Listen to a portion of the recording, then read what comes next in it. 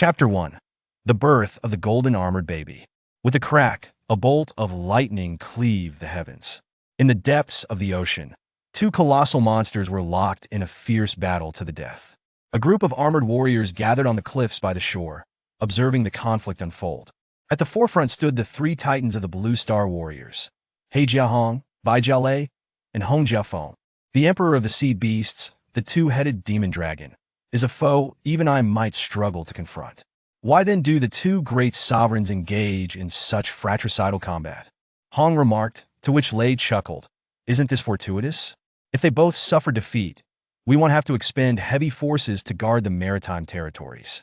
However, Feng expressed concern. The two-headed demon dragon and the iron-backed azure dragon have always kept to their own domains. Their current conflict surely stems from some significant cause. Hong nodded in agreement. The most likely scenario is that a rare treasure has emerged from the ocean depths, one potent enough to incite such a deadly struggle between the two monarchs.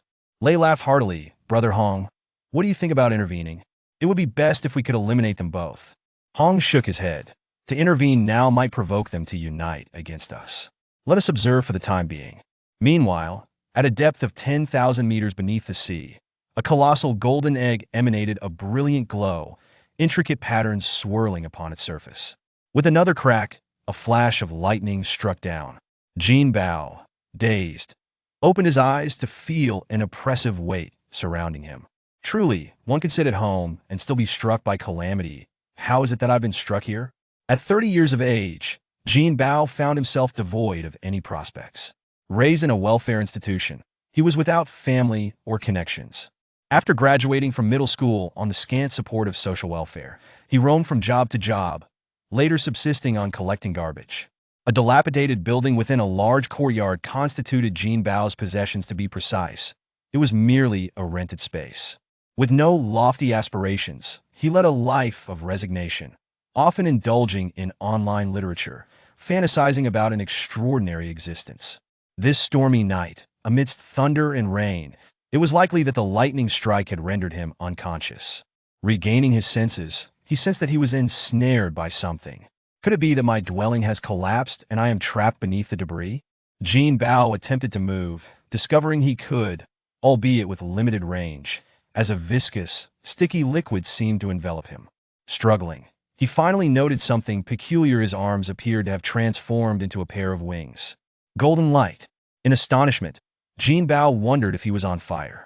He indeed felt a warm sensation enveloping him, akin to being submerged in tepid water. No, it was that viscous liquid. Anxiously, Jinbao wriggled his body. With a soft crack, a sound instilled him with confidence, and he suddenly thrust himself forward. With a series of explosive sounds, the bindings that restrained him were finally shattered. He rose abruptly, and in an instant, a radiant golden light burst forth. In the next moment, Jinbao's heart raced. Was he submerged in water? Yet he could breathe freely. Was this a dream? Taking a few steps forward, akin to a lunar stroll, he suddenly sensed an oddity. He seemed to have grown taller, and by no small margin, for a small hill now reached only to his chest. He reached out to touch it, only to realize with astonishment that his arms had indeed transformed into wings. Suddenly, two massive entities plunged towards Jinbao at great speed. Instinctively, he sought to flee, but stumbled and fell to the sea floor. A wave of hunger and weakness washed over him. At that moment, he glimpsed a glimmer of gold. Two objects resembling gigantic scallops emitted a soft golden glow.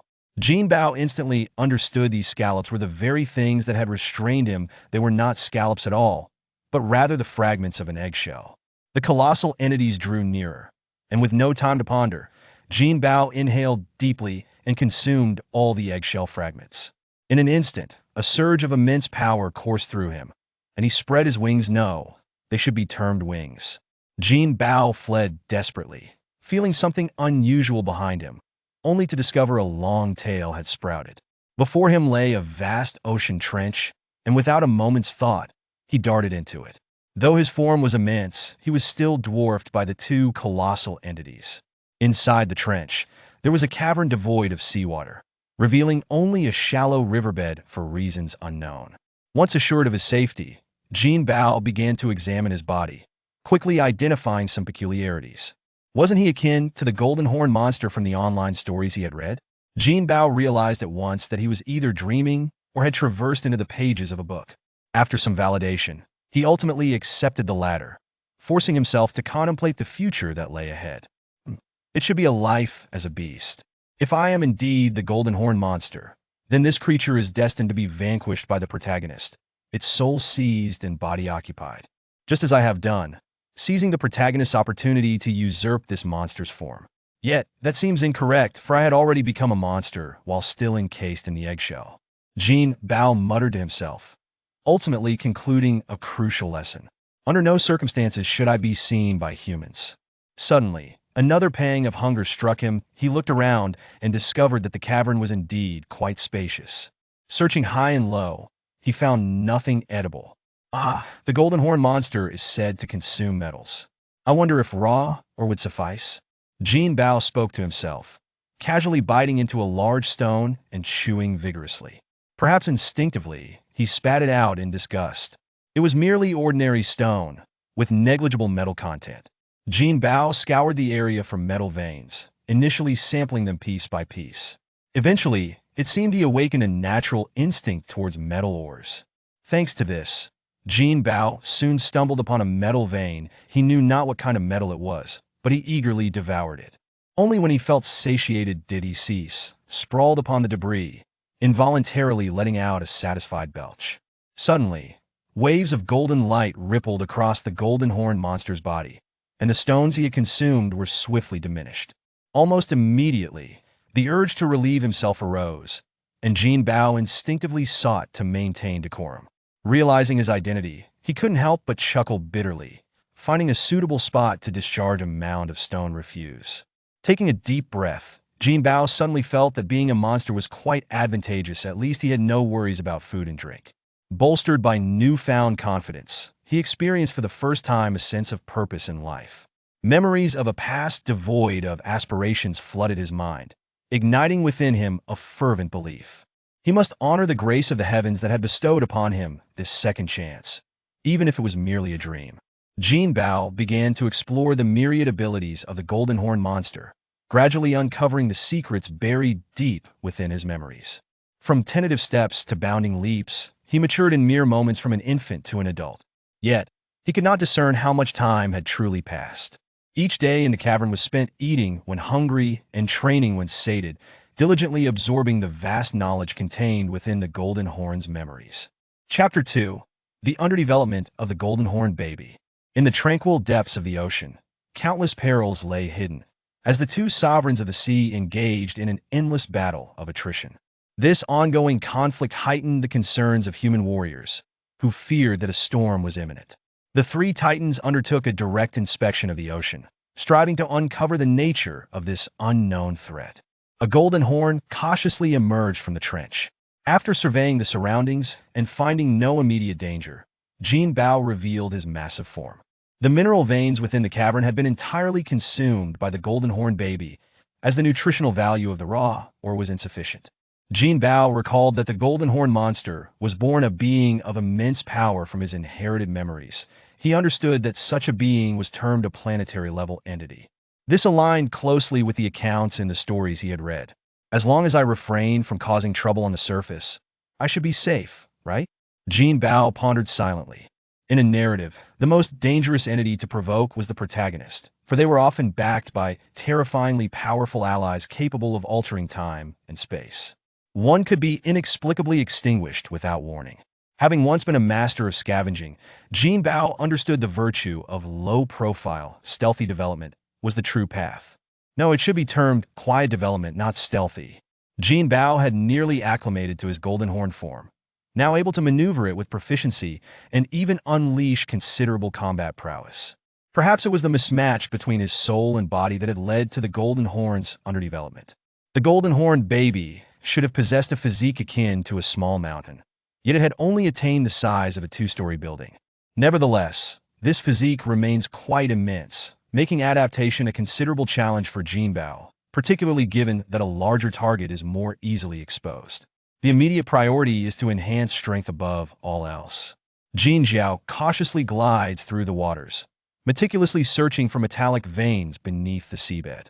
It is essential to locate high-quality metals to facilitate rapid growth. Suddenly, a golden light emanates from the horn atop his head, signaling to Jinbao the presence of superior metallic deposits nearby. Before long, Jinbao discovers an unassuming hill on the ocean floor, its height only slightly exceeding his own. After clearing away the outer stone shell, he reveals a metallic substance of a golden hue. Without hesitation, Jinbao devours the golden mountain, a radiant wave of golden light enveloping him as the truck-sized mass is swiftly digested. A profound sense of enlightenment washes over him, yet he realizes he still lacks a smidgen of experience to reach the pinnacle. Continuing his search, Jinbao encounters the wreckage of a submarine upon consuming it. He finally reaches a critical threshold. Jinjiao's form is restored to normal, his towering physique standing majestically on the ocean floor, exuding an aura of regal dominance. Reflecting on the original narrative, where Jinjiao achieves stellar status in a remarkably short span, Jinbao cannot help but feel a surge of confidence. Wait, in the original tale, Jinjiao thrived through plunder. If I wish to develop discreetly, I must remain incognito. Suddenly, a flash of inspiration strikes him, the innate ability of the clone technique. With each evolution, Jinjiao awakens a unique innate ability, and this clone technique, typically awakened only at the stellar phase, seems to have manifested prematurely due to his arrival. Could it be that I am also a protagonist? Jinbao finds himself lost in daydreams, only to swiftly abandon the notion. I must not regard myself as the protagonist. Such arrogance could lead to a dire fate. Yet, Jinbao ponders deeply. In the original narrative, the protagonist condenses clones using his own essence. What then could he use for his own? Perhaps I should set aside thoughts of cloning for now and focus on growth instead.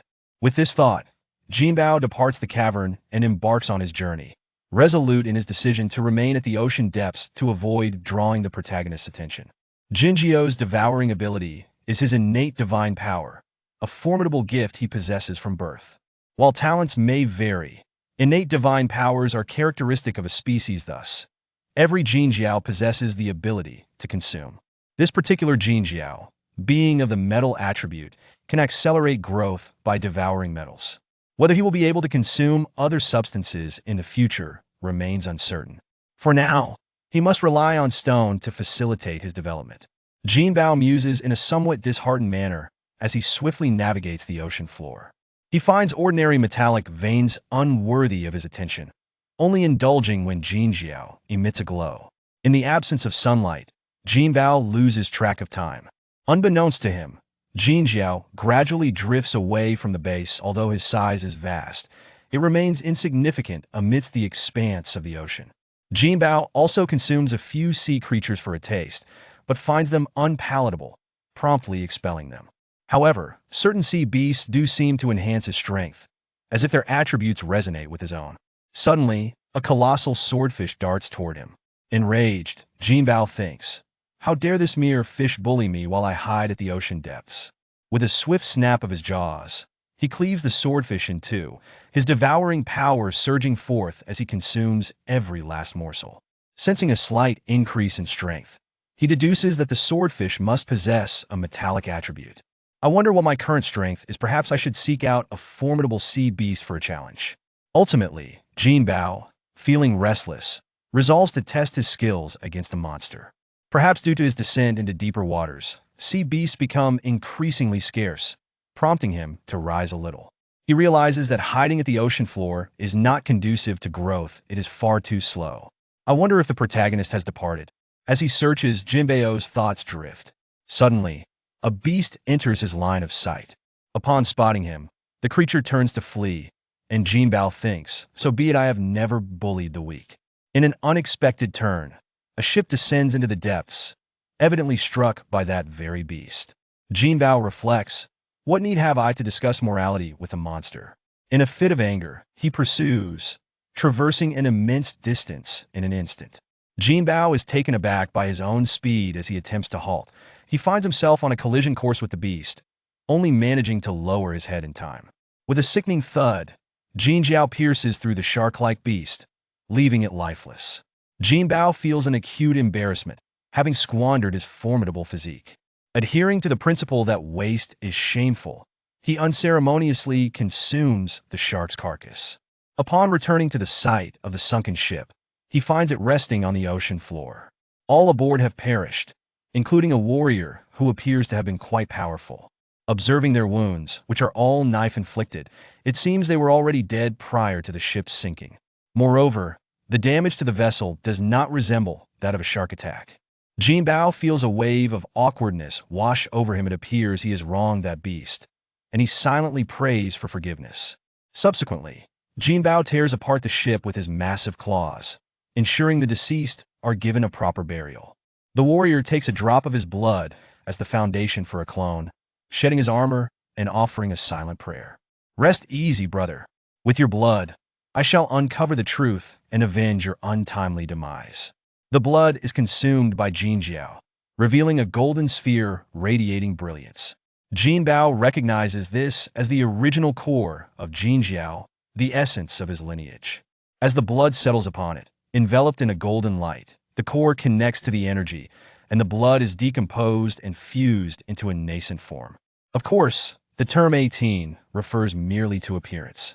Having acquired a human body, Jinbao is elated. He runs across the core, which feels to him like a planet. This seems to be the inner world of Jinjiao, still in a state of incomplete awakening, shrouded in chaos. Clad in armor, Jinbao carefully contemplates his surroundings. Suddenly, a surge of information floods his mind. It is the fragmented memories of the deceased, and fortunately, he glimpses the visage of the one who caused their demise. With a lead in hand, matters become simpler. Jinbao shifts his primary consciousness to the clone, while Jinjiao continues to develop in the depths of the sea. Chapter 3. I will take my revenge. A sudden ripple disturbed the tranquil surface of the sea, and a towering wave surged skyward as a warrior clad in armor emerged from the depths. Hovering in midair, bathed in the long-lost warmth of sunlight, Jinbao felt an overwhelming sense of exhilaration as he sought a secluded spot by the shore to acclimate. Just as he adjusted to the brilliance of the light and was about to gaze at the sun, a buzzing sound pierced his ears that a dragonfly fighter jet whizzed past and hovered above him. Jinbao thought to himself that he was in trouble. He had forgotten that this was a post-apocalyptic world with heightened vigilance. Nevertheless, he reassured himself that as a human, he need not be overly concerned. That a figure leaped from the aircraft, and upon removing her visor, revealed herself to be a woman. Upon seeing Jinbao, her joy turned to tears as she rushed to embrace him. The unique fragrance of a woman enveloped him, and he found himself lost in its allure. Once her emotions settled, she finally regarded him properly, only to be struck with astonishment. "Did I in a moment?" she asked. "Han, have you broken through? Why do you look so youthful?" "I am not Han," Jinbao instinctively replied, his inherent honesty preventing him from deceiving this beautiful woman. To his surprise, she playfully punched his arm. Pouting, "You rascal, always teasing me. You have no idea how worried I've been about you, and yet you jest that I truly am not Han. He is dead. I merely used his blood to clone this body. I have taken on this form to avenge him. Rest assured, I shall not misuse his blood for nefarious purposes." Perhaps it was his intrinsic pride that compelled Jinbao to speak the truth, though he chose to withhold the magnitude of his influence for the time being.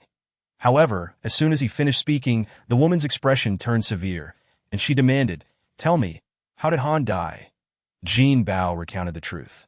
"I do not know, but I discovered the identity of his killer through his cellular memories, though I do not recognize the person. Cloning was strictly forbidden by the Martial Alliance, especially the cloning of planetary-level warriors." Jinbao sensed that the woman's tone was off. She had likely been testing him, and fortunately, he had not spun a web of lies. That "Do not worry. When the time is right, I will reveal everything," he assured her. "Come with me." As she spoke, the woman leaped back onto the fighter jet, and Jinbao had no choice but to follow suit. My name is Yao Ji. Han was my boyfriend, and we both serve as inspectors under the Alliance leader. 3 days ago, Han led a patrol over the sea and has not returned since. Subsequently, his life signs vanished, and I have been searching this area for 3 days. "Were there no satellite recordings?" Jinbao inquired. "The interstellar plunderers invaded, and in the ensuing battle, they damaged the space station. I meant the satellites. There are no satellites, only 4 space stations scattered across the planets. And the one that was damaged belonged to the West." With that, the Dragonfly fighter jet roared past, creating a spray of water on the surface. Soon, the two of them arrived in the east. Landing in a coastal city, Yao Ji took Jinbao to her home. "Were you aware from the start that I am not Han?" Jinbao asked, noting the absence of malice in her demeanor. "Indeed, your neural scan indicated that you are not Han. Moreover, you are far too young, and most importantly, Han was a planetary-level warrior, while you are merely at the God of War level." Yao Ji tapped a few buttons on her personal terminal, and soon a holographic projection appeared. "Activate privacy mode." "Understood." The curtains drew shut, and the network shield activated. As Jinbao surveyed the surroundings, Yao Ji suddenly pulled him down onto the carpet in the center of the living room. A hemispherical energy shield coalesced around them. "Display all registered planetary-level warriors from the Martial Alliance." This time, the number of planetary-level warriors on Blue Star was quite limited: 3 major powers, 5 inspectors, and 9 elders, totaling barely 20. Soon, numerous avatars appeared within the energy shield, and Jinbao quickly identified the one who had slain Han. It was him. Yao Ji singled out the individual, whose personal profile bore the name Yen Hai. Jinbao was taken aback, thinking, "Isn't this the elder who plotted against the protagonist?" Only to meet a tragic end later. However, that was after Jinbao had usurped the protagonist's body. Did my arrival alter this villain's fate? No, I cannot allow his destiny to change. Wait, there were 2 others with him. Jinbao muttered to himself, scanning the profiles for more targets. "What are you mumbling about?" "Oh, I was just talking to myself. It might be a side effect of the cloning process. Don't mind me." He then pointed to the 2 other individuals, continuing, "These 2 as well." Yao Ji waved her hand, bringing the 2 avatars closer before dismissing the remaining profiles. "Ajin, Hilu, are you certain?" "I am not entirely sure. This is merely the information gleaned from cellular memory, but I did witness Yen Hai kill Han. As for whether these 2 were involved, I cannot say." Yao Ji clenched her fists tightly, tears streaming down her striking face. "It was I who caused Han's demise. They say beauty brings disaster, and that saying holds true. Do not blame yourself. It was these 3 individuals driven by greed. Han must have stumbled upon some treasure, and these 3 scoundrels, upon discovering him, resorted to murder and theft. Ajin and Yen Hai are elders of the Martial Alliance. While Hilu is the head of the He family, he has pursued me for a long time, and it was because of my affection for Han that he resorted to violence. The one who killed Han was Yen Hai." Yao Ji suddenly declared fiercely, "Regardless of who it was, I will make them pay in blood for their debts." With that, she deactivated the privacy mode, donned her equipment, and prepared to seek vengeance. Jinbao hurriedly stopped her. "Do not act rashly. Any one of these 3 is formidable, and together they must be scheming something malicious. We are currently in the shadows, and it is prudent to investigate first. If we alert them, they might slip away into the darkness, leaving us at a disadvantage." Perhaps convinced by his reasoning, Yao Ji relented, staring intently at Jinbao as she inquired, "What is your plan?" "You should investigate what conspiracy they are concocting. Only by grasping their weaknesses can we strike decisively." "And you?" Jinbao smiled wryly. Present. I am merely at the God of War level. I must first cultivate my strength. We can discuss revenge once I attain planetary level power." "That will not do. I cannot wait. These 3 possess both strength and influence, and without concrete evidence, we cannot enlist the Alliance leader's assistance." "There is no need for the Alliance leader's intervention. I shall take my revenge myself." "Precisely. So our immediate priority is to enhance our strength. Rest assured, within 3 months to a year, if I do not bring these 3 scoundrels to justice, I shall not be worthy of the name Jinbao." Yao Ji suddenly turned to him, drawing her blade and pressing it against his throat, causing him to freeze in terror. "Who exactly are you?" "I am Jinbao.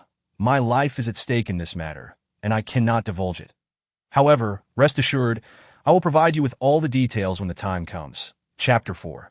The 60-year-old, and if you do not speak, I shall send you to your grave right now. Jinbao felt tears welling up, knowing he had miscalculated yet again, that he had anticipated that he should remain hidden, but humans were indeed terrifying creatures. Has Feng left?" "Elder Feng has departed Blue Star for a higher realm to procure resources." Jinbao breathed a sigh of relief. As long as the protagonist was absent, it meant he was temporarily safe. "I can share the truth with you, but you must swear to keep it a secret." "Agreed." Yao Ji sheathed her blade. "You may begin the privacy mode."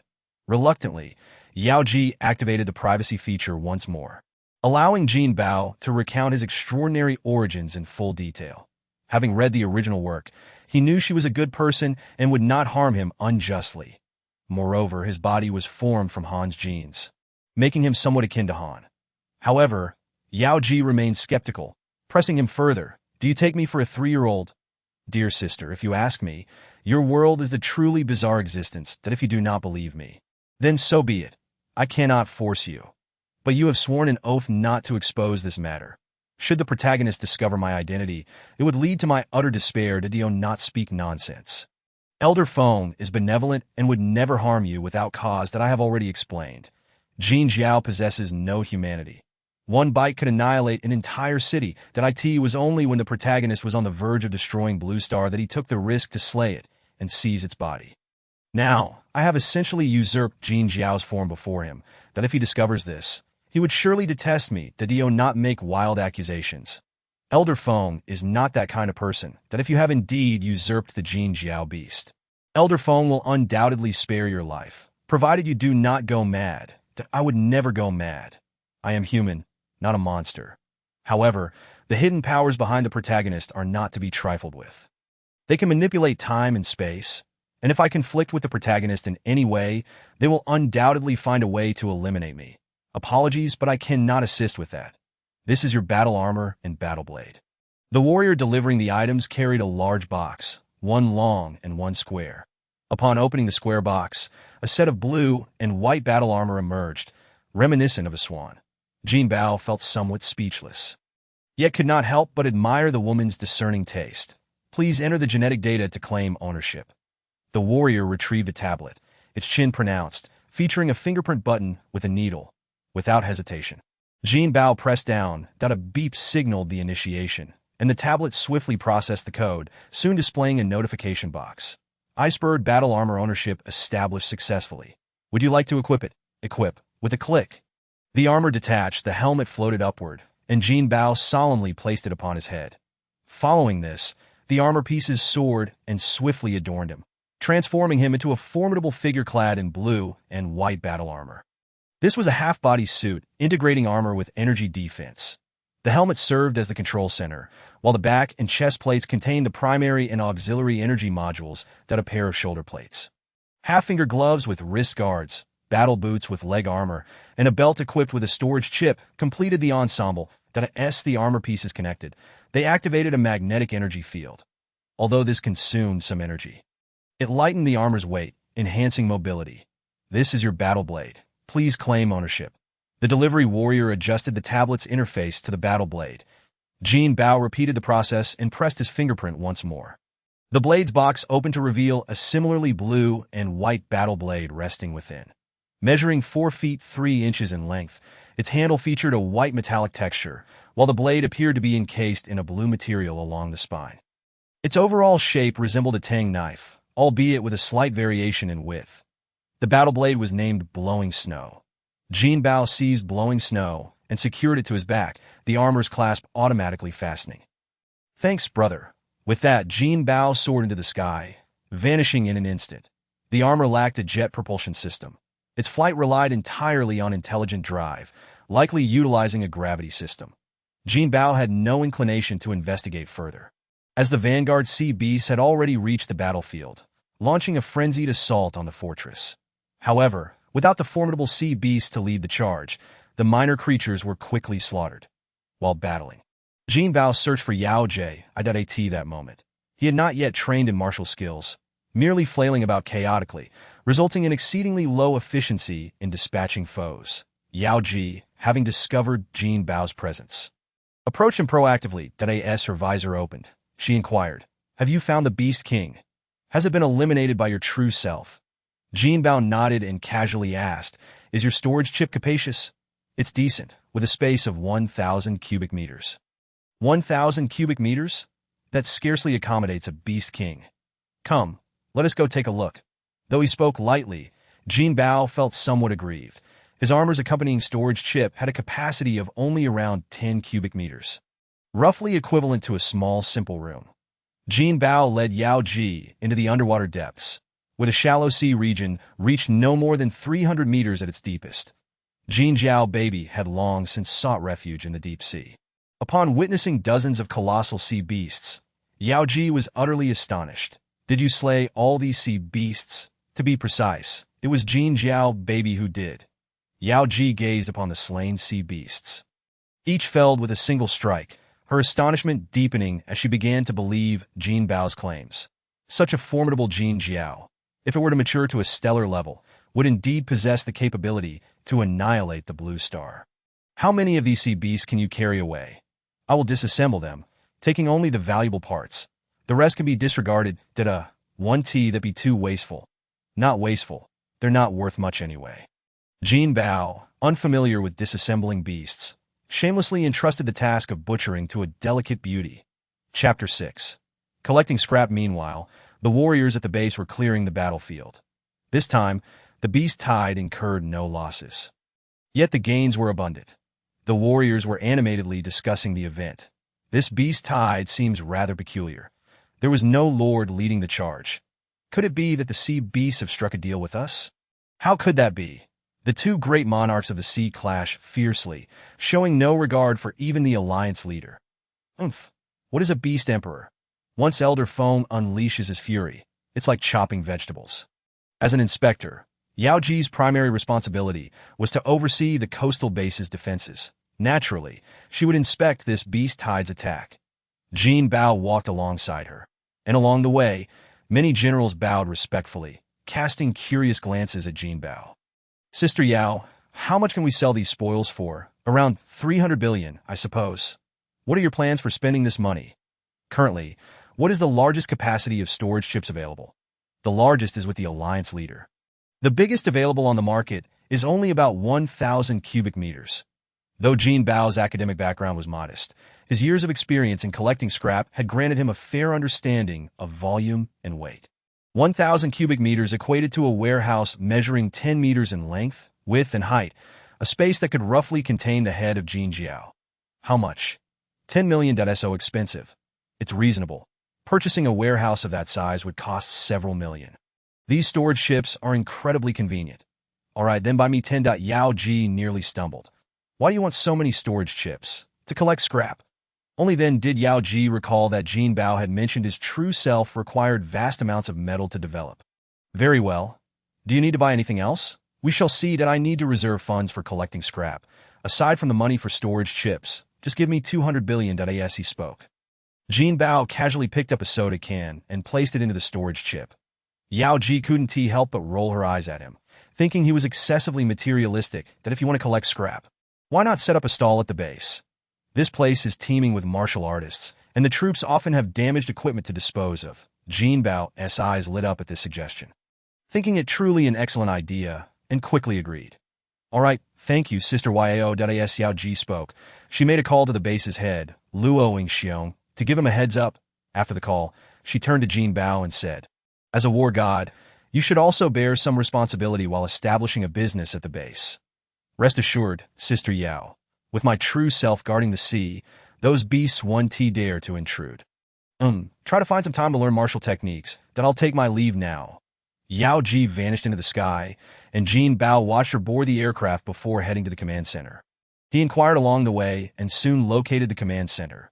Xiong was already waiting in his office. Commander Luo, I am Han Jinbao, introduced by Inspector Yao.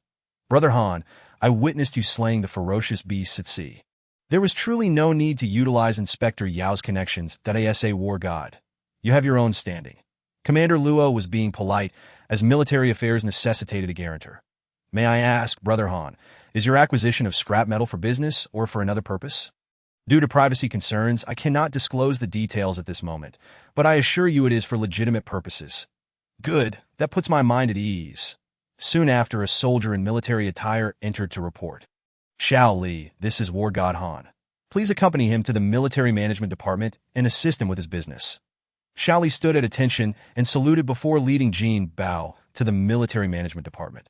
This department was situated at the intersection of the military and urban areas, facilitating communication and material flow.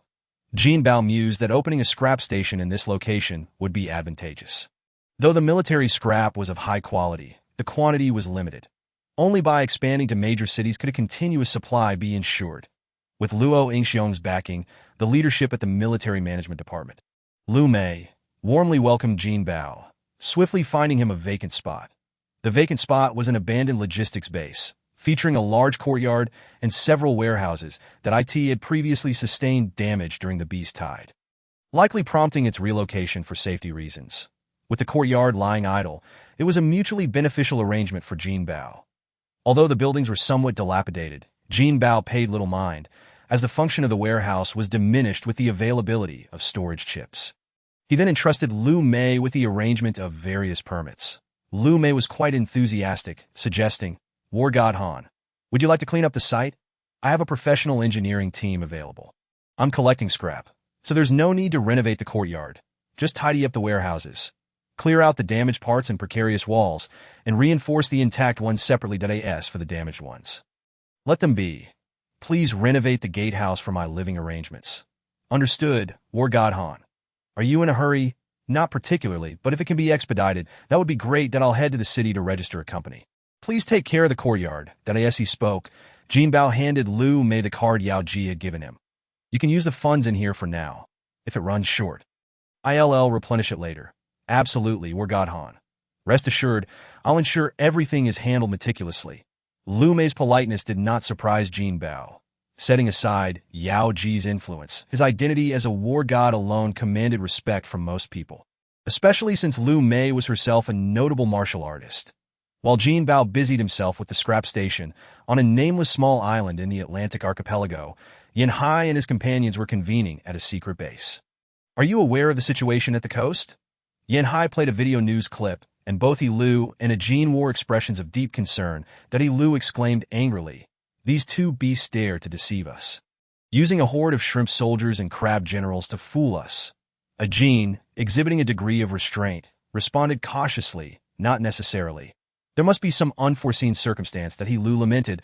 "I said collaborating with the monsters is akin to seeking skin from a tiger." Yan Hai, what were you thinking back then to agree to such an alliance? Yan Hai sneered. "Without collaborating with the monsters, we will forever remain in their shadow, oppressed by the three major powers. Now that the wind has left Blue Star, it is only a matter of time before Hong and Lei depart as well. When that time comes, Blue Star will be ours to command." Yan Hai cast a disdainful glance at He Lu and scoffed. "Do you really believe that once they leave, we will have the final say?" "You are exceedingly naive," he continued. "You were reluctant to take action against Han back then. Why do you wish to backtrack now?" He Lu replied with a bitter smile. "Backtrack? What do you mean? Killing a planetary-level powerhouse is no trivial matter. Even conspiracies lead to certain doom. If one wishes to keep a secret, one must refrain from wrongdoing. This matter will inevitably come to light. Since we have embarked on this path, we must see it through to the end. I merely wish to inquire if those two beasts are reliable." Chapter 7. Jinbao Energy. Jinbao wandered about, familiarizing himself with the social environment and cultural geography, as the funds for Jinbao Energy had yet to materialize. Although he was not versed in martial arts, he understood that in a world dominated by warriors, martial prowess reigned supreme. The construction team was fervently clearing the site within the courtyard, with various large machines roaring to life. In just 5 days, the courtyard had undergone a remarkable transformation. Jinbao nodded silently, acknowledging that this leader Lu was indeed efficient, worthy of his leadership title. The vast inheritance of memories from Jin Jiao felt like navigating through a colossal storage device, filled with an overwhelming amount of content that left Jinbao slightly dazed. He chose to peruse it sequentially, much like browsing online literature. It must be said that the ease of consciousness browsing was remarkably convenient. Within half a day, he had absorbed nearly 300,000 words of content. Whether it was due to a strengthening of his consciousness after crossing over or feedback from Jin Jiao's upgrade, his soul's awareness had become extraordinarily powerful, even displaying a tendency towards photographic memory. However, Jinbao was aware of the adage "too much of a good thing," and he refrained from committing useless information to memory. He merely noted the titles, allowing for quick access in future searches. 3 days later, Yao Ji approached Jinbao, handing him 10 storage chips. 9 of them were fashioned into belt buckles, allowing for easy attachment to his belt, while one was crafted into a wristwatch for the secure storage of valuable items. Yao Ji pointed to the watch and stated, "Inside is a golden dragon card. Your acquisition of metals is intended for nurturing Jin Jiao. This means there will be expenses but no income. Have you thought about how to balance this? Jinbao replied confidently, I've already planned it. Once I master the battle techniques, I will go hunt monsters. Yao Ji questioned, Are you certain you do not need to purchase any skills? Jinbao responded, Not at all.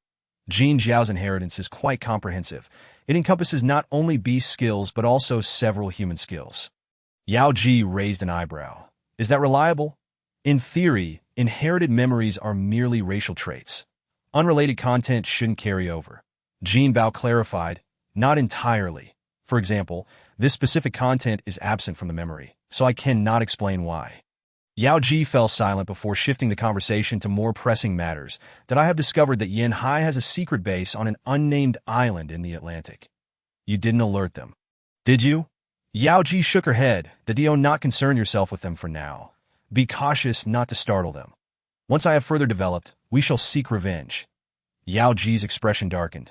Then she casually asked, Does your company require my assistance? Jinbao replied, If you have connections, please find me 2 managers. One for internal management of the warehouse, and another to handle external business and liaise with large companies. Understood. Without further ado, Yao Ji departed swiftly. Jinbao did not rush to commence operations. After organizing materials, he ultimately identified 2 martial arts techniques within Jin Jiao's inherited memories. The first was a movement technique called Dragon Walk. Tiger Stride, a term Jinbao translated himself. Jin Jiao's memories were filled with racial symbols, and his ability to comprehend them stemmed entirely from Jin Jiao's genes. These inherited memories likely represented a complex genetic code, with the recorded martial arts being knowledge accumulated by Jin Jiao's parents, encrypted within the genes and passed down to him. Jinbao, lacking a deep understanding of genetics, had merely speculated based on his extensive reading of novels. The Dragon Walk, Tiger Stride technique embodied the agility of a swimming dragon combined with the ferocity of a leaping tiger, merging to create a movement as swift as a hurricane, yet gentle as a stream. In combat, the ability to dodge, leap, and maneuver was akin to the grace of a dragon and the ferocity of a tiger. The second technique was a swordsmanship style named Breaking the Army, a name also translated by Jinbao, signifying the ability to vanquish thousands of troops, making it perfectly suited for exterminating beast hordes. Furthermore, this technique could be combined to form a powerful single-target attack, capable of delivering a fatal blow even to a beast emperor. Perhaps due to the exceptional genes inherited from Han, Jinbao found that his training yielded remarkable results, and within just half a month, he had made substantial progress in both techniques. Considering that these two were a couple, Jinbao purchased a set of housing near the military district for them. The couple was not pretentious. During the initial phase of their venture, they converted a vacant room next to their garage into a simple living space for convenience. Jinbao silently marveled, recognizing that this gift of housing was worthwhile, as they were clearly capable individuals committed to their endeavors. Although the courtyard was modest, the entrance had been newly renovated, and the prominent sign of Jinbao energy shone brightly. Qi Li and Yu Xian were the names of the 2 managers, with one handling external affairs and the other managing internal operations. All other workers, accountants, and personnel were promptly recruited. This development took Jinbao by surprise.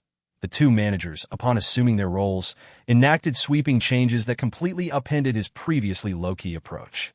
However, Jinbao did not hinder their efforts to demonstrate their capabilities, as he considered himself merely a scrappy entrepreneur. Since he had chosen the martial path, he intended to prioritize the development of martial strength. After all, it was best to leave specialized tasks to those who were truly adept. The grand opening ceremony was lively, with Lu Mei and Commander Luo in attendance, along with numerous business elites. This compelled Jinbao to splurge on a lavish banquet that ended the 3 days following the grand opening. A steady stream of clients arrived to deliver goods, all because Jinbao had made a bold statement during the opening festivities. In celebration of our grand opening, we will purchase any metal at double the market price. This caused quite a stir, as it threatened to disrupt the metal market. Fortunately, under the guise of military preparations and promotional events, he managed to navigate the situation. Nonetheless, Jinbao's purchasing prices remained 30% higher than the market rate, which still fell within reasonable bounds. The elevated purchasing prices allowed Jinbao to acquire a substantial amount of metal in a short time, filling nearly all of his 9 storage warehouses. His identity as a war god facilitated the transfer of metals, with storage chips easily displayed in plain sight, that asked for how these metals would be monetized or handled. That remained a business secret not to be disclosed to outsiders. The watch's storage compartment remained empty for the time being, designated solely for his equipment and weapons. After finalizing his plans, Jinbao entrusted 2 billion in funds to Qi Li and commenced his journey. Qi Li and Yu Xian did not inquire about the source of the funds or the fate of the metals. As war gods, acquiring wealth was a simple task. Instead, they were more curious as to why their esteemed boss, a war god, had chosen to start a business. During the transfer of funds, Jinbao finally unraveled the mystery of the Golden Dragon card, which required a staggering 500 billion to activate, a feat that would be difficult for even planetary-level powerhouses to afford. Jinbao was deeply moved and silently resolved to repay Yao Ji for her kindness in the future. Upon locating the original Jin Jiao, Jinbao wasted no time feeding him the metals. This was essential for Jin Jiao's growth, even if it required burning through resources.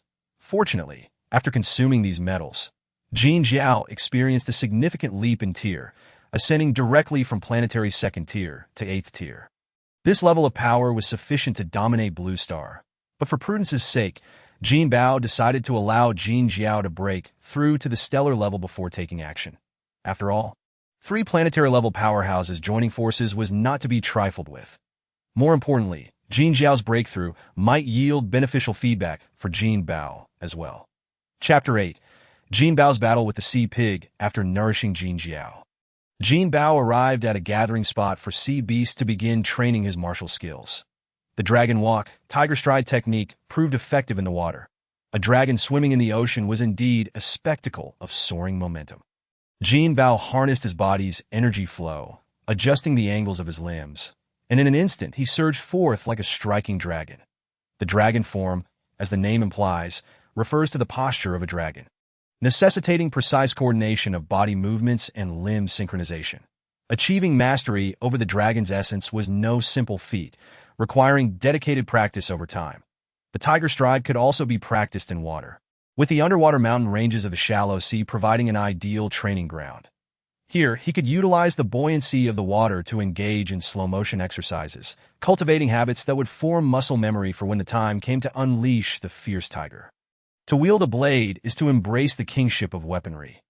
Jinbao had long since memorized these foundational principles from novels he had read. To master swordsmanship, one must first cultivate an aura of dominance, an indifference to all, drawing the blade with unwavering resolve.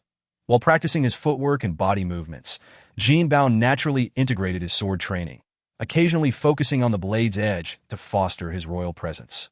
Although he lacked understanding, Jin Jiao comprehended well. Being a natural-born ruler, cultivating an aura of dominance came as easily as breathing. Jin Jiao's monstrous spirit brimmed with ferocity, inherently embodying a kingly presence. However, this ferocity could lead to madness if not properly harnessed. With the former host's departure, the ferocity within Jin Jiao's spirit dissipated, leaving only the raw essence of dominance, perfectly suited for Jinbao's needs. After 3 days of unwavering focus, Jinbao commenced actual combat training. After all, theory without practice is mere folly. Only through countless battles can one ascend to greatness that a throng of shrimp soldiers and crab generals surge forth, these monstrous beings devoid of any discernible character. Driven solely by their primal savagery, utterly oblivious to the concept of mortality, Jinbao drew his blade, slicing through the water, and with a single stroke, severed the heads from dozens of these creatures. Yet Jinbao felt a twinge of dissatisfaction. The so-called breaking army technique was said to cleave through thousands, even tens of thousands, and the mere dozen or so beasts he had dispatched fell far short of his expectations. Undeterred, Jinbao recognized that striking a stationary target was entirely different from engaging a moving one, that employing the dragon form technique. He melded into the sea of beasts, concentrating his blade energy to amass momentum. After a fierce clash, he leapt into the air. With a resounding crash, his blade descended, creating a tumultuous wave that transformed hundreds of monsters into mere dust. Only then did Jinbao feel a sense of satisfaction, turning his attention to formidable overlords or even beast kings. Perhaps the tumult of battle had attracted the attention of nearby monsters, for a plump sea creature swiftly approached. Jinbao braced himself. The creature, estimated to be around 50 meters in length, was likely a Lord-level beast. According to the texts, any creature under 10 meters was merely a small fry, given the sea beast's already considerable size. This standard would need to be adjusted upwards. Creatures ranging from 10 to 30 meters fell into the realm of generals, akin to martial warriors of the battlefield. Those exceeding 30 meters but under 60 belonged to the Lord level. Corresponding to martial gods, beasts over 60 but under 100 meters were classified as beast kings, akin to planetary level warriors. Anything above 100 meters was deemed a beast emperor, equating to stellar level warriors. Judging by its size, the sea beast before him was a formidable Lord-level creature, known as the great-eared sea pig. This creature's most striking feature was its pig-like snout and a pair of howling tusks. Its disproportionately large ears, resembling wings, often led observers to overlook its porcine resemblance. Jinbao had not rigorously tested his strength, but judging by the power of his strikes, he estimated himself to be at the 5th stage of a martial god. The sea pig, on the other hand, was likely between the 8th and 9th stages as the sea pig sped toward him.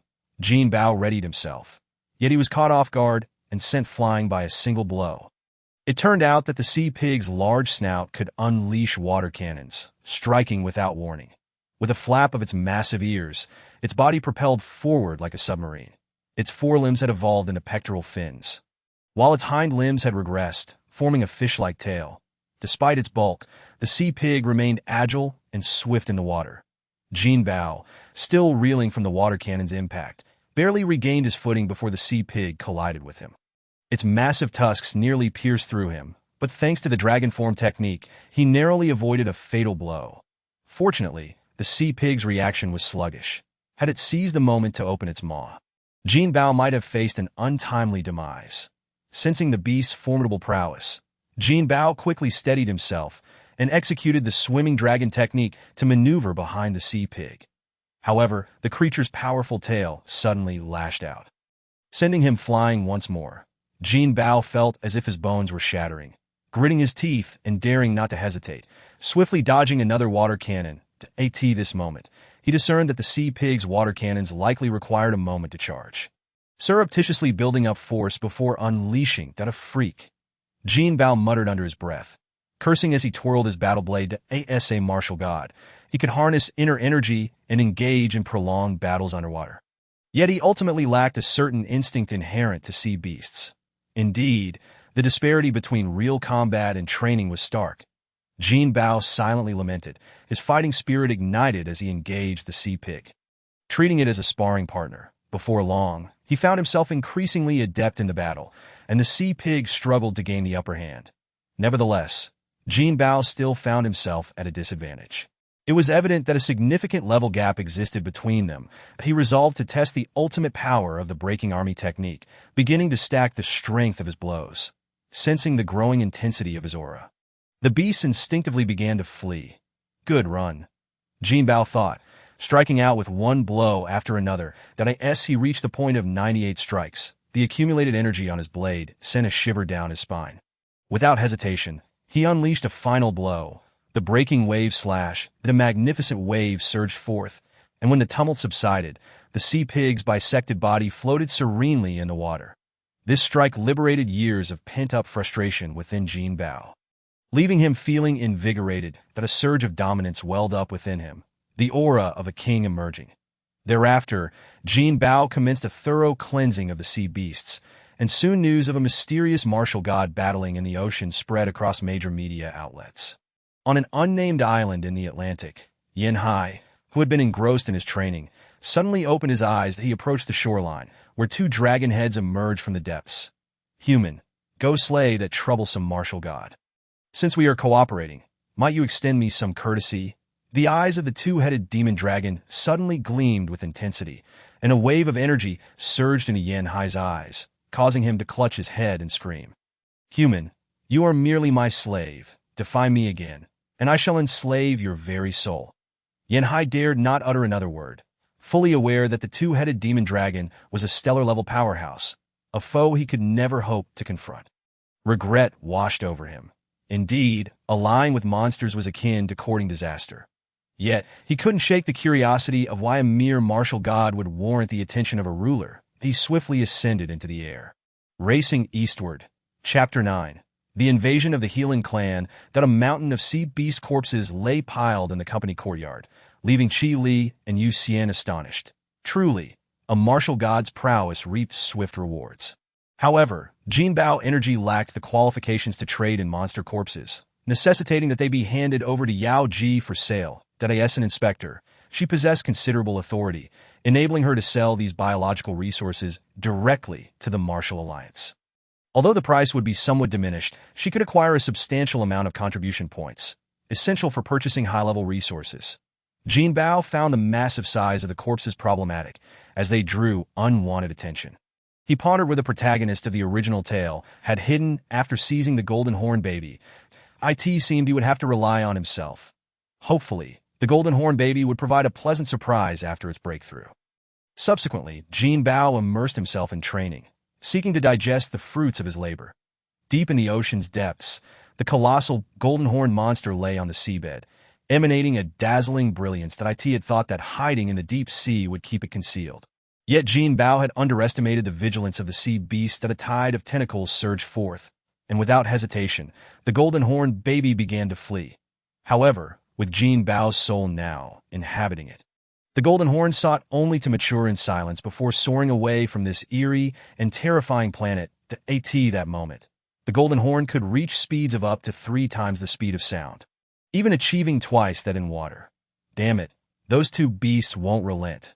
One day you'll pay for this. Despite his strategic retreat, Jinbao couldn't help but mutter a curse. Fortunately, this training yielded significant gains. His avatar leaped and broke through to the 6th stage of the martial god. However, reaching the planetary level remained a distant goal. Exiting the door, Jinbao stretched and inhaled the fresh air, only to be met with a wave of dusty air that a line of large trucks queued to unload their cargo. "Boss, have you rested well?" Yu Xian greeted him as she conducted a business handover. "Where did all this cargo come from? Why such a large influx all at once?" Jinbao inquired in surprise. Just as Yao Ji suddenly descended from above. With her mask lifted, she wore an anxious expression as she reproached him. "Why didn't you respond when I tried to contact you?" "Oh, I just woke up." "What happened?" "Here, take this. We have a meeting at the Martial God Hall." Yao Ji handed him a helmet, and Jinbao recognized it as a consciousness connector for the virtual world. Entering the door with Yao Ji, they donned the helmets and entered the Martial God Hall. The 9 elders and 3 alliance leaders were already assembled, seated in a row, with the leaders and 2 vice leaders at the center. All 101 members of the Martial Alliance were present. That as the voice of the holographic computer echoed, Hong began the proceedings. That we are now convening. That a 3-dimensional projection appeared above everyone's heads, displaying a massive fleet steadily approaching. "This is the interstellar fleet poised to invade Blue Star." Hong spoke slowly. "They belong to the Healing family. Should Blue Star fall under their control, our entire world will plunge into chaos, and none of us will escape unscathed." The martial gods began to murmur amongst themselves. That's how it is. I was wondering why, despite our advantage, we didn't take the opportunity to eliminate the beasts. Indeed, earlier, when 2 major sea beasts caused trouble, we ignored them. Now their main force is on the way. Although we have already devised a plan, we must ensure that once the fleet enters Blue Star's defense zone, all major bases will relocate residents into fortresses. At that time, each martial god will need to maintain order and prevent any opportunistic acts. Jinbao quietly remarked to Yao Ji, "No worries," at the last moment. Elder Feng will break through and inherit his master's legacy to secure Blue Star. And then, I don't know after that. I was transported here at this point." Though reassured, Yao Ji still felt anxious. The interstellar fleet surpassed her comprehension. That a martial god suddenly inquired, "Elder Feng, isn't your personal guard team a match for them?" Elder Feng shook his head. "The invading fleet is a full military force, with over 3,000 stellar-level powerhouses. That we cannot hope to fight them. I can only pray for a breakthrough at the last moment. That if I fail to achieve that..." Elder Feng paused before continuing. "To prevent the people of Blue Star from becoming slaves." Another martial god voiced their concern. "Can the war fortresses endure for long?" Elder Feng shook his head. "That I do not know. We can only hope. Without a breakthrough, the war fortress will be our sole hope." In conclusion, Hong said, "A few elders should stay behind. The rest may withdraw. The only one who appeared untroubled was nearly Jinbao. After exiting the virtual world, he could not help but ponder the pressing crisis, realizing the urgent need to enhance the strength of the Golden Horn baby. Soon after, Yaoji also exited the virtual realm. What were you discussing in your little meeting? Even with a serious expression, Yaoji could not help but chuckle. Ditto. Nothing much, just deliberating on the handling of the Beast Emperor. Elder Feng suggested granting them a war fortress, hoping they could assist in the defense of Blue Star. That sounds reasonable. Our conflict with the monsters can be considered an internal strife. With invaders now present, we should unite against a common enemy. Yaoji nodded. We have all adopted Elder Feng's suggestion. The three leaders have already gone to the ocean to negotiate with the two Beast Emperors. Seizing the opportunity, Jinbao remarked, the establishment of the war fortress will surely yield a substantial amount of metal. Could you use your authority to help me acquire this metal? I will purchase it at a high price, then I will give it a try, but this matter requires discussion with several member states, as the Martial Alliance does not wield much influence. However, as a censor, I do have some connections with the leaders of major nations, so I should be able to leverage that. Jinbao handed 7 storage ships and a golden dragon card to Yaoji. If the negotiation goes well, just buy it from me directly. Yaoji nodded and vanished in a thin air. Chapter 10. The Golden Horn baby unleashes its might in the Hundred-Eyed Sea. The 3 titans of Blue Star were negotiating with the 2 great overlords of the sea. Feng inquired, how have you two considered our proposal? We harbor no ulterior motives. We merely wish to leave you with a path to survival. After some deliberation, the twin-headed demon dragon finally replied, very well. I agree. However, the iron-backed azure dragon interjected, I do not concur. Hong snorted coldly. Since you two cannot reach an agreement, think it over before proceeding. With that, Hong turned to leave, but the twin-headed demon dragon seemed to feel its authority was challenged. It lunged fiercely at the iron-backed azure dragon, and the 2 beasts began to grapple, plunging into the depths of the sea. The 3 titans exchanged glances, momentarily frozen in place. Lei muttered in frustration. You madman, what mercy can be afforded to such creatures? Feng sighed. We are facing an extraterrestrial invasion. We should unite against the common foe. These 2 ferocious beasts are at least stellar-level experts and could play a significant role in defending Blue Star. The issue lies in the fact that these 2 do not appear trustworthy. Let us observe for now. Animals always communicate through strength.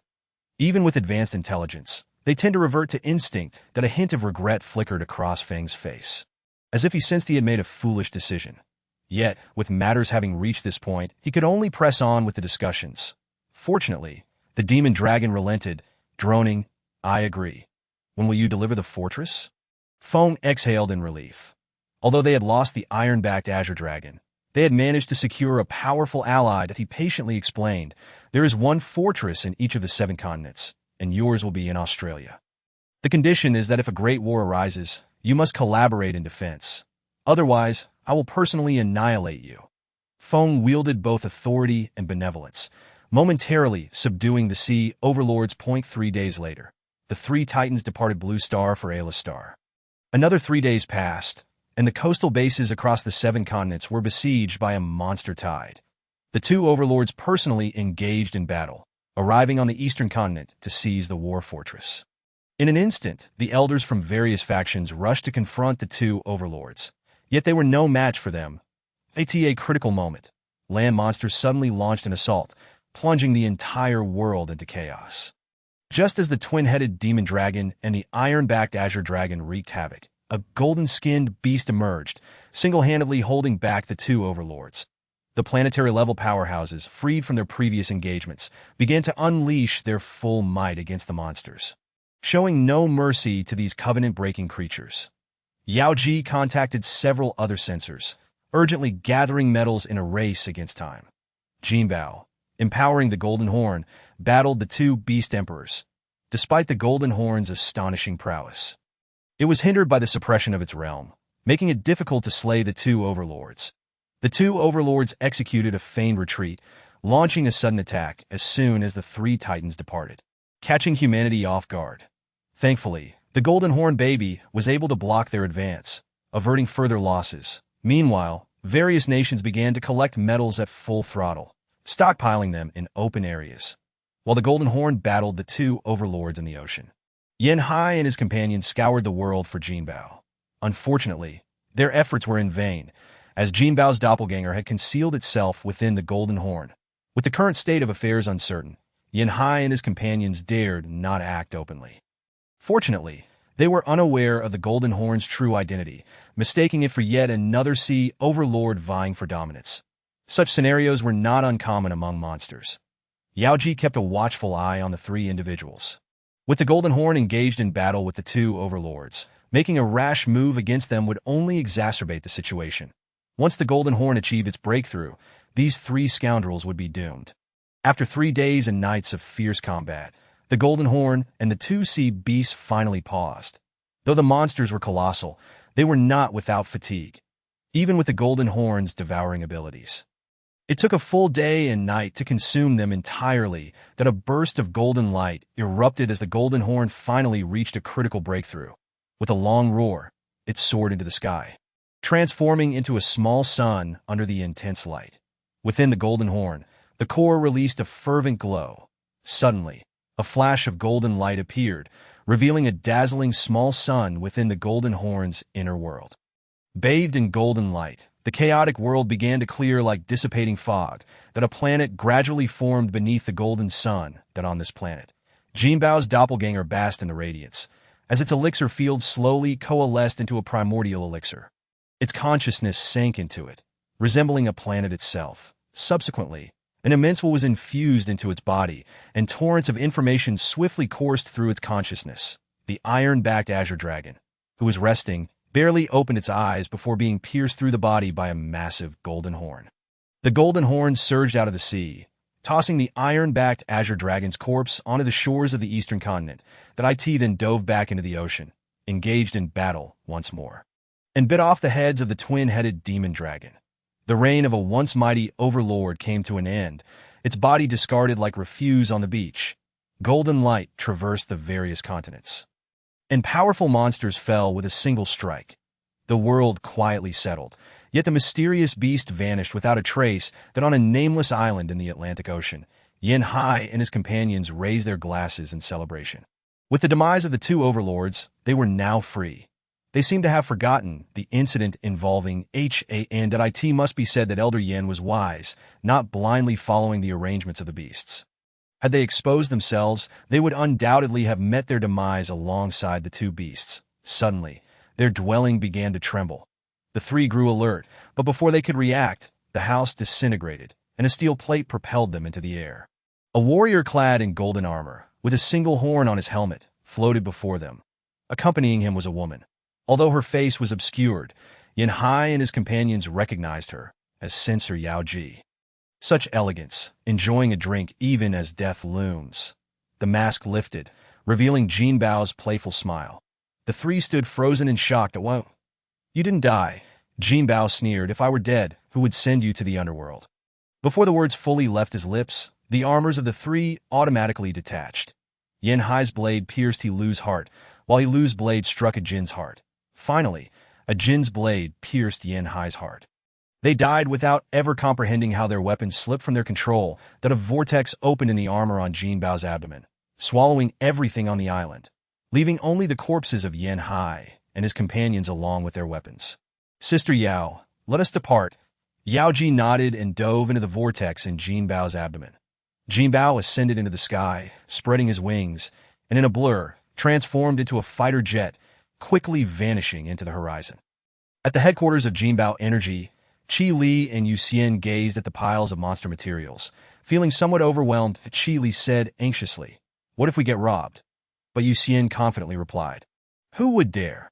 With the three sensors involved, our Jinbao Energy will soon become the largest conglomerate on Blue Star. But where has the boss gone?"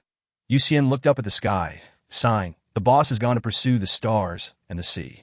At the coastal base, the other three sensors gazed skyward, filled with emotion, never having anticipated such a powerful presence hidden within Blue Star. That it was this suddenly emerging golden horn beast that saved Blue Star from the brink of disaster. Yet new dangers still awaited on the horizon. Chapter 11. Above the emperors lies the true gods on the moon. Jinbao landed on the ridge of a circular mountain, opening the vortex in his abdomen to bring Yaoji outside. "Why have we stopped?" I'm pointing in the right direction. Sister Yao, that star must be the red star. Yao Ji glanced in the direction Jinbao indicated and awkwardly smiled. I'm not very knowledgeable about astronomy. Perhaps I should ask a friend for help. Alas, we emerged too hastily. Many preparations remain incomplete. As Yao Ji sent messages. She questioned, "Why are you in such a rush? Do not misunderstand.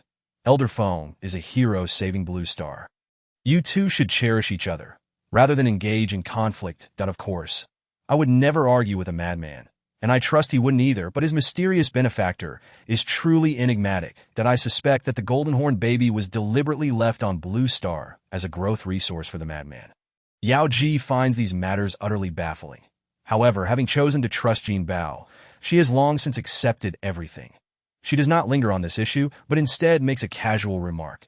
"Did you not say that the Golden Horn is considered an adult at the stellar level? Why do you still call him a baby?" Jinbao chuckled awkwardly. "I am accustomed to it. In my eyes, he will always be a baby." Yao Ji laughed heartily. "Did you not say that the Golden Horn is your true self?" Although Yao Ji's face was hidden from view, the sound of her silver bell-like laughter captivated Jinbao. After a moment, he suddenly took Yao Ji's hand and sincerely asked, "Sister Yao, would you be willing to embark on an interstellar romance with a monster? If you can help Blue Star overcome this crisis, I would consider dating you. No, I do not wish for our love to be tainted. Let us discuss this matter once everything settles, this very star." The brightest one. Jinbao nodded. "Very well, Sister Tao, let us set forth." Yao Ji asked in astonishment, "Are you saying we will simply fly over?" "Ah, was that not agreed upon beforehand?" No, I meant, do you not need to calculate the route? You are just going to fly straight ahead by sight." "Ah." Yao Ji was utterly astounded, unable to express her shock through mere expression. She silently gave Jinbao a thumbs up. The battle armor on Jinbao transformed into a golden horn monster, whose great mouth opened wide, engulfing both Jinbao and Yao Ji into its inner world. The golden horn soared into the sky, morphing into a spaceship headed for Mars. With a flash, the spaceship vanished from sight. Inside the inner world, Jinbao and Yao Ji sat atop a small hill, gazing up at the golden sun. "Will we possess such an inner world upon reaching the stellar level?" Jinbao shook his head. "Not only us. Even the Golden Horn clan's possession of such fortune is exceedingly rare. Once we cultivate to the level of a sovereign, a small universe will be born within us. However, the perfection of this world will depend on each one's fortune and ability." Yao Ji's eyes gleamed with longing as she suddenly remembered something and casually inquired, "By the way, is the Golden Horn's transformation into clothing also one of its skills?" Jinbao nodded. "Yes, the Golden Horn evolves its innate skill into an inner world upon breaking through to the stellar level. The innate skills then awaken a mimicry ability, allowing it to transform into countless forms, much like the molding of metal. With the Golden Horn skin combined with my innate supernatural powers, it can enhance my combat strength to the third tier of stellar." "Do you also possess innate skills?" Humans have a formidable capacity for learning, while monsters rely solely on innate awakening. My innate skill may have been gifted by the Golden Horn, and it is called the Realm of Gold, which is immensely powerful. Within 100 meters, I can control all metals. As my strength increases, this range will grow without limit. Yao Ji was increasingly astonished, exclaiming, "The realm is extraordinarily powerful. On Blue Star, only the Alliance leader and deputy leader possess such realms. And even Elder Feng does not."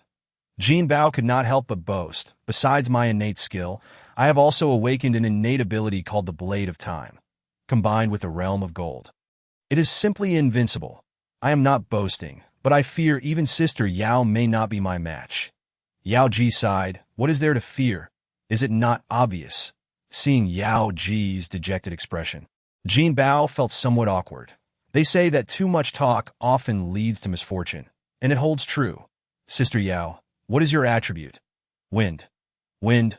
Let me see if there are any suitable techniques in the Golden Horn's inherited memories." Yao Ji became excited.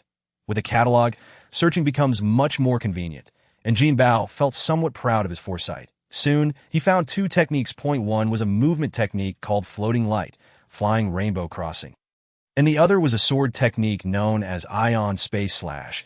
He translated these 2 techniques into plain language for Yao Ji, then diligently assisted her in comprehending and cultivating them.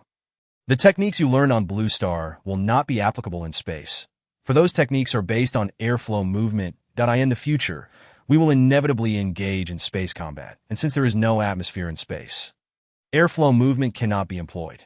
These two techniques are purely energy flow movements. For instance, the movement technique floating light, flying rainbow crossing can be executed by utilizing light waves. Even in the absence of light, one can ignite their own energy to produce light waves, forming a flow of wind, akin to a flying rainbow traversing the skies. Yao Ji's eyes sparkled with excitement as she asked, "Does that mean I could eventually reach the speed of light?" Jinbao replied with a smile. In theory, once one reaches the dwarf star level, they can break the light speed barrier to the black hole level. One can traverse the void, surpassing the speed of light. Dwarf star level? Is that a realm above stellar level? Jinbao nodded. Yes, our evolution through the devouring flow primarily relies on consuming nutrient fluids to enhance our realm. The nutrient fluids I refer to encompass all things that can elevate one's level. Is all this knowledge from the Golden Horn's inherited memories? Indeed. Then tell me about it. I wish to broaden my horizons. Certainly, above the dwarf star level lies the black hole level, and between these realms, there are 9 smaller tiers, each at the pinnacle of the black hole level. One can unleash the primal force, activating their inner world. At that point, we are the masters of our worlds, hence the term sovereign. The sovereign has only 5 minor realms. Upon just breaking through, one possesses the power of a 1-star sovereign, with the ability to form worlds like stars and planets. When many worlds unite, it becomes a domain lord, and when multiple star domains unite, it becomes a country lord. The stars shine brilliantly. When the myriad worlds ultimately form a small universe, it is referred to as the master of the universe. The pinnacle of the sovereign has a colloquial title, the Emperor of the Universe. Yao Ji suddenly exclaimed with excitement. If what you say is true, does that not mean the Golden Horn possesses the strength of a realm master? Jinbao sighed. How could that be? The Golden Horn situation is merely a gift of talent. A true realm master requires the consumption of countless treasures, step by step, to cultivate into a formidable being. Is there anything above the Emperor? Yes, above the Emperor is the true God. There seem to be divine kings, ancestral gods, but beyond that I do not know much. Perhaps the Golden Horn's parents have limited experiences and have not encountered realms of higher stature. Chapter 12. The Golden Horn's frantic ascension. A crimson planet floated in the vast expanse of space. Suddenly, a golden streak of light flashed and descended onto this red planet. With a thud, the Golden Horn landed violently on Mars, sending dust and sand flying, obscuring its massive form. Its enormous head emerged from the haze, and the Golden Horn took a step forward, followed by another. It opened its great maw, and the two individuals traversed the air, gracefully landing upon the Golden Horn's back. The Golden Horn fluttered its wings, stretched lazily, and then ambled forward, seemingly oblivious to the swirling dust it had stirred up behind. Can we remove the faceplate? Yao Ji inquired upon seeing Jinbao's half-body armor. Jinbao explained yes. The Golden Horn grew up on Blue Star, and its inner world completely simulates the environment of Blue Star. The atmosphere, gravity, magnetic field, and so forth are all identical to those of Blue Star. Even outside, its body can create a certain range of domains. As long as we do not leave this range, we can rely on the Golden Horn's domain to provide living conditions. If that is the case, does it mean that stellar-level beings can adapt to the environment of space? While planetary-level beings have already developed significant adaptability, they still require oxygen to sustain their bodily functions. Only by becoming stellar-level can one form their own furnace, allowing them to absorb ionic energy for survival, even in space. At this moment, Yao Ji had already removed her faceplate. What are we doing on the red planet? Are we here for a vacation? Jinbao chuckled wryly. Right now, I have no thoughts for leisure. I have come to Mars to seek out metal veins and continue my development. Do you not plan to venture into extraterrestrial civilizations? How could we? Without a light brain, we can only meander within the Taiyang system at most. Light speed is merely the starting velocity for space travel. Only through the spaceship's time-space traversal can we reach more distant star domains. Then wouldn't it be better for you to develop on Blue Star? The resources on Blue Star are also limited. The Golden Horn's evolution only consumes resources without yielding any. Eventually, Blue Star's resources will be depleted. That is true. Mars does not have that concern, does it? Roughly, yes, but we should not exploit it to the point of depletion. Once we have gathered enough, we will proceed to Green Star to D. Oh, we also rely on sight for Green Star. Is it not true that as long as we are fast enough, we can navigate by sight? Of course not. If we go too slowly, the planets are also in motion, that if we lag behind the trajectory of the planets, it is certain that we will lose our way among the multitude of stars. For interstellar travel to rely on visual navigation, it must first be within the same star system, and, secondly, one must be swift enough. Thus, when we reach the designated location, the movement of the target will not be too great. If the speed is excessively swift, our eyes would struggle to keep up. How does Elderphone conduct interstellar travel? With a spaceship. He possesses an advanced light brain with formidable computational capabilities and has access to star maps. Having preset the route, leaving the remainder to the ship's automatic navigation. Yaoji listened with rapt attention, her face betraying a look of admiration. You certainly know a great deal, Yaoji. Do you not read books regularly? Yaoji replied awkwardly. Since childhood, I have preferred practicing martial arts over reading. Suddenly, Jinbao came to a halt, his golden horns radiating a halo of light. Jinbao's eyes gleamed with golden light as the domain of gold was unleashed. A small mountain before him abruptly collapsed, revealing pure red copper, or that was directly extracted in no time. The small mountain was devoured by Jinbao. Jinbao remarked, with the domain of gold. Jinbao's ability to consume metals has become significantly easier. Jinbao nodded and produced 5 wood spirit essences, handing them to Yaoji. This should be the finest nutrient solution for a planetary-level powerhouse. 5 should suffice for your evolution to stellar level, at which point these will be of little use. Yaoji was well aware that these were seized from Yin Hai and his companions, and she nodded in acknowledgement. Jinbao opened his great maw, and a spatial vortex appeared within. Yaoji flew inside of her own accord. Jinbao donned the golden armor, making the search for metals considerably more convenient. Feeling the power of the golden armor, Jinbao couldn't help but murmur to himself. The armor's skin is indeed robust. A month later, the golden armor reached the 3rd tier of stellar level, and the metallic veins on the surface of the red star were almost entirely plundered by Jinbao. During this time, an alien base was also discovered, but it was mostly a ghost town. This madman is truly ruthless, having stripped the resources so thoroughly. Through Yao Ji's connections, they located an astronomer, and after determining the coordinates, he hurried to Green Star without pause. Time was of the essence. Jinbao tirelessly searched for metallic veins and consumed them. The domain of gold indeed facilitated matters greatly, and through repeated use, Jinbao also progressed that he consumed the wood spirit essence and grew to the 5th tier of planetary level, with the remaining essence sufficient for him to reach the 9th tier. However, the consecutive upgrades had led to an unstable realm and weakened combat power, necessitating consolidation. Unbeknownst to them, time slipped by quietly. Roughly another month later, Jinbao finally ascended to the 5th tier of stellar level. He solidified his realm. Another 10 days passed without him realizing it until Yao Ji's terminal received a message. The Heelan family's fleet had arrived at Blue Star, displaying their might and attempting to coerce the inhabitants into submission. Jinbao was greatly distressed, pounding his chest in frustration. They possess overwhelming strength. If we confront them head-on, it would be akin to striking a rock with an egg. We can only take desperate measures. What do you plan to do? Yao Ji inquired anxiously. The Jinbao beast is an exceedingly rare species throughout the universe. Even a corpse would attract countless mercenaries and star thieves that if I expose my identity, it is certain to draw the Heelan family's fleet towards me, at which point I shall devour them one by one. How great is the danger? Either I consume them, or they shatter my internal world, leading to mutual destruction. Yao Ji fell silent, and suddenly, she embraced Jinbao and planted a kiss on him. After their intimate moment, Yao Ji resolutely asked, "Do you have any regrets?" Jinbao shook his head with a joyful smile. Yao Ji, with a hint of shyness, stated, "If we succeed, we shall explore the stars and seas together. If we fail, we shall meet our end together." Chapter 13. The destruction of the Heelan fleet. The Heelan people possess a pair of flat horns on their foreheads and are slightly taller than the inhabitants of Blue Star. With no other significant differences, the human race in the universe constitutes a vast group. Countless species abound, yet since they are all human, their differences are minimal. The Healan fleet's flagship measures over 100 meters in length.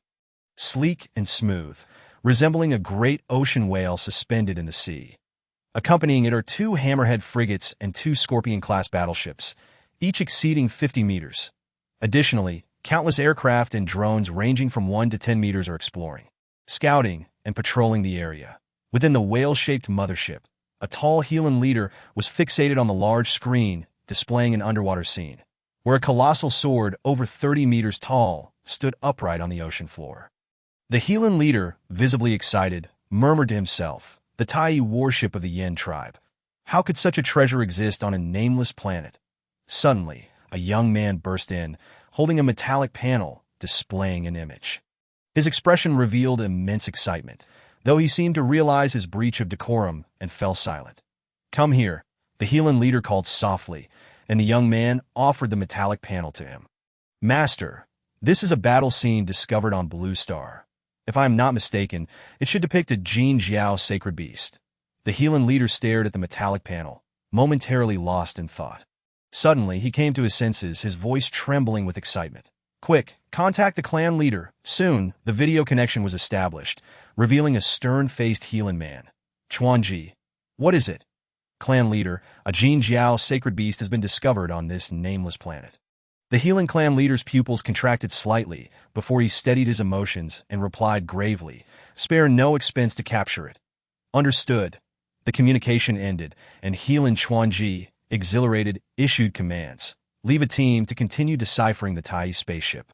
The remaining exploration teams are to search thoroughly. No, we must also search the vicinity of the outer 3-star system and meticulously investigate the asteroids." "Yes." Healan youth accepted the order and personally led the expedition. Soon dozens of aircraft along with numerous drones surged forth, dispersing rapidly towards the Taiyang system. Meanwhile, Jin Jiao was joyfully soaring on the green Guardian Bao star, a name he had whimsically chosen. In a flash of golden light, an aircraft was instantly obliterated. Jin Jiao emerged without mercy, consuming the debris of the aircraft. Upon receiving the information, Healan Chuanji swiftly led the fleet to the scene, landing on Bao star while the search teams continued their investigation. Healan Chuanji quickly organized the operation. "Jinku, you take a team to secure the area above. Qinyu and Su, Fulong, and Xiujian. You spread out in 4 directions and refrain from using lethal weapons." "Understood."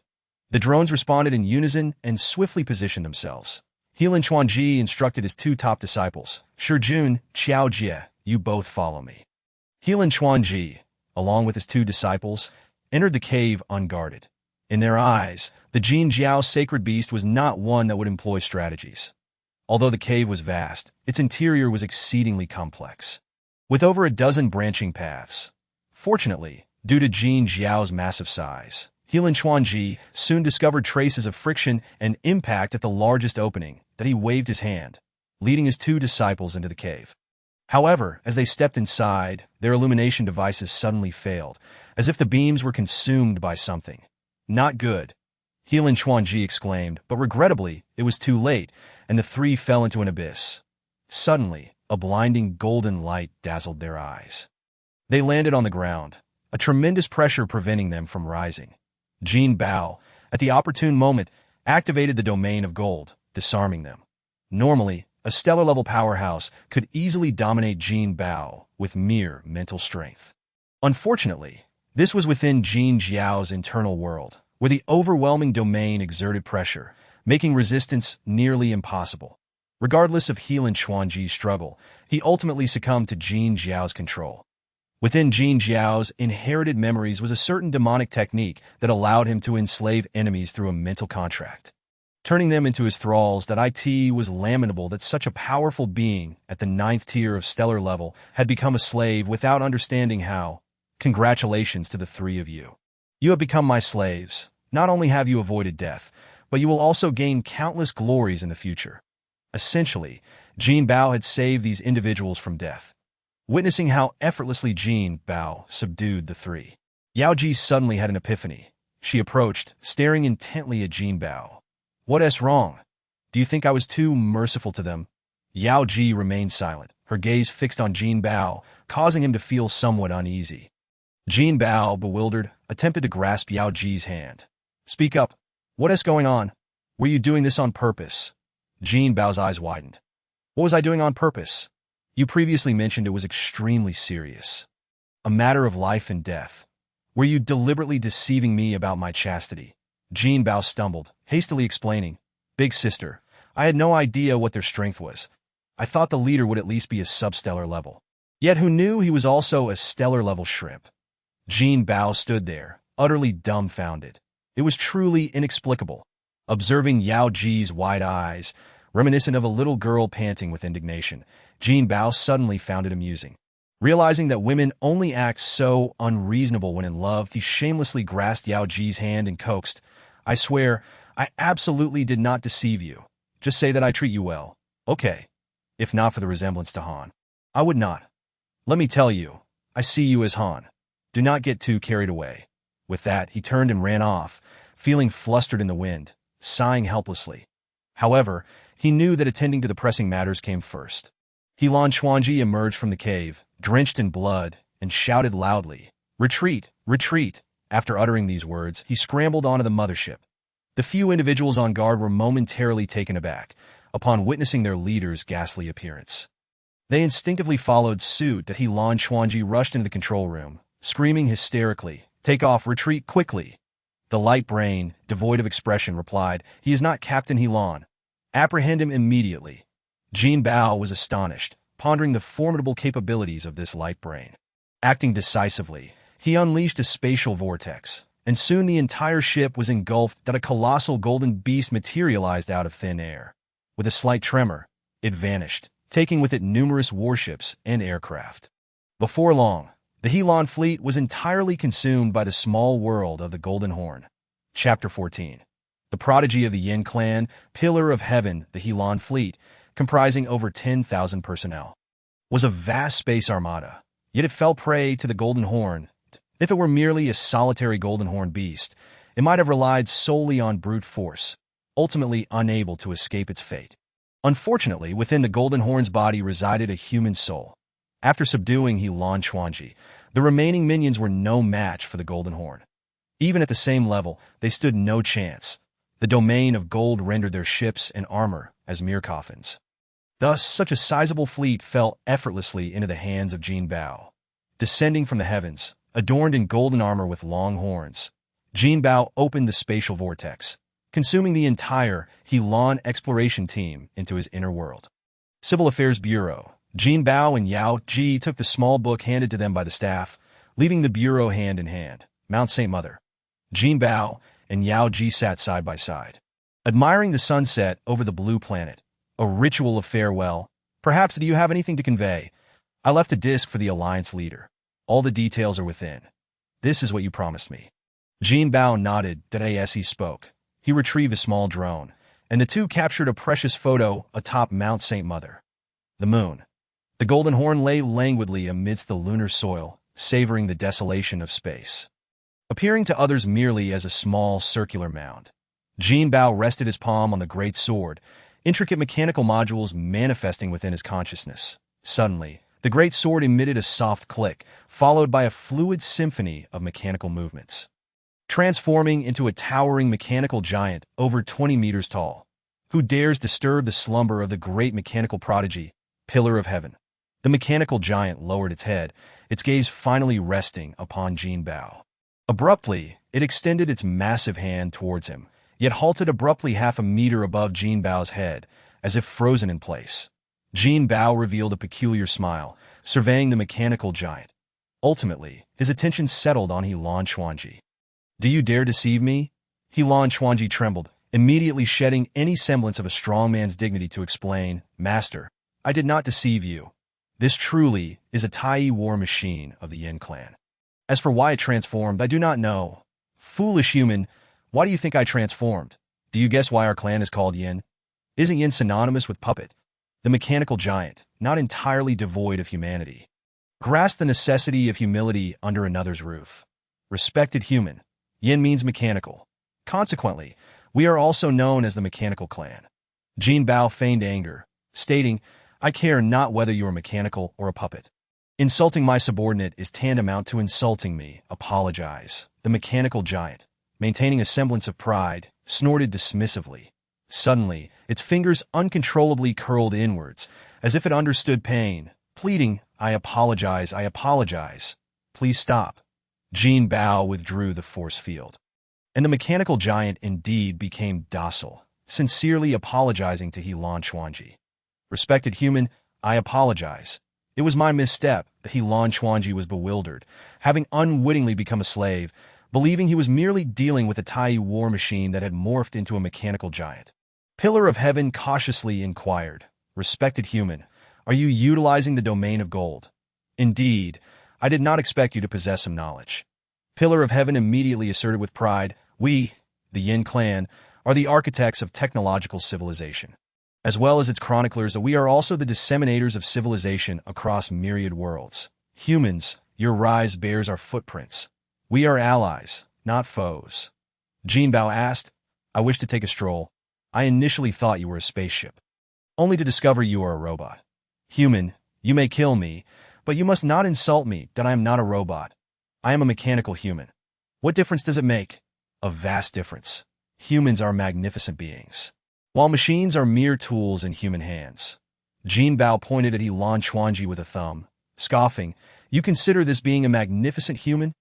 Pillar of Heaven, without even glancing at Chuanji, proudly declared. Humans can be worthless. One cannot generalize. Jinbao retracted the domain, perhaps unprepared for Pillar of Heaven, who suddenly collapsed to the ground, its large head detached, transforming with a crack into a human form. Finally resembling something normal, Dai approached Jinbao, ingratiatingly stating, You must be a top-tier genius among humans. To comprehend the absolute domain at a planetary level is remarkable. Even dominators may not grasp the laws of the domain, while the absolute domain is a mightier existence. Otherwise, with your mere planetary strength, even possessing a domain, you could not control me. Jinbao, astonished, asked, Does your mechanical clan have levels as well? Of course, the Yin clan cultivate divine power, which is spiritual strength. Only with sufficient spiritual strength can one command more potent forms. And what is your level? Our forms are classified as A level, B level, C level, Imperial level, A grade, and AAA grade. There is also a legendary saint level, commonly referred to as conceptual. Pillar of Heaven, after a moment's contemplation, proudly continued, My form is a conceptual transformation body. How powerful is it? Pillar of Heaven continued, swelling with pride, in its Tai war machine state. It can contend with 5th-tier dwarf planetary warriors. Coupled with my formidable mental control, I could even face a black hole 1st-tier warrior. Can it contend with mages? Of course, but mages are rather troublesome. I, as a mechanical-type body, prefer not to battle mages there are other schools of thought. Indeed, there is also a liquid type. Impressive. Jinbao sincerely gave a thumbs up that he had not anticipated that merely picking up a vessel would lead to encountering a black hole-level powerhouse. If it were malicious at heart, it could spell danger. It seemed prudent to refrain from meddling with things in the small world haphazardly in the future. Human, what is your name? Pillar of Heaven. Sensing a rapport with Jinbao, engaged in conversation. Jinbao clasped his fists and replied, I am Han Jinbao. It is a pleasure to meet you. My friend that I am the books. Chivalrous heroes greet in such a manner. Pillar of Heaven suddenly slapped Jinbao on the shoulder, excitedly exclaiming, A chivalrous hero. Kindred spirit, kindred spirit. I am also an interstellar wanderer. Jinbao grimaced, nearly having his bones shattered by the forceful slap. Well, hello, great chivalrous hero. Chapter 15. Jin the Great and the Heavenly Hero, although he had not acquired a spaceship, forming a bond with an intriguing soul was a worthwhile outcome. Soon, Jinbao and Pillar of Heaven became inseparable friends. Upon learning he was within the inner world of the Golden Horn's sacred beast, Pillar of Heaven could not help but marvel. I initially thought your domain of gold was already outrageous, but it seems this Golden Horn companion is even more so. Such a perfect small world is likely unattainable even for dominators. Sleep? I have slumbered for 80,000 years. It is time to venture forth. How fortuitous that we embarked together. Indeed, that I initially brought you aboard thinking you were a spaceship, but who would have guessed? I can function as a substitute for a spaceship, yet my energy core is not a perpetual motion machine. If I waste energy rushing, I will lose a significant advantage in battle. The Helan clan spaceship, although somewhat shabby, is still suitable for travel. That I had thought the same, yet their ship's light brain was utterly uncooperative. I truly had no way to manage it. Otherwise, we might have missed the chance to meet. That I asked that so? No matter. I can reprogram a new system to replace IT. That I in light of its role in facilitating our acquaintance. I will retain its quantum data. All right, please hurry. Once you finish, let us leave swiftly. I have enemies here. Pillar of Heaven immediately perked up. What enemies? I shall assist you in dealing with them. Not the kind of enemies you think. They are not bad people, and they are not easy to eliminate. Jinbao thought to himself that he must not provoke the protagonist. Having thwarted him once, he was fortunate enough to escape with his life.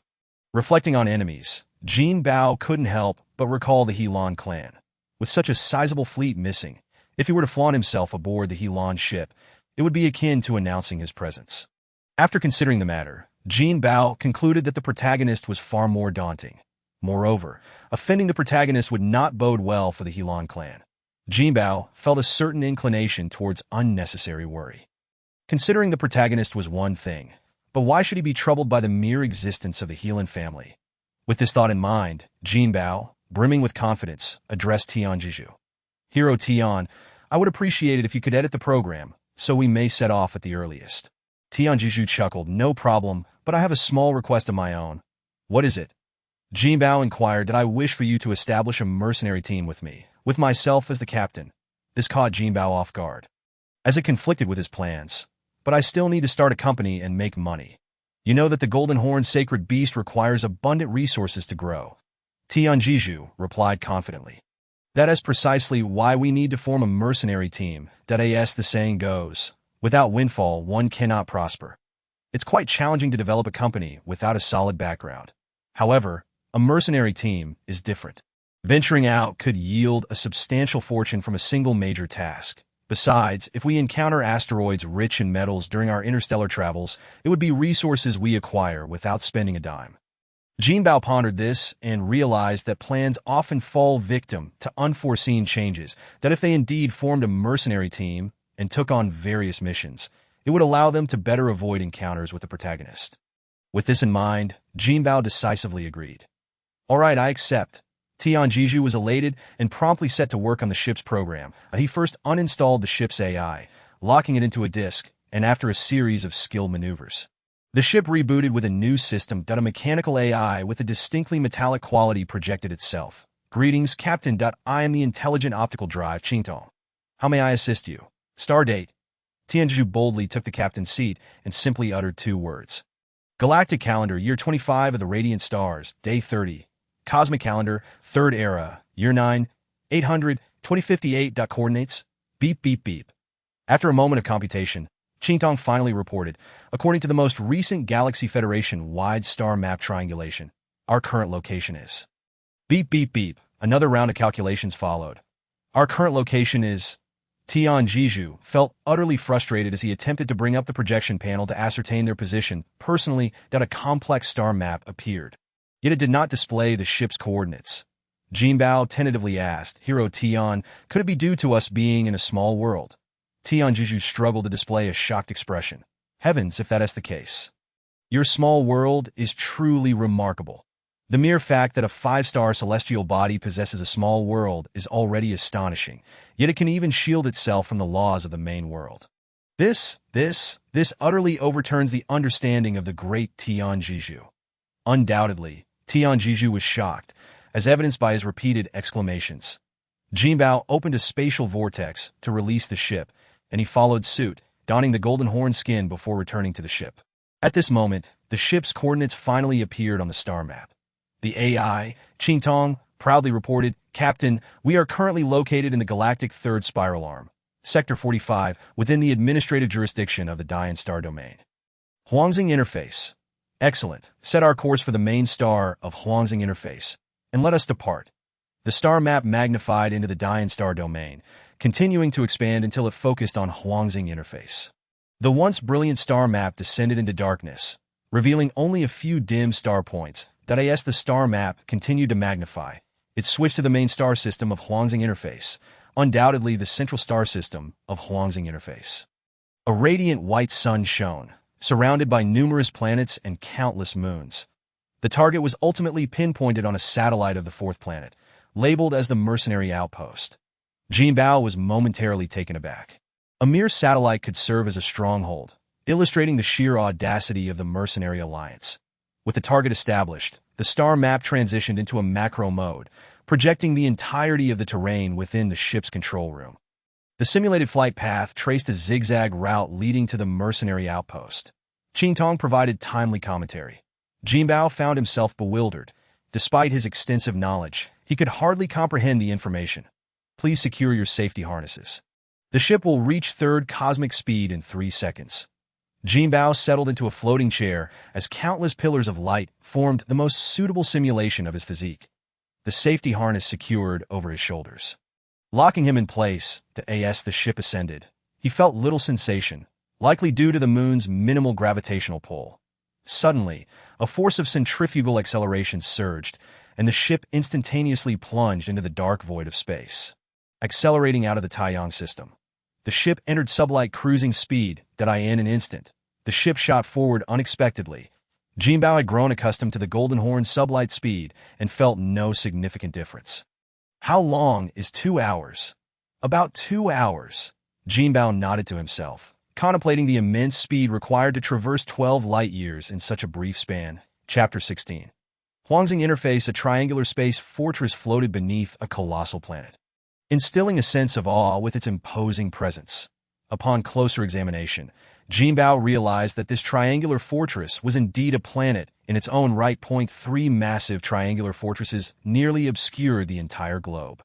Suddenly, a whale-shaped spacecraft appeared in the void. Beep. Qingtong's report sounded just in time that we have arrived at our destination. Calling for spaceport docking. The duck-egg-shaped spacecraft's front emitted a beam of white light, guiding it toward the spaceport. This triangular fortress appeared to be a dedicated spaceport. The hatch opened. Jinbao and his companions disembarked from the ship.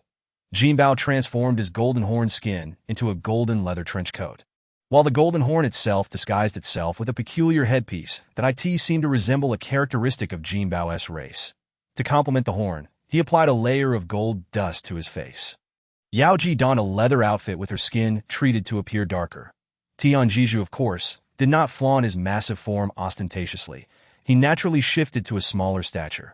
The trio exited the hall and arrived at a dispersal plaza, where 7 or 8 bizarrely shaped robots rushed towards them at high speed. One humanoid robot handed over a metallic plate inscribed with a QR code while introducing its services for discarded robots and other scrap metals. Please contact our company. Our prices are fair, honest, and transparent. Jinbao received the plate, contemplating the serendipity of the moment.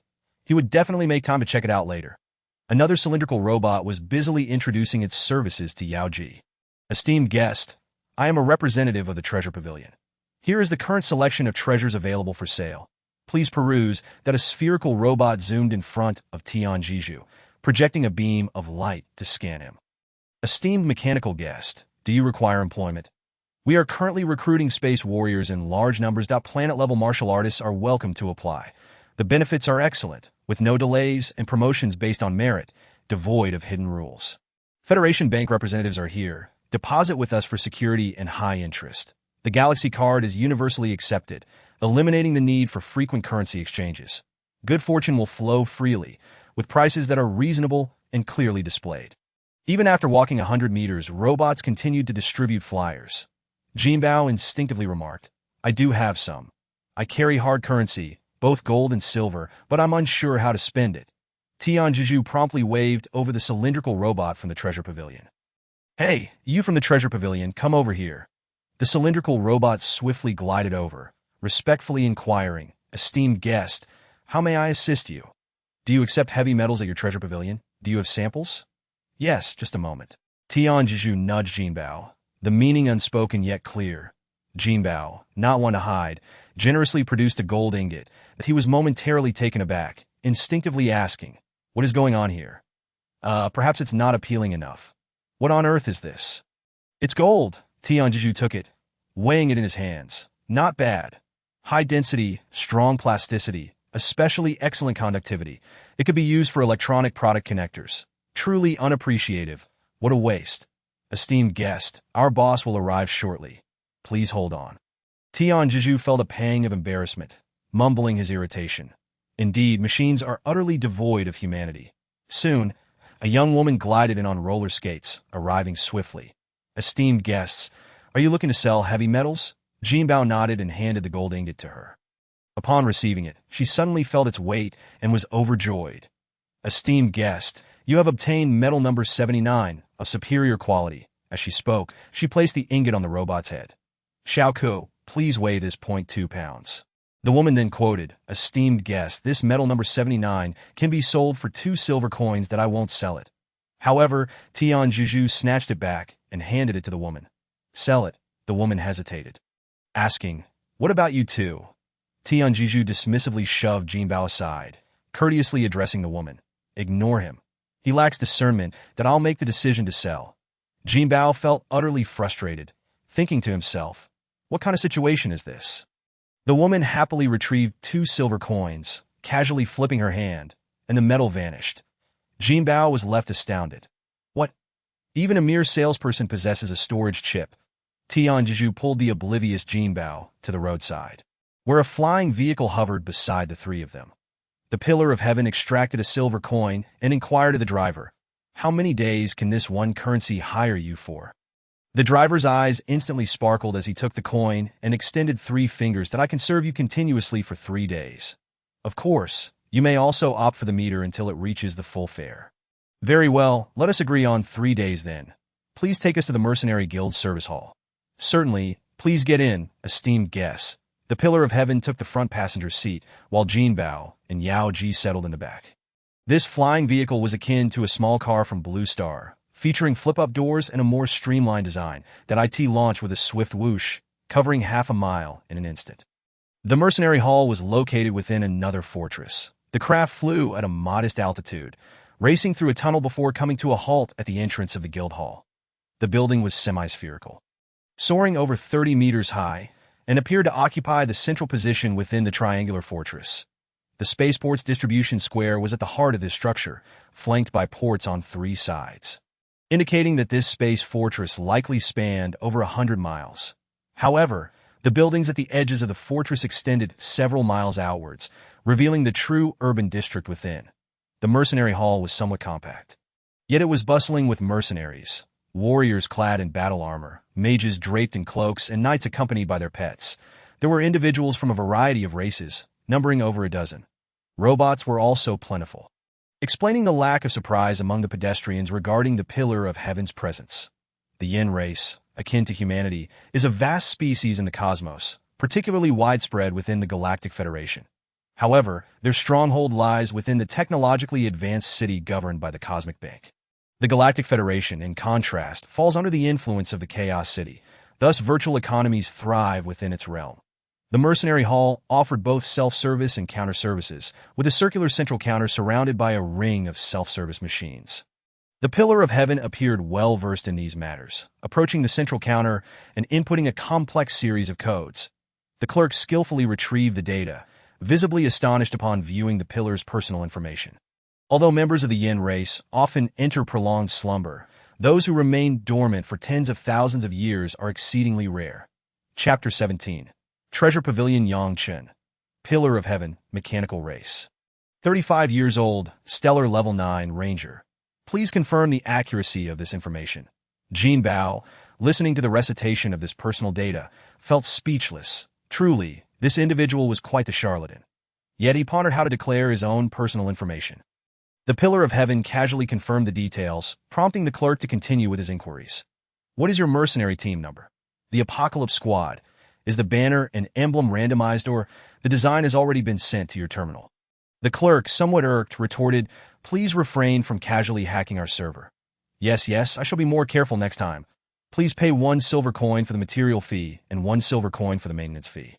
The Pillar of Heaven held the silver coin suspended in midair. May I inquire what this maintenance fee entails? It is compensation for hacking our server. I have already apologized. If apology sufficed, why would we need security? The implication was clear. The Pillar of Heaven fell silent, turning to the driver for a loan. Could you lend me a silver coin? I promise to return you 2 once I have the funds. The driver hesitated, But the Pillar of Heaven, with a tone of resignation, declared, I swear by the honor of my mechanical race. It seemed that the reputation of the mechanical race was well known throughout the cosmos. As the driver promptly produced a freshly warmed silver coin, the Pillar of Heaven handed over 2 silver coins to the clerk, who swiftly printed a mercenary registration form and presented it to him. Nodding in acknowledgement, the Pillar of Heaven said no more. Jinbao, following him out of the mercenary hall, whispered, Aren't you going to include us? You lack identities for now. I will first take you to obtain your identification codes. Once in the vehicle, the Pillar of Heaven awkwardly added, Jinbao, I must trouble you to sell a few more gold bricks at the treasure pavilion. Selling a few gold bricks was no issue.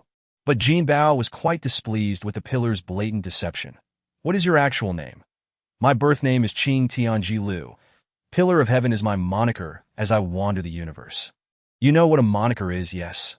Jinbao nodded, understanding it to refer to the titles bestowed upon heroes, an honorific name.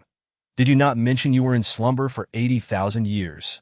How can you be only 35? Because I fell into slumber at the age of 35. Our yin race does not count the years spent in sleep towards our AG, that is stellar level 9, truly accurate. That is the limit of my spiritual power. It was precisely because I could not break through that I fell into slumber. The Pillar of Heaven suddenly grew melancholic, reflecting, Qing Tianji Lu, was once a great genius among the yin. Having broken through to stellar level 9 at the age of 20, that I even participated in the Grand Apocalypse Project, only to find myself trapped in a bottleneck, unable to advance further. But you are only 35, right? That madman had not even reached that level by 35. The Pillar of Heaven scoffed, Are you truly comparing me, a paragon of the illustrious yin race, to that native of Blue Star? Jinbao remained speechless. The Pillar was insufferable, and it was no wonder he could not break through. He was deserving of it. What did you just say? I said nothing. I sensed your mental fluctuations. Were you cursing me in your heart? Jinbao, feeling quite vexed, could only resort to flattery that I didn't curse you. Why would I need to do it secretly? I have cursed you openly before. That is indeed true, the Pillar of Heaven muttered, leaving Jinbao feeling quite exasperated. The treasure pavilion was situated within another fortress, bustling with commerce. Transitioning from the mercenary guild's area to the commercial district felt akin to emerging from a secluded valley into a thriving metropolis. Aside from the absence of towering structures, the vibrancy of the district rivaled that of major cities. At the center of the commercial area stood a triangular building, soaring over 50 meters, yet still lower than the fortress's surrounding walls. The flying vehicle hovered at one corner of the fortress. Most shops were situated within the walls of the fortress, with only 3 corners featuring open structures. One of these was the treasure pavilion, though its precise orientation remained unknown. Upon seeing the storefront of the treasure pavilion, Jinbao experienced a sense of déjà vu, as it resembled an octagonal tower, with a broad street leading directly to the bank building.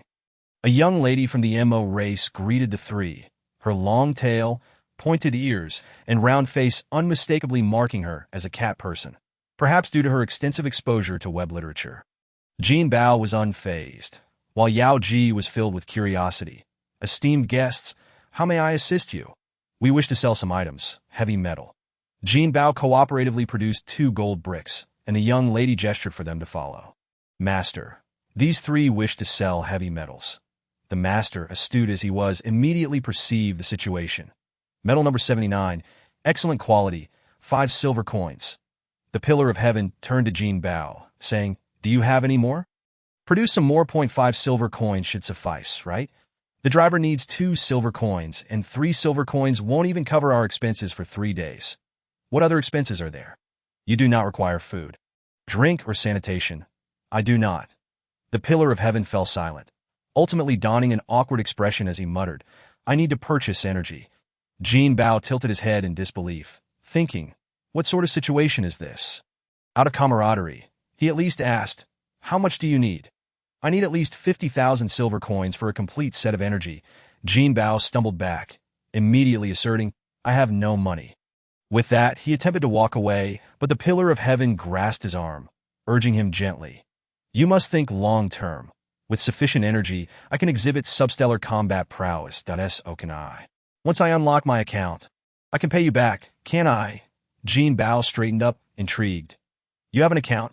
If you have an account, why are you spending my money? The pillar of heaven sighed. I locked my account while in slumber. It requires substellar status to unlock. What if you never attain that level in your lifetime? Get lost, you will never reach it in your lifetime either. Jinbao chuckled awkwardly, relieved that the argument did not escalate further. But I truly cannot come up with that much money. I can at most gather 500. That the pillar of heaven did not seem to mind and instantly reached out. Fine, 500 it is. Once the team is established, we shall undertake more missions. Just as Jinbao was about to produce the gold bricks, the master at the counter suddenly bowed. Young master. Jinbao instinctively turned, only to see a handsome young man resembling a blue star human approaching from behind. Are you in need of funds? Jinbao nodded reflexively. Did I overheard your discussion about a mission? Is it for a mercenary team? The pillar of heaven interjected, blocking Jinbao's polite reply. Indeed, I am the captain of the Apocalypse Squad. You seem quite distinguished. Do you require the services of a mercenary team? Our rates are fair, and safety is guaranteed. That I am Yang Chun, the young proprietor of this treasure pavilion. Would you be interested in discussing further inside? Certainly. Please do. Jinbao, still mindful of the gold bricks, addressed the countermaster. By the way, do you accept these? The countermaster finally snapped back to reality, eagerly responding, yes, of course, with a respectful demeanor. 5 silver dollars were presented. Chapter 18. The 9-character concentration technique. The treasure pavilion consists of 5 levels, with the top level featuring a grand pavilion. Yang Chun led Jinbao and his companions directly to the point. Captain Tian, I wish to join your team. This, Tianji, somewhat taken aback, noted that the mechanical voice simulation fell short of capturing the surprise. However, Jinbao did not perceive any astonishment. Yet he himself was quite astonished. Yang Chun was clearly a wealthy scion, while the mercenary team traversed perilous paths. Tianji also expressed his curiosity.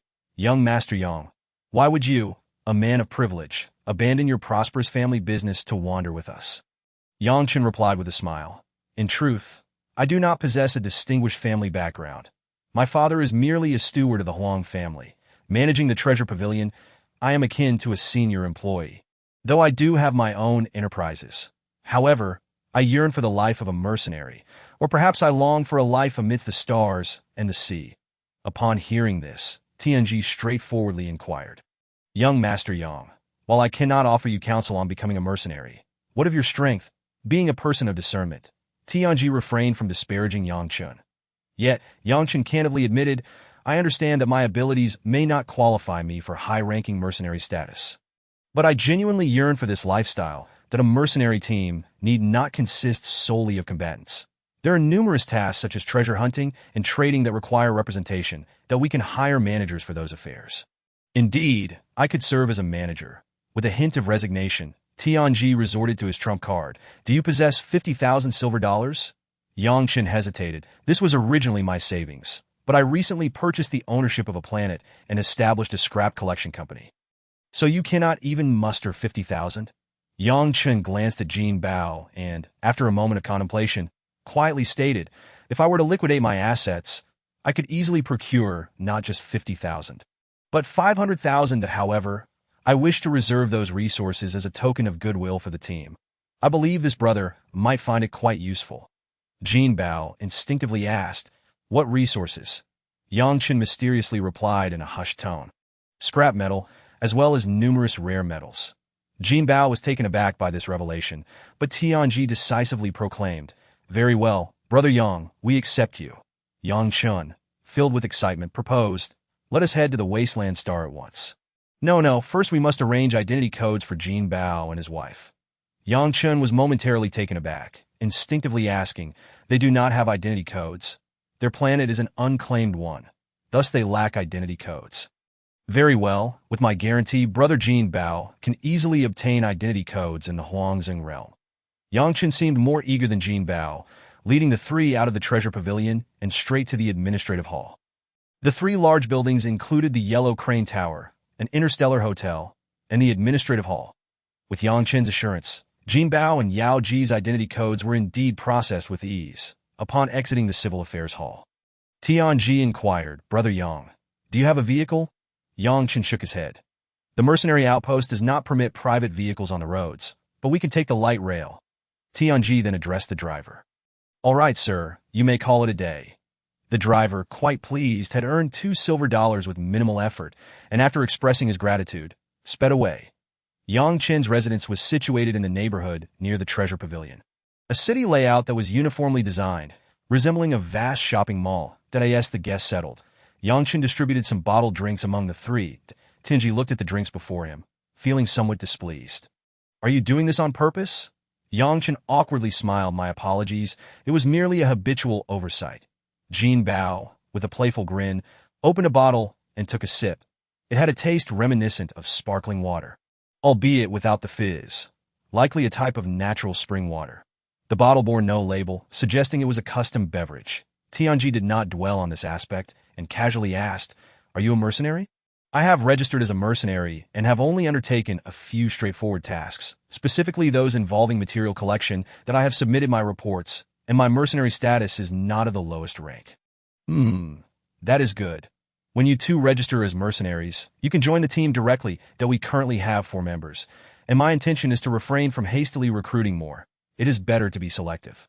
Now that we have a sufficient number, let us aim for more elite recruits. Jinbao readily agreed. We are not well versed in this matter. You may decide. Tianji turned to Yang Chun and continued. Now tell me, how did you discern his identity? Speak plainly. I will not hold it against you. Yang Chun showed no fear, instead responding playfully. Captain, you jest. Who does not know that the mechanical race places great importance on reputation? It depends on the circumstances. When life and death are at stake, who cares about reputation? Yang Chen did not conceal his thoughts, replying honestly, I possess a 7 apertures exquisite heart, and upon first seeing Brother Jinbao, I perceived a radiant golden light. This is a harbinger of great fortune. I knew without a doubt that I should align myself with him. And me? Anji queried, pointing to himself. You? Yang Chen suddenly caught sight of the fierce glint in Tianji's eyes and hastily amended his words. You too are fortunate. Your light is white, a sign of boundless potential. At least you are perceptive. Jinbao, noticing that Yang Chen had yet to consolidate his inner essence, could not help but ask, Brother Yang, since you possess some assets, why has your strength progressed so slowly? Yang Chen sighed. The cultivation of martial artists is contingent upon innate talent. Those with superior aptitude can advance effortlessly, while those with lesser talent find even abundant resources insufficient, akin to filling a bottomless pit. Tianji scoffed. The 7 apertures exquisite heart is your innate gift. You ought to pursue the path of a mage, rather than relentlessly chasing the path of a martial artist. Yang Chen sighed again. Mages cultivate mental strength, a method that is exceedingly rare. Resources to enhance mental power are even scarcer. Suddenly, Jinbao recalled that within the inheritance memories of the Golden Horn, there existed a technique for cultivating mental strength.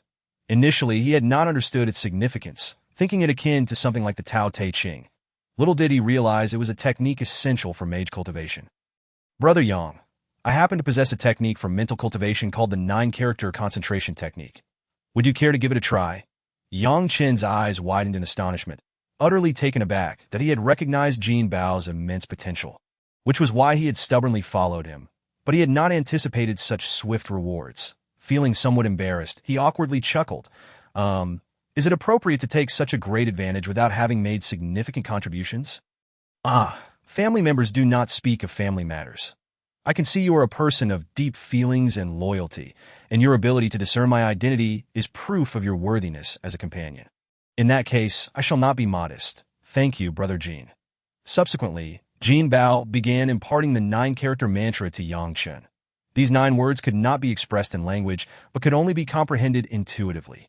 Jinbao could only transcribe these 9 characters, arrayed in formation before the combatants. Seal Script, Chapter 19. The Star of Revelation. The Star of Revelation is a natural satellite in synchronous orbit, with a diameter of approximately 300 miles out of course. This 300 miles is a term translated by Jinbao. Regardless, it is roughly this size at this moment. 2 bases at the rotational axis of the planet each house a saucer-shaped vessel, 1,000 meters in diameter, emitting scorching beams of flame. Mountains of steel were melted into molten iron, spreading forth. Suddenly, a streak of light rushed in, as a whale-shaped spacecraft hovered near one of the saucers. Yang Chun, witnessing this scene, angrily slammed the armrest of his seat. These bandits. Jinbao, astonished, inquired, "What is happening?" "It must be the Zheng family. Ever since I purchased this planet, they have been causing trouble that I never anticipated they would openly resort to robbery." "Open the hatch." The nine-toothed spiral door at the command center swung open, and Tianji descended. "Sister Yao, you and Yangchen stay on the ship for now," Jinbao instructed before following Tianji out. Suspended in mid-air, Tianji proclaimed with pride, "From this day forward, the Star of Revelation shall be the base of our Revelation battle team." After speaking, he darted away, and a flash of light erupted from the saucer. Followed by a loud explosion, the beams of flame gradually extinguished, and the saucer tilted and plummeted. Jinbao, in contrast, flew to the top of another saucer, exuding a much gentler demeanor. Utilizing his domain, he controlled the saucer. Extinguishing the flames that a being of planetary rank 5, Jinbao's domain extended just over 1,000 meters. Under his guidance, the saucer was relocated that moment. Dozens of unmanned combat drones and a multitude of disheveled space warriors fled from the fallen saucer. A warrior clad in armor emerged from the saucer and hovered before Tianji, demanding, "Mechanical race, why have you unprovokedly attacked our furnace ship?" Tianji's tone was icy as he retorted, filled with rage. "You trespass upon the territory of the Revelation battle team and employ devastating weapons, yet you audaciously question why I attacked you. Where do you place the federal constitution? In this context, it would not be unjustifiable for me to eliminate you on the spot." The opposing party retorted without hesitation, "You speak nonsense. This is the 36th satellite of our Huangzing realm. When did it become the territory of your mechanical race?" Our Apocalypse battle team has just named this planet Apocalypse Star, and its ownership now belongs to us." That a squad of soldiers began to assemble, while another group of engineers clad in spacesuits shivered in fear. According to Yang Chun, these individuals were all from the Zheng family, and the one leading them was likely surnamed Zheng as well. What? This is a military requisition meant for constructing a space fortress. I do not care what you are constructing. Seizing our territory is unacceptable. Send a message to your family. Instruct them to bring compensation to redeem their people. Otherwise, according to the federal constitution, they shall be eliminated. The imposing presence of Tianji Zhu momentarily stunned the Zheng family members, who then sneered, "Are you looking for?" Before he could finish his words, he was forcefully flung away. Jinbao, witnessing the individual flying towards him, was utterly speechless, recognizing that Tianji Zhu was clearly diverting trouble. Jinbao unleashed his golden domain, imprisoning the individual aboard the flying saucer, while Tianji Zhu darted through space like a streak of light. "Why haven't you sent the message yet?" Jinbao manipulated him through the air, contorting his battle armor into grotesque shapes, and soon enough, the individual succumbed. Stop! I concede." Shortly thereafter, a spaceship arrived at high speed, but it did not land, and a mage draped in a red cloak, followed by 2 armored warriors, descended from the sky. The mage was tall and commanding, exuding a formidable aura, indicative of the exquisite quality of his cloak. The 2 armored warriors were sleek and smooth, clearly bearing high-grade armor. Cyber tower-grade armor? Your Zheng family is quite affluent, but if that is the case, do not blame me for demanding a lion's share. 0.5 million silver coins. Not a single cent less if you wish to spare a life. This does not include the 2 furnaces. Jinbao stumbled, thinking to himself how infuriatingly audacious this individual was. He did not believe for a moment that there were 500,000 people aboard that flying saucer. To his astonishment, the mage accepted without hesitation, tossing out a metallic card. "This contains 10 million silver coins. I will take both the people and the furnaces." Tianji Zhu surprisingly did not negotiate, readily accepting the offer. "You are quite a character. Let us go." Jinbao timely released his domain and stood alongside Tianji Zhu, prepared to shield him from any sudden attacks. Jinbao weakly inquired, "Are you being too ruthless? You have no actual losses. Why extort so much money?" Tianji Zhu disdainfully replied, "What do you understand? In the cosmos, one must act decisively. This is about establishing authority. Otherwise, any riffraff would dare to defecate on your head." Jinbao chuckled. "You, a robot, have certainly learned how to be so witty. Let me tell you, the spread of civilization is driven by our Yin tribe. Do you think other races care about this? And what of the human race? The human race. They represent another form of civilization, distinct from our technological civilization. They excel in oratory, metaphysics. Metaphysics? That term is quite apartment, yes, it is metaphysics. Science and metaphysics cannot be compared as superior or inferior. Rather, they should complement each other. Then I shall first consume these metals. Strength is paramount. Indeed, my strength cannot be rapidly enhanced, and it relies on you. Hurry along. I shall provide you protection. As he spoke, Tianji Zhu transformed into a sphere. Reminiscent of the orb atop the sword's hilt, a magnetic wave radiated outward, that I have already blocked all communication from Apocalypse Star. You must hurry, as time will deplete energy. The true form of the golden horned sacred beast emerged. Its mouth agape as it devoured heaps of metal into a miniature world, but he disregarded all else, carelessly tossing everything into the sun. Xingyu, a rising star of the Zheng family, had reached the 9th tier of stellar mentalists in his early 30s. The family had specifically assigned him 2 second-tier dwarf star guardians. With his talents, he had the potential to enter the elite training camp of the Dian Star domain for special cultivation. And he might even become a reserve talent for the entire Galactic Federation in the future. The emergence of such a genius from the Zheng family had significantly elevated their influence within the Huangxing realm, subtly overshadowing the Huang family. You see, the structure of the Federation is intricate, especially with those elusive mercenary teams. You can never be certain which one possesses deep connections.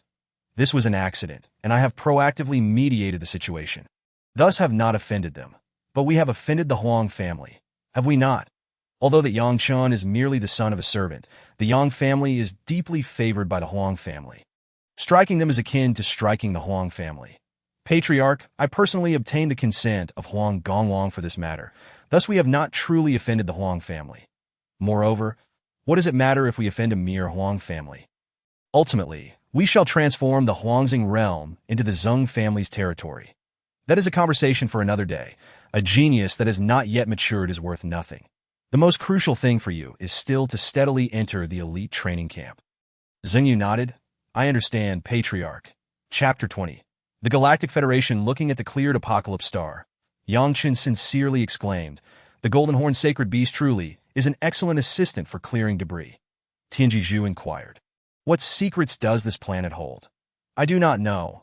I merely sense that this planet is extraordinary, yet I cannot discern its specific secrets. According to the knowledge I possess, it is exceedingly rare for natural satellites to form in the universe. Are you implying that this satellite is not natural? Tianji Zhu shook his head that I am uncertain. Given the vastness of the universe, my knowledge is woefully insufficient.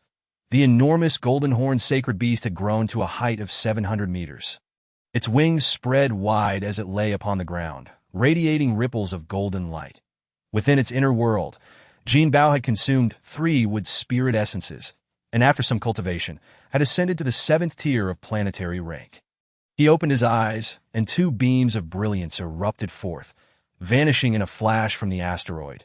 The golden horned sacred beast blazed with light, its body levitating as it rapidly shrank, ultimately transforming into a suit of armor that adorned Jinbao. Tianji Zhu sighed. I truly envy you. The golden horned sacred beast is indeed the most extraordinary race in the cosmos. Its evolution speed is simply outrageous. Jinbao also sighed. Who could disagree?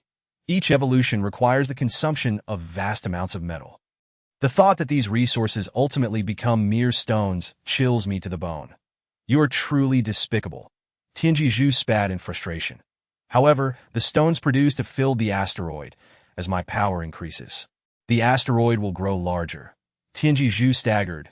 You are truly repulsive. Let us depart quickly. Depart. Why should we flee? Are you foolish?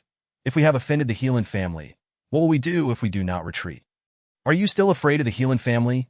It is not fear, but rather a strategic retreat.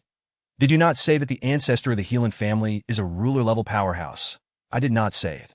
It was that Chuan Ji who speculated it. Together, we may not necessarily be unable to contend with them.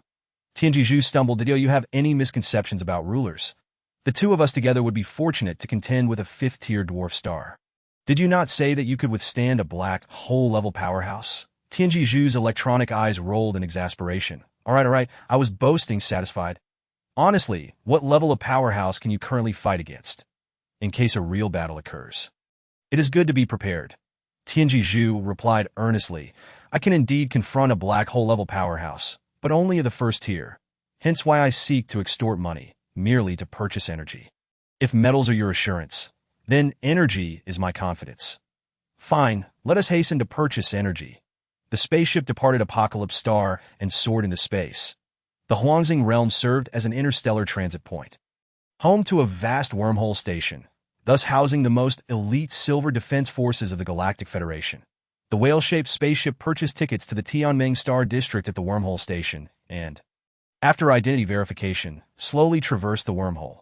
The political divisions of the Galactic Federation are categorized into districts, domains, and realms, with 8 star districts: Tianming, Tianshu, Tianquan, Dajiang, Lianjiang, Wanlian, Aosai, and Taihong. Each star district contains dozens to hundreds of star domains, with stark disparities between them. The marginal star domains, like the Dian star domain, possess only 27 star systems, while any star domain in the Tianshu star district can have over 100 small worlds. All these worlds collectively form the Galactic Federation, also known as the Alliance of 10,000 Realms. The spaceship had already traversed the wormhole and arrived at the Lanzhou star domain of the Tianming star district. Continue onward to the capital of the General Administration, ASU command. The spaceship vanished into the cosmos in an instant. At this moment, the Huangzing realm also welcomed a spaceship, with Huang Yu personally greeting them at the spaceport.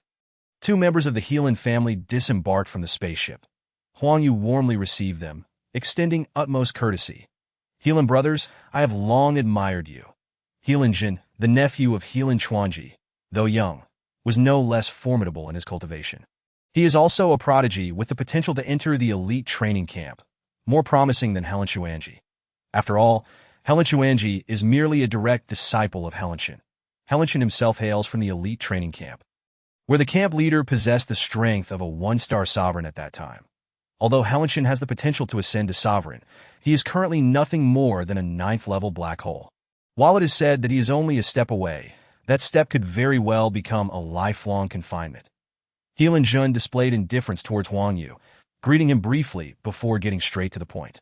Brother Zeng, you mentioned having clues regarding our Helan family's spaceship. Zeng Yu nodded and replied, as you know, whale-class motherships are exceedingly common interstellar vessels within the Federation. The family insignia and flag aboard have been deliberately erased. And only by combining their racial characteristics was I able to reach out to you, Helan brother. Where are they now? They have already departed, but I know they headed towards the Tianming star region. If Helan brother pursues them, there is a chance of catching up. However, I must remind you of one factor. They have formed a mercenary team, which includes a member of the mechanical race. The mechanical race? Helan Jun glared at Zeng Yu, somewhat displeased. Are you intimidated by the mechanical race? No, it's not the mechanical race that concerns me, but rather the mercenary alliance. Upon hearing the mention of the mercenary alliance, Helan Jin fell silent, that if he were to join the mercenary alliance in pursuit of clues, he would have to abide by the alliance's regulations. One of the most stringent rules of the mercenary alliance is the absolute prohibition of private duels. Any disputes must be resolved through guild arbitration. Should he decide against joining the mercenary alliance and resort to force against a mercenary team without concrete evidence, he too would face repercussions from the alliance. The Helan family, stands as insignificant as an ant before the vast mercenary alliance. Helan brother, you must make a decision quickly. Any delay may result in losing the trail. The Tianming star region, also known as the Tianming, simply replaces the term star region with star domain. The so-called central political star domain is where the wormhole stations for interstellar travel are located. Such star domains are typically bustling with activity. Surrounded by at least 100 small worlds, the Tianming star domain is already within the Silver Disk region. The ARM, Silver Disk, Silver Core, and Silver Heart comprise the largest system partition of the Milky Way. The ARM contains 4 star regions. The Silver Disk has 4 star regions, while the Silver Core and Silver Heart are classified as restricted zones, not included in political divisions. The whale-class spaceship docked at the spaceport, towed by a tugboat. Let us rest for a while, and in 3 hours, we will head to the O star region. Jinbao unfastened his safety buckle and casually inquired, must we go to the O star region to purchase energy? Indeed, the O star region is the stronghold of our Yin family within the Galactic Federation. Only here can we acquire energy boxes compatible with my body. Upon disembarking, several robots rushed over, eager to promote their services. Tianzizu approached a robot that was advertising spaceship repair services and asked, "Did you see that whale-class spaceship? How much for the paint job?" Esteemed guest, we offer three options. The economical model is priced at 10,000 silver coins. Its drawback is low defense, but its advantage is affordability. The standard model costs 500,000 silver coins, with moderate pricing and average protection. The top-tier luxury model is priced at 2 million silver coins, which is expensive but offers superior protection. I'll take the standard model. I'll send you the design. Saying this, Tianzizu transmitted the painting scheme to the service robot through a green link, which merely involved applying the team flag and emblem of the apocalypse. Chapter 21. Sugar triangles on an alien planet, babe. I want to eat something, murmured Yao Ji, trailing behind Jinbao. Jinbao suddenly realized and took Yao Ji's small hand, casually agreeing. You're right. I completely forgot about that. He looked around but could not find any establishments resembling a restaurant. So he asked Yang Chun, "Do you see anywhere nearby that sells food?" Yang Chun smiled wryly. "I've never been here either." Tianzizu's eyes shimmered as he exclaimed, "Follow me." Point one must admit that Tianzizu's facial expressions were remarkably realistic. His sulky demeanor resembled that of a child. Yao Ji couldn't help but ask, "Did I say something wrong?" "No, we're not machines. We can't just go without food." Suddenly, Tianzizu stopped in his tracks, angrily marching towards Jinbao, almost pressing their noses together. "I implore you to keep your whispers quieter when speaking. Dante, let me over here." After saying this, he huffed indignantly. Jinbao couldn't help but chuckle, and Yao Ji burst into laughter. She whispered to Jinbao, "I've noticed many people on the street accompanied by robots. I want one too. But we already have one, don't we? I mean a real robot." "All right, I'll ask about it later." Tianzizu abruptly halted, retreating to Yao Ji's side, startling her into hiding behind Jinbao. Tianzizu tilted his head and asked, "Are you saying you want a robotic servant?" Yao Ji waved her hands repeatedly. No, it's more like, something akin to a pet." Tianzizu was left speechless, continuing to lead the way without further comment, eventually bringing the trio to a small pastry shop. Jinbao was astonished to discover it was a shop selling sugar triangles. How could he not feel a sense of wonder at being able to eat sugar triangles in outer space? He ordered an entire steamer of them. Just as he was about to store them in his small world, Yao Ji reminded him, "Put them in the storage chip. Don't let anyone see." Jinbao suddenly remembered, thinking to himself that indeed, the small world contained a troop of 10,000 soldiers. Fortunately, they had their own provisions. Otherwise, sustaining such a large force would indeed be costly. However, their supplies would eventually run out, and they must find a way to be self-sufficient. At the very least, the space of the small world should not go to waste. After savoring 2 sugar triangles, Jinbao was filled with sweetness, feeling blissful inside that he couldn't help but hold his wife's hand and revel in the moment. Jinbao then asked, "Brother Yang, how is that waste recycling company operating without you at home?"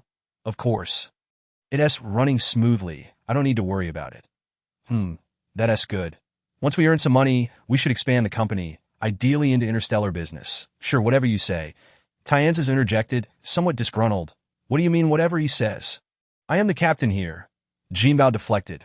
All right, you call the shots. So where should we rest next, Captain Tian?" Initially, they planned to take a short break before departing, but since the spaceship's paint job would take about 10 days, they decided to undertake a small mission first. Jinbao's eyes widened in disbelief as he protested. "Didn't you say we need to rest after the journey? Doing a mission is the best way to rest." Jinbao was genuinely tired and wouldn't argue with him. Fine. You're in charge. We need to go to the mercenary hall to accept missions." "No, we can enter the metaverse directly." "What is the metaverse?" The metaverse is a binary world established by Chaos City, a virtual network world based on reality. Chaos City, a company. It's one of the 3 major powers in the universe. Alongside the Galactic Federation, the Divine Dragon Empire, and the Goddess Nation, along with over 33,000 other worlds under the auspices of Chaos City. So, does that mean our Galactic Federation is a subsidiary managed by Chaos City? Not at all. The two are relatively independent. Chaos City is Chaos City, and the Galactic Federation is the Galactic Federation. Together, Chaos City, the Mercenary Alliance, and the Cosmic Star Bank form the 3 major powers of our universe. The Milky Way falls within the influence of Chaos City. Jinbao became confused, shaking his head and murmuring, "I don't understand. The complexities of cosmic powers are far from the hierarchical management of mundane society." Let us get back to the point. How do we access this metaverse? We need to buy consciousness helmets, but they're too expensive for now. We could just find a shop in the metaverse to use temporarily. So, it's like an internet CAF, pretty much. Then we might as well go directly to the guild hall to accept missions. Tianzas are reprimanded. Are you foolish? We can accept missions online that'll take you to experience the metaverse so you don't embarrass yourselves with your ignorance. Jinbao was utterly speechless, unable to comprehend how a robot could possess such a temper. Yangshin timidly added, I have a consciousness sensor. Instantly, Tianzas perked up, turning around with a serious expression. How do you possess that? How could you afford it? I have my own business. Saving up a bit allows me to afford it. Jinbao curiously inquired, is this consciousness sensor very expensive? Yang Chun could buy a planet. How much can a consciousness sensor cost? 1,000 diamonds. Do you know how much 1,000 diamonds is worth? Jinbao shook his head, and Tianjiju disdainfully remarked, take a country bumpkin. Let me tell you, 1 diamond is worth 10,000 silver dollars. Now do the math. How much is 1,000 diamonds worth? Jinbao indeed began to count on his fingers. 10,000 plus 3 zeros makes 100,000, 1 million, 10 million. So that's 10 million. Right, Tianjiju stumbled, giving Jinbao a thumbs up. That you're sharp. That's indeed 10 million. Why not ask him how much he paid for that planet? Yangchen awkwardly chuckled, acquiring a planetary asset, isn't merely a matter of wealth. It requires authorization that I managed to secure the ownership of a planet thanks to connections with the Huang family. In truth, the monetary cost isn't exorbitant. Merely 10 million silver dollars. Jinbao, still grasping the concept of silver dollars, couldn't help but inquire, how does this silver dollar compare to the currency of Blue Star? In terms of purchasing power, 1 silver dollar is roughly equivalent to 100 Blue Star coins. However, silver dollars are a hard currency, akin to gold on Blue Star. Just think. Your gold ingot could fetch 2 silver dollars. Can you not see its value? Jinbao suddenly came to a realization. A silver dollar was roughly the size of a yuan to 2, weighing just over an ounce. 2 ounces of silver could be exchanged for 2 pounds of gold, meaning there's a tenfold difference in value. Jinbao felt a surge of excitement, instinctively reaching for the storage chip on his watch, which contained an impressive sum of 5 silver dollars. Chapter 22. The Metaverse Returns Home. This is a guest house, not a temple. Gazing at the grand edifice before him, which seemed to magnify the grandeur of the Dawang Tower several times over, Jinbao couldn't help but murmur to himself, are you certain this is an inn and not a temple? Tianjiju, uninterested, dismissed him, clearly unimpressed by the naive wonder of a country bumpkin. Upon entering the guest house, a beautiful Dream Clan lady warmly approached them, with a demeanor reminiscent of a prairie girl. She exuded a bold character. Good day, esteemed guests. Are you here to stay? Please arrange for us a spacious private room with a virtual suite, she chattered excitedly. Jinbao, trailing behind, whispered to Tianjiju. Isn't it a bit inappropriate to book just one room? I'd like some privacy with my wife. To his surprise, Tianjiju earnestly replied, I completely overlooked that. You carbon-based beings are quite troublesome. Not only do you eat, drink, and relieve yourselves, but you also need to mate. Even the lady leading the way stumbled slightly at this remark. Yao Ji blushed furiously, hiding behind Jinbao, too embarrassed to show her face. The 9-story building imparted a sensation akin to 99 stories. Standing over 100 meters tall, each floor boasted nearly 10 meters in height. The first floor was 3 stories high. Climbing such stairs was undoubtedly exhausting. The 9th floor housed a large private room, adorned with floor-to-ceiling windows, and furnished with various eye-catching items. Each corner featured a 5-meter square compartment, with 2 bathrooms conveniently situated between them. In the center of the hall sat 4 devices resembling massage chairs, each equipped with a helmet, clearly designed for virtual seating. With transparent glass doors leading to a balcony corridor, the room was equipped with tea cabinets, fitness equipment, gaming machines, and more, catering to every conceivable need of the guests. The lead lady emphasized the phrase, every need with particular weight, leaving even the thick-skinned Jinbao feeling acutely embarrassed. Tianjiju, more concerned about the price, inquired, how much is it per day? Only 1 silver dollar, she replied. Jinbao silently calculated. 1 silver dollar equaled 500 grams of gold, and at current gold prices around 600, that made 1, 10, 100, 300,000. Astounded by the result, he calculated with his fingers. Jinbao gasped. One day's stay is enough to purchase a small apartment on Blue Star.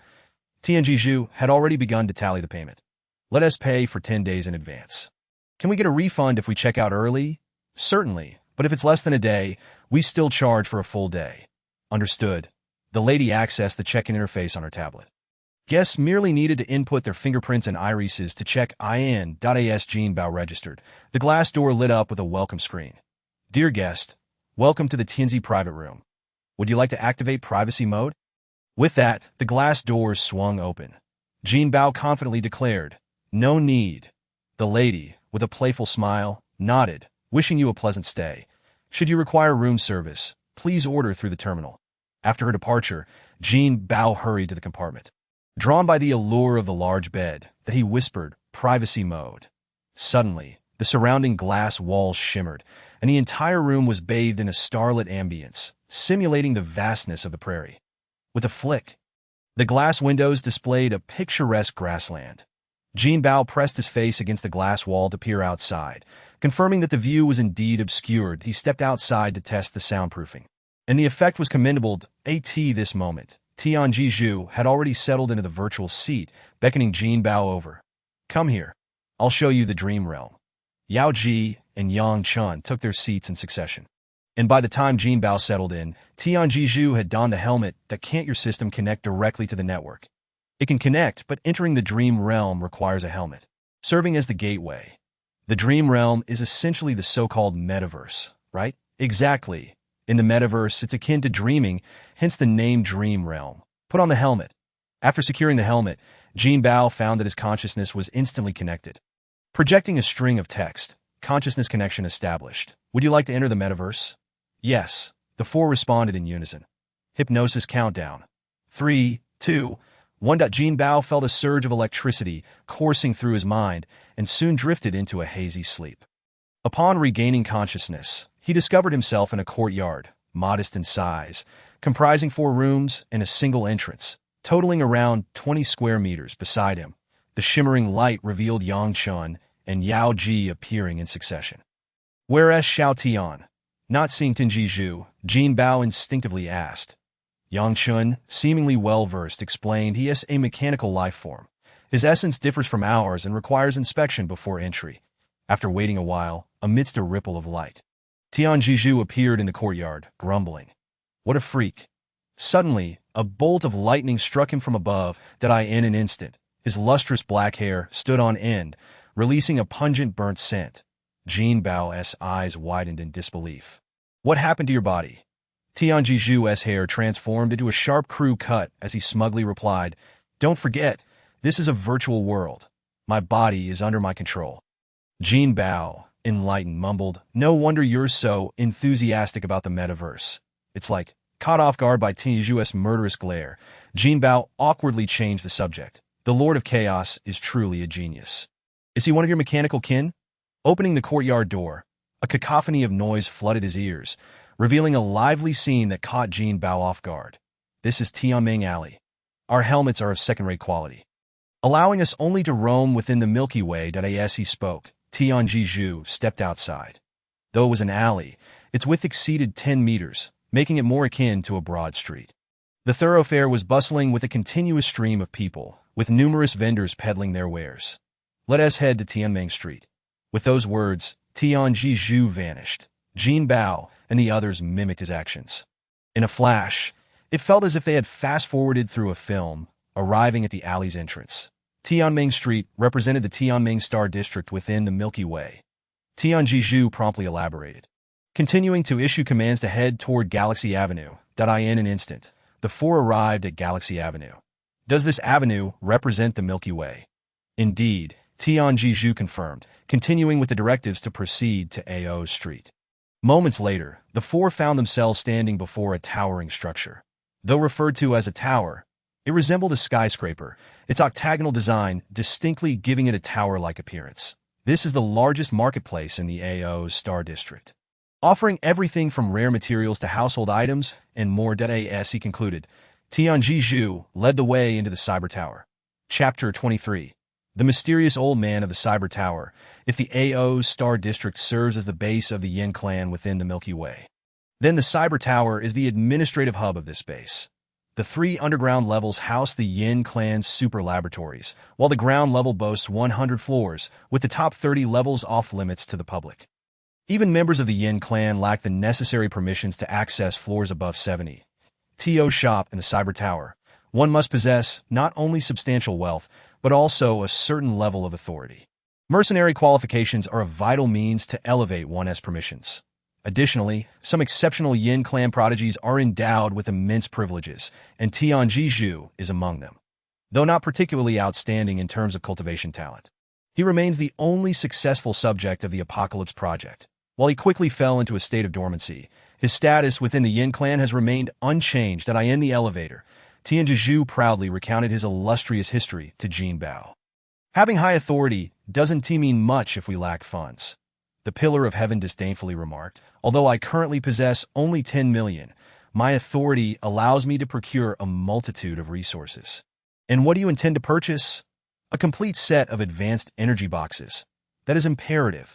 Additionally, I shall acquire a set of battle armor for Xiao Qinzi, for his strength is woefully inadequate without it.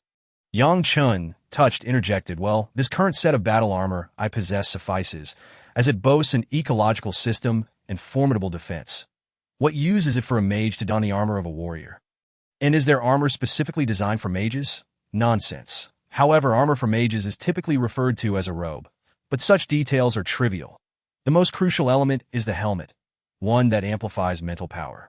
Jinbao casually inquired of Yang Chun, how fares your practice of the 9 characters concentration technique? I have yet to fully recognize those characters. They are quite complex, came the response. Indeed, you must first memorize them proficiently while ingraining their forms into your mind. The essence of each character encompasses countless principles. The Pillar of Heaven suddenly interjected. Indeed, our Yin clan primarily cultivates mental prowess. Xiao Qinzi, do show me the character forms. I shall record them and find time to practice. I almost forgot about that. Ding.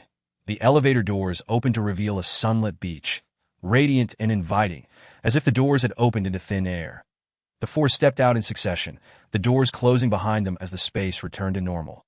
It was merely a simulation. Yes, this is within a virtual realm, where simulations abound. Jinbao mused involuntarily. The Cyber Tower in reality similar. Yao Ji could not help but turn her head away. Though the old man wore only a pair of floral shorts, he certainly did not expose any indecencies. Might I inquire, are you Senior Qinghai? The entranced old man was startled, finally noticing the newcomers. Embarrassed, he hastily concealed the magazine. His expression freezing, eyes wide with surprise, he approached the Pillar of Heaven, asking excitedly, are you the Path of the Sky? Jinbao was astounded, contemplating how one could recognize such a figure. The Pillar of Heaven nodded eagerly. The old man thumped the Pillar of Heaven's shoulder with emotion, saying, you, my child, vanished without a word. Even if you were to remain at the stellar 9th stage for eternity, would our Yin clan treat you poorly? Senior, it is merely that I struggle with this internal obstacle. That I am accustomed to being a prodigy. Suddenly becoming mediocre is something I cannot acclimate to. The Pillar of Heaven waved his hands insistently. Senior, we are in the dream realm.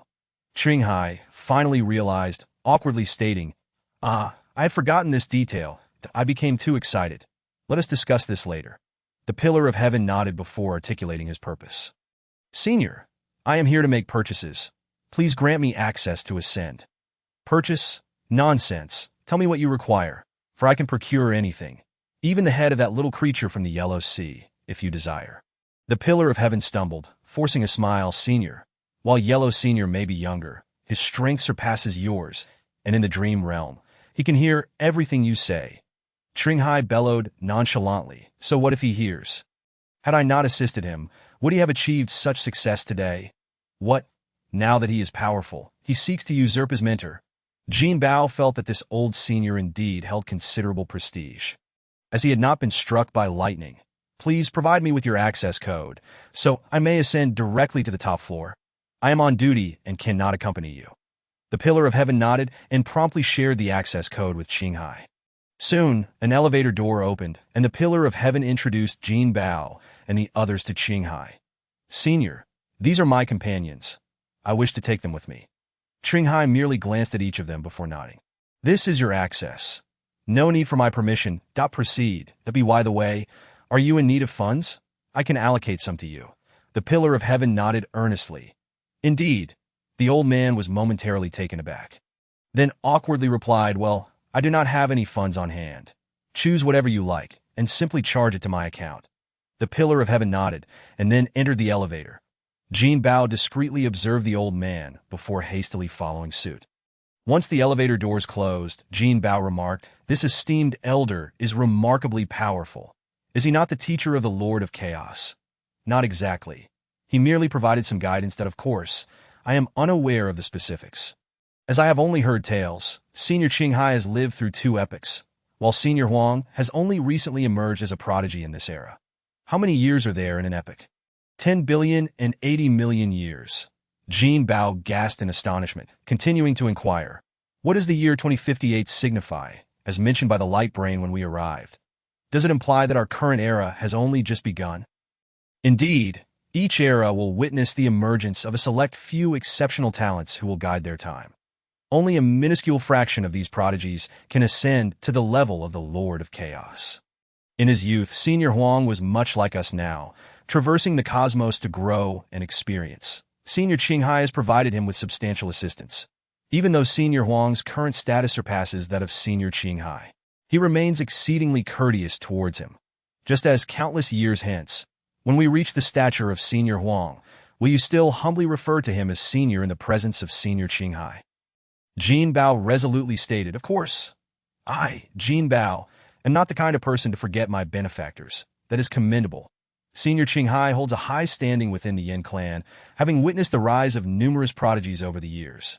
Yet, he holds a particular fondness for me. The gratitude I owe him is immense that we are a unified team, and thus, Senior Qinghai is also your benefactor, regardless of who achieves success in the future. Never forget those who have aided you. Chapter 24. I am Qing Song at the pinnacle of the Cyber Tower, an exalted sanctuary yearned for by countless prodigies. Every individual permitted entry is a paragon of their era, a sovereign of myriad realms. Here, any treasures acquired are indisputably rare gems, invaluable even throughout the galaxy or the entire universe. As the elevator doors opened, a vast expanse of cosmic starry sky greeted the eye. The dazzling starlight was not comprised of individual celestial bodies, but rather a multitude of treasures that a figure cloaked in a pitch-black mantle approached with measured steps, traversing boundless distances with each stride. His entire form was shrouded, save for 2 crimson eyes that a voice, resonant and profound, reverberated within the heart. Yes, within the heart, as if one were hearing the echoes of ancient times in a dream. Child of revelation, you have finally awakened. The pillar of heaven pondered momentarily, seemingly unable to recall this individual's identity, before inquiring, may I ask, who is the esteemed elder? I am known as Qing Song. Qing Song, the creator deity of the Yin clan. Qing Song, I had thought you merely a legend. Legends have ultimately faded. Child of revelation, the future requires you to lead the pride of our Yin clan. The pillar of heaven bowed deeply to I, the junior, am aware and shall strive tirelessly for the glory of our Yin clan. What is it that you desire? I seek a supreme energy box, a set of robes, and 10 helmets of the meta-universe. He then turned to Jinbao and asked, Little Jin, do you require anything? Jinbao shook his head, replying, I have no funds. Qing Song's eyes emitted a crimson glow, a manifestation of mental power. Jinbao felt as though his very soul had been frozen. This sensation was fleeting. Your fate does not reside in this space-time. Jinbao was struck with terror. This formidable being was truly astonishing.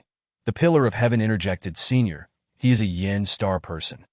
Yin Star, the fabled final resting place of the progenitor of the Yin clan. Indeed, I was in slumber on Yin Star, hoping to trace the steps of the progenitor, yet alas, I returned empty-handed. Do not lose heart. The essence of the progenitor has merged with the void. As long as you remain steadfast, one day you shall follow in the footsteps of your ancestors. Senior, what brings you here? The Yin clan has fallen into turmoil. The headquarters has been overrun by a sinister cult. You must exercise caution henceforth. Should they learn of your presence, they will stop at nothing to eliminate you. These scoundrels shall pay for their misdeeds in due time. Do not be incensed. All things are preordained, and perhaps this is indeed an opportunity for our Yin clan's resurgence. Qing Tsong's gaze swept over Yang Chun and Yao Ji, inquiring, "The robes you seek, are they for this young lady?" The pillar of heaven was taken aback, instinctively pointing to Yang Chun to introduce, "They are for Yang Chun. His strength is lacking, and we worry for his safety on future missions." Yet Qing Tsong shook his head. "This young lady possesses pure divine power. She is an excellent candidate to become a mage."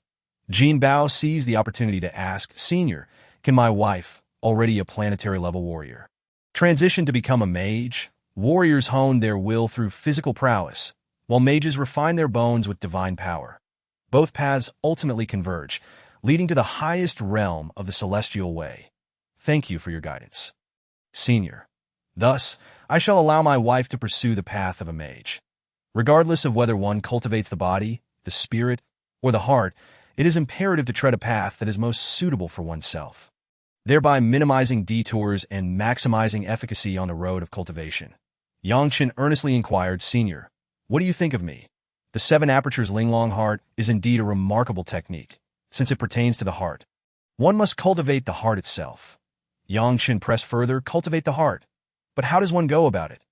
Qing Song shook his head and replied, "I too am uncertain, but I possess half a volume of spirit communication techniques, which I can later bestow upon you." Yang Chun promptly bowed in gratitude. "Thank you for your guidance, Senior." "Very well. You may depart. When you arrive at Sibo Tower in the future, you shall receive what you seek." Back home, in the Tianzhou private room, Jinbao suddenly awakened, removing his helmet and feeling a bit dazed, as if emerging from a deep slumber. Soon after, Tianjiju and Yang Chen also regained consciousness.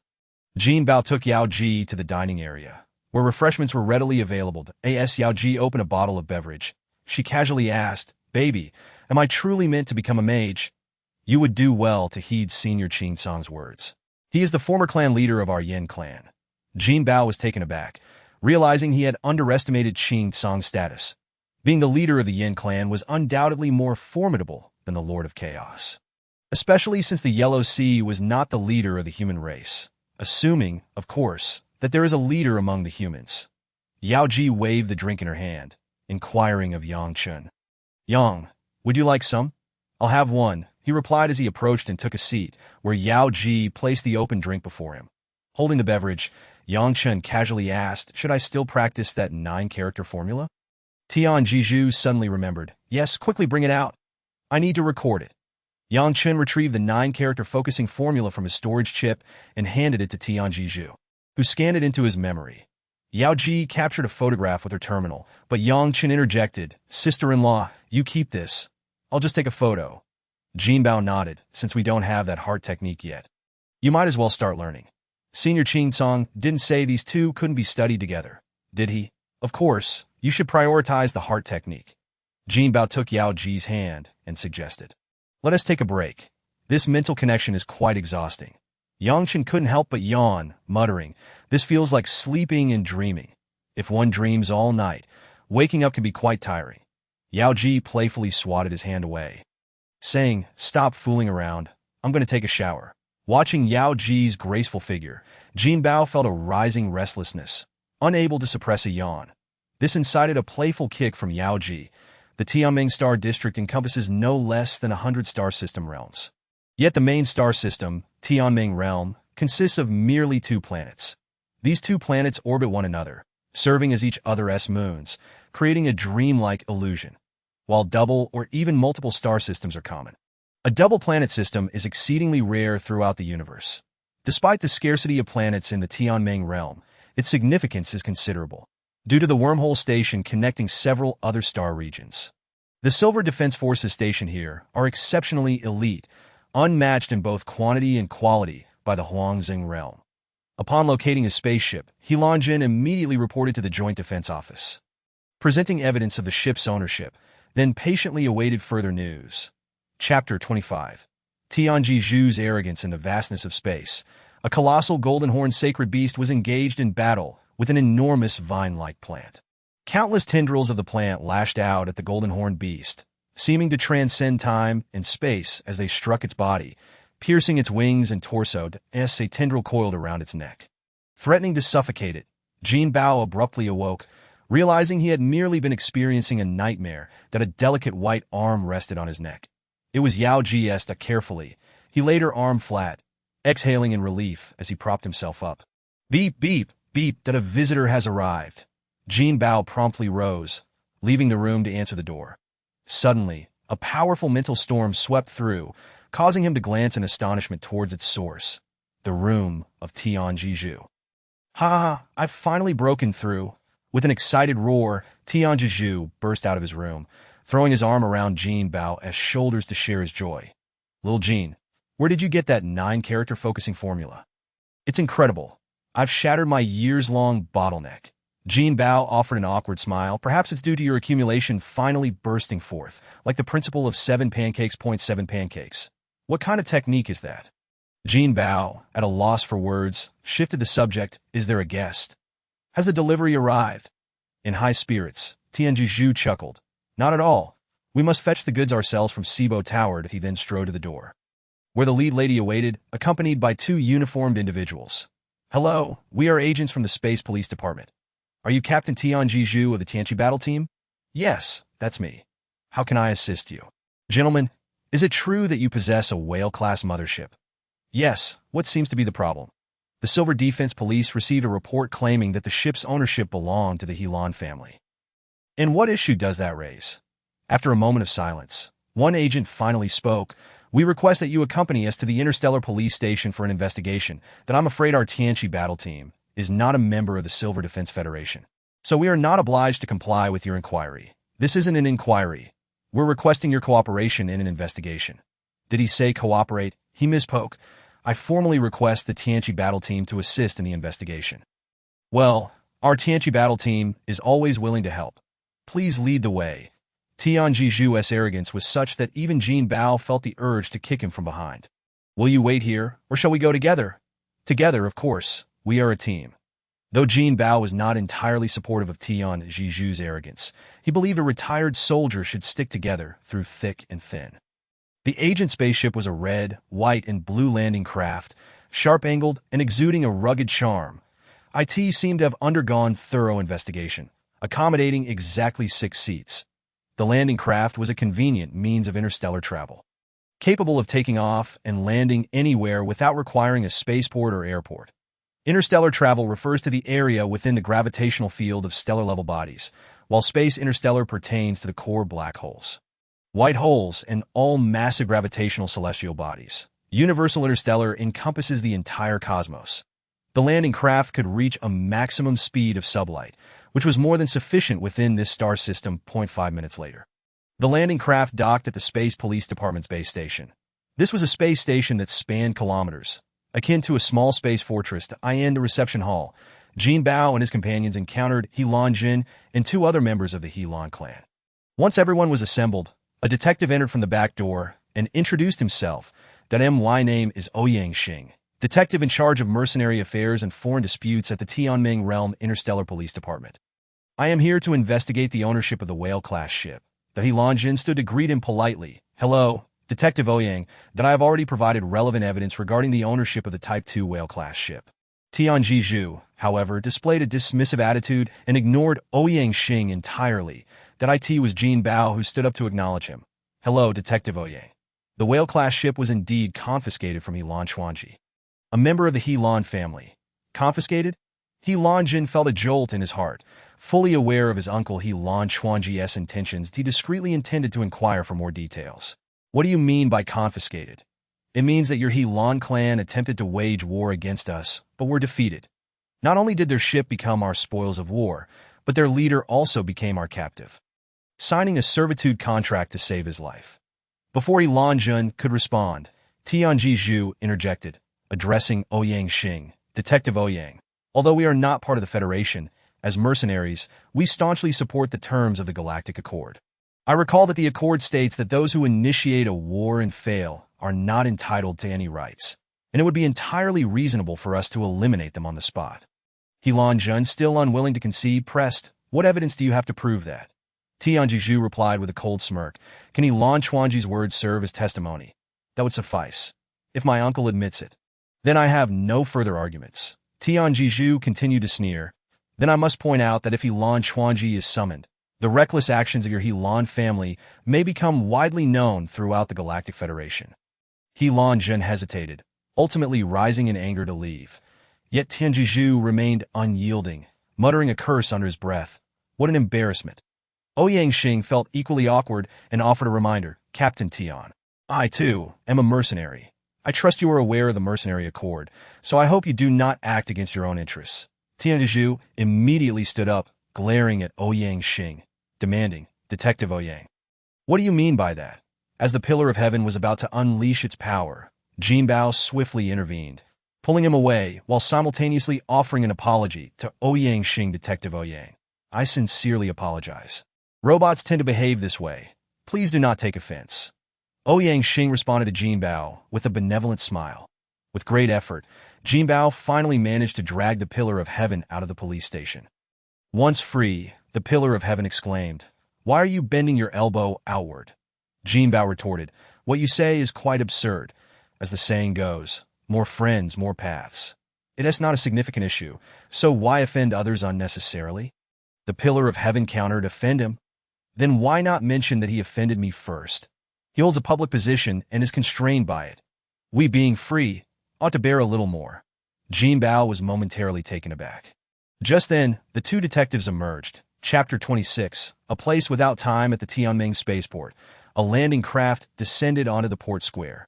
Jinbao disembarked and exchanged pleasantries with the two detectives before the craft descended into the sky. Didn't you say we would first undertake a mission? Have you received it? In the metaverse, Jinbao had not seen the Pillar of Heaven take on any tasks, so he casually inquired. The Pillar of Heaven proudly declared, This minor task was completed while I was asleep. Jinbao quipped, What do you mean a robot sleeping?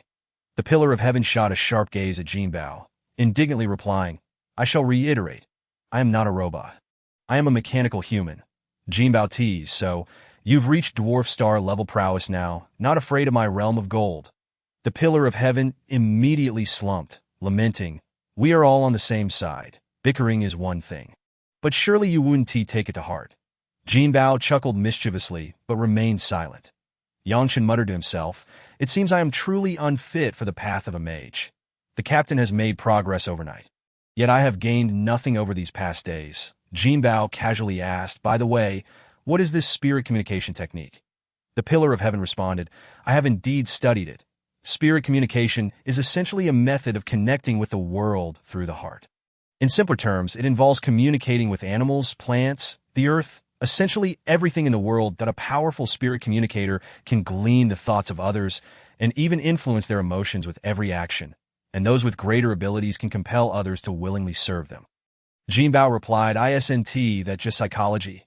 The Pillar of Heaven interjected, No. This is infinitely more potent than psychology, that a skilled spirit communicator can effortlessly dismantle your psychological defenses.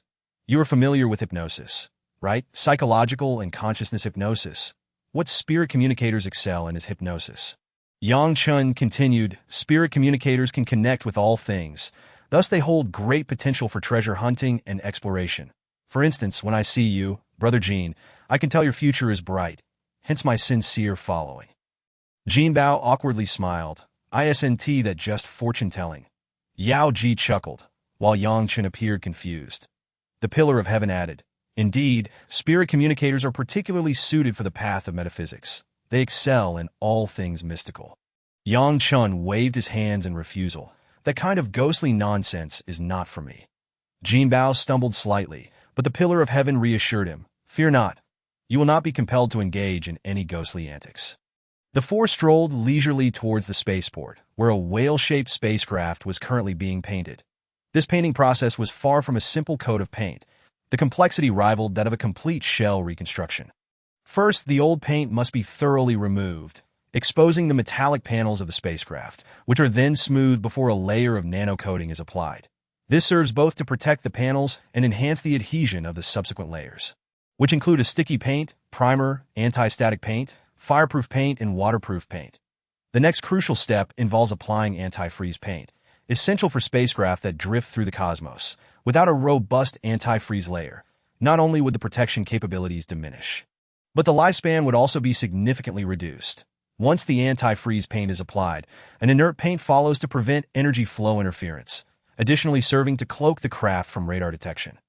Finally, the light-sensitive coating and anti-collision coating are applied, which constitute the outermost protective layers. Though this anti-collision layer is merely a thin coat, it can greatly safeguard the inner layers during impact as long as the spacecraft's panels can withstand this coating. Force can be perfectly dissipated, with this layer also offering some degree of waterproof and fireproof capabilities. The light-sensitive material allows for perfect invisibility in the pitch-black void of space, significantly reducing reflectivity even under illumination. In essence, this paint job serves not merely as decoration, but as the primary protective layer for the spacecraft. More importantly, it enhances the spacecraft's magnetic shield, maximizing its defensive capabilities. Although the workload was substantial, with thousands of robots collaborating, the first phase of the painting was completed in less than half a day. Had it not been for the drying time, completion would have taken less than 3 days. Communication with the supervisor indicated that the painting would take approximately another week to complete. This was merely a standard coating. A premium coat could take over a month, although the painting delayed their journey. The necessary supplies had been procured, requiring only collection. "Shall we proceed to undertake the mission?" Jinbao inquired after leaving the port. The Pillar of Heaven nodded, stating, "I have already accepted the task. It is an exploration mission." "How shall we get there?" "Fly," Jinbao asked. "Are you suggesting I should fly over?" "Yes, what else?" "And the target?"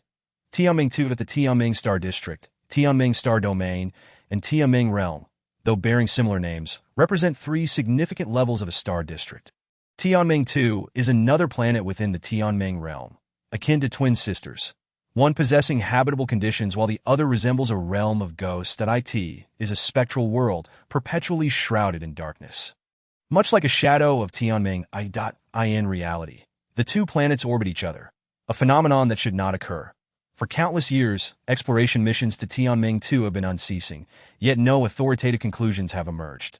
The mysteries of the universe pose challenges for every civilized world, and the Tianming realm is no exception. The expansion of interstellar civilizations has clarified the cosmic landscape, yet the secrets of the Tianming realm have grown increasingly alarming. Like a mysterious incident, ordinary people may not react significantly due to their lack of understanding. Most would attribute it to their own cognitive limitations, overlooking the mysteries of the events themselves. However, if scholars fail to comprehend, it may attract even greater attention, significantly elevating the event's mystery. During the day, Tianming I faces the sun, while Tianming 2 hovers on the opposite side. The darkened side of Tianming I should witness a brilliant moon. Yet not even a shadow can be seen at night. When Tianming 2 turns toward the sun, the shadowed Tianming I can observe Tianming 2, resembling a solar eclipse. Jinbao donned his golden horn skin and soared toward the colossal solar eclipse. In the small world, he anxiously asked, "Are you sure there is no danger?" "Rest assured, I will not harm you soon." Jinbao descended onto a great mountain on Tianming 2. The planet lacked habitable conditions, devoid of air, light, and warmth. Nevertheless, numerous mercenaries and exploration teams occupied the area, along with tourists seeking vacation here. Transparent space tents, research teams based in exploration crafts, and various mercenary ships filled the landscape. Upon releasing the Pillar of Heaven, Jinbao casually remarked, "Why is it so cold here? It feels even colder than space." After a moment, the Pillar of Heaven sighed, "Because this is a place without time." Chapter 27. The Blade of Time confronts the evil spirit. A colossal moon hung overhead, creating a dreamlike sensation, while the oppressive weight of the massive object dulled consciousness that a white glowing butterfly gracefully fluttered before Jinbao, its delicate wings radiating a soft luminescence. The palm-sized light butterfly alighted on Jinbao's shoulder, prompting an irresistible urge to reach out and touch it. "That you'd best refrain from doing so," came the timely warning from the Pillar of Heaven through his earpiece. "What is this creature?" "A ghost, an entity capable of devouring souls. They feed on time." "Didn't you mention this is a place without time?"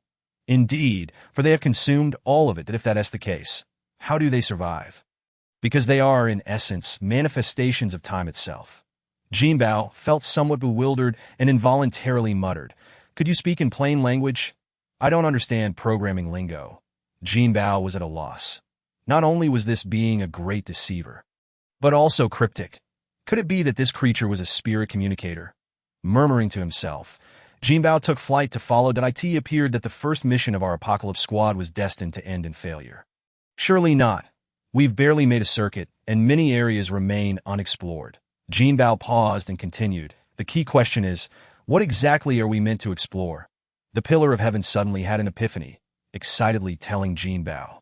Release Shao Chun. He possesses a keen intellect and might discern something useful. As soon as Yangchen was released, his battle armor swiftly froze over. The Pillar of Heaven promptly advised his armor is subpar. You should hastily equip him with the golden horn skin. Jinbao's primary consciousness entered his true form and casually inquired, how does it feel? Is it satisfactory? Indeed, it is more than satisfactory. The Golden Horn Behemoth truly lives up to its reputation as the elite of the Starry Clan. Then, activate the Linglong Heart and sense what is extraordinary about this planet. Let me give it a try. Yangchen steadied his mind and quickly entered a state of concentration, beginning to perceive with intent. Suddenly, a tumult of luminous clouds surged forth, prompting the Pillar of Heaven to exclaim, "This is bad. The evil spirits are coming." "I sense no immediate danger from them," Yangchen replied. "These are evil spirits. They will actively attack and devour thoughts. What should we do?" Jinbao asked, becoming increasingly anxious. It must be Yangchen's consciousness that attracted them. Indeed, I believe so. We circled around earlier and did not encounter any evil spirits. Yet the moment Yangchen appears, they swarm in. Could it be that his 7 orifices Linglong Heart is drawing them in? The Pillar of Heaven pondered. That shouldn't be the case. Evil spirits only consume souls, and the Linglong Heart merely embodies intent. It shouldn't attract evil spirits' attention. However, Yangchen interjected, intent and soul have always been complementary. That is the nature of consciousness. Numerous spacecraft ascended rapidly toward the moon. And as the encroaching evil spirit mist drew nearer, Jinbao queried, should we flee? The evil spirits are slow and cannot catch up, but I fear that if they multiply, we may find ourselves surrounded. Where could these evil spirits be hiding? The Pillar of Heaven shook its head and responded, the data indicates that although Dreaming Heaven 2 is mysterious, it poses no significant danger. The only thing to avoid are these evil spirits. Yet the data does not specify where they might be concealed. Jinbao understood, realizing that if everything were entirely clear, there would be no mystery left. Should we run? Do not be cowardly. There is nothing to fear. I was merely advising you. The absence of fear does not grant you the liberty to act recklessly. What precautions should I take? I am currently searching at high speed. Please do not disturb me. Yangchen whispered to Jinbao, Brother Jin, we must flee quickly. As a robot, he bore no fear of the evil spirits, but they did.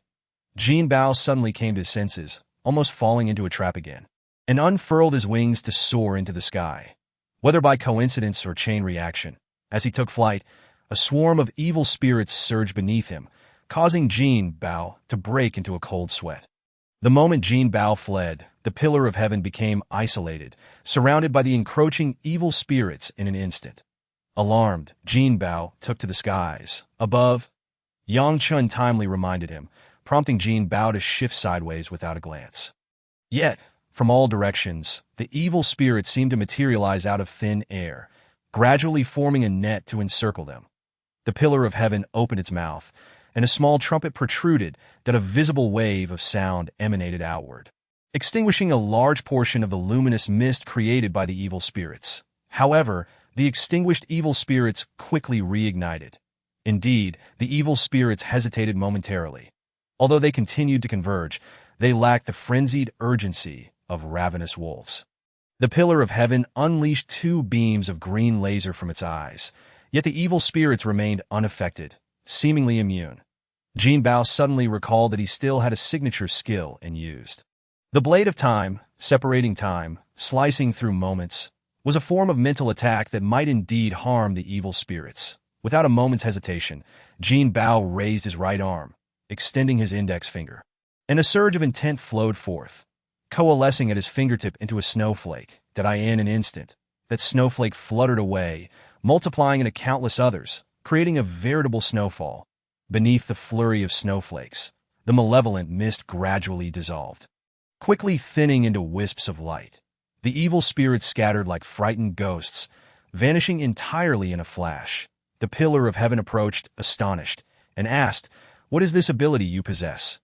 Jinbao himself was taken aback. Never expecting such efficacy from this skill, at last, he had the chance to boast, declaring, "This is my signature skill, the Blade of Time, a divine technique of mental assault." Even the proud Pillar of Heaven had to acknowledge it with a thumbs up. Observing the rusted state of the Pillar of Heaven, Jinbao casually inquired, "Are you injured?" "Not at all. I merely received a bit of repainting." Jinbao was speechless, but earnestly advised, "This is no trivial matter. Should you sustain damage, you must repair it promptly. It truly is just a repaint. Do not fret over it." "Have I not just achieved a breakthrough? My body has awakened new abilities." Jinbao nodded skeptically, and then asked, "Shall we continue our exploration?" "Certainly. Since you possess a skill that counters these evil spirits, we now hold the advantage." Chapter 28. Mysterious Cave Exploration. Two blades as thin as cicada wings silently sliced through the air, disintegrating a ghastly cloud with a malevolent visage under their shimmering passage, vanquishing a colossal evil spirit. Having spent 5 days on Dreaming Heaven 2, Jinbao and the Pillar of Heaven had thoroughly scoured the planet's surface. Occasionally, Yangchen would emerge to utilize the Linglong Heart to uncover mysteries. Yet each time, he was beset by evil spirits that in the process of repeatedly employing the Blade of Time, Jinbao grew increasingly adept. This was his signature skill. Through repeated practice, he could enhance its potency. At this juncture, Jinbao had honed the Blade of Time from a semi-passive snowflake state into 2 blades resembling cicada wings. These were pure manifestations of mental energy, capable of directly obliterating souls. Your Golden Horn true form cannot absorb metal to level up. The Pillar of Heaven suddenly posed this question. Jinbao shook his head, replying, "As long as there is metal present, I can gradually enhance my strength, albeit at a particularly slow rate. Do you feel any improvement here?" Jinbao shook his head again. My true form has not sensed any advancement. Though my avatar has improved in combat, it seems that uncovering the mysteries here requires an opportunity. Is it possible for you to elevate to the dwarf star level within 10 days? With the right resources, it should be feasible. Though we have not discovered useful clues, we have thoroughly surveyed the geography and geology of this planet. I have compiled a geological map detailing the locations of metal veins. It should not be a problem for you to absorb some appropriately. Isn't that illegal? Of course, which is why I said to take only a little. Don't be absurd. Whether it's taking or stealing, it's still theft. Though I may be poor, I've never resorted to thievery. Are you foolish? It is taking, not stealing. The Silver Defense Treaty stipulates that secret realms are public areas. Everyone has the right to obtain treasures within a secret realm, provided they do not damage the environment, which is why I suggest you take a little. Did you not say that breaking through to the dwarf star level would unlock your account? Could you not purchase some quality metal resources for me? There is no way to unlock it here. One must go to the Star River Bank headquarters in the Osei Star Zone. Isn't the bank in the Dreaming Heaven realm sufficient? The Galactic Federation Bank and the Cosmic Star River Bank are 2 entirely different entities. I refer to the Cosmic Star River Bank, which rivals the Chaotic City and the Mercenary Alliance. The Pillar of Heaven, feeling helpless, decided to flaunt its Golden Horn skin. It could not deny that with the enhancement of the Golden Horn skin, it would dare to challenge even a 3-tiered dwarf star warrior. Do you think the Healing Clan will simply give up? The Pillar of Heaven suddenly inquired. I am unsure, but I am not at all concerned about the Healing family. Through big data analysis, I have determined that the Healing family likely dispatched another wave of strong warriors. Although their individual strength may not be formidable, there is surely a dwarf star among them. Do they dare to act in the Dreaming Heaven realm? Certainly not. But once we leave and enter space, we can only rely on our own luck. I ask that why you want me to quickly enhance my strength?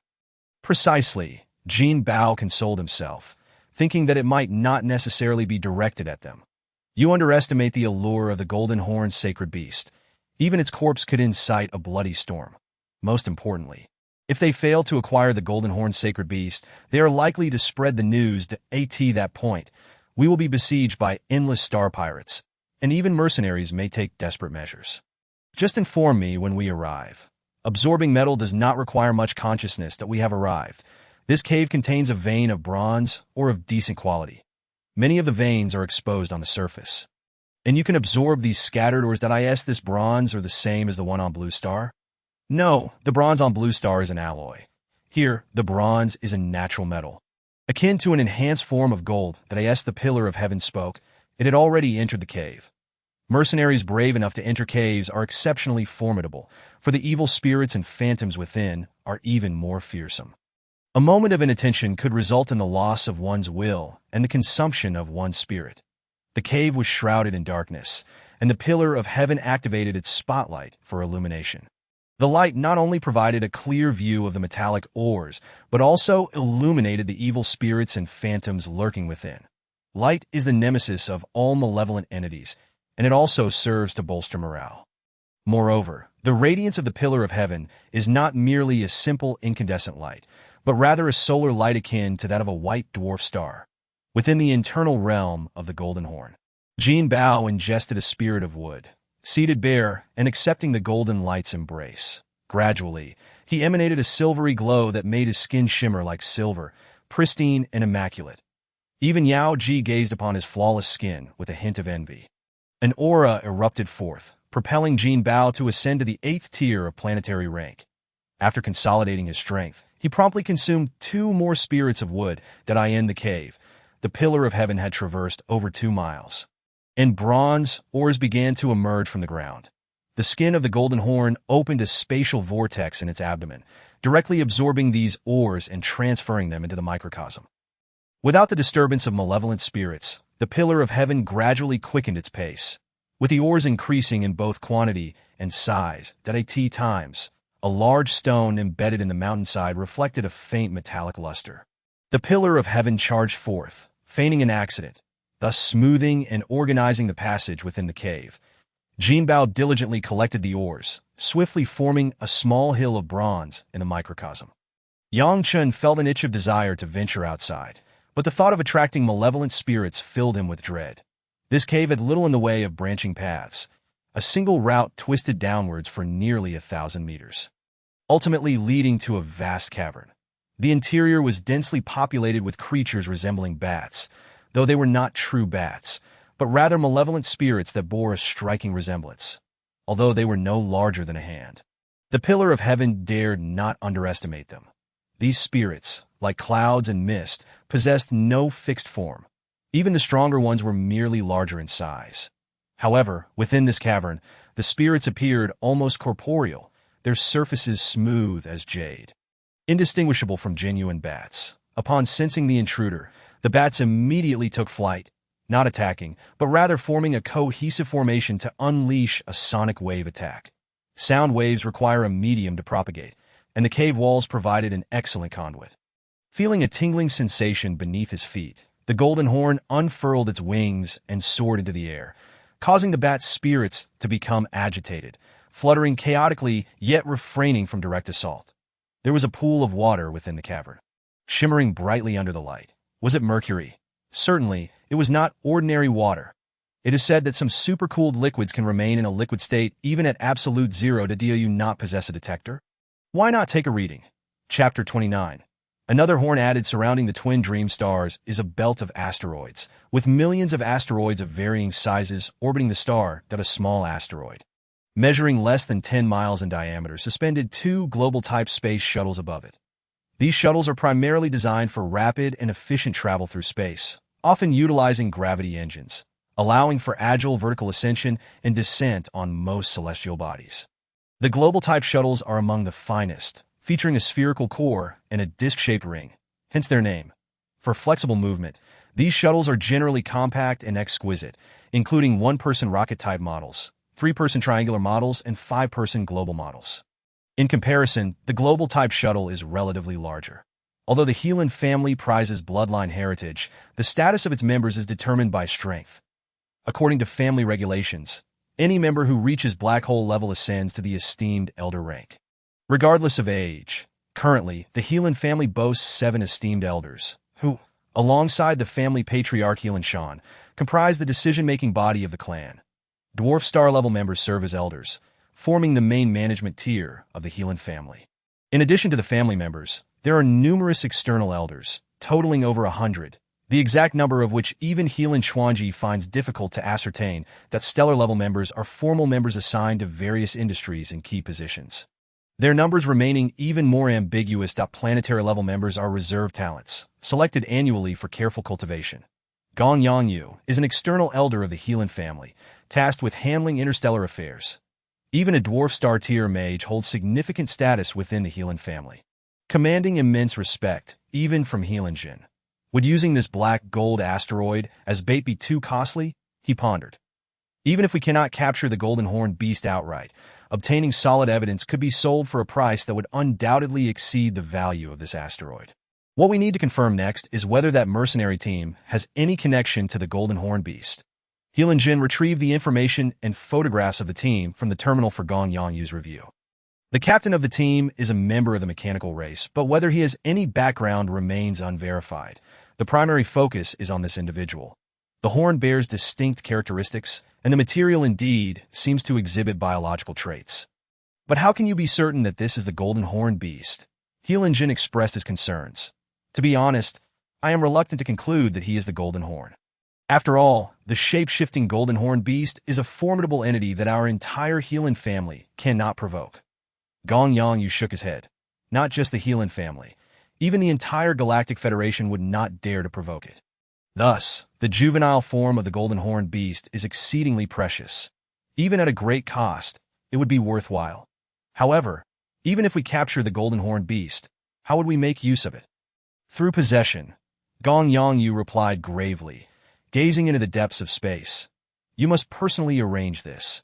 Ensure that the team is led here. Understood. Helan Jin piloted the ship into the void. Gong Yongyu casually stowed the shuttle and instructed the other two. Conceal yourselves and strive for a decisive strike. Both nodded in unison, retreating to shadowy corners. Gong Yongyu donned a voluminous robe, pulling the hood over his head, nearly obscuring his face. The cloak shimmered with starlight. Gradually fading away, in the nameless cave of Twin Dream 2, the Pillar of Heaven and Jinbao were discussing the mysterious liquid. Do you see that dark object in the center? The Pillar of Heaven illuminated the area. Finding nothing unusual, after examining it with the detector, he exclaimed in surprise, "That appears to be a stone." Indeed, it is particularly dark, almost blending seamlessly with the liquid. Suddenly, the Pillar of Heaven exclaimed, "Could it be the source of gold?" The source of gold possesses both yin and yang aspects. Our Yin clan has a legend that the ancestor Qingtian was the first mechanical being awakened by the source of gold. He forged the first mechanical body, using the yang source of gold as his skeletal armor and the yin source of gold as his bloodline. You mentioned that treasures within the secret realm are accessible to all. Does that mean I can take it with me? Are you foolish? By absorbing the source of gold, you could undoubtedly ascend to dwarf star level, and the awakened innate skills would surely be remarkable. The question is, can I control such a high-grade metal? The golden horn beast is a natural master of metals. It can consume any metal. Then I shall give it a try. Should I absorb the stone first or the pool of water? Start with the stone. Jinbao levitated, his intent surging as he targeted the pitch-black stone, activating the absorption vortex. With a single draw, he felt an immense force tugging at him, almost causing him to tumble headfirst. This was an unprecedented encounter. It seemed that the great black stone was indeed extraordinary. The golden horn drew the Pillar of Heaven into the microcosm, transforming into a colossal golden horn beast. Due to the cave's confined space, it could only expand to a size of about 100 meters, nearly filling the entire cavern. The bats were instantly crushed, shrieking in fury as they began to attack the golden horn. However, with a flash of golden light, these malevolent spirits disintegrated into dust. Even Jinbao himself was taken aback, astonished by the potency of the golden horn's golden light. According to the texts, the golden light of the golden horned beast is the light of origin, embodying the purest yang energy, which is most effective against malevolent and sinister forces. The golden horn opened its maw, exerting a powerful inhale. As the golden light blazed forth, the bloodline power surging, and suddenly, the great black stone was drawn into the vortex. The liquid metal seemed to merge with the great black stone, transforming into a torrent that followed the stone into the microcosm. The source of gold was directly consumed by the star, unleashing a brilliant golden explosion, illuminating the entire microcosm in a golden sea of light. The golden horned beast gently descended, silently resting upon the stony ground of the cave, its golden light rippling in concentric circles. Within its internal realm, the light of the star erupted in waves, as if nearing a cataclysmic explosion. Suddenly, the stellar light extinguished without warning, and before Jinbao and the others could react, a faint golden glow reignited.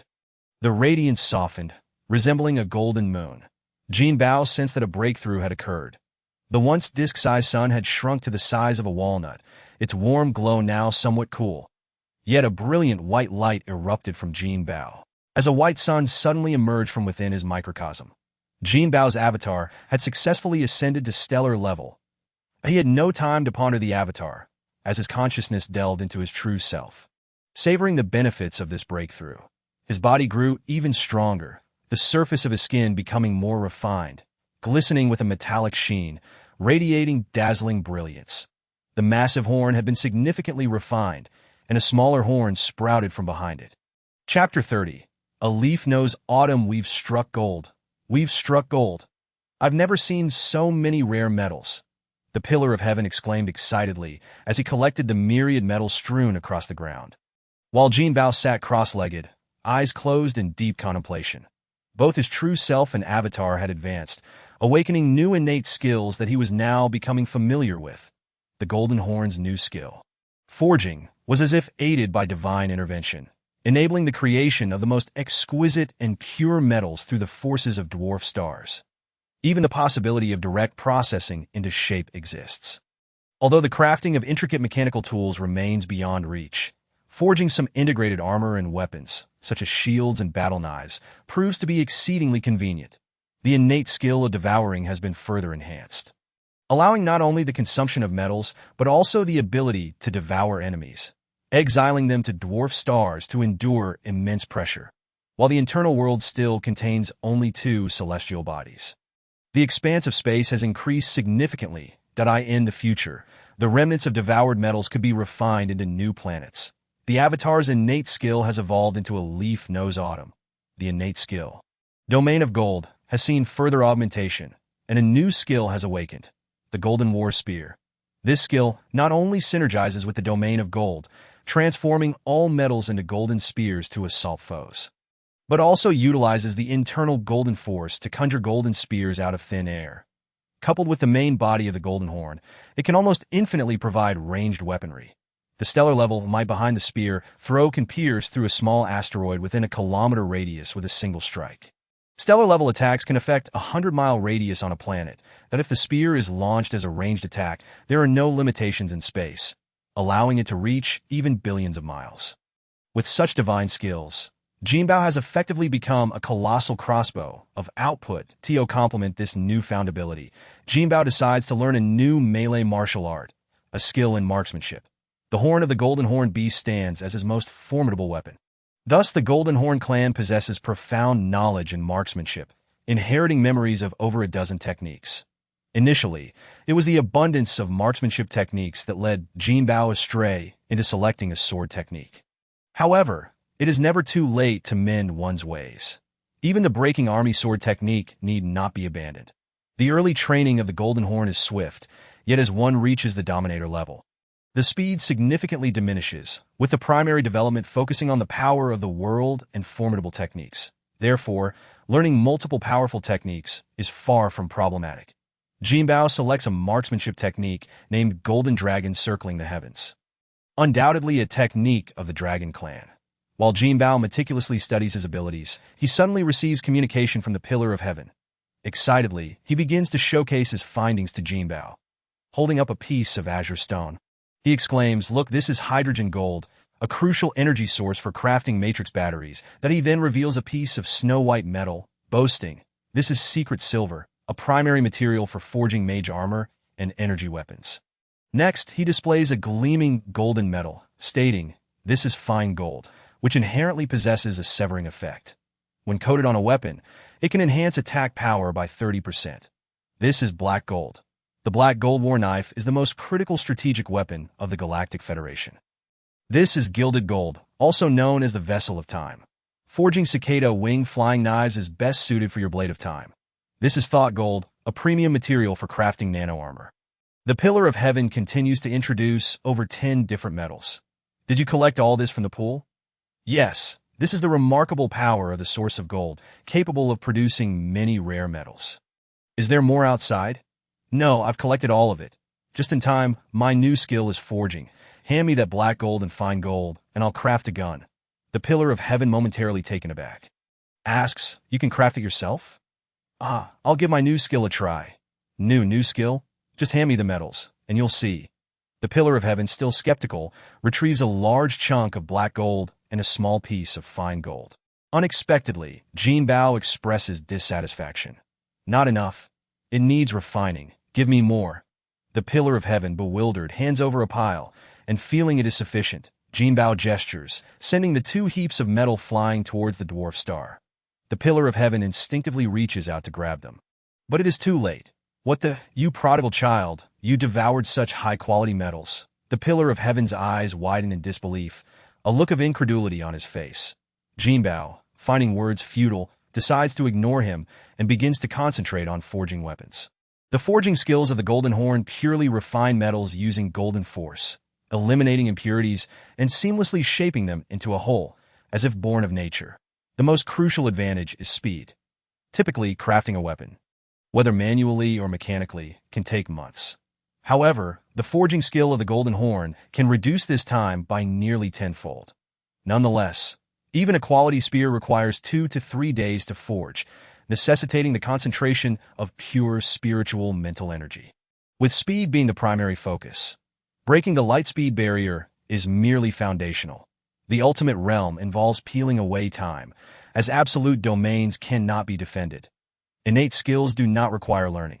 They are gifts from the heavens. Akin to a cat instinctively catching mice, the crafting of weapons by Jinbao requires no further explanation. Others benefit greatly during Jinbao's breakthrough. Yao Ji has ascended to a minor level under the radiant glow. Although a 6th-tier planetary warrior is inconsequential in the universe, it is still commendable, especially considering that most planetary warriors on Blue Star hover around the 1st or 2nd tier. Yao Ji's rapid ascension to the 6th tier has significantly widened the gap with her teammates. The most significant gain belongs to Yang Chun, a 9th-tier war god who has been stuck at a bottleneck for a decade. He has finally broken through to become a planetary-level warrior. Most incredibly, he has also awakened an innate skill. The human race possesses a remarkable capacity for learning, hence various skills are often acquired through practice. Those with extraordinary talents are undeniably favored by the heavens. His innate skill is indeed a form of heart technique, likely owing to the exquisite 7 apertures Linglong heart. This skill, named heart execution, allows one to strike directly at the enemy's spirit, glimpsing into their innermost thoughts, and even discerning their intentions. In battle, knowing what the opponent is thinking would be immensely advantageous. Furthermore, heart execution requires no combat. It can dismantle the enemy's psychological defenses through words, intentions, or even a mere glance. It can lead them to self-doubt, losing morale and determination, even leading to self-loathing or, in severe cases, suicide. From heart death to physical demise, if a person's spirit can no longer sustain their life, then that enemy is already defeated before the battle begins. This skill can also be applied to allies, boosting morale, strengthening resolve, and empowering teammates to unleash formidable combat prowess. Moreover, this skill has passive effects, subtly reinforcing one's confidence and enhancing mental acuity and willpower, yielding substantial results in learning. Chapter 31. Spending gold. The breakthrough of the Golden Horn has significantly elevated the overall capabilities of the Apocalypse battle team. With 4 members, 2 at the Dwarf Star level and 2 at the planetary level, along with Jinbao's avatar, which acts as an external aid. Although the avatar has just broken through to the stellar level, possessing the absolute domain of gold in conjunction with the main body of the Golden Horn can augment combat power by 3 minor tiers. This is the most conservative estimate, as having an absolute domain inherently allows for combat beyond 3 tiers. Moreover, both Jinbao's avatar and the main body of the Golden Horn are extraordinary beings, making level-skipping combat a certainty. In a valley, Yang Chun, clad in the skin of the Golden Horn, is surrounded by 2 golden leaf-shaped light blades. The malevolent spirits dare not approach any longer. Jinbao's avatar practices the Golden Dragon, circling the heavens battle technique within the small world, while Yao Ji cultivates the 9-character concentration technique. The Pillar of Heaven is once again strategizing for the team's future. Our next focus should be on enhancing your and Yao Ji's strength. Otherwise, the disparity will make it challenging to recruit members who can synergize with the team. Yangchen awkwardly replies, Captain, I've just broken through to the planetary level. At least it counts as progress. Strength enhancement comes not only from leveling up but also from equipment. Next, we will procure advanced battle armor for you and Yao Ji. Thank you, Captain, Yangchen sincerely expresses. Although your level is low, your future is bright. You just need to have a clear idea of which path to take. Spirit Caller, I have already decided.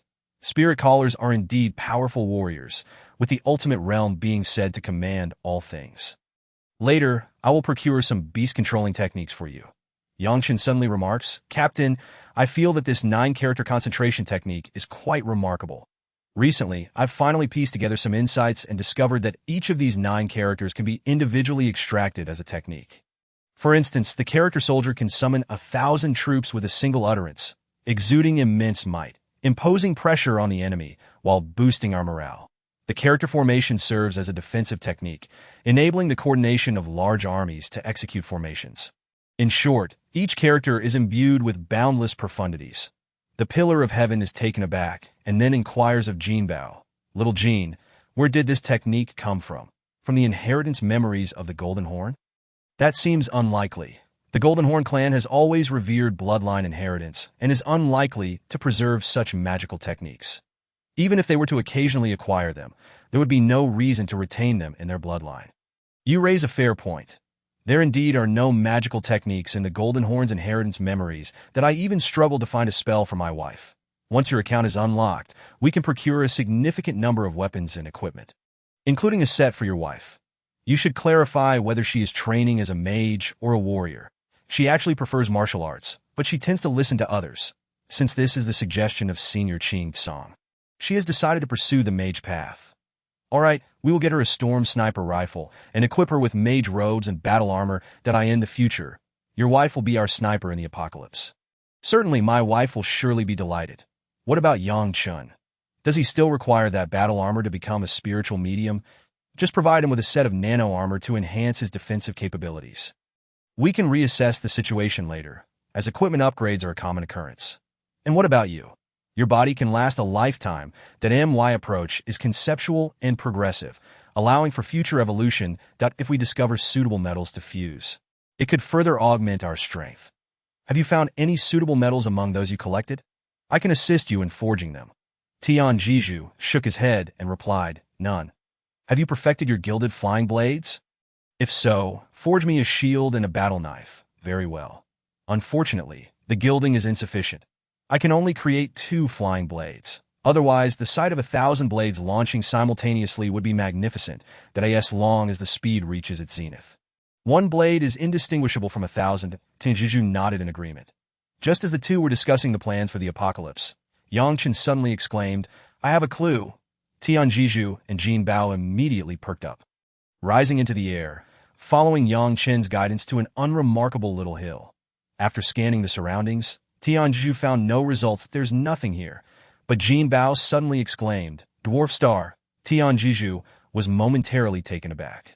Dwarf Star? What dwarf star? There is a dwarf star. Tianjiju instantly became excited. Where? Yangchen pointed ahead, but there was nothing but emptiness. In an instant, the mountaintop was enveloped in darkness, and a gentle light began to emanate. A metallic sphere, the size of a soybean, gradually revealed itself. Tianjiju was left speechless in shock. This is kryptonite. Such a significant amount of kryptonite. No wonder it can shield the entire planet's force field. Simultaneously, a spectacular scene unfolded in Tianming, where a colossal moon emerged, its breathtaking beauty leaving countless onlookers in a daze. Soon, numerous spaceships appeared, racing towards Tianming. Tianjiju excitedly urged Jinbao. Quick, stow it away. Jinbao hesitated. Is that wise? Could it disturb the feng shui? Tianjiju, in exasperation, cursed. What feng shui is there in a ghost domain? We are here to save this planet and the entire Tianming realm. Jinbao, having absorbed much knowledge of the cosmos from the inheritance of the Golden Horn, understood that the most mysterious, dangerous, and bizarre celestial bodies in the universe were indeed dwarf stars. Dwarf stars could traverse time and space, collapse into black holes or white holes, and even silently annihilate a planet. Hurry, they are coming. Time was of the essence, and Jinbao had no time to ponder. Transforming into his true form, he opened his mouth wide and swallowed the kryptonite into his inner world. At that moment, a harrowing scene unfolded on Tianming 2, where countless evil spirits dissipated into black smoke. Jinbao instinctively inquired, will those specters be affected as well? There's nothing to be done. They are merely lingering souls of the earthly realm, destined for rebirth that a small, spherical spaceship descended like a meteor, abruptly halting before Tianjiju. The sphere then seamlessly transformed, and a towering man appeared before them. The spaceship morphed into a red cape draped over his shoulders, exuding a powerful aura. As he spoke, it was as if thunder rolled. I am Huan Shihe, the Lord of Tianming. What has transpired? Tianjiju was momentarily speechless, while Jinbao glanced at him, noticing his dazed expression as if lost in memories. Not wanting to be impolite, Jinbao spoke on behalf of Tianjiju. Greetings, Lord Huan Shihe. We, the Apocalypse team, have undertaken the mission to explore Tianming 2, and as you can see, the mission is complete. Huan Shihe displayed surprise, inquiring slowly, may we discuss this in detail? Of course. Suddenly, Huan Shihe's cape expanded, transforming into a red carpet. Still in a daze, Tianjiju was nudged by Jinbao, prompting him to awaken from his stupor, but he said nothing further and followed Jinbao onto the carpet. The carpet lifted, morphing into a spaceship, and they vanished into the void. Chapter 32. Huan Shihe. The mysterious events of Tianming 2 quickly spread throughout the entire Tianming realm, leading Yilanjun to swiftly inform Gong Yangyu. However, Huan Shihe brought Tianjiju and Jinbao to a space fortress, expecting to be deceived, but Tianjiju laid everything bare. This surprised Jinbao, as it seemed Tianjiju, despite his penchant for deception, still had his principles. In conclusion, Tianjiju uttered, Huan Shihe, do you still remember me? Huan Shihe carefully contemplated before suddenly widening his eyes, filled with disbelief, as he asked, are you Xiao Tian? Tianjiju nodded. Huan Shihe suddenly embraced Tianjiju, patting his shoulder and excitedly asking, Xiao Tian, where have you been all these years? I have searched high and low for news of you, but to no avail. Tianjiju replied sorrowfully, I have been in slumber. Slumber? Why would you choose to slumber? Did you sleep for all these years? Huan Shihe released his embrace, but his hand remained on Tianjiju's shoulder, his gaze filled with profound emotion. Tianjiju sighed. I could not break through, and in my despair, I fell into slumber. That I never anticipated that my slumber would last so many years. That I recall you were at the 9th tier of the stellar realm. Have you managed to break through now? Tianjiju nodded. Huan Shihe lamented, you are not the type to be like this, that if you had dedicated these years to cultivation, you could have become a sovereign by now. Tianjiju shook his head. Had it not been for my despair, I would never have squandered so many years. And what of you? What is your current strength? Without you, I lost the motivation to continue my adventures. Eventually settling down with a stable job, I have only just broken through to the 2nd-tier sovereign. Jinbao listened to their conversation, sensing a familiarity, perhaps from their days of youthful companionship in cultivation. Time flies, and now Huan Shihe has ascended to the level of a sovereign, while Tianjiju, it truly evokes a sense of melancholy. Tianjiju patted Huan Shihe's shoulder and remarked, your talent has only brought you to the 2nd-tier sovereign now, which isn't particularly fast. I have held you back. Do you not say such things? We are partners. Tianjiju nodded and then addressed the matter at hand, that we have made considerable gains from Tianming 2. If you need kryptonite, I can give it to you. No. Since it is your acquisition, it rightfully belongs to the Apocalypse. Moreover, kryptonite can only unleash its full potential in the hands of the Yin clan. Tianjiju chuckled wryly. You are still the same as before, always willing to let me keep any treasures. Huan Shihe responded with a smile, I just believe you need this kryptonite more than I do. Indeed, I currently have a great need for this kryptonite. If it is infused into my body, it will yield a substantial enhancement. Only then did Huan Shihe notice Tianjiju's physique. Tianjiju affirmed. Yes, this is the Apocalypse transformation body.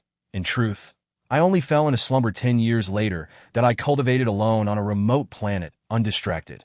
Had it not been for my disheartenment, I would have reached out to you. Huan Shihe inquired, and what of you now? Tianjiju exclaimed excitedly, the rain has cleared, and the sky is blue. Having broken through, I believe there will be no more bottlenecks in the future. That is good to hear. With your talent, you'll catch up quickly. Tianjiju sighed. Your talent is not inferior to mine. Having fallen behind a step may render it impossible to catch up, especially since you are 3 major realms ahead of me. Realm is not of paramount importance to the Yin clan. As far as I know, the Apocalypse plan is quite complex. You should have a battle machine as well, correct? Tianjiju nodded, candidly stating yes, it can transform between spaceship and mecha forms. With my current realm, I should be able to contend with black hole-level warriors. Therefore, do not lose heart. The Yin clan's technology is fundamental. Tianjiju nodded. Huan Xie continued, our human race and the Yin clan share common ideals. Common enemies, and a profound friendship spanning billions of years that we ought to support one another. The bond between you and me symbolizes the unity and mutual assistance of our 2 races. Indeed, we, the Yin clan, have always been steadfast in our stance against the insect race. At this point, Huan Xie suddenly asked, have you had any conflicts with the Helan family? They have been quite active in the Tianming realm lately. Tianjiju scoffed. The Helan family is rampant. Disaster will surely befall them sooner or later. Xiao Tian, I trust your character, that if you are in need of money, do not hesitate to inform me. Do not act foolishly. How could that be? I can unlock a growth fund account upon reaching the dwarf star level. Huan Xie turned to Jinbao and inquired, is this young brother the one? Yes, his name is Jinbao. He was the one who awakened me, that we are somewhat fated and formed a team together, the AS for the Helan family. You need not concern yourself. After all, you are the lord of the Tianming realm. So it is best not to interfere in such personal disputes. Huan Xie nodded, I will open the Tianming realm's macronet gateway for you. I believe you will uncover more information than I can provide. Tianjiju nodded in acknowledgement. Well, I shall refrain from excessive pleasantries. In the future, do not hesitate to call upon me should you require assistance. Huan Xie continued to nod, speaking with a smile. Suddenly, I comprehended why you had chosen to remain in slumber. Truth be told, I find myself quite envious of your youthful vigor. Tianjiju teased, why not join us in our adventures? Huan Xie, both amused and exasperated, repeatedly waved his hands that I cannot leave. I have painstakingly built up this estate. As he spoke, Huan Xie operated the terminal, and soon the gateway's access code was transmitted to Tianjiju's system. After receiving it, Tianjiju bid farewell. We must attend to our matters. I shall not disturb you when we depart. Tianjiju nodded and promptly left the fortress with Jinbao. The 2 set off towards Tianming, landing in a secluded mountainous area to begin their search for information. After gathering data, they quickly deduced the movements of the Helan family through big data analysis. Exiting the network, Tianjiju burst into hearty laughter. What a fortuitous turn of events. The Helan family truly is our lucky star. Observing Tianjiju's maniacal laughter, Jinbao timidly inquired, what is the situation? Tianjiju calmed himself before explaining. Through big data analysis, I have gleaned the Helan family's movements. They have prepared a black gold asteroid as bait, intending to ambush us. Jinbao was taken aback. Not by the black gold asteroid itself, but by Tianjiju's precise grasp of the information. Are you merely speculating? I tracked Helanjin's actual whereabouts after connecting to the network. His range of activity is not extensive. Yet he has been in frequent contact with a mercenary group. Interestingly, that group recorded the entirety of their interactions, and from their conversations, I can surmise their intentions. Chapter 33. Gongyangyu in the Spaceport. Jinbao and his companions were overseeing the painting process of their spaceship when a mercenary squad unexpectedly approached. Leading them was a strikingly handsome man, who spoke with a somewhat effeminate tone. The Tianqi team, you have been quite the sensation lately. Tianjiju feigned surprise, asking, and who might you be? Oh, my apologies for not introducing myself, that I am Wu Shuang, the captain of the Haotian mercenary team. Captain Wu Shuang. May I inquire what brings you here? Well, our Haotian team specializes in various errands and delivery tasks that a few days ago, a client approached us with your information, expressing interest in trading a black gold asteroid with you. Tianjiju pretended to be delighted, asking, oh, what kind of client is so generous? I must apologize. The client requested confidentiality regarding their identity. You understand how immense a fortune a black gold asteroid represents. We must exercise utmost caution. Indeed, that is quite reasonable. However, if we are to engage in a transaction, we must meet to discuss the details, correct? Of course, we can lead the way.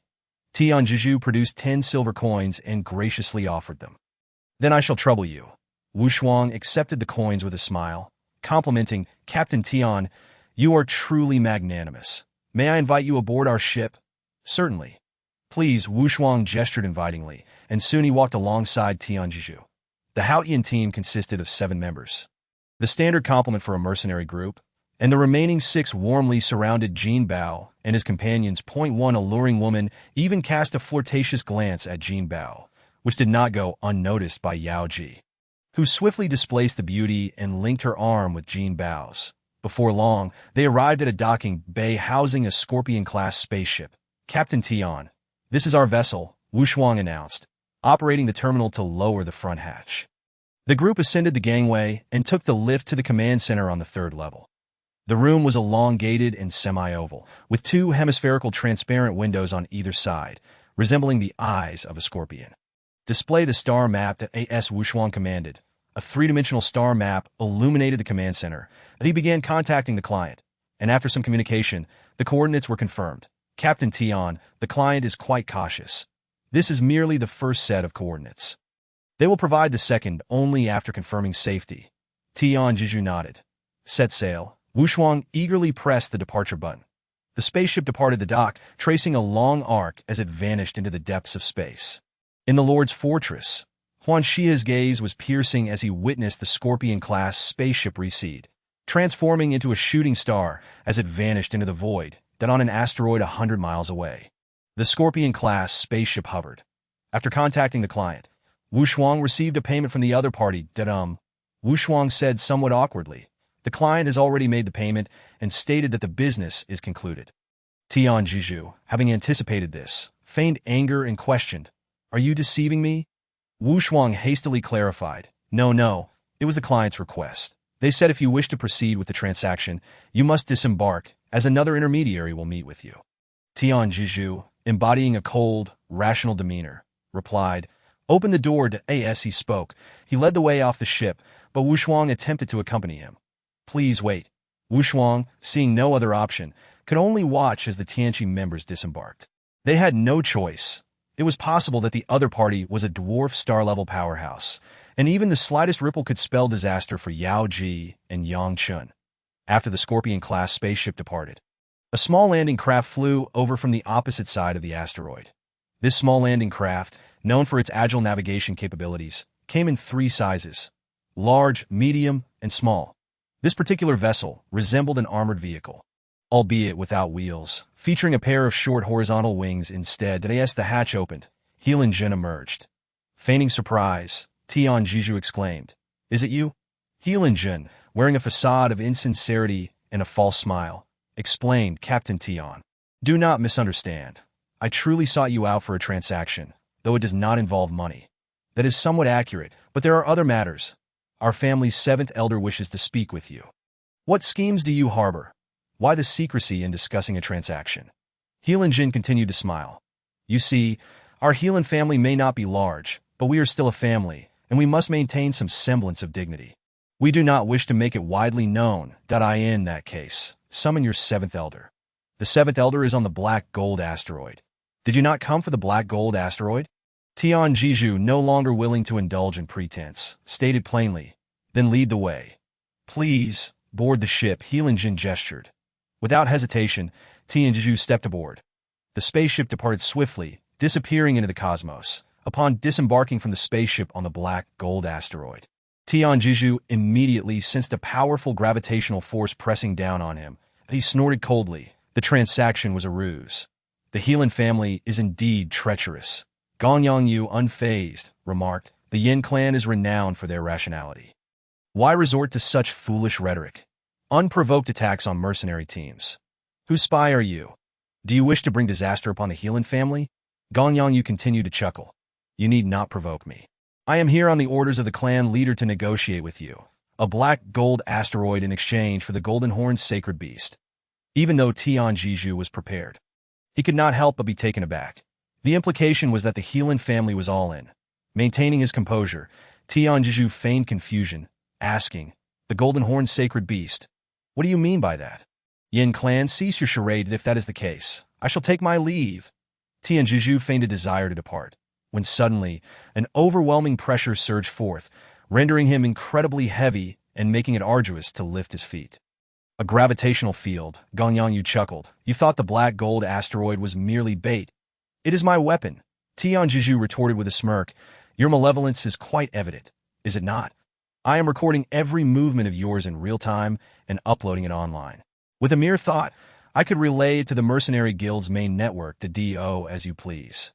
Gongyanyu displayed a demeanor of invulnerability, leaving Tianjiju feeling helpless. However, the evidence he had gathered was sufficient to prove his case for self-defense. Attack! Jinbao, already impatient, activated his golden domain.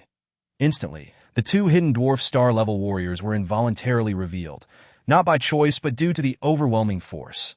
Tianjiju raised his hand, releasing his tiny mecha, transforming fluidly into a towering mech. He soared, becoming a massive head that descended upon the mech's body, and then lifted his foot to stomp down towards Gongyanyu. Chapter 34. Fierce Battle. Jinbao summoned his black gold spear. Golden leaf blades swirling around him as he advanced towards the two dwarf star-level 5th-tier warriors. They each wielded domains, albeit the most rudimentary gravitational fields, which essentially allowed them to create a domain that shielded them from other energies. Naturally, this relied on their opponents being weaker. Although Jinbao's cultivation was lower, his domain was advanced. Thus, their powers barely balanced each other out. Although the two individuals could shield themselves from Jinbao's domain, they were still somewhat affected. At that moment, their armor felt like a burden. Jinbao unleashed a shot, its speed as swift as lightning, and one warrior, unable to evade in time, was pierced through the heart. Instantly, that warrior disintegrated into dust, revealing that Jinbao had only struck a shadow. The speed of the low-star warrior was astonishing, and even under the pressure of the golden domain, they managed to suppress Jinbao. Undeterred, Jinbao swung his golden spear in a sweeping motion, rotating in place, forcing the two warriors attempting to close in on him to retreat in an instant. There was no alternative. The tip of the fine gold spear was too sharp. And even a low-star warrior of the 5th rank dared not withstand it head-on. They split apart, trying to flank him from both sides, aiming to take down Jinbao with utmost speed. Meanwhile, the mage was being relentlessly battered by the Pillar of Heaven, each kick forcing him to retreat in disarray. His once proud gravitational domain proved ineffective against the Pillar of Heaven. Trapped within the spaceship, Heilin Jin and his companions were also desperately attempting to break free. Suddenly, a tremendous force struck, and it felt as though their armor had come alive. Rather than providing support, it became a shackle. After a fierce battle, the two low-star warriors finally discerned the secret, one of them shouting, "He is using the golden domain. Take off your armor." In an instant, his armor shattered and flew away, like leaves drifting in front of him, the slow motion tightening his nerves. He wanted to evade, but felt as if he were trapped in a quagmire, helplessly watching the leaves fall onto his face, gradually sinking into his consciousness. Seizing the opportunity, Jinbao attacked, piercing through his heart with a shot. Although the heart of a low-star warrior was no longer a vital target, it remained the nexus of their power. An injury to the heart made it difficult to mobilize energy, and within moments, he lost the ability to resist. Jinbao swiftly opened a spatial vortex and devoured him into a small world, suppressing him atop the low star. The other warrior retreated repeatedly, sensing the might of Jinbao's domain, and trembling. He too discarded his armor. In the vacuum of space, armor provided significant assistance. Without it, this warrior needed to exert part of his energy to withstand the void's pressure. Gradually, he managed to turn the tide, which greatly displeased the Pillar of Heaven. It was no wonder he was reluctant to engage with the mage. "You come here. I'll deal with that guy," frustrated by the lack of advantage. The Pillar of Heaven shouted without reservation that, of course, this was in space. No matter how loud the voice, the enemy would not hear it. But through consciousness perception, one could still discern some things. Jinbao was left speechless, wondering why he was shouting so loudly. Point two leaves flew swiftly toward him, and the mage, possessing formidable consciousness, narrowly avoided them. However, he was still affected, his reactions dulled and movements sluggish. As the saying goes, strike while the iron is hot. Jinbao's golden spear slipped from his grasp, followed by the summoning of a black gold spear that he hurled successively. The Pillar of Heaven then charged toward the low-star warrior. Suddenly, the head of the Pillar of Heaven rolled away. transforming into a beast resembling a lion that pounced forward. The low-star warrior unexpectedly attacked the back knee of the mech. The mech's material was extraordinarily sturdy. Even a powerful strike from a low-star warrior of the 5th rank could hardly damage it.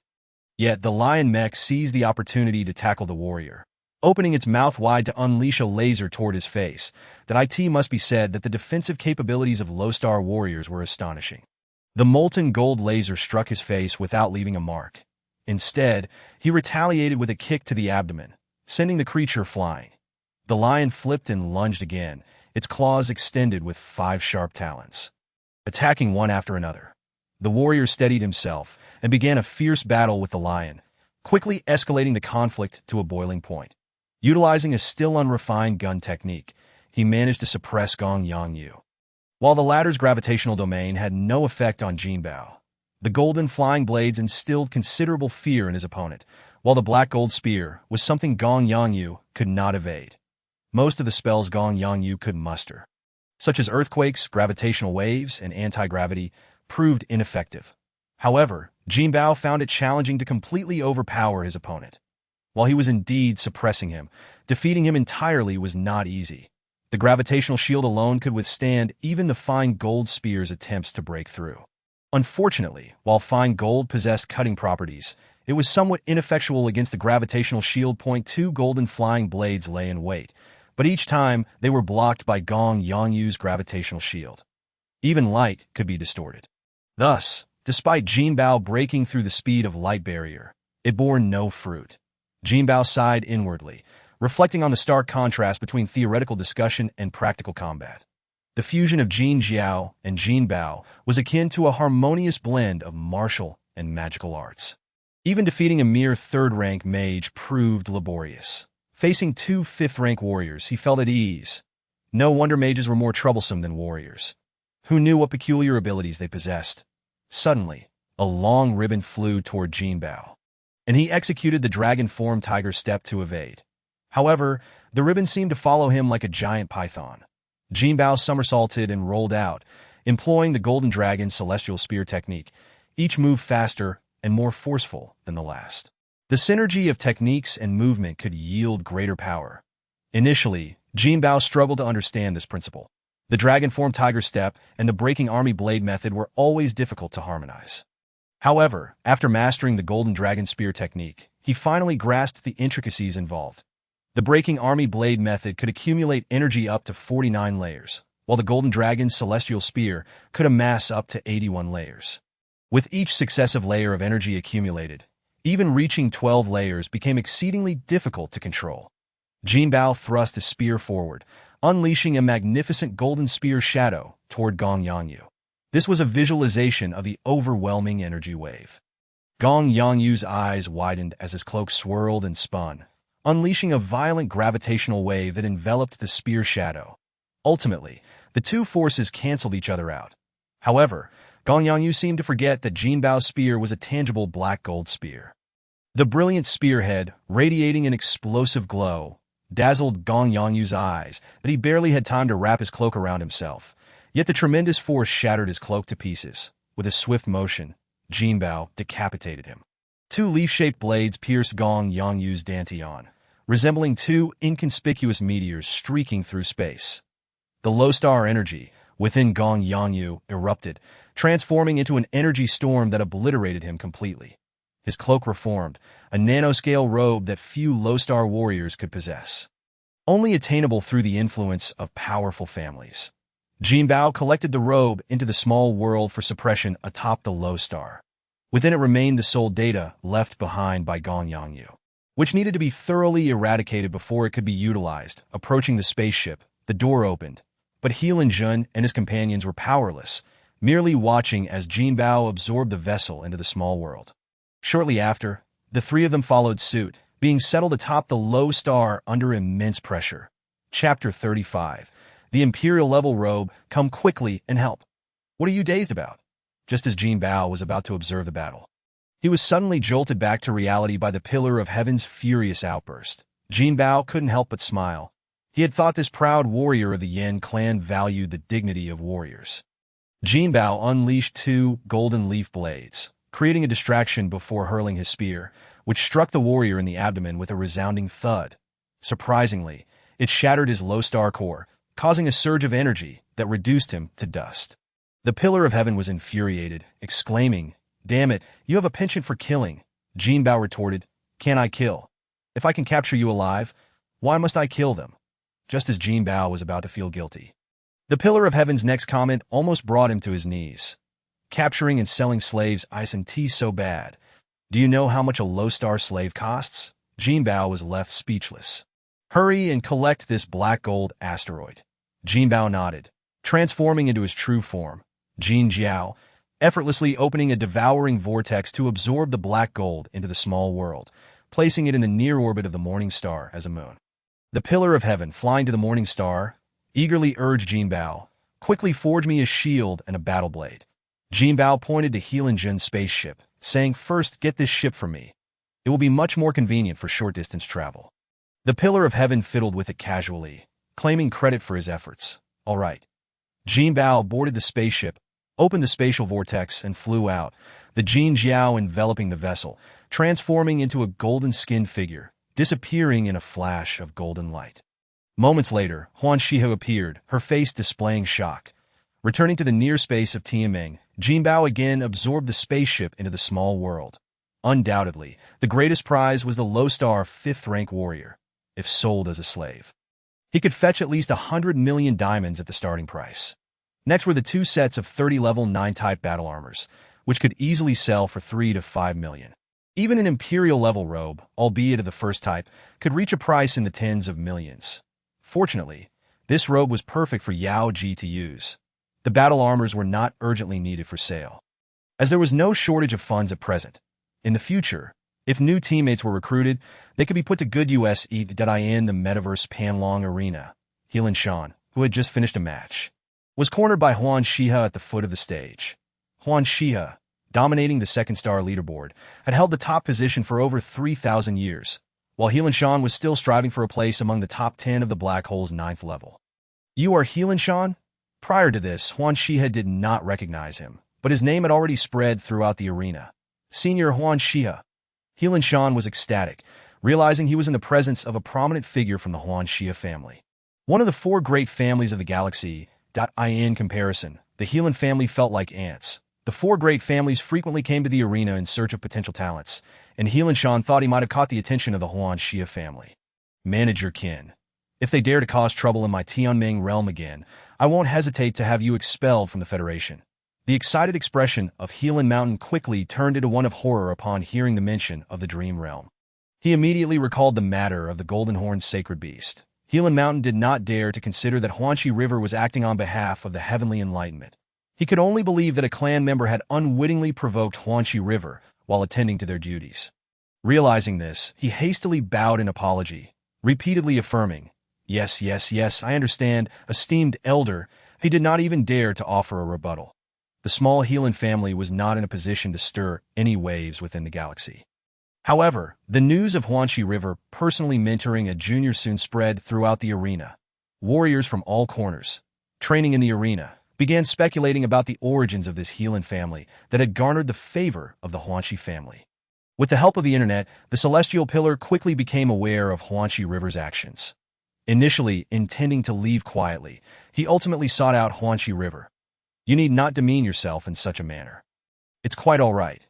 This is also for the sake of establishing my authority in the Dream Realm." The Celestial Pillar produced a black gold shield and battle knife, presenting them to Huanxi River, that I must take my leave. Huanxi River nodded, casually picking up the battle knife for examination. However, his expression soon changed dramatically. "What is this? It possesses an innate quality akin to a primordial treasure." The Celestial Pillar replied with pride. "Do you think I would offer you anything ordinary? Where did it come from? Do not inquire. Suffice it to say, it is from a legitimate source. Rest assured, I will not bring you any trouble." Huanxi River could only manage a wry smile. "Your heavenly enlightenment mech lacks agility. It may suffice against fleets, but it is inadequate when facing warriors." The Celestial Pillar thumped his chest, asserting, "I am aware. This is my true form. The Golden Horned Sacred Beast is considered a taboo within the galaxy. Even the slightest disturbance could have far-reaching consequences. Without absolute certainty, one should avoid exposing its identity. The celestial pillar nodded in understanding. Once we procure our equipment, we can focus on our missions and steer clear of trouble. Huanxi River sighed deeply. I fear that even as the trees seek stillness, the winds refuse to abate. The insectoid race has begun to stir restlessly once more. Do not worry. The insectoid stronghold is not within the galaxy. They will not be able to create much turmoil that in the future. We will specifically target missions against the insectoids. I will not indulge in pleasantries. Take care.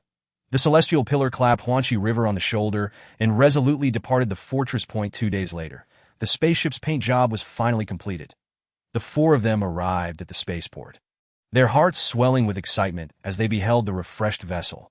The spaceship slowly departed the spaceport, having purchased tickets to the OC Star Zone, as massive wormholes rippled with circles of blue spatial waves. The ship gradually entered the wormhole, swiftly vanishing from sight. Upon emerging, they arrived at the OC Star Zone, where they purchased further tickets to the Sabota. Sabota was a flying ship, a spatial fortress, and a skyscraper. It was a three-dimensional city, serving as the stronghold of the Yans in the galaxy. Sabota was supported by an immense space city, with the lowest 3 levels entirely submerged in the heart of the metropolis. A whale-class spaceship docked at the spaceport. As a machine being escorted, 3 humans disembarked. Crowds of robotic salespeople surged forward, eager to promote a variety of services. The celestial pillar took a swift flight directly to Sabota. The distance of over 1,000 miles was covered in just about an hour, but he had now unlocked his bank account, and, upon checking the balance, felt an overwhelming thrill. Jinbao, in his typical foolish manner, began counting with his fingers. 1, 10, 100, a billion, 100 billion. Well, that is not too much. The celestial pillar scoffed derisively. Look closely. That's diamonds. You fooled it. Jinbao's eyes widened in disbelief. Utterly shocked, he swallowed hard and asked excitedly, how do we spend it? To the marketplace. The 4 of them made their way directly to the 70th floor of Sabota, where they finally met the esteemed Qingtian. After much persuasion, the celestial pillar managed to convince the elder to abandon his original plan. Following some pleasantries, Qingtian handed a storage chip to the celestial pillar. Without hesitation, the celestial pillar accepted the chip and had Jinbao stored in the small world. The storage chips could not be mutually stored, which was a minor shortcoming. Chapter 36. Purchasing Equipment. Sabota, the 100th floor. Jinbao was astonished to discover that this level truly resembled a miniature world. However, this world was imperfect, lacking livable conditions. It existed in a dimension devoid of time. This place was most suitable for storing treasures, particularly organic ones. Qingtian presented the storage chip filled with goods to the celestial pillar. Son of heavenly enlightenment, this is what you requested. The celestial pillar eagerly retrieved the energy box. It was the highest-grade matrix battery of the Yans, a golden box measuring 3 inches square, its exterior pulsating with countless matrix atoms. Inside was a piece of kryptonite the size of a mung bean, theoretically capable of functioning almost like a perpetual motion machine, provided it was not subjected to continuous, massive output. Your privileges also allow you to purchase 3 items from the treasury. These treasures will be sold at the next galaxy auction. If anything piques your interest, you may acquire it in advance. Elder, may I sell some items first? Of course, your privileges will yield a handsome price. The celestial pillar instructed Jinbao to retrieve the rare metals he no longer needed, deeming them useless to keep. Selling them was more advantageous than wasting them on consumption. Jinbao, without hesitation, produced the metals designated by the celestial pillar. That a multitude of raw metals floated before him. There were over 80 pieces of hydrogen gold, totaling 5.5 pounds in weight. Unfortunately, hydrogen gold had a very low density. The total amount of black gold was 200,000 tons, but due to its high density, it was practically only the equivalent of 1 train car. Refined gold amounted to 20,000 tons, with its greater density resulting in merely a basketball-sized quantity. Though other rare metals were even scarcer, their practicality paled in comparison to black and refined gold. However, these special-use metals were even more valuable. Under different circumstances, the celestial pillar would have been reluctant to sell them. Jinbao, however, was indifferent, as the golden horned beast required a consideration of cost-effectiveness when consuming metals. Rare metals were merely rare. When it came to upgrading through consumption, they were less effective than bronze. These metals fetched a total of 3 million purple crystal coins, a substantial fortune that Jinbao fantasized about how to allocate this wealth. The celestial pillar had already begun selecting items that he handed a robe to Yao Ji. The robe's original form was a golden cloak, exuding a heroic aura, complete with nano-level mimetic features. Most robes were similar. The distinction lay only in the quality of materials and craftsmanship. With a superior option available, Yao Ji naturally discarded her previous spoils. The celestial pillar passed the spirit conjuring technique to Yang Chun and then began browsing the treasure list. With over 10,000 items, even the celestial pillar found it challenging to peruse. He spent nearly half an hour comparing options. Without the slightest hesitation, he selected 2 treasures. The first was the Blade of the Wind. A rare wing-shaped mage equipment that was slightly flawed, hence its affordable price. With the celestial pillar's privileges, it cost only 10,000 purple crystal coins. The second was a plant seed, known as Ling Long when fully grown, possessing formidable supportive and defensive capabilities. This plant required a spirit conjurer to activate and needed blood as a catalyst for cultivation. That was the perfect fit for Yangchen. The third treasure presented a dilemma for the celestial pillar. He was torn between a uniquely shaped weapon and a skateboard-like device. Jinbao, with a pitiful tone, murmured, "So you're not buying anything for me?" The celestial pillar retorted with conviction, "Do you think I'm hesitating? There is nothing in the treasury suited for you. The only item you could possibly use is this Duntian shuttle, which can attack, defend, and fly. Unfortunately, it would be rather superfluous for you. And that oddly shaped knife. Are you planning to use it yourself?" The celestial pillar, exasperated, scolded, "Are you foolish? That is not merely a knife. It is the wind god Bao, which I intended to buy for your wife Bao. Are you trying to fool me? Without a string, how can it be called a Bao? You refuse to heed the truth. That is our Yin clan's most powerful weapon, the wind god Bao, using mental power as the string and wind as the arrow. Combined with the formidable demon-breaking arrow, it is virtually unstoppable, far superior to that so-called hurricane sniper. Then what are you waiting for? Hurry up and purchase it." The celestial pillar indignantly replied, "At least consult your wife. What if she doesn't like it? The last time I mentioned the hurricane sniper, she was ecstatic. Now you've unilaterally decided to change it." The celestial pillar felt quite helpless. It didn't matter to him. But it was expensive that he turned to look at Yao Ji, who nodded repeatedly. With no other option, the celestial pillar had to make the purchase. This item alone cost 200,000 coins, while the previous 2 together amounted to less than 30,000. The celestial pillar certainly would not let this opportunity for credit slip away. "You see, I bought 3 treasures for your wife. Don't you dare look down on me again. You should return that robe. With those wings, that's sufficient. Those wings are broken and need repairs before they can be used. Can you repair them?" "I cannot." "Can you?" Jinbao weakly protested. "I cannot either." Your skill forging?" "I can only work with iron. If it comes to crafting mechs, I certainly can't manage that." "How do you know it won't work if you haven't tried? Besides, it's not a major issue. It's just that the materials needed are somewhat hard to find." "What materials? Let us go outside first. We can discuss it slowly." The celestial pillar then took his leave of Qing Tian, unwilling to disturb the elder's meditation with idle chatter alongside Jinbao. Qing Tsang subsequently reminded, "You may wish to attend next year's Galactic Grand Auction. Perhaps you will discover treasures suitable for you." "Thank you, Senior." Qing Hai inquired, "Have you procured the items?" Tianzhu nodded and then addressed Qing Hai. "Senior, will you still provide me with the promised funds?" "Of course. How much do you require?" "Actually, I no longer need the money. Instead, you could acquire some resource equipment from me, the standard kind. Just hand me the list. 10 ion turrets, 10 neutron turrets, 10 long-range particle cannons, 1 set of energy shields, 2 sets of mobile fortresses, 10 tons of wind aluminum, 10 standard laser guns, and 10 sets of apocalypse uniforms that I have sent you the designs. What need does your mercenary team have for such an abundance of turrets? They will undoubtedly prove useful. What level do you require? Naturally, the highest tier, preferably capable of targeting dominators. Get lost. Do you take me for a fool?" Tianzhu chuckled mischievously. "Then why do you even ask? Scram. Do not bother me. The elevator doors opened. Tianzhu entered and instructed Qing Hai, "Notify me once you have made your purchases." The elevator doors closed and Jinbao asked, "Why do you need so many turrets?" "To deal with the insects, of course. The insects rely on sheer numbers. Without turrets, it becomes exceedingly difficult to suppress them." "What is wind aluminum?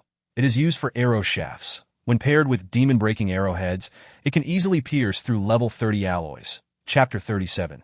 Daily Meeting. Cyber Tower boasts 3 auction venues, located on the 3rd, 30th, and 69th floors. The lowest tier features mundane items, consisting mainly of various properties and jewels.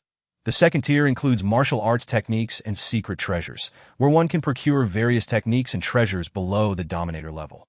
The third tier encompasses equipment and artifacts, occasionally offering resources above the Dominator tier. Whether martial artists or mages, upon reaching the Dominator level, they begin cultivating realms, comprehending laws, and nurturing their inner worlds. However, this does not imply that Dominator-level experts do not require treasures. Rather, they seek rare materials and primordial substances. Most Dominator-level experts forge their own equipment and create their own techniques. In essence, those above the Dominator level thrive on creation. Yet this does not preclude them from purchasing others' equipment and techniques. Drawing inspiration from predecessors has always been a shortcut. Consequently, Dominator-level treasures are rarely seen on the market, and when they do appear, they are invariably snatched up. Although Cyber Tower serves as the mechanical race's stronghold, it too seldom sells treasures above the Dominator level. However, on this day, an auction announcement was broadcast from the Cyber Tower that on the 50th day of the 25th year of the galactic calendar, a grand auction will be held on the 69th floor of Cyber Tower that a fist-sized piece of hydrogen gold will be on sale. The 69th floor of Cyber Tower is the highest tier open to the public, serving not only as a marketplace but also as a tourist resort. The resort is teeming with visitors, and not everyone possesses the privilege to ascend. Entry requires a galactic amethyst card. One must have at least 1 million amethyst coins in their account to gain access here. 1 amethyst coin can be exchanged for 10,000 diamonds. Those who can enter are either influential magnates or members of prominent families and corporations. Were it not for the connection with Tianji Zhu, Jinbao would have no idea when he might set foot in this place. After all, even if one possesses resources, they are useless without the ability to convert them into currency. The most crucial aspect is authority. Without it, even resources cannot fetch high prices. The streets are bustling, with conversations revolving around hydrogen gold. Rumor has it that the Yayan clan's stronghold encountered difficulties, leading them to sell off their hydrogen gold to raise funds. Indeed, the Yayan clan has always coveted hydrogen gold, striving to amass all the hydrogen gold in the universe into their treasury. This marks the first time they have chosen to sell it. Previously, we only witnessed hydrogen gold for sale at the Galactic Grand Auction. The few hydrogen gold mines in the galaxy are under the control of the Silver Defense Forces, making it a rare find for mercenaries. Here we are, with Tianji Zhu's words. He opened a small courtyard's low gate. Jinbao was leisurely strolling through the streets, seemingly oblivious to Tianji Zhu's arrival, until he was abruptly pulled back down. Are you deaf? Did you not hear me say we have arrived? So what if we have? Can't I browse a bit longer? I brought you here to have fun. We have important matters to attend to. Jinbao, feeling helpless, had no choice but to follow him inside. All right, let us discuss business. Call those 2 out. The 2 individuals were engrossed in their training, with Yaoji repeatedly drawing the unstrung wind god bow. I feel somewhat foolish, he remarked. Jinbao also felt a bit awkward and offered a comforting word. Do not worry. You are not yet a formal mage. Focus on cultivating your mental strength for now. Xiao Tian is calling you for a meeting. Yao Ji let out a chuckle. Does he have an addiction to meetings? It seems we have one every day that I will not attend. You may discuss matters among yourselves. I consent to whatever you decide. Jinbao noticed a hint of sulkiness on Yao Ji's face, which made him feel somewhat awkward, but he quickly redirected the conversation to Yang Chen. What about you? Yang Chen? I will not attend either. I have just begun making progress with the spirit summoning technique. You should ask the captain when you can cultivate that spiritling grass. Did not Xiao Tian say to wait until we acquire the Phoenix treasure? Otherwise, without a nutrient substrate, it cannot survive. What is the Phoenix treasure, Jingo? Yang Chen sighed, feeling frustrated, and no wonder the captain is so arrogant. It's not just a matter of bravado. He truly possesses great skill. Well, as long as we ride on his coattails, we need not worry too much. Yang Chen chuckled. All right, you may hold your meeting, just make decisions as you see fit. Unexpectedly, Tianji Zhu appeared displeased, stating indignantly, if they refuse to participate in team-building activities again, I shall expel them. Jinbao was left speechless. After coaxing the 2 for a while, they finally began discussing serious matters. What exactly is the Phoenix treasure? The Phoenix treasure? Tianji Zhu replied, slightly awkward. It is quite literally the excrement of a phoenix. Jinbao was taken aback. Are there really phoenixes? Of course.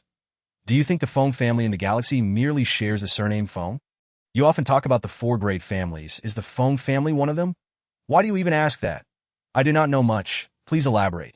The four great families are the Huanxi family, the Pan family, the Long. Wait, why am I even telling you this? What a waste of time. You can look it up online. All the information is available. Now, let us discuss serious matters. We should plan the future development of our team. No need to reiterate. We have planned several times already. Once our equipment is in order, our first plan will be complete, that we need to discuss how to develop further. Very well, go ahead. I am listening. Tianji finally seemed pleased, beginning to passionately outline the future of the team. Jinbao perked up, eagerly agreeing. That is exactly my thought. Why must you insist on forming a mercenary team? What is wrong with a mercenary team? Tianji retorted, without the mercenary team, how could you have risen to the dwarf star level so swiftly? That was just luck. I stumbled upon a great treasure. Thus, good fortune is most suited for mercenaries undertaking missions that, as I always say, without unexpected windfalls, one cannot attain wealth. My growth fund does not compare to what I earn from a single mission. Jinbao dared not regard a fleeting opportunity as a standard for success. Yet he refrained from arguing and merely nodded in agreement. Tianji continued, establishing a company is merely an industry. We are not managing it ourselves. Jinbao suddenly asked, did not Senior Qinghai give you a batch of medals? Tianji immediately grew wary, sternly warning, do not even think about that. Those are my growth resources. Chapter 38.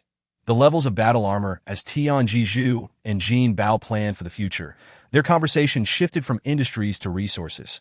Listening to Tianji's eloquent discourse, Jinbao gained considerable insight that if hydrogen gold is so precious, why sell it at all?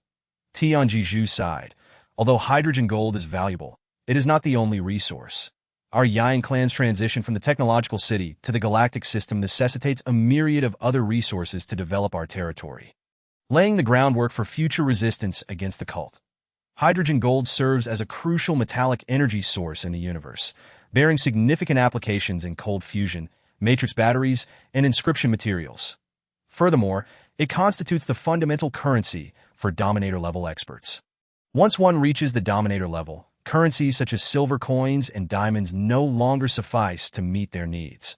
Whether comprehending the laws of realms or refining inscriptive laws, hydrogen gold is indispensable. It can be said that for Dominator-level experts to progress, substantial financial investment is essential. So, Dominator-level transactions are conducted using hydrogen gold as the unit. How do hydrogen gold and amethyst coins exchange? There is no way to exchange them. If there were, why auction them? Hydrogen gold is akin to the gold in your mind. Amidst the exchanges between sovereign-level powerhouses, the value of hard currency fluctuates at any given moment, much like the price of gold on Blue Star, which is also subject to frequent variations. Jinbao nodded thoughtfully, gradually grasping the significance of hydrogen gold. That is, this piece of hydrogen gold being auctioned comparable to the doghead gold on Blue Star, possessing substantial premium potential. More or less. Tianzi unexpectedly offered praise, remarking that although you may lack understanding, your analogy is indeed quite vivid. Jinbao, filled with pride, inquired, so, do we need to acquire this piece of hydrogen gold? Noticing the swift change in Tianzi's expression, Jinbao hastily corrected himself that, this piece of hydrogen gold should be the one we are selling, right? Suddenly, Tianzi clapped his hands, showering Jinbao with exuberant compliments. Little Jin, you are truly a genius. We must secure this piece of hydrogen gold. That Jinbao's eyes widened in astonishment. Observing his expression, Tianzi chuckled, realizing Jinbao's words were unintentional. That I knew it. You lack such insight. Let me tell you, acquiring this hydrogen gold will guarantee a loss. Not merely a profit. Oh no, it will be a surefire gain. That in the following days, Jinbao commenced forging, intending to create a black gold shield, with the edges plated in fine gold, to sell at the auction. Both black gold and fine gold are metals with exceptionally high density, and this weight alone presents a significant advantage in weaponry. Jinbao's golden spear weighs over 10,000 jin. Yet this weight is negligible to dwarf-level powerhouses. 30 minutes before the auction commenced, Jinbao completed the forging of his shield and excitedly handed it over to Zizu for sale. The auction was live-streamed, allowing online bidding, with purchased items delivered directly to the buyer's location. Yaoji and Yangshan finally arrived to observe the grand event of the auction. The first item up for bid was a popular small item, designed to ignite the atmosphere, an Imperial-class Type 2 interstellar spacecraft, suitable even for black hole-level powerhouses as a means of transportation. While Imperial-class spacecraft are not particularly rare in the galaxy, those of the Yin tribe are exceptions. Jinbao and Zizu showed little interest in such items. For this auction, Jinbao had specifically studied the commodity grading system of the galaxy, which originated from the Yin tribe. Zizu had previously mentioned this system to Jinbao, using the Imperial-class spacecraft as an example. The Imperial-class Type 2 corresponds to the second tier of black hole level, meaning this spacecraft can exhibit performance on par with a second-tier black hole-level powerhouse, whether in defense or speed, when paired with Imperial-class Type 2 weaponry. It could almost match the combat capability of a second-tier black hole-level warrior. However, such formidable weaponry must be purchased separately, rendering a mere spacecraft incapable of rivaling black hole-level powerhouses. While the spacecraft undoubtedly has advantages in flight speed, black hole-level powerhouses can traverse the cosmos for extended periods, albeit at an energy cost that if the goal is merely to travel, the spacecraft is preferable. Of course, in terms of explosive speed and agility, the spacecraft cannot compete with black hole-level powerhouses. The grading of battle armor follows a similar pattern. Some battle armors come equipped with kinetic systems, and if paired with weapon systems, an ordinary person clad in high-grade battle armor could wield formidable strength. Nonetheless, there are limitations. Even a planet-level warrior cannot hope to defeat a star-level warrior while donning star-level armor. In a match of equals, possessing high-grade armor would undoubtedly confer a significant advantage. For instance, Yaoji, when clad in an Imperial-class robe against a peer, would create an overwhelming situation for her opponent if the latter wore only a 30-class robe, provided their inherent strength did not differ excessively. Conversely, even if she cannot defeat her opponent, she would remain in an invulnerable position, as the opponent would struggle to penetrate the defenses of the Imperial-class robe. The excess energy released would pose no threat to an equal challenger. However, if the opponent were a black hole-level powerhouse, even without armor, victory would be elusive. Even clad in sovereign-level armor, a black hole-level powerhouse could breach the armor's defenses, and the released energy would be sufficient to inflict devastating harm upon a planet-level opponent. As it stands, there exists no battle armor capable of completely negating force. Undeniably, equipment undoubtedly enhances strength. Otherwise, those powerful individuals would not be so eager to acquire high-grade gear. Even sovereign-level powerhouses find that high-quality equipment significantly bolsters their capabilities. Similarly, if one side possesses an advantage in equipment but lacks in physical fitness, combat skills, or even spiritual will compared to the opponent, victory remains difficult, regardless of the superiority of their armor. The most compatible recipients of the Imperial-class Type 2 battle armor are second-tier black hole warriors, as it maximizes the armor's performance. Weaker individuals might gain some enhancement to their strength, yet this also increases the wear and tear on the armor's performance. Stronger individuals can certainly utilize it, but the level of protection is considerably diminished. Due to the high-tier, black hole level 3 experts can already destroy battle armor, yet having it is better than having none at all. In reality, due to material and kinetic constraints, it is challenging to find battle armor that perfectly aligns with one's characteristics. Thus, continuous adaptation and upgrading during use are necessary. A set of battle armor can often be worn across a large realm. And as one progresses, the rate of strength enhancement slows, leading to a gradual deceleration in equipment upgrades. Frequent equipment changes are predominantly seen among low-tier warriors, becoming increasingly rare at the black hole level.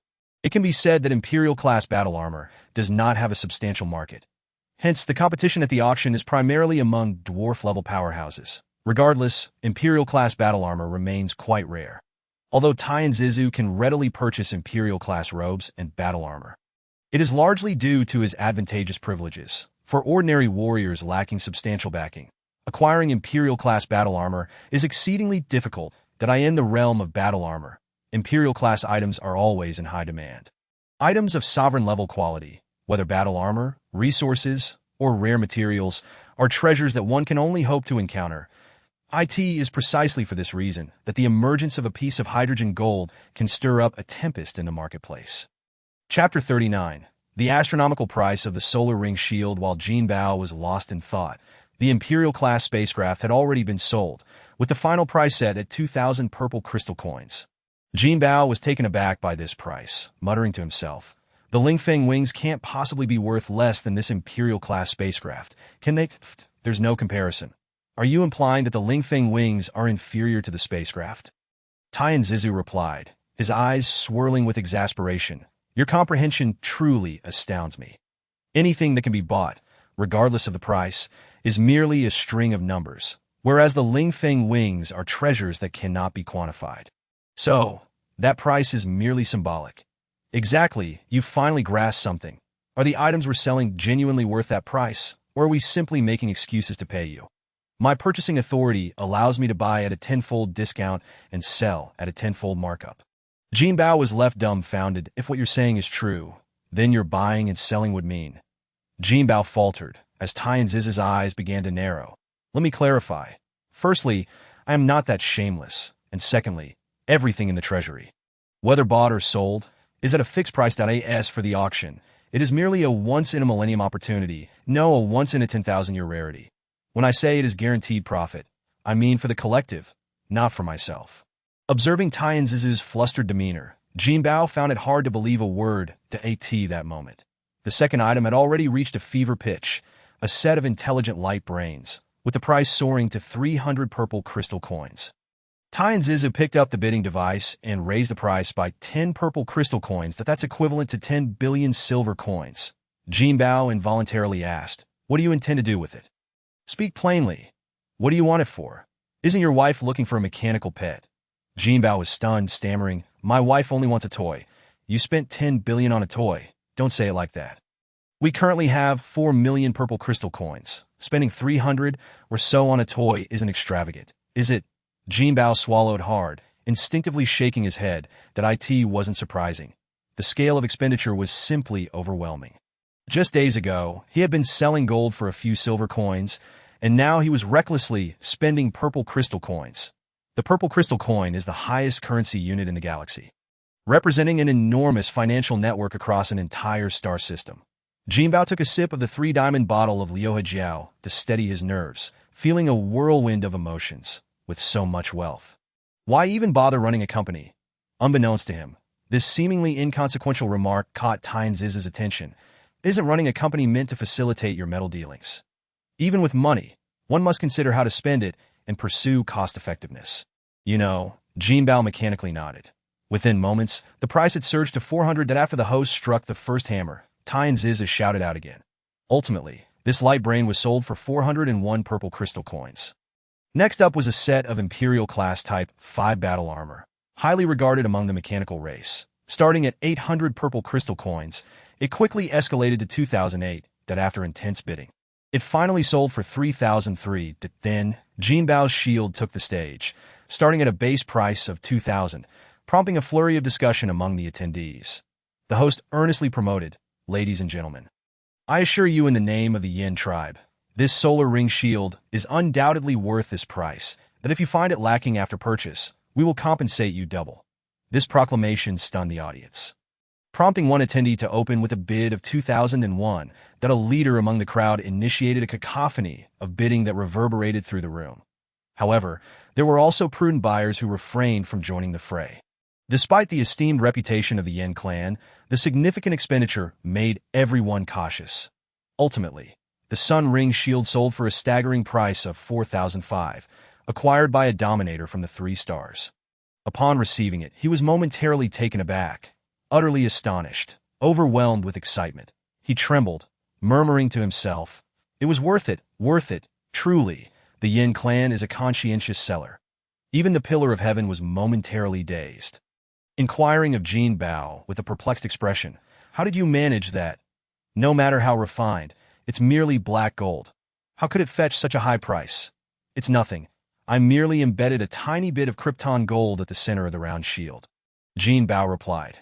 "What on earth? You extravagant fool," he scolded. "Consider it an advertisement. When the galactic auction house opens, We'll sell another and reap a considerable profit. That's an exorbitant advertising expense. I've never encountered anyone so foolish as to sell Krypton gold. Jinbao retorted that we possess a substantial amount of Krypton gold, yet I've barely utilized a fraction of it. Moreover, I use Krypton gold from the dwarf star, not yours. The Pillar of Heaven's eyes widened in disbelief as he exclaimed. What? Your dwarf star is Krypton gold? Not entirely. Just a minuscule portion at the center, roughly this size. Jinbao indicated with his thumb and forefinger, forming an almond-sized circle. That's quite remarkable, the Pillar of Heaven remarked in amazement. Typically, the most that a dwarf star-level powerhouse possesses is a neutron core. Krypton gold can only be born during a black hole explosion. You truly are a marvel. Jinbao himself was somewhat astonished. Could this be a latent talent of the Goldenhorn Sacred Beast? It's hard to say. Even if the previous Goldenhorn Sacred Beast possessed such treasures, they would have been unable to utilize them, merely guarding their treasure without awareness. Jinbao suddenly posed a question. If that is the case, what will happen when my dwarf star evolves into a black hole? Do you think a black hole is what you imagine? A black hole is essentially a form of antimatter. Krypton gold is merely one type of it. So if it evolves into a universe, does that mean this Krypton gold becomes the center of the universe? Jinbao pondered that a minuscule amount of Krypton gold could sustain an entire galaxy. The antimatter at the center of the Milky Way is probably no larger than a walnut in the future. When you become a dominator and the black hole evolves into a universe, it's likely to yield a plethora of Krypton gold, with the largest piece at its core. So that's how it is. I thought smaller Krypton gold was better.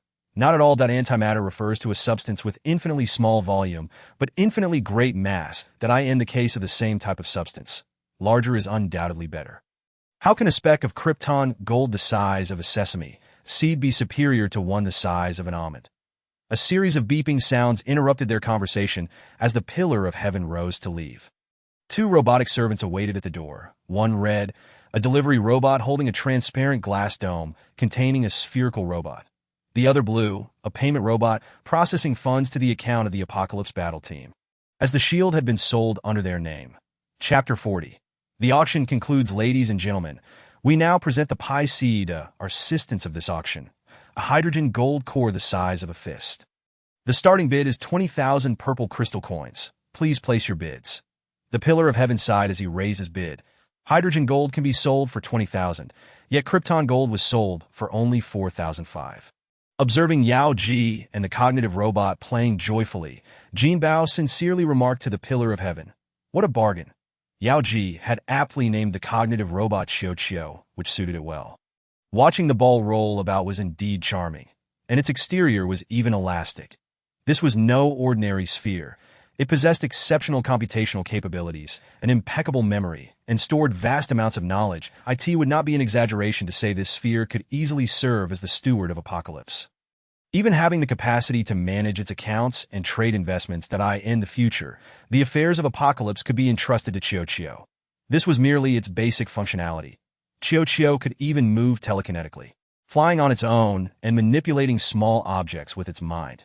The Pillar of Heaven praised the sphere, declaring it could evolve, and with a mechanical body, it would become a sophisticated robot. The Pillar of Heaven extolled Xiao, convincing Jinbao that his expenditure was worthwhile. Yao Ji was the most delighted, caring little about the price. What mattered was its cuteness, and Xiao certainly knew how to win a girl's affection. 33,000, 33,000. Is there no one willing to raise the bid? The Pillar of Heaven casually raised his bid to 35,000, marking a second increase. He then continued to banter with Jinbao, exhibiting a disinterested demeanor towards the auction. I'm placing an order for a customized mechanical body right now. Why are you so hasty? The auction isn't over yet. Someone else may purchase it. Keep an eye on it. As soon as the gavel falls, you raise it by 100. Why not just 10? Be generous. Don't let others mock you. With that, the Pillar of Heaven ignored Jinbao and quietly designed the mechanical body. Jinbao focused on the live auction just as the gavel fell. His hand trembled as he raised his bid by 100. The host kindly reminded, "Customer number 3, please refrain from repeating your bids. Our auction house maintains fairness. If this continues, we shall not be so gracious." 35,000 twice. Is there anyone willing to raise the bid? Just as the host was about to bring down the gavel, Another bid was called. Thankfully, it was only an increase of 100. Jinbao cast a furtive glance at the pillar of heaven, hoping he hadn't noticed his blunder. After the gavel fell, Jinbao added another 100. The host was quite enthusiastic, as 100 purple crystal coins constituted a considerable sum. Jinbao finally breathed a sigh of relief. This price was somewhat acceptable. Next up for auction was a robe, an item that held little interest for Jinbao. Yangshan quietly inquired, "Brother Yang, have you found out what Fengbao is? Why hasn't it appeared yet?" Fengbao is the excrement of a phoenix. This item can only be purchased at the galactic market. Did I haven't inquired about that? It must not be cheap. But worry not, we're not short on funds. Yao Ji casually asked, "Darling, are you really going to get Chocho a body?" "I think it's quite good as it is."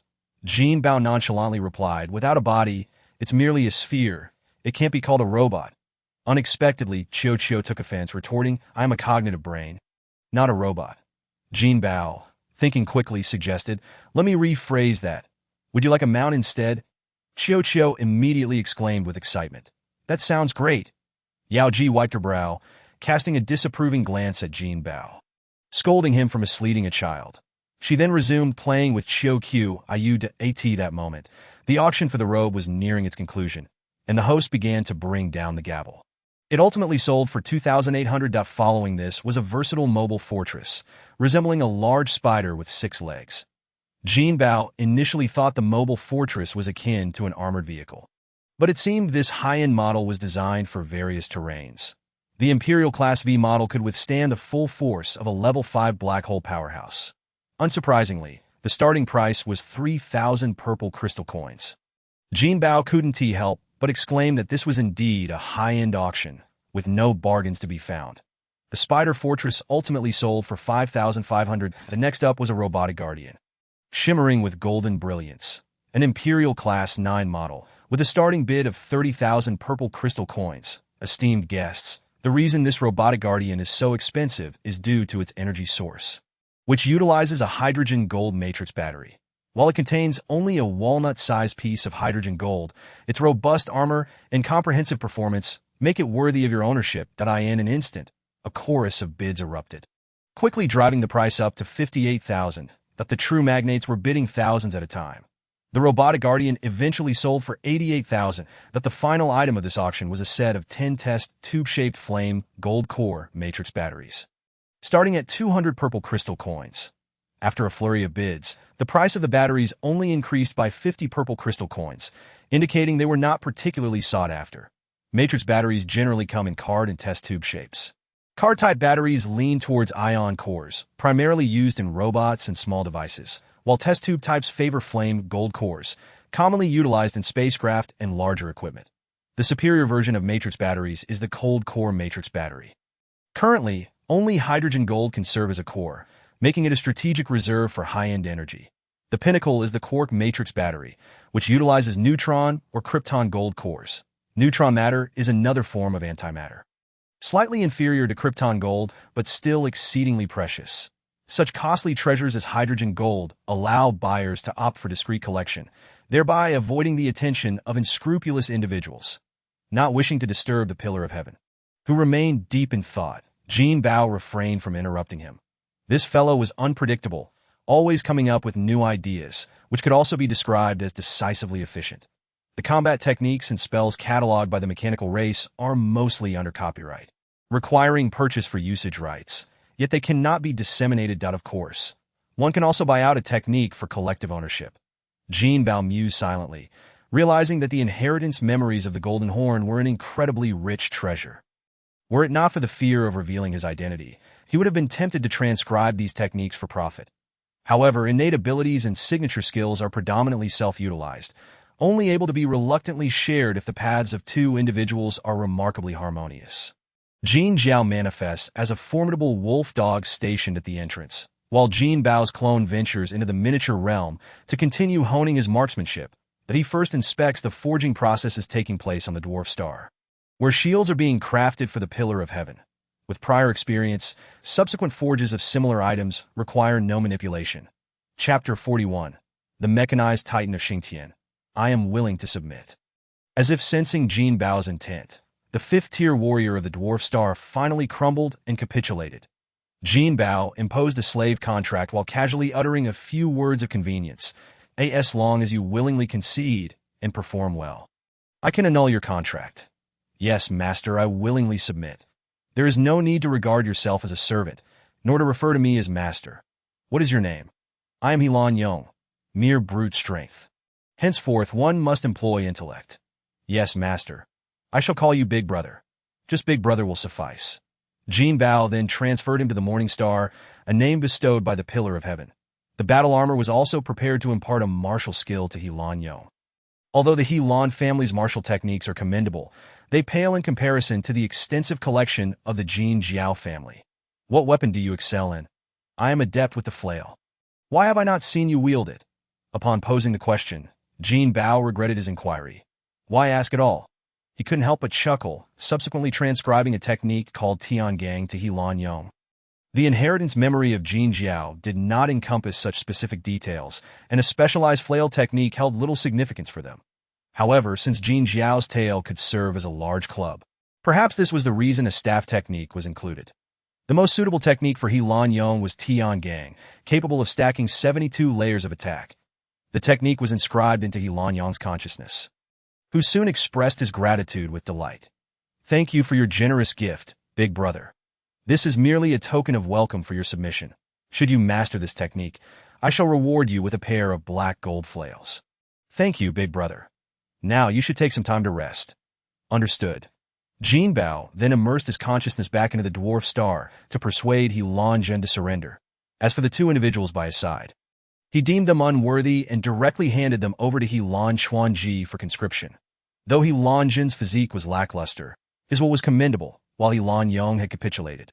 Helan Zhen still stubbornly held his ground. Upon seeing Jinbao, he glared furiously, but alas, he was so oppressed that he couldn't utter a word. Jinbao scoffed, quite impressive, your willpower. The more you resist, the more I appreciate it. Once you submit, I shall focus on nurturing you. With that, his consciousness withdrew from the dwarf star, for the Pillar of Heaven had awakened from contemplation, and he gleefully showcased his accomplishments to Jinbao. A mechanized body was projected from his eyes, resembling a headless gorilla. There was a socket atop its shoulder, clearly designated for Chio's compartment. Was this really necessary? You could have crafted a hollow head. At least it could serve as armor. What do you know? This is a purely mechanical armor. It merely requires a touch of mental energy to operate the devices, making it a proficient fighter and worker. So it's akin to an excavator. An excavator employs hydraulic systems. This utilizes a spherical roller linkage system's gravity engine. Once completed, you will need to infuse some premium currency. That is manageable. Shall we proceed to collect our goods? Yes, has the auction concluded? It has. Very well, let us depart. On board the vessel, Jinbao's skin mirrored that of Jin Jiao, while the Pillar of Heaven mumbled as he exited. What name should I choose? I need a catchy code name. Xingtian. Jinbao timely interjected. Xingtian? The Pillar of Heaven repeated, suddenly striking his palms together, producing a resounding noise that startled Jinbao. Xingtian is excellent. That name is imposing, that I shall place the order immediately. Jinbao found it rather amusing. If it was indeed good, a compliment would have sufficed, but such excitement was unwarranted. After placing the order, the Pillar of Heaven added, I would also like a similar shield. That can be arranged, but it will require your premium currency. You're quite stingy. Very well. I shall use mine. Did I in? How many days will it be delivered? About 10 days. I must be meticulous. The Pillar of Heaven indeed began to boast, murmuring with satisfaction. That is more like it. Jinbao reported on Helan Yong's status, that I have enslaved Helan Yong. He is now my subordinate. The Pillar of Heaven chuckled in agreement. That was swift, not particularly impressive. Well, a slave is not something to fuss over. And what of Helan? That fellow is quite capable. A mage no less, stubborn, but the more stubborn, the better. Perhaps he may be worth nurturing in the future. Well, these matters are yours to decide. After collecting their goods, the Pillar of Heaven inquired, shall we not purchase martial techniques? My wife is quite eager, do not rush. Mages must first cultivate their mental energy. Once their mental power is sufficient, casting spells will be effortless, requiring no deliberate study. Let me put it this way. Warriors focus on combat prowess, while mages require imagination. Then does this mean I am cultivating both martial and magical arts? You are two individuals. It cannot be counted as such, Jinbao nodded, having no objections. Shortly thereafter, the two arrived at the auction center, entered the private room, retrieved the hydrogen gold, and completed the payment, ascending to the 68th floor. This was a high-end marketplace, brimming with premier resources. The Pillar of Heaven led Jinbao to a shop named Honglu, a specialized establishment for the sale of martial techniques. Jinbao had discreetly brought out Yao Ji and Yang Chen, knowing they would need to select independently. The Pillar of Heaven took the lead, acting as a consultant due to his extensive knowledge.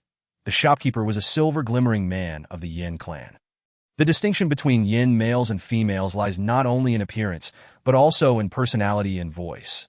The Yin man, dressed in scholarly robes, bore no incongruity with his metallic physique. Upon their arrival, the shopkeeper approached with a greeting.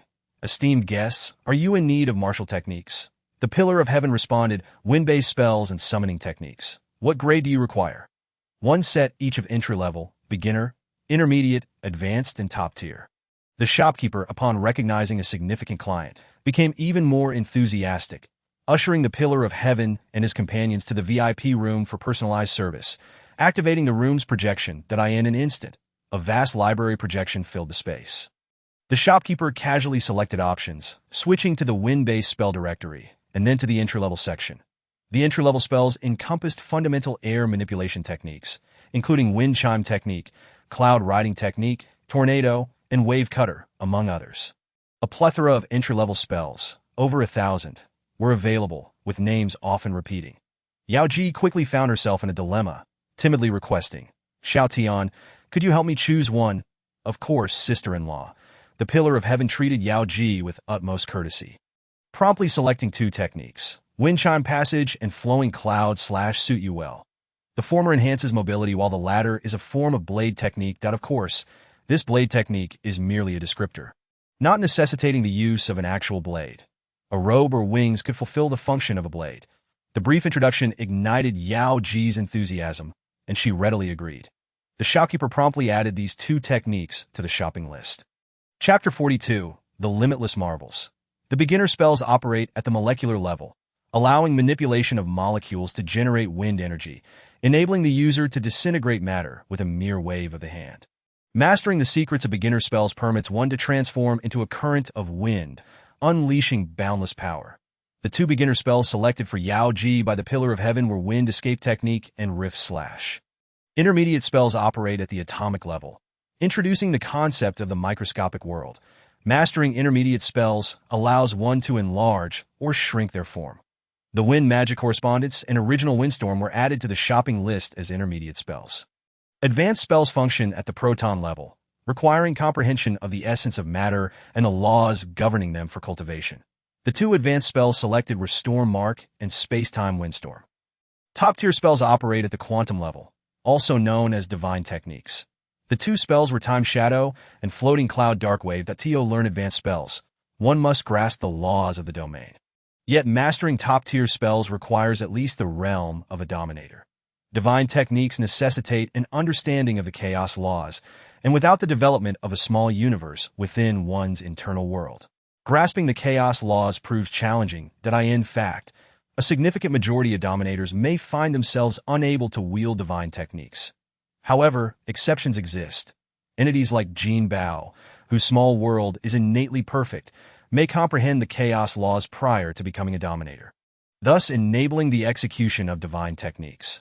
The names of the spells chosen by the Pillar of Heaven alone suggested their extraordinary nature. Please proceed with the calculations, dear shopkeeper. The bill displayed a total of 213,000 purple crystal coins.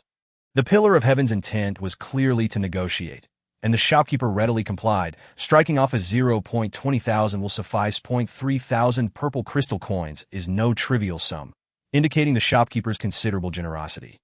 After the payment was processed, the shopkeeper recorded the techniques from the list onto a spherical player. The exterior of this player resembles a multifaceted crystal sphere, through which the intricate circuitry within can be discerned. Handing the crystal sphere to Tien Zizu, he casually remarked, "These techniques are for personal use only. Dissemination is prohibited. Should someone utilize them, their genetic code will be unlocked. At that moment, the mental detector inside will scan the user's genetic signature. If it does not match, it will be automatically destroyed. Please bear this in mind. Yaoji, suppressing her excitement, carefully stored the crystal sphere. Tyne Ziza then inquired nonchalantly, "Do you possess any heart techniques?" The shopkeeper shook his head, replying, "Our establishment only catalogs spells.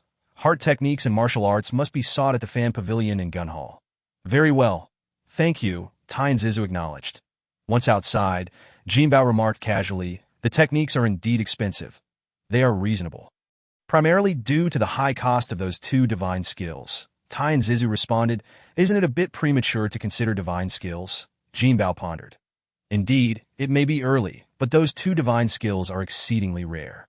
If someone else acquires them first, we may never have the opportunity to obtain them. That said, since these techniques are exclusive to one user, isn't that somewhat impractical?" Tyne Zizu solemnly replied, "The widespread dissemination of techniques relies entirely on copyright protection. If piracy runs rampant, who would invest effort into creating and researching various spells?" Jinbao reflected on this reasoning, feeling a wave of shame wash over him for having previously read pirated texts. Tyne Zizu continued, "Without the mutual benefits of a market, the strong would hoard their secrets, and how could we witness the flourishing variety of techniques we enjoy today?" Yaoji inquired, "How does one establish a genetic bond?" "By blood," he replied. Jinbao silently mused that the legendary blood bond was, in fact, a genetic password. The fan pavilion was situated a couple of streets away from the Hong building, approximately 3 to 4 miles down a somewhat secluded path. With architecture that resembled a temple, the towering structure was quite imposing, its cross-gabled glazed roof resplendent in gold. From the window, it appeared to have 3 stories. Upon entering, they were greeted by a robot resembling a monk, clad in what seemed to be a kasaya. "Are you here for heart techniques?" he asked. Tyne Zizu engaged in conversation. "Indeed, we seek to purchase heart techniques. Heart techniques are not easily acquired. They are scarce. However, we do have 2 volumes of Heart Sutras available for viewing in the inner hall. Should you be interested, we can observe them too." Tyne Zizu replied. "Very well, please lead the way." "Right this way." The 4 followed the shopkeeper to the 2nd floor, their eyes lighting up as they beheld a projection. 2 ancient sutras materialized before them, one titled Infinite, and the other Wonderful Law. Jinbao gazed at the tomes, reminiscent of Buddhist scriptures, pondering if the mechanical race also had monks. The shopkeeper casually flipped open Infinite, revealing an enigmatic aphorism on the title page. "Dreams arise from the heart, desires thwarted, all is void, infinite calamity." As he turned the page, dense verses were laid bare, and Jinbao felt dizzy after merely glancing at them. Next, Wonderful Law was opened, showcasing another profound 4-character verse.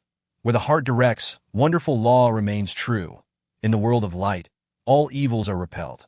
Tyne Zizu casually asked, "Are these the only 2? Do you have techniques for beast taming?"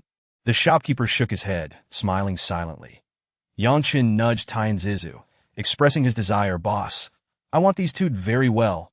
If you have taken a liking to them, let us procure them." "Master, how much?" "These treasures are for those fated to possess them. No payment is required." Jinbao was secretly astonished, thinking perhaps this shopkeeper truly was a monk. Yet Tyne Zizu was unwilling to accept charity, insisting, "Please name your price. One should not receive without giving." The shopkeeper smiled and said, "Then a single silver coin will suffice." Jinbao promptly produced a silver coin without hesitation, but the shopkeeper did not accept it, merely casting a knowing glance at Yangchen. Understanding the cue, Yangchen quickly retrieved another silver coin. The shopkeeper took it, and with a flick of his wrist, the coin vanished, replaced by the 2 tomes. "May this esteemed guest be a person of destiny. Cherish these items, and should the opportunity arise, continue seeking those fated to cross your path." Yangchen nodded solemnly. Jinbao, astonished, asked instinctively, "Can anyone read these books?" "Only those destined to do so," came the reply. Yangchen reverently tucked the sutras away and bowed deeply to the shopkeeper. "Master, I vow not to disappoint your expectations." The shopkeeper nodded with a smile, his countenance growing solemn, gradually transforming into the visage of a great Buddha. In an instant, the Buddha radiated a golden light, illuminating the entire room. That moment, Jinbao experienced an unprecedented sense of liberation, invigorated and uplifted, unable to resist the urge to sing. All things possess spirit. Sincerity begets response to go forth. Yangchen bowed and exited first. followed by Tai and Zizu, who also bowed to the shopkeeper before descending. Jinbao, pulling Yaoji along, both bowed as they made their way downstairs. Once on the street, Jinbao exclaimed in genuine admiration, "I never imagined the mechanical race could practice Buddhism." "Remarkable," Yangchen replied. "This master is a reclusive sage, perhaps even more formidable than a ruler." Tai and Zizu remained contemplative, remarking, "I have never heard of such a figure within our yin race. Truly extraordinary." The four continued to discuss amongst themselves as they gradually distanced themselves from the fan pavilion. Chapter 43. Acquiring Techniques in the Vast Cosmos. A colossal Buddha, towering 10,000 meters, shimmered with radiant golden light as it glided through the expanse. The Buddha's movement appeared languid yet swift, traversing immeasurable distances in the blink of an eye. Suddenly, the Buddha came to a halt. As the perspective zoomed in, it revealed a robed yin mage blocking its path. The Buddha's hands came together in prayer, releasing a pitch-black robot that approached the mage. Its eyes ablaze with fiery intensity, emitting a sound that resonated like a mighty bell through the void. Infinite. No heaven. Their lips moved rapidly, their eyes flashing with various hues, clearly engaged in a fierce mental confrontation. The Buddha slowly opened its eyes, revealing swirling black and white vortices. The mage casually flung off his kasaya, which instantly expanded to engulf the Buddha in its vastness. The mage's metallic form glimmered.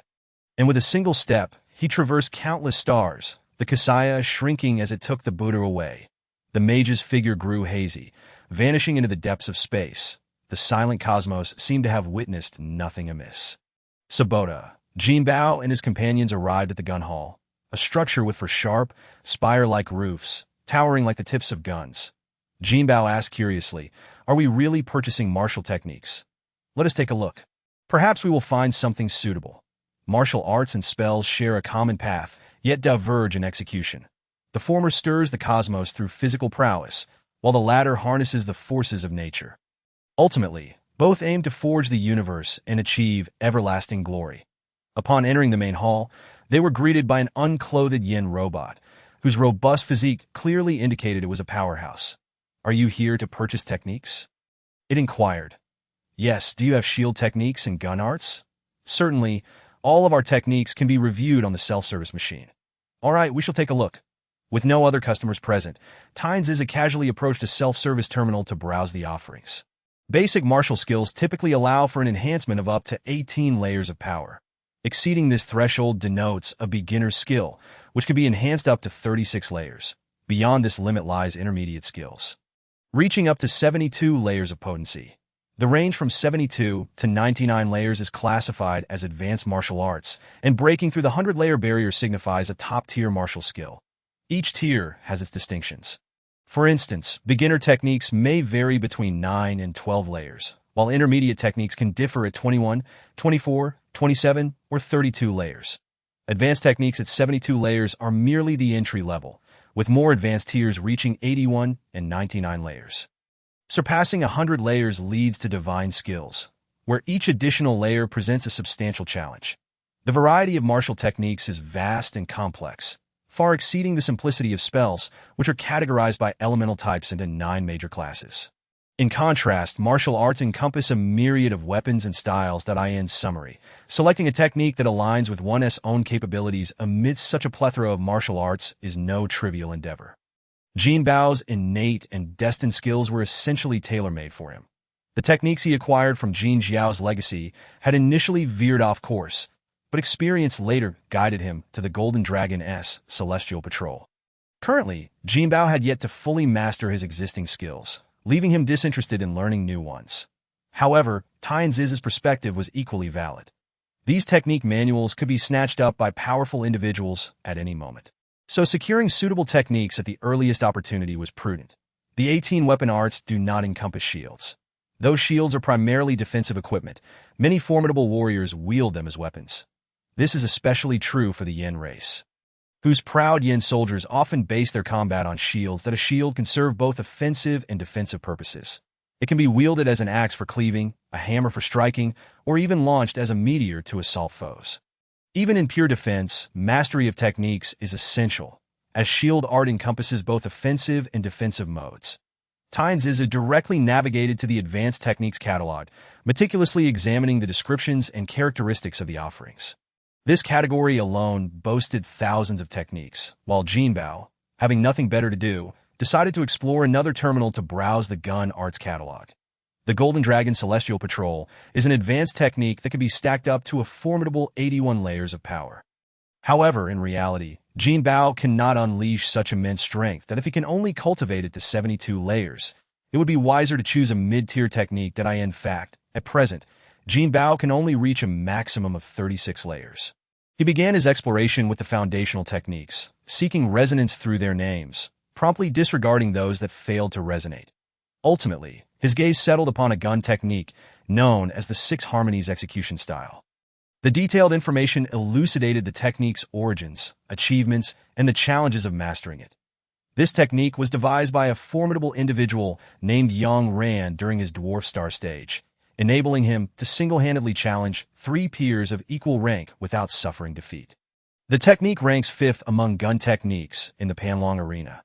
The fact that a foundational technique could achieve such a high standing in the arena attests to its remarkable power.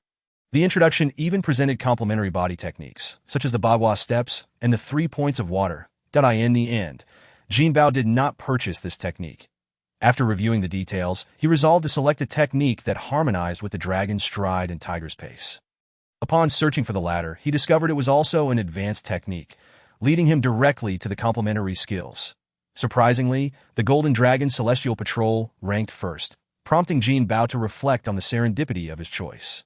Below, there were dozens of skills listed, and fortunately, there were only 2 gun techniques. Alleviating the burden of choice, he navigated to the gun techniques interface to search for detailed information on this particular technique. The Golden Gate Strike, an advanced technique created by the 4-star ruler Jin Yu, is characterized by its piercing sharpness. The Phoenix Soars, a top-tier technique crafted by the Chaos Sovereign Huang Hai for his beloved daughter, can be stacked to 100 layers of divine skill, becoming a legend among sovereign-created techniques. Jinbao silently favored this technique, primarily due to its compatibility with the Golden Dragon Celestial Patrol. The Phoenix Soars, striking the vast sea, stirs the winds and clouds, unleashing a shot that is invincible across the 8 realms. The most astonishing aspect of this technique was its price, reaching an astounding 800,000. And this was merely for the manuscript. Jinbao quietly exited the interface at that moment. Tianjiju had also selected 2 techniques, placing his order with fluidity. Noticing Jinbao's dazed expression, he inquired, "What have you set your sights on?" "I found a gun technique created by the Chaos Sovereign. It is a bit pricey, isn't that obvious? Techniques created by the Chaos Sovereign are bound to be expensive." "How much?" 800,000. "That's reasonable, not overly expensive. Let us buy it together. Is that necessary? Spending so extravagantly. Will we have enough left for the galactic auction?" "You worry too much. Just buy it." Tianjiju took the initiative to purchase the Phoenix Soars. And when Jinbao glanced at the payment, he was nearly brought to his knees, as the total amounted to a staggering 2,300,000. This meant that the items Tianjiju acquired actually reached 1,500,000. No wonder he was so generous. He had been waiting for this. Chapter 44. Robots lack humanity. Initially, Jinbao believed that 4 million purple crystal coins constituted a substantial sum, but when the time came to spend, he realized that it was quite modest. Unable to resist, he casually inquired, "What technique did you buy that is so expensive?" Tianjiju replied excitedly, "I purchased a divine skill called Wuji. It is an attribute-less technique, encompassing both offense and defense comprehensively." "Wuji? You mean Taiji?" No, it is indeed Wuji. The key point is that I have acquired exclusive rights." Jinbao instantly perked up, exclaiming, "Are you saying I can practice it too?"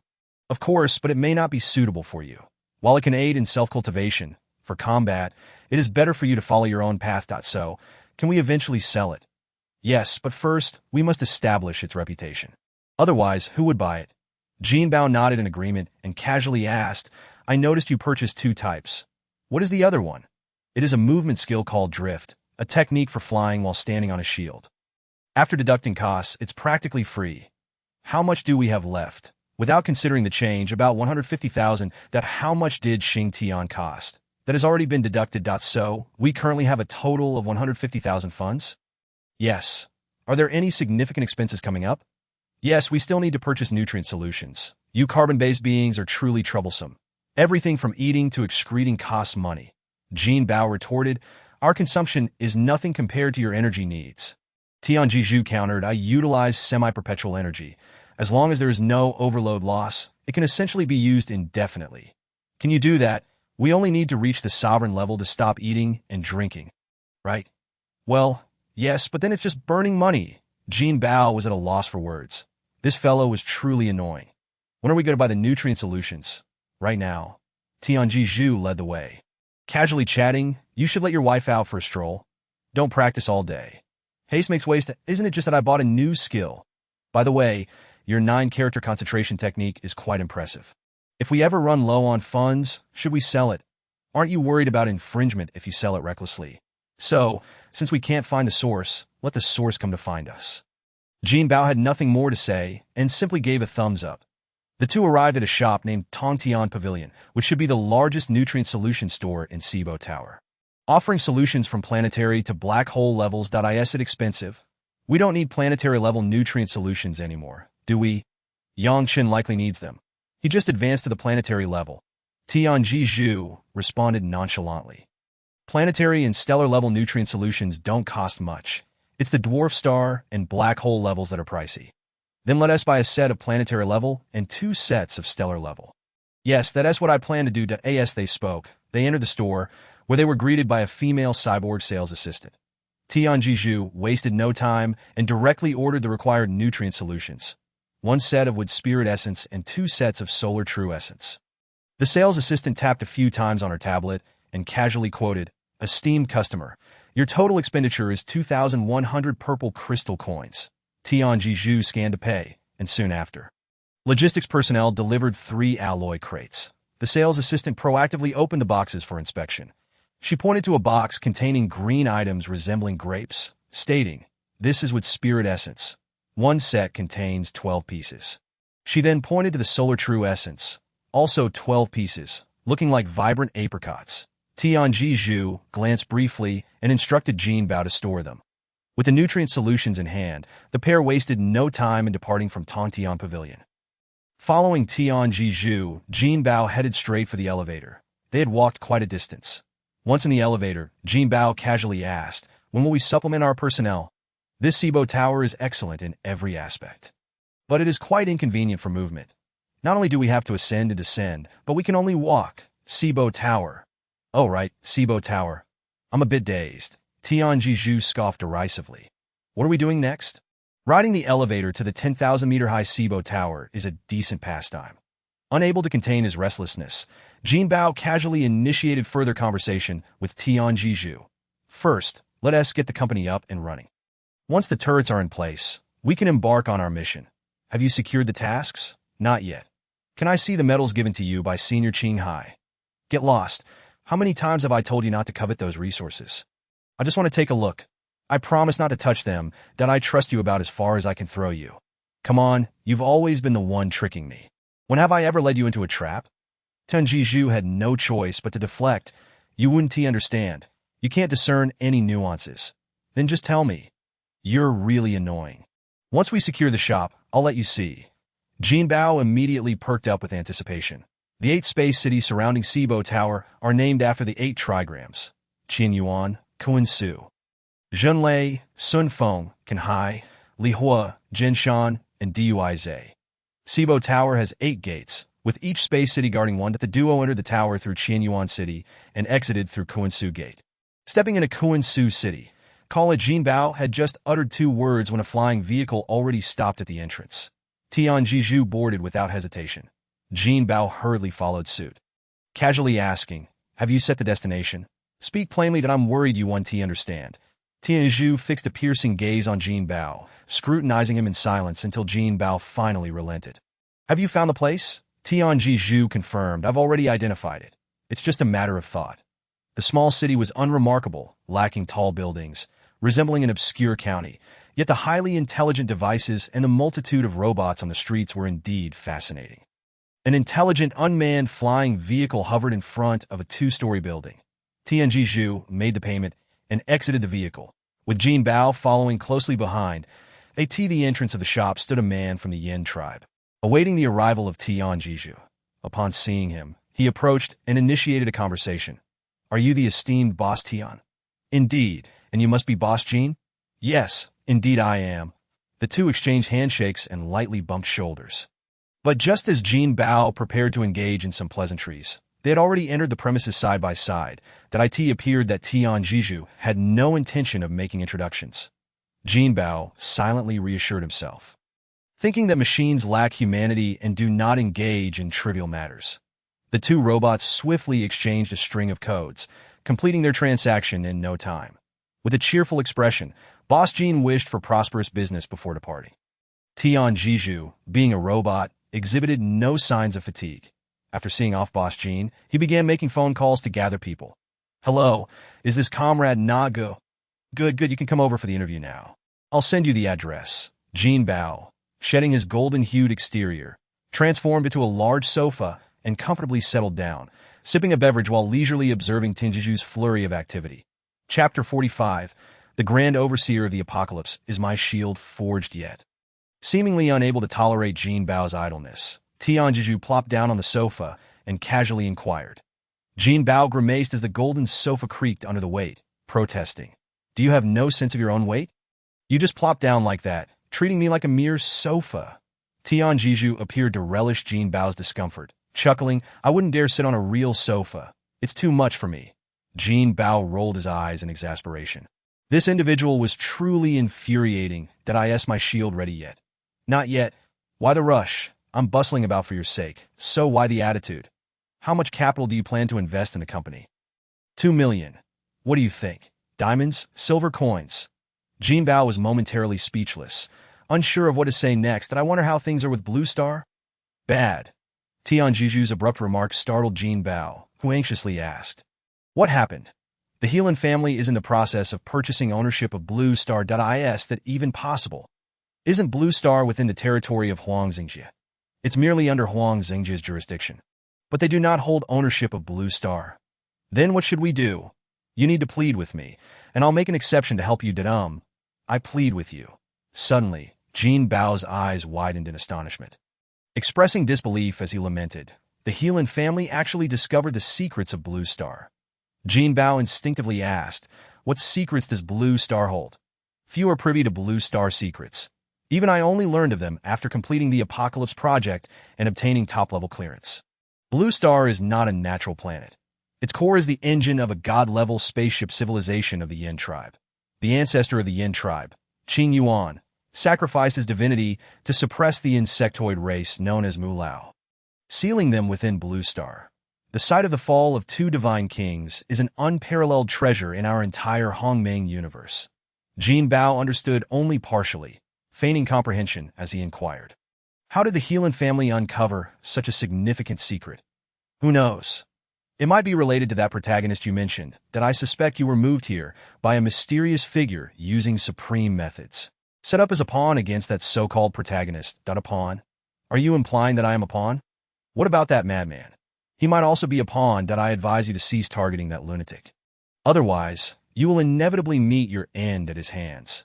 Jinbao expressed his frustration, saying, I've been avoiding him all along. I was almost ready to forget about it until you brought it up again. Tian Jiju stated earnestly, let it take its course. Perhaps when the boat reaches the bridge, it will naturally straighten out. At that point, who is the pawn and who is the player may still be in question. Jinbao, however, was not inclined to ponder such matters, muttering, it doesn't matter who is the player or the pawn, as long as I am not killed by that madman. Rest assured, Blue Star now belongs to our Apocalypse Industries. Should the Heelan family dare to stir trouble, we will take action against them. A flying vehicle came to a halt at the entrance of the shop, and a mechanical being clad in a fitted outfit and a trench coat hurriedly burst inside. Upon seeing Tian Jiju, he bowed and asked, Boss, am I late? Not at all. You must be not good that I have handpicked you, a commercial elite with exceptional computational abilities and investment acumen. From now on, you will be our external affairs manager at Apocalypse. Apart from managing the company's investment and financial matters, all external affairs will be under your purview.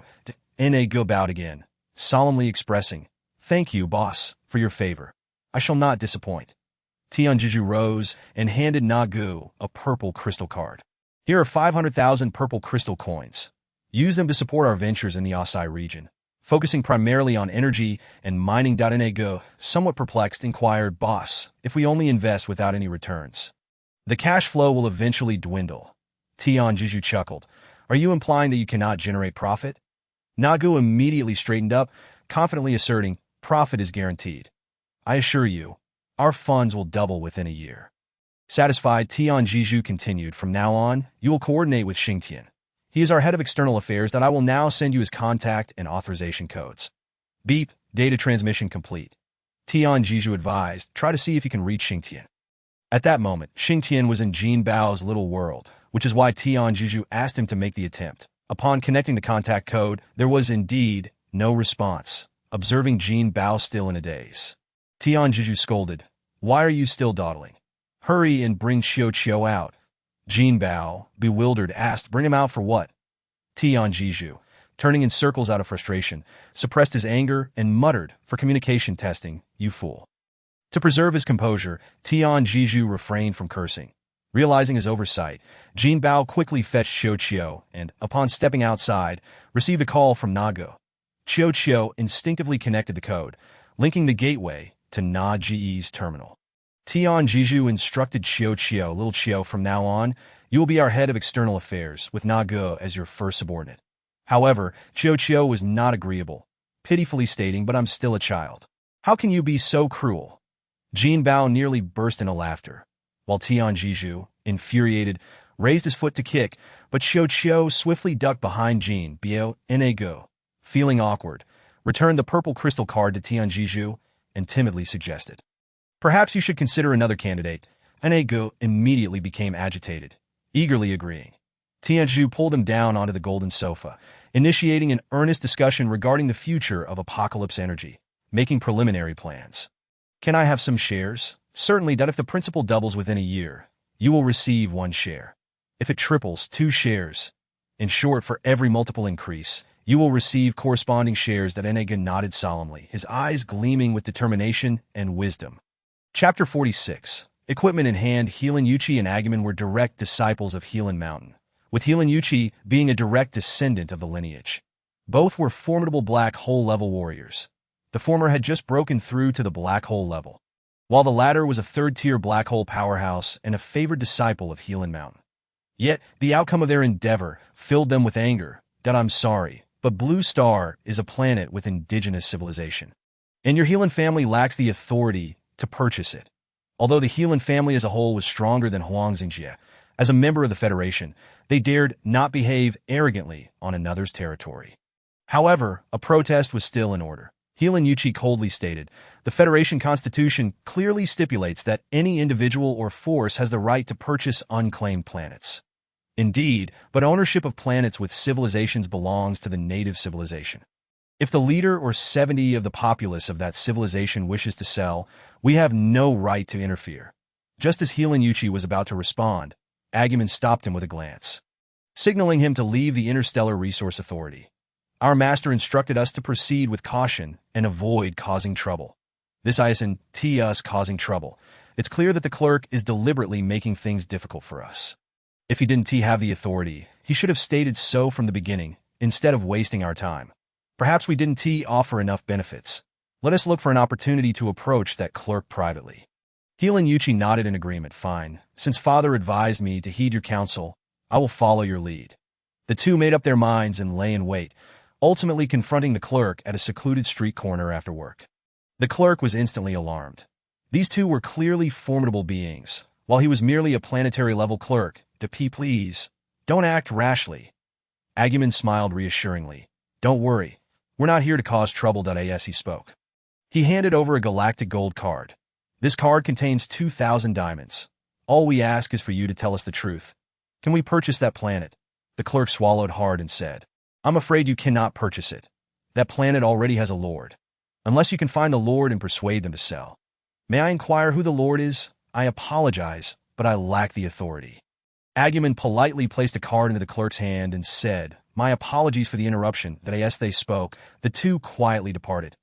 Upon returning to the spaceship, Healan Yuchi asked, "Junior brother, Why did you give him money?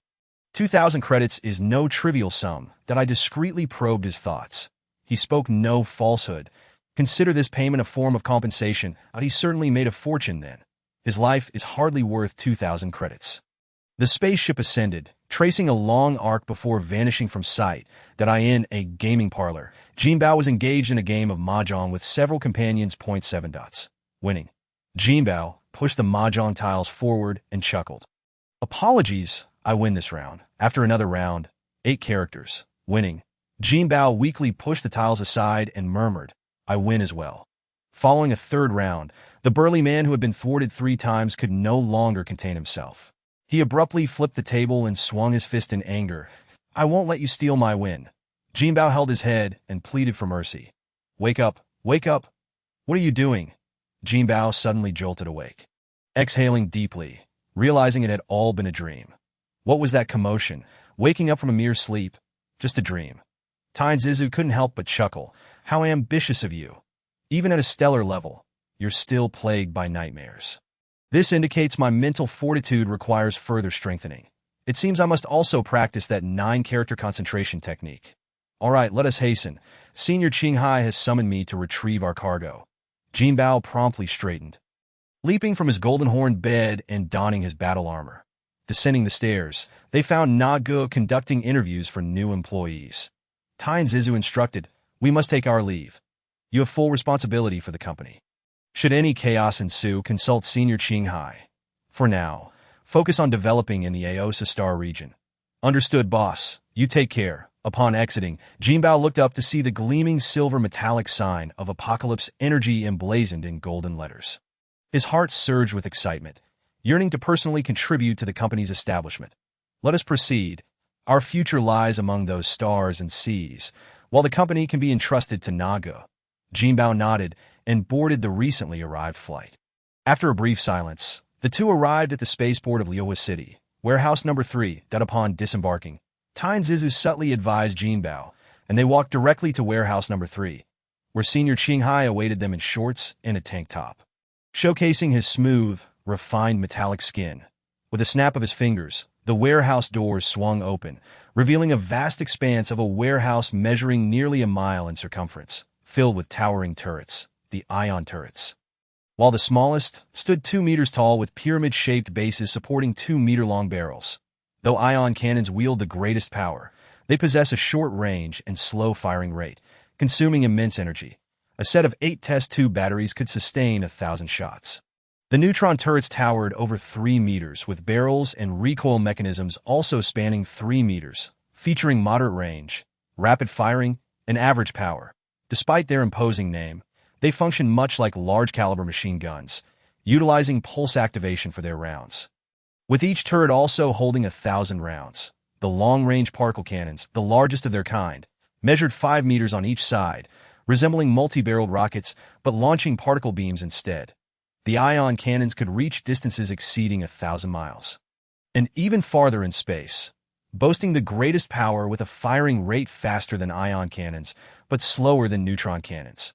The energy shields resembled large pot lids, installed on spaceships or fortresses to provide protective energy barriers. The 2 disc-like structures appeared to be mobile fortifications, exuding a robust aesthetic akin to oversized anti-tank mines. The 10-meter diameter mobile fortifications featured 4 mounting slots on their sides for weaponry, with a hatch on top for various turrets. Among these larger items lay a sizable alloy box, presumably containing uniforms. What about the wind aluminum? There should be a conspicuous pile. Zizu inquired that I stored the majority on the storage chip. The laser guns are in the box. Zizu instructed Jinbao to stow the equipment while continuing to converse with Qinghai. Senior, I am sending you a document. With a flicker of green light from his eyes, Zizu transmitted the information to Qinghai. Soon, shock illuminated Qinghai's gaze as he eagerly asked, where did this come from? I am uncertain, which is why I ask you to investigate its origins. All right, remember, this information must not be disseminated until confirmed. Understood. Jinbao gathered the supplies and approached. He knew, without asking the nature of the contents Zizu had shared, it seemed that aside from the 9-character concentration technique, they possessed no other mysterious items. As for the secrets of Blue Star, Since Tien Zizu was aware, there was no reason for Qinghai to remain oblivious. Chapter 47.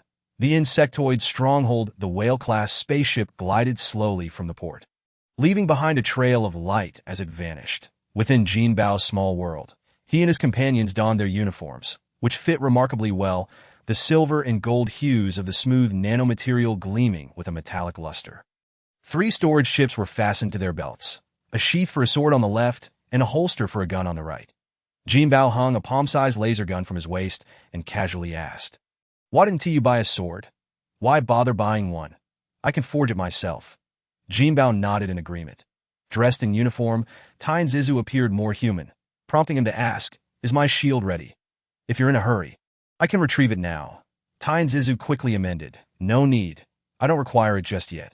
Yao Ji, playfully toying with her laser gun, cheerfully asked, "Babe, isn't this gun merely decorative?" Tien Zizu also inquired, "How is your spell practice coming along?"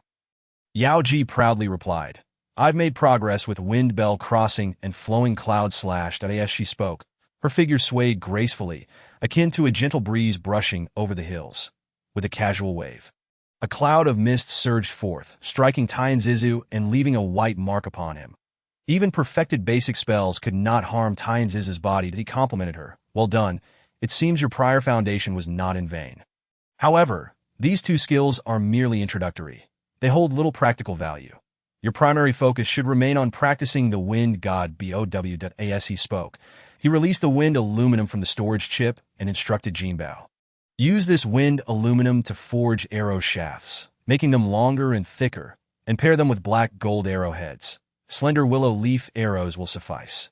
Yao Ji, complying, retrieved the wind god bow and effortlessly swept her finger across the bowstring, conjuring a shimmering silver wind spiral bowstring. Jinbao offered timely praise, and Tien Zizu echoed his admiration while providing a reminder. "Excellent progress. You need to use mental force as your bowstring. Relying solely on wind power is inferior." Chiu bounced over, chattering curiously, "What about my uniform?" Tien Zizu coldly replied, "We at Apocalypse do not employ child labor." Jinbao was speechless. This character was over 80,000 years old, yet still behaved like a child. Chiu, evidently infuriated, puffed up, his size expanding from that of a basketball to that of a beach ball. Jinbao marveled. Chiu possesses a gifted skill. Even Tien Zizu was taken aback, casually teasing, "It seems I underestimated this little creature." Chiu immediately protested, "I am not a little creature. My name is Chiu." Tien Zizu chuckled repeatedly, finding words unnecessary. Chiu, frustrated, spun in circles, a fiery glow erupting from above his head as he flew to Yao Ji. "Pouting, sister, he is bullying me." Jinbao stumbled, "Sister?" Yao Ji sighed, All right, Xiao Tian, do not torment him any longer." Tien Zizu scoffed but ceased his teasing. Chiu flew over, indignantly asking, "What about my mount? It's not ready yet.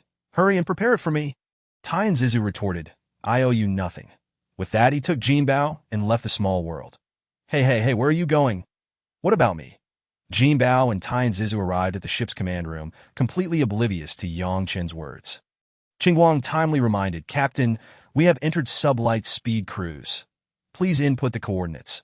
Tien Zizu settled into the command chair and casually ordered, "Target, Tiankin star." The star map rendered, the course was set, and the data calibrated. When Qingguang's alert tone sounded 0.3, 2, 1. With a hum, silence enveloped them as if years of tinnitus had suddenly ceased. Having long since adapted to light speed, Jinbao felt a slight sensation of temporal disorientation upon entering superluminal speed. But he quickly regained his composure. Our mission destination Tiankin star. Indeed. What is the task? Eliminate the insectoid stronghold. Be more specific. With a swish, the command room illuminated with a 3-dimensional projection, revealing a dazzling starry expanse. Tien Zizu casually pointed, and a planet rapidly enlarged, soon becoming the focal point that on the planet, for enormous structures resembling cocoons occupy 70% of its surface area. Jinbao was taken aback. Is this the insect? To be precise, it is the Zerg Queen, a dwarf star-level Zerg Queen capable of breeding a multitude of stellar-level insects. Is this the Zerg stronghold? Indeed, this is a stronghold currently under construction by the Zerg. Are you suggesting that the two of us should confront 4 dwarf star-level powerhouses, not to mention countless stellar-level ones? How many exactly? I do not know. Their numbers are increasing daily until the Queen has completely devoured the planet's energy. Isn't the Zerg trying to establish a stronghold? If they destroy this planet, wouldn't that be a futile endeavor? Even if this stronghold can nurture a single Dominator-level powerhouse, it would be considered a significant gain. This stronghold on Tion Kinstar has 4 queens. By that measure, it seems quite substantial. Tion Jiju scoffed. The size of a stronghold is not determined by numbers, although Tion Kinstar has 4 queens. Their power is merely at the dwarf star level, which can only be deemed a small stronghold. Can I interpret that the queen represents the stronghold? That's nearly correct, but not entirely. If the Zerg covets a strategic location, they may deploy transport ships carrying a substantial number of advanced insect warriors to seize it directly. Jinbao nodded in understanding and inquired further. What level of queen constitutes a large stronghold? Generally, a stronghold guarded by a Dominator-level powerhouse is considered a large stronghold that in comparison to the human race, which is stronger. Without a doubt, the human race, as the Hongming universe, is the stronghold of humanity, while the Zerg are merely outsiders. Their stronghold resides in the Zerg universe, and overall, they are quite powerful. After all, even the Yin clan does not possess a dedicated universe because the Yin clan's mechanical bodies cannot create an inner world that they lack a universe. That is roughly correct. However, our Yin clan originated from the depths of the void and later settled in the Hongming universe. Jinbao, feeling a surge of emotions, couldn't help but ponder.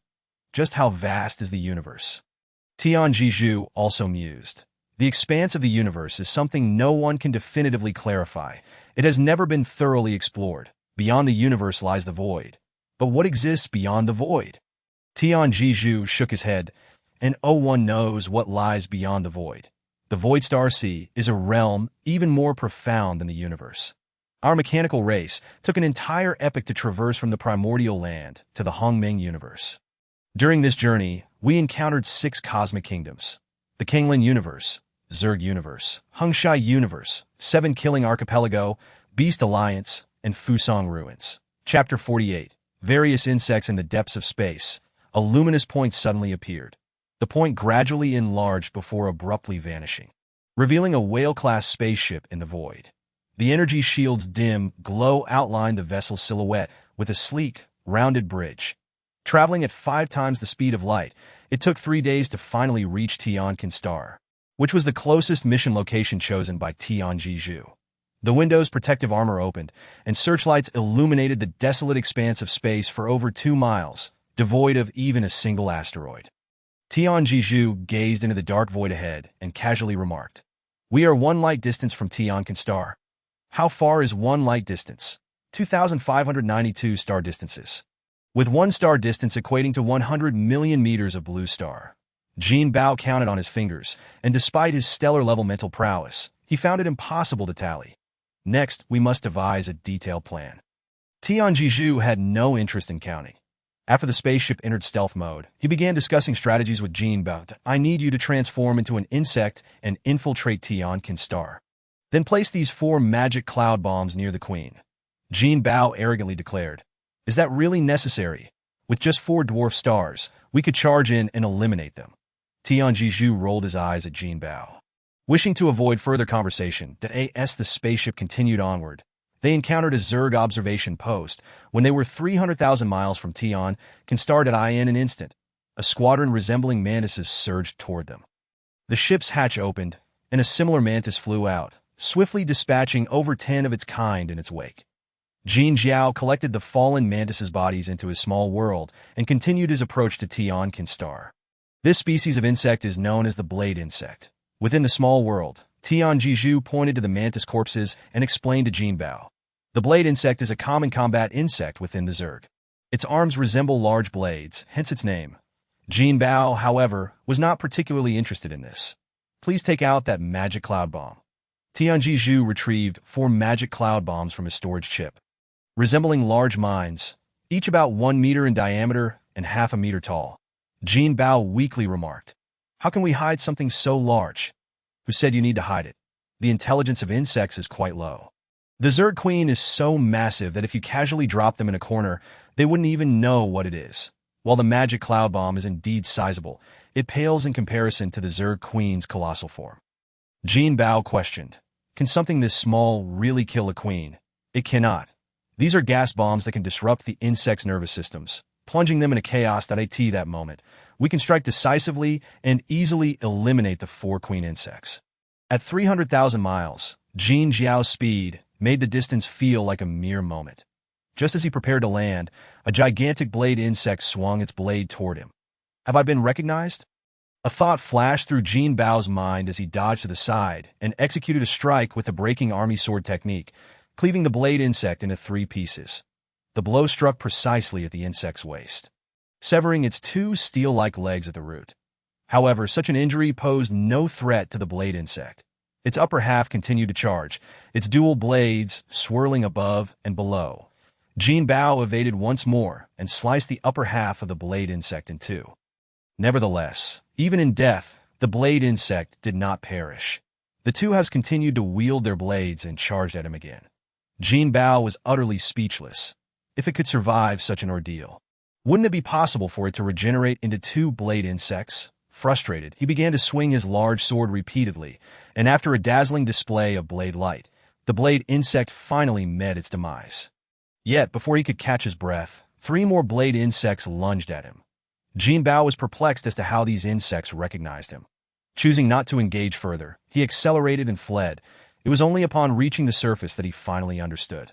It turned out these insects were not aware of his identity. They were simply engaged in mutual slaughter. "Did I end the small world?" Jinbao complained to Tianjiju. "These insects are killing each other. Why are we even bothering to eliminate them?" Tianjiju patiently explained, "Do you not understand? The Zerg evolved through such conflict until they reach the stellar level and gain intelligence, becoming true Zerg elites. Should I not grow alongside them? Let us first deal with these queen insects. We can gradually eliminate the remaining ones. The talented individuals of the galaxy and beyond must contend with the Zerg as part of their growth journey."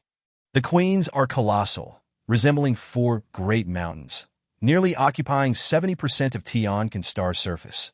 The gaps between the queens are densely filled with insects. Severed limbs and blood of a brownish-green hue flow together like rivers and lakes. This is a true hell, and it is not an exaggeration to describe it as a mountain of corpses and a sea of blood. Although Jinbao is transformed into an insect, his senses remain those of a human. Even with his dwarf star-level will, he could not help but feel nauseated.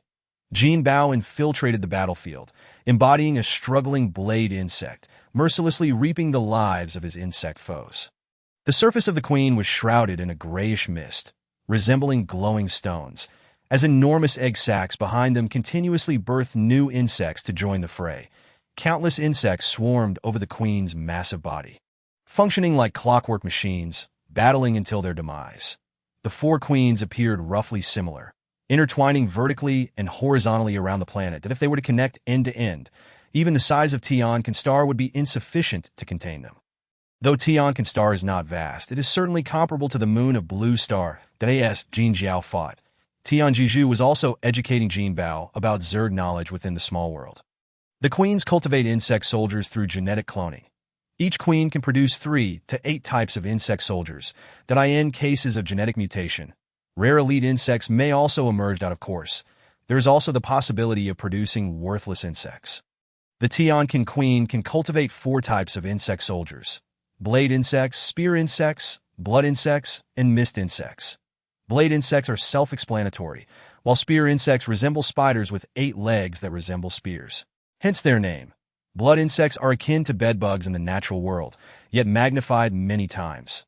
They possess the ability to absorb blood through their magical properties. Mist insects are large moths capable of releasing toxic mist, which is why they bear their name. Both types of magical insects are capable of flight. Although mantises in the natural world can also fly, blade insects lack wings. They can only achieve flight upon evolving to the planet level, allowing them to escape the planet's gravity. While Tianjin Star is not large, its gravitational field is remarkably strong, indicating a powerful core that on Tianjin Star, even planet-level insects cannot take to the skies. Only those who evolve to stellar level can ascend from the surface. Under such immense pressure, Even planet-level blood insects and mist insects struggle to gain altitude. Insects evolved by devouring the energy of living beings, thus thriving in a world abundant with life, which serves as their cherished domain. The queen's duty is to produce a multitude of expendable larvae, allowing them to consume and evolve one another. The evolutionary pattern of these insects condemns them to a lifetime of conflict, rendering their existence detestable to countless races. Chapter 49.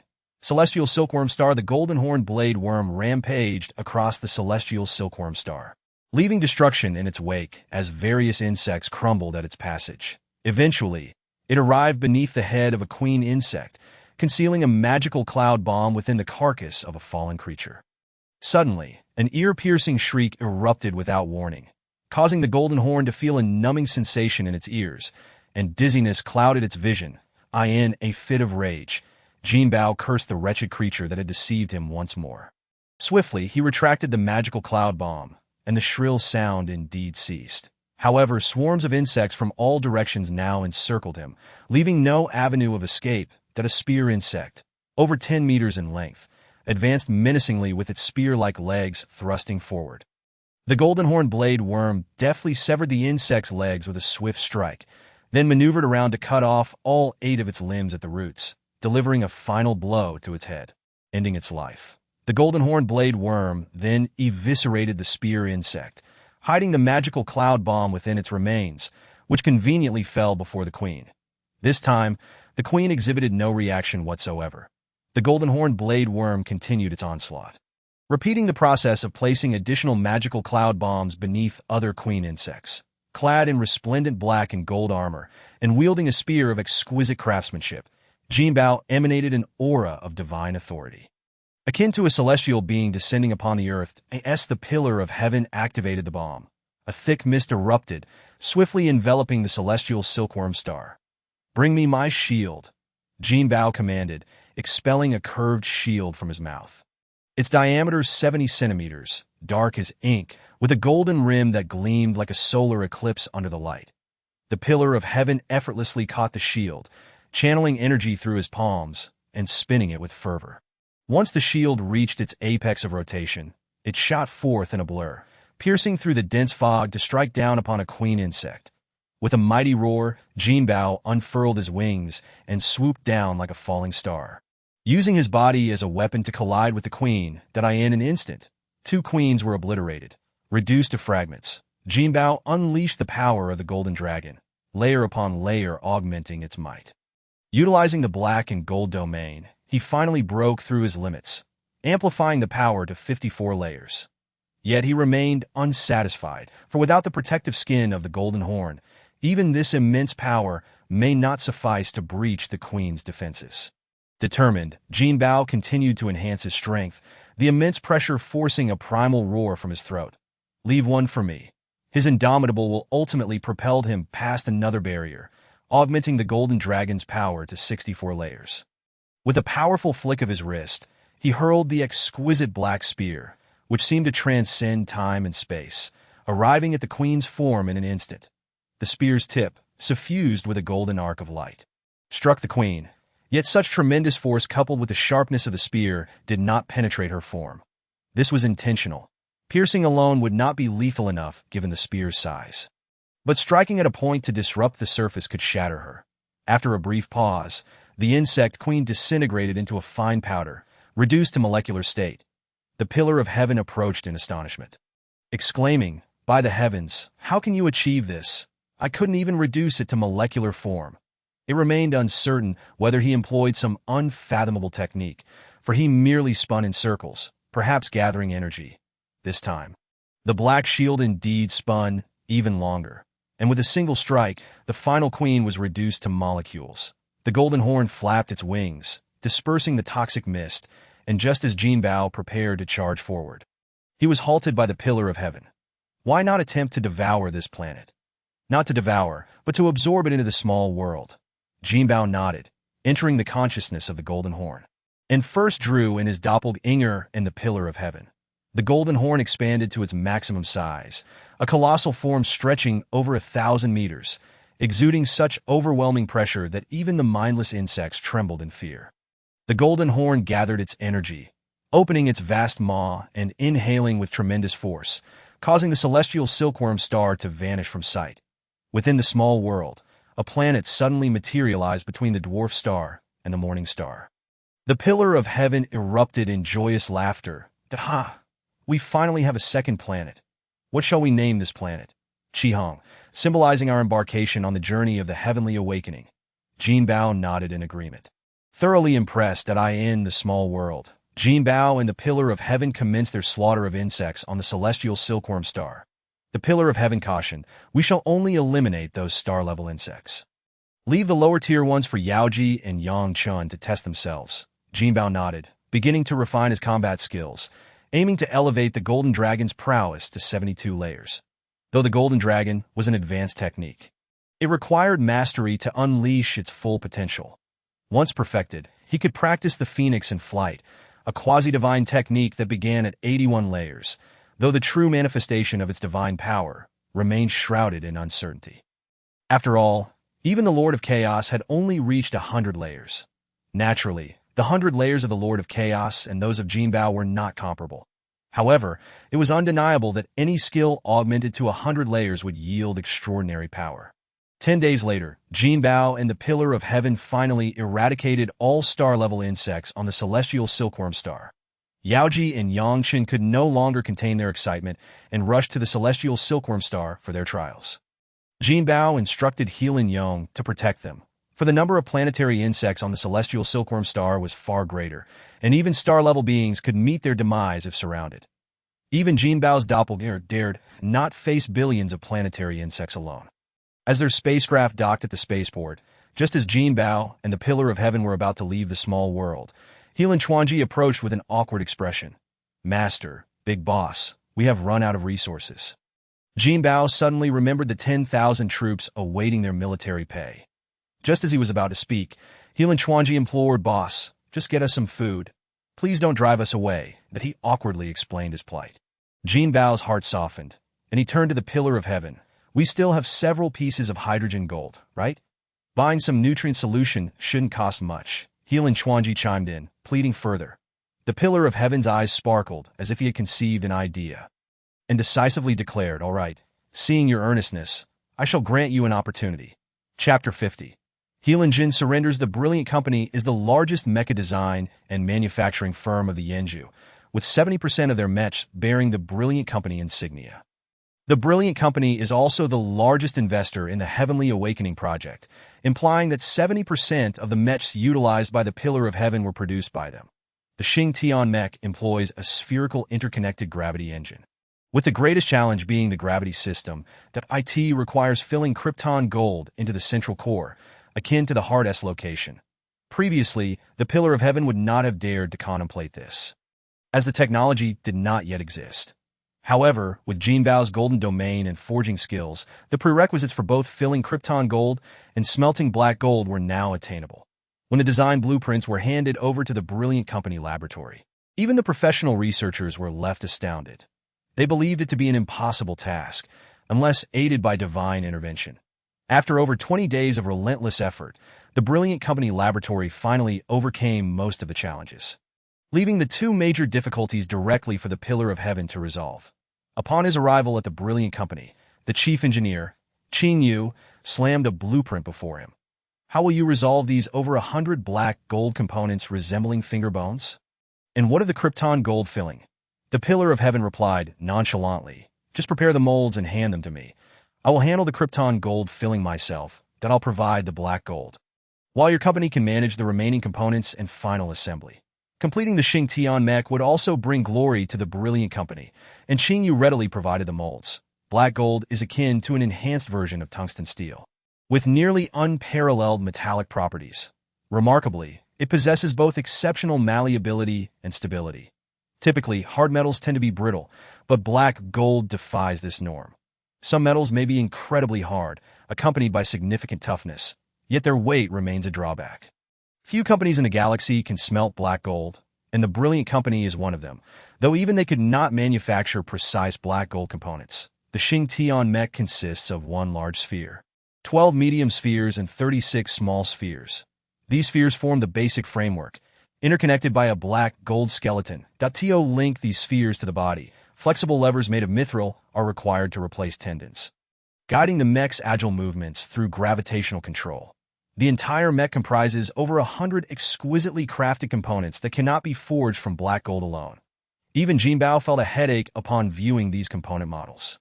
Holding a mold resembling a fingernail, he inquired, "Why are there such tiny components? This can't possibly be a fingernail, can it?" A purely mechanical body emphasizes precision. If the 2-meter-tall mech were to feature oversized components, how could it fit together seamlessly? If height were the only factor, it might suffice, but the Xingtian mech is also somewhat broad, reaching a width of 1.5 meters at its widest point. Yet, lacking a head lends it a more harmonious appearance, making it seem quite robust. Reluctantly, Jinbao agreed, his consciousness sinking into the dwarf star as he began to forge the components with utmost seriousness. However, this contraption is indeed a considerable fortune, and at present, the Celestial Awakening is in dire need of funds. Every bit saved counts. The task rewards consist of 1 million contribution points and 1 million star diamonds. A sum that seems trivial, with the real value lying in the contribution points. The Celestial Awakening team instantly ascended to A-level authority. Above that, there exist 3 tiers. S-level, legendary, and mythical. A-level mercenary team can be deemed as part of the mainstream. Any moderately capable squad could easily rise through tasks. Nevertheless, achieving A-level status in just 2 missions is still quite remarkable. In order to curry favor with him, the Celestial Pillar eagerly purchased nutritional solutions for the healing team. This time, he opted for online procurement, directly presenting a list to the person in charge via video link. I require 10,000 sets of herbal essence, 1,000 sets of solar essence, 10 sets of lunar essence, and 2 sets of chaotic primordial fluid. The individual on the other end was calculating when Celestial Pillar produced a walnut-sized piece of hydrogen gold. Continuing, "No need to calculate. Just tell me if this hydrogen gold is sufficient." Upon glancing at it, the other party's expression turned ecstatic. Yet he hesitated, saying, "Esteemed guest, while hydrogen gold is indeed precious, chaotic primordial fluid is not a trivial commodity. This piece of hydrogen gold can only procure 2 sets of the primordial fluid. Can the remainder be considered a gift?" The other party, still troubled, replied, "That is certainly not feasible. Not to mention the 10 sets of lunar essence. Even 1,000 sets of herbal essence is no small sum." The Celestial Pillar pressed on. "You must realize that hydrogen gold possesses significant premium potential, while nutritional solutions have a market-set value. Moreover, my bulk purchase indicates a substantial number of warriors under my command. Their future requirements will only increase." After some contemplation, the other party finally conceded. "All right, it's a deal. Goods will be prepared and delivered to the Kunxa City Celestial Awakening Energy Company. The preparation will take approximately 3 days. There's no rush. A pleasant collaboration. At this moment, Yao Ji and Yang Chun were battling monsters on the Qihang Star. Yao Ji, wielding the wind god Bao, shot arrow after arrow. She utilized wind arrows, which, while not particularly lethal, struggled to breach the defenses of the formidable insects. Yang Chun recited the infinite incantation to support Yao Ji, enhancing her morale with psychic energy. Essentially, the infinite and wonderful method revolves around wishes, though it can also serve as a curse. Observing everyone's diligent efforts, the Celestial Pillar felt compelled to engage, silently reciting the 9-character concentration technique to gain deeper understanding. In the blink of an eye, 10 days had passed. Jinbao opened his eyes, exhaling deeply. Even with his low-star-level spiritual power, 10 consecutive days of intense operation had nearly exhausted him. After inspecting the components, which all passed muster, they were swiftly dispatched to the Brilliant Company for assembly. Jinbao transferred Heelanjun to the Qihang Star, and over these 10 days of companionship, he found himself developing some affection for her. Unexpectedly, upon hearing this, Heelanjun felt a sense of loss. "Why do you let me go? I've heard that in the Silver Defense, there is no death penalty, at most just a 2-dimensional imprisonment. Even the most heinous individuals are afforded a chance for redemption. After all, talent is the most precious resource of the Federation. Your resource plundering in the name of family interests hardly qualifies as egregious. Besides, you are merely an attempted crime. There is no need to execute you. Just hope you will conduct yourself wisely in the future." Heelanjun struggled momentarily before finally speaking. "I am willing to submit." Jinbao was rather taken aback by this, But upon regaining his composure, he happily produced a robe and handed it to Jin. This is the robe of Gonyang Yu. It now belongs to you. You have made a wise choice. Jin accepted the robe, her expression still somewhat conflicted. Jinbao reassured her, for a family to endure, it must possess its own culture. Relying solely on plunder will inevitably lead to extinction. Jin sighed, in a world where strength is revered, how naive it is to express such sentiments. Yet coming from you, it feels particularly sincere.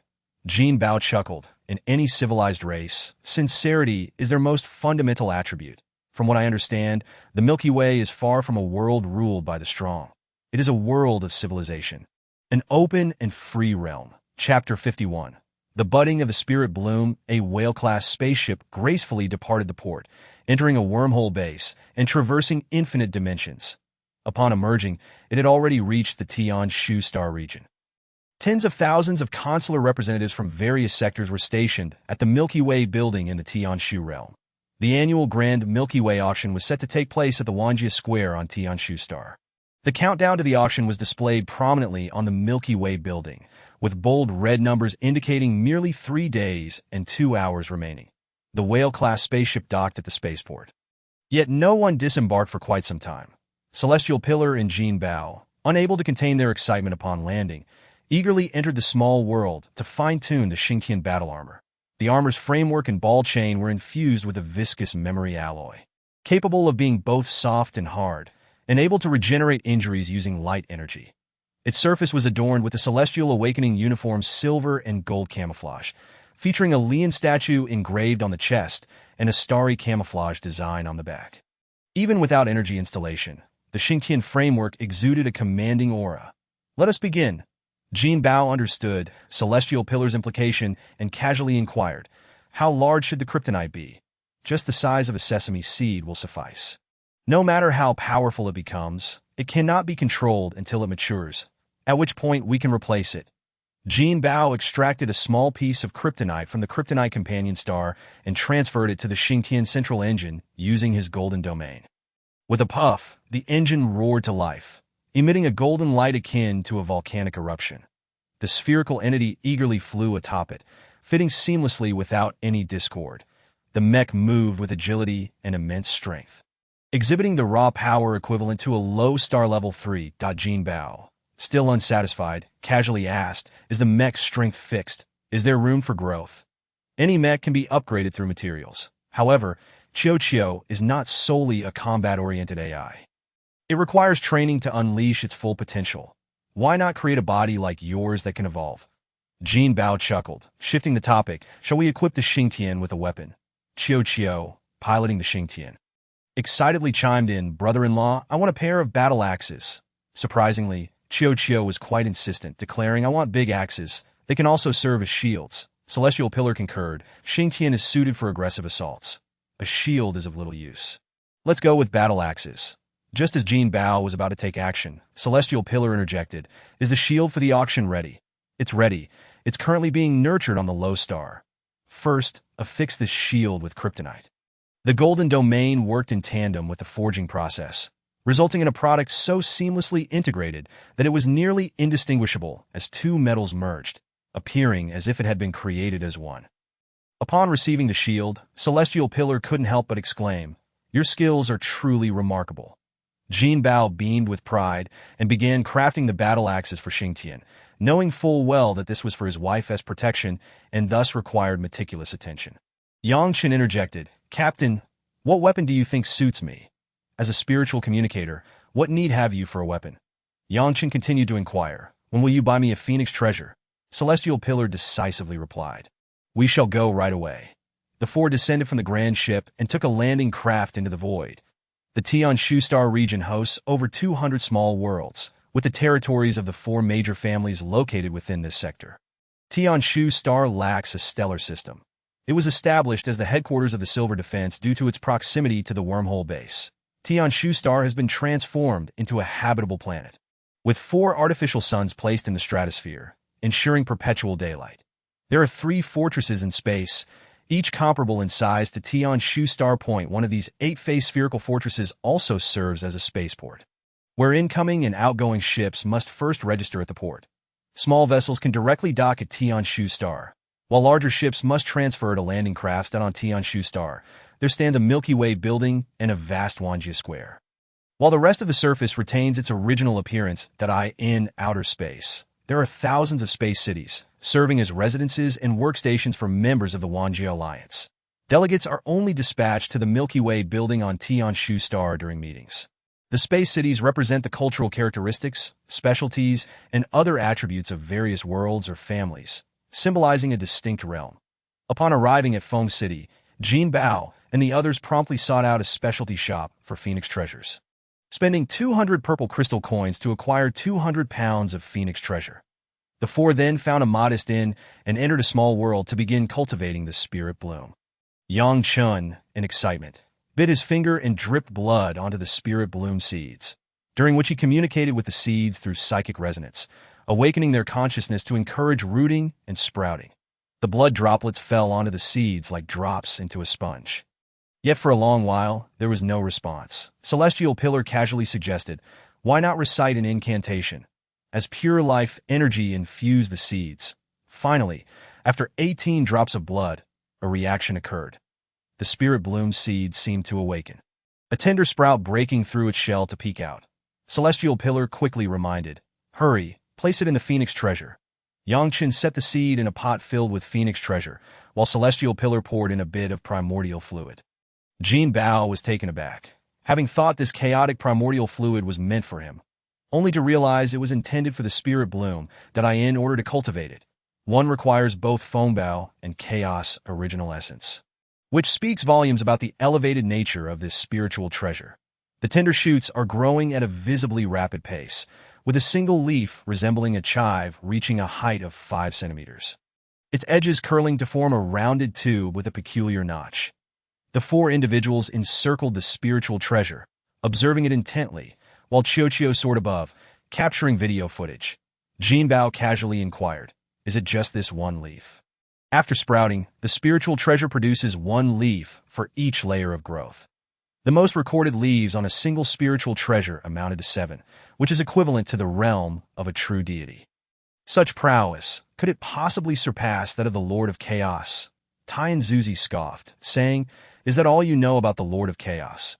Let me tell you, in the vast cosmos, the Lord of the universe is hardly significant. Only by transcending into a true deity, through the void, can one truly traverse the cosmos.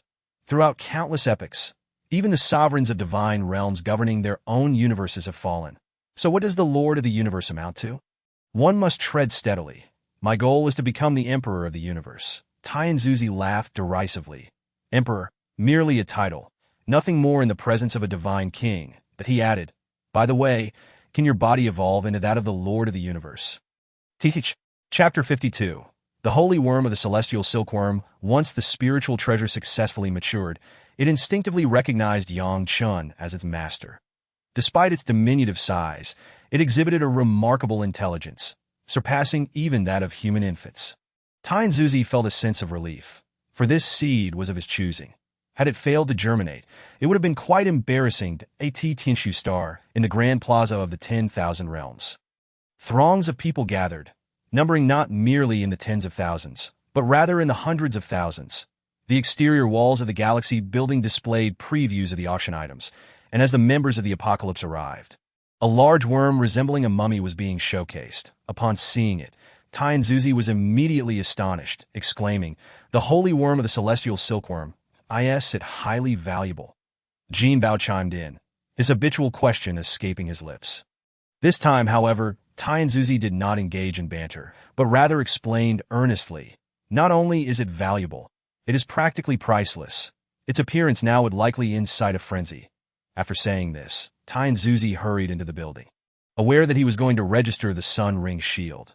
The auction committee was overseen by the 4 prominent families in rotation, and this time it was the turn of the Huanqi family. Upon arriving at the committee office, Tian Zuzi found 3 individuals on duty. He displayed the shield briefly, prompting one of the women to burst into laughter, teasing, which family's mechanical steward are you? Are you here to jest? My apologies, but even if you are a member of the Yin clan, you cannot purposely cause a ruckus, she remarked. This woman, named Huan Qimeng, was a member of the Huanqi family S elite, tasked with leading a team at the Tianshu city headquarters. The other two men included a civil servant from the Huanqi family stationed at the Galaxy building and Huan Qimeng's boyfriend. Upon hearing Tianzuzi's words, Huan Qimeng became serious, her eyes shimmering with golden light as she scrutinized the shield. After just a glance, she gasped, "Krypton gold." Huan Qimeng shook her head. If it were merely Krypton gold, this price would not be steep, but as equipment forged into a singular entity, it is exceedingly rare, rendering it practically priceless. Tianzuzi, feeling a surge of pride, casually remarked, "In that case, please include it in the auction catalog." Huan Qimeng playfully extended a slender finger, grinning, 10% at ITS not excessive, 100 million purple crystal coins is just the base price. With my influence, it could easily fetch 200 million, that you already have 180 million. Why worry about a mere 20 million? How about this? If the final bidding price exceeds 200 million, I'll take 15%. If it falls below that, you'll receive only 5%. Huan Qimeng chuckled. You truly are astute, old man. However, times have changed. This is no longer your era, and there are plenty of affluent masters around. Tianzuzi was secretly astonished, as it was evident that Huan Qimeng had seen through his true identity. Comrade, this shield cannot simply be left in a room. It might bring the entire building down. He handed the Sun Ring shield to Huan Qimeng, who accepted it and deftly stowed it away in her spatial ring. Tianzuzi felt a twinge of envy and couldn't help but ask, "Comrade, is your ring for sale?" Huan Qimeng laughed heartily. "Oh, old man, you are quite wealthy, but even if I were to sell, what could you do about it?" Tianzuzi smirked, then took his leave. Just as he turned to depart, Huan Qimeng offered a parting suggestion. At the auction, there will be a spatial ring available, of decent quality, that if you have no other treasures to acquire, with your wealth, that ring is practically guaranteed for you. Thank you. The committee's temporary office was located in the lobby of the Galaxy building. After exiting, Tianzuzi called for Jinbao and the others to leave at this point. There were still 2.5 days until the event commenced. The four of them found a picturesque yet somewhat secluded location to hold a small meeting. This time at the auction, we must secure 2 items at all costs.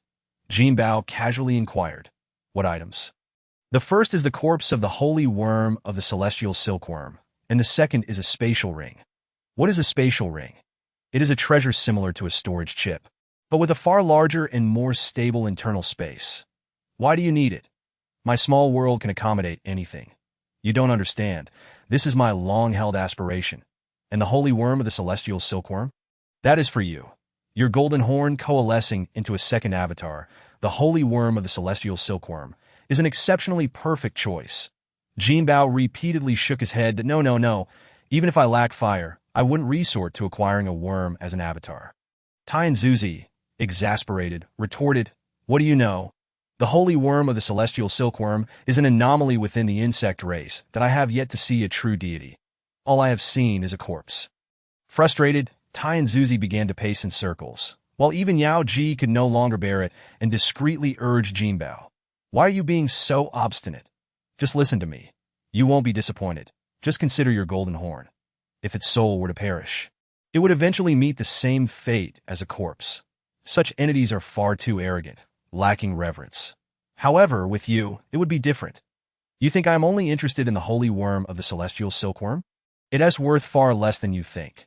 What I truly value is your soul. A celestial silkworm controlled by a human soul is the true embodiment of strength." Jinbao pondered this and realized he had overlooked that aspect. Take the golden horn, for instance. From the moment it emerged, it defied heaven and earth, ultimately being vanquished by the protagonist. If it had instead chosen to hide and develop in silence, even a modicum of low-profile behavior would have spared it from demise. Jinbao finally nodded in agreement. Acquiring one would be more than sufficient. Buying 2 might be a stretch. However, it's no problem. I can borrow some from Senior Qinghai using my privileges. What amount are you considering? 100 million. Tianzuzi immediately immersed himself in the network, seeking to borrow funds from Qinghai, while Jinbao stood by to protect him, left with little else to do. Yao Ji, uninterested in the auction, was currently engrossed in her training, so she casually mentioned it to Jinbao. Yang Chen had grown quite impatient, having finally broken through a bottleneck. How could he afford to waste time on purchases? After a considerable duration, there were still no signs of Tianzuzi awakening. prompting Jinbao to speculate. Is it really that complicated to borrow money? Chapter 53. Long Outyin is a rising star of the Long family, possessing the strength of a 3-star sovereign at over 800 years of age, making him one of the most distinguished prodigies in the entire galaxy and even the Hongming universe. Since acquiring the Sun Ring Shield, his overall strength has ascended to a new level, with his most notable achievement being the annihilation of a 4-star sovereign interstellar assassin that in a short span. Long Outyin's name became a sensation throughout the galaxy, and even in the entire Hongming universe. Tales of his exploits spread like wildfire, as he showcased his prowess at the Panlong Arena, embodying the grace of the Long family. Consequently, he garnered countless admirers, with a throng of infatuated followers surrounding him. The Dragon City Taifu is an opulent hotel where Long Outyin was savoring a cup of millennium-grade Sihai wine on the rooftop terrace. The Sihai wine of the Long family, the Lio's cellar of the Pan family, the Huahua wine of the Elf clan, and the Flame essence of the Dwarf clan are collectively recognized as the 4 renowned wines of the galaxy. Suddenly, a flash of light appeared, and a strikingly handsome man materialized on the terrace. Big brother, I have news. The text reveals that the newcomer is named Yun Tiancheng, a 1-star sovereign and a devoted admirer of Long Outyin, recognized as his strongest follower, even among the vast expanse of the Hongming universe.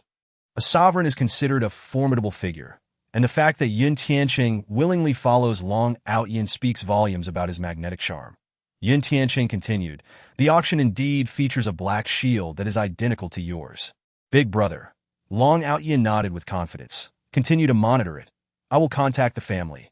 Yun Tiancheng nodded and promptly took flight.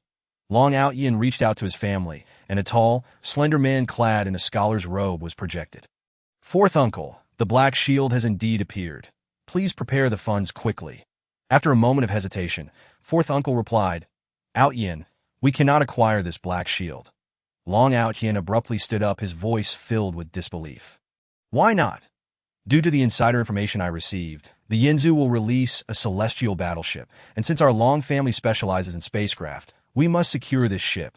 However, that does not preclude us from acquiring the black shield. Fourth uncle shook his head. No, equipment has always been the domain of the Pan family. If we were to monopolize it, it might lead to discord between our families. So what? Are we afraid of them? We must not act recklessly. Harmony is paramount. Since you already possess a shield, there is no need for us to spend exorbitantly to acquire another. After a brief half-hour, the Zizu finally revived, grumbling and criticizing Qinghai. Even borrowing money has to be so tedious. It drives me mad. Have you ever returned the money you borrowed? Zizu nearly malfunctioned, retorting irritably to go away. You are the one who never repays borrowed money. On the eve of the auction, the online registration portal opened, requiring clients to provide at least 1 million amethyst assets to apply for an entry ticket. Those with over 100 million in funds would enjoy VIP treatment, accessing private rooms in the Galactic Building. Just as Zizu was about to register, he received a communication from Wanyixi Dream. Comrade Tion, we have prepared a private room for you on the 30th floor. Room run, and your entry ticket has been issued. Simply input the access code to participate in the bidding. After hanging up the phone, Zizu muttered, how strange. Why are they so enthusiastic towards me? Is it because of Wanyixi River?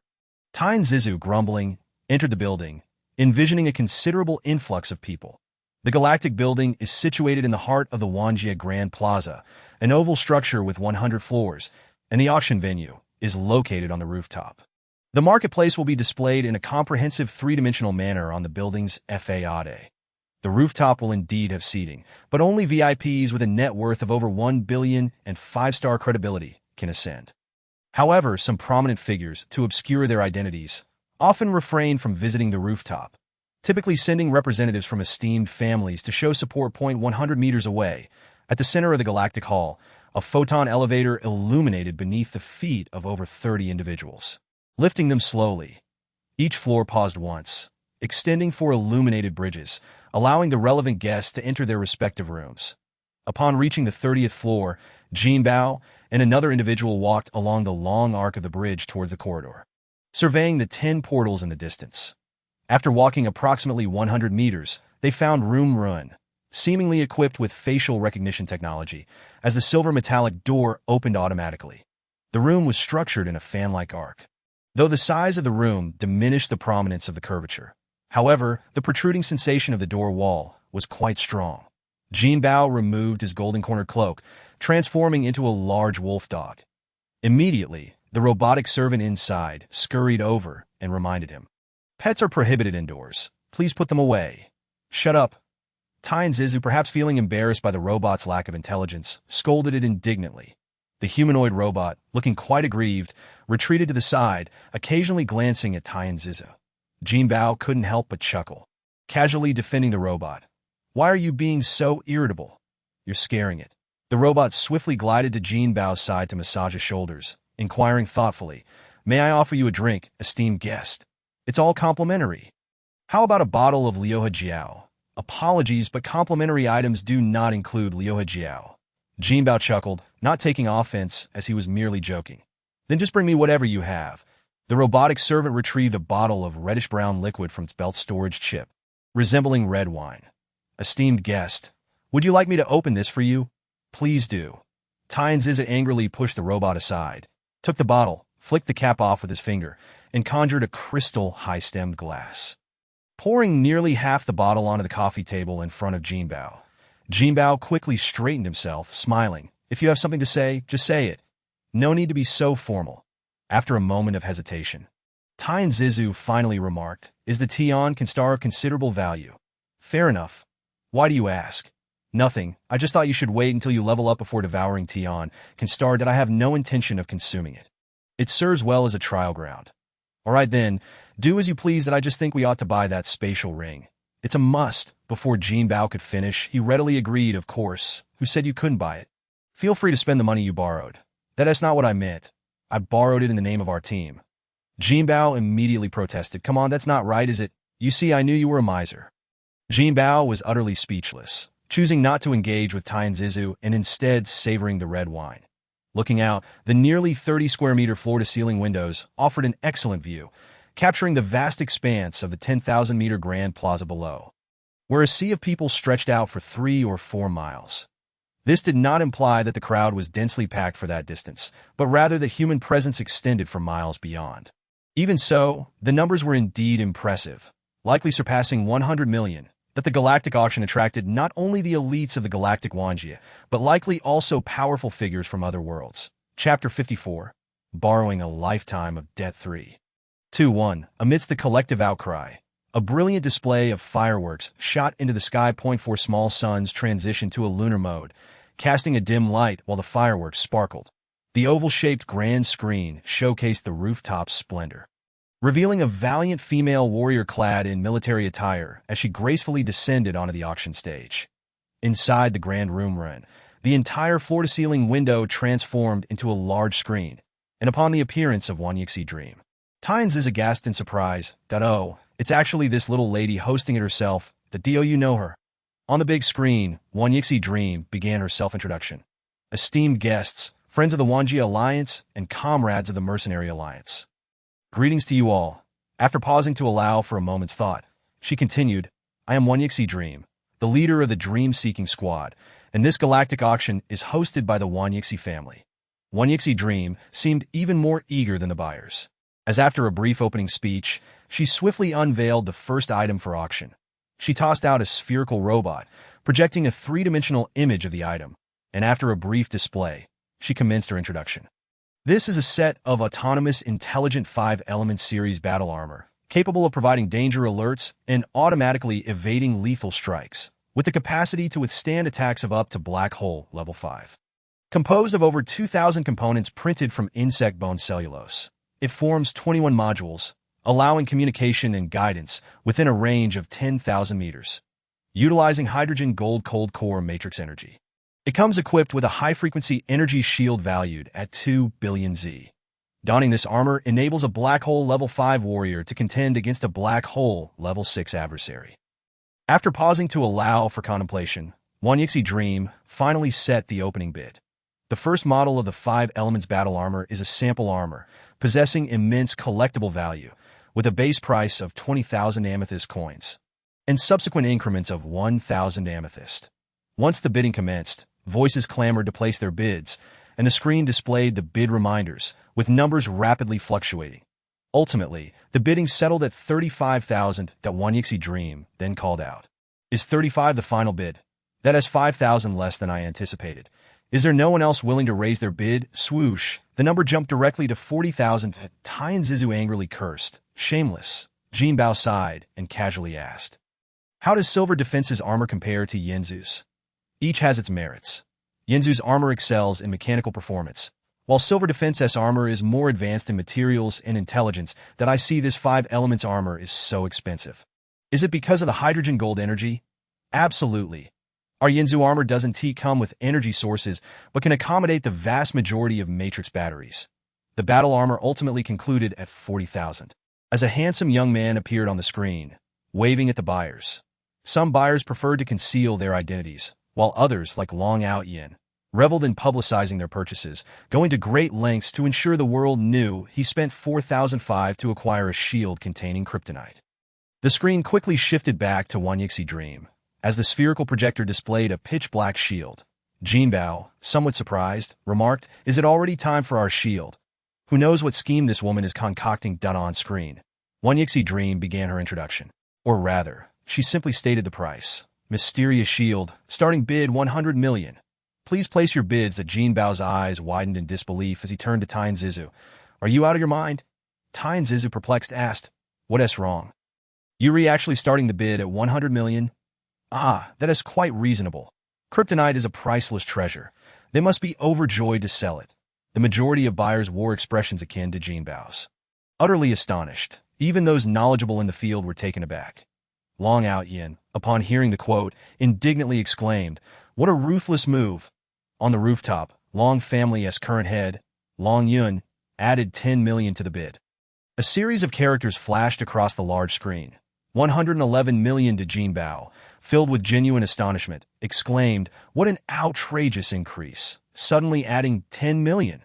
Is this the amethyst coin? Almost immediately, another string of characters followed. Most attendees were oblivious to who had placed the bid, with only the representative supporting from the rooftop able to see. The second to follow was the head of the Pan family, Pan Yu. Close behind were 3 others, all anonymous buyers. Jinbao was left dumbfounded, turning to Tai Zizu to inquire, What on earth is happening? You wouldn't understand, Tai Zizu replied. This girl knows marketing, that if she were to clearly state the value, she might not achieve a high price. However, by maintaining an air of mystery, as soon as one person bids, there will always be curious onlookers willing to jump into. Isn't that a bit deceitful? Jinbao retorted. What do you mean by deceitful? The starting price at an auction is inherently below the item's value. We are assuming risks here, you know. What if no one follows? Jinbao sighed. If that's the case. I was indeed hasty last time, that I had no idea this thing was worth so much. Tai Zizu shrugged nonchalantly. It's all right. This item is unprecedented. Without the groundwork laid by the previous one, who would know its value? Jinbao nodded in agreement. Although he dealt in scrap, he was still a businessman with some understanding. The price gradually climbed, though not with great fervor. It remained steady, ultimately reaching 230 million before it came to a halt. This price was once again set by Pan Yu, who was determined to secure the item. Following any bid made at this juncture, most people discerned the prevailing trend, and the seller ceased to bid. No one wished to offend the Pan family. This exemplified the advantage of revealing one's identity, albeit with its drawbacks. If confronted by rivals, it could become a particularly targeted opportunity. While most families were reluctant to cross the Pan family, the Huanqi family, being one of the 4 major families, had no such reservations. Most bids came from Huanqi, as Mingshu had promised Tai Zizu a minimum guarantee of 200 million, that she knew that the Pan family would spare no expense for a shield of reputation. Not to mention 200 million, even 20 billion would be within their capacity. However, should the Huanqi family truly top it at 20 billion, it would indeed mean crossing a line point. 200 million was negligible. The Pan family would hardly care about such an amount, as it hadn't even reached their budget. The Day Ring shield was ultimately sold for 230 million, and as Mingshu began to introduce the third item, Tai Zizu received a transfer notification. Ding, 95 million amethyst coins had arrived. With such a sudden influx of wealth, Jinbao excitedly asked, Is this enough to purchase the celestial silkworm and the space ring? 1 is fine, but 2 might be a stretch. However, it's all right. I borrowed 1 billion, that if you see something you like, feel free to buy it, Tai and Zizu replied. Jinbao gasped, now understanding why this individual was being so courteous to him. It dawned on him that they might need to repay this money for a lifetime. Chapter 55. The Space Ring the Skyblade Fighter is at 30,000 now. Did I ask there anyone else willing to bid? This is strategic material, a rare gem that cannot be purchased with mere money. An opportunity of a lifetime that should not be missed, and I must admit, Mingshu's words were deeply enticing, prompting another buyer to raise the bid by 1,000. Jinbao, experienced in the realm of black gold, recognized at a glance that the Skyblade Fighter was entirely crafted from black gold. Its design resembled that of a devil ray, with a smooth and delicate body, glimmering with an obsidian-like metallic sheen. Jinbao casually inquired, "Is this price reasonable?" "Not yet at the peak. The Skyblade is entirely black gold, with mechanical brakes and a gravity engine that if we consider just the materials. This price is suitable, but for the entire machine, it might be a bit of a loss. The gravity engine ISNTA premium item, isn't that obvious? Can you buy it at that price?" By this time, the price had already risen to 35,000 and continued to ascend steadily. Mingshu was promoting it vigorously, clearly indicating that the price had yet to meet expectations. "Should we place a bid as well?" Jinbao suggested timidly. Tai and Zizu instinctively asked, "Why would you want to buy it?" "I was thinking of seeing if I could replicate one at the Dwarf Star." Tai and Zizu's eyes lit up, and he genuinely praised. "You truly are a genius." With that, Tai and Zizu immediately placed a high bid of 50,000, which caused a stir. Although this price was relatively modest, such a sudden increase was likely to ruffle some feathers. Sure enough, another bid quickly followed at 55,000. Tai and Zizu gritted his teeth and raised it to 60,000, exclaiming, "No more than 100,000. If it exceeds that, I'm out." Another bidder responded with 65,000. Tai and Zizu, feeling resolute, jumped to 100,000. Treating it as a one-time transaction to his surprise, this bold move frightened a significant number of sellers, and seeing that no one followed, Mingshu ceased her promotions and directly struck the gavel to finalize the price. Tai and Zizu transferred the funds, and as for the goods, they would certainly be collected later. Jinbao couldn't help but swallow hard, giving Tai and Zizu a thumbs up and weakly complimenting, "You're ruthless. Having money eyes and teeth so bad after all." However, Tai and Zizu was quite exhilarated, exclaiming, "If you can genuinely replicate the Skyblade, we would essentially have a major industry." Jinbao timidly asked, "Isn't that a violation of rights?" Tai and Zizu scoffed, not needing to say more. His expression was enough to convey his disdain. On the large screen, Mingshu began to introduce a new item that was a composite alloy combat knife, named Autumn Frost. The blade gleamed like snow and was as heavy as frost, featuring cloud-pattern blade guards and a wrought-tan handle. With a 3-finger-wide blade tip, just the projection alone was enough to make one covet it. The starting price for the Autumn Frost was 10,000 amethyst coins, with subsequent bids of 1,000 or more. "Please place your bids." Tai and Zizu immediately offered 15,000, but Jinbao stared in disbelief. "What on earth? Why are you bidding on everything?" Tai and Zizu shrugged nonchalantly. "Incremental bids waste time. I'm just helping them out." Jinbao was left astounded, muttering under his breath, "You truly are a troublemaker." To everyone's embarrassment, no one followed suit. Despite Mingshu's attempts to charm the audience with a youthful tone, no one seemed inclined to bid, as if everyone had conspired to teach this troublemaker a lesson.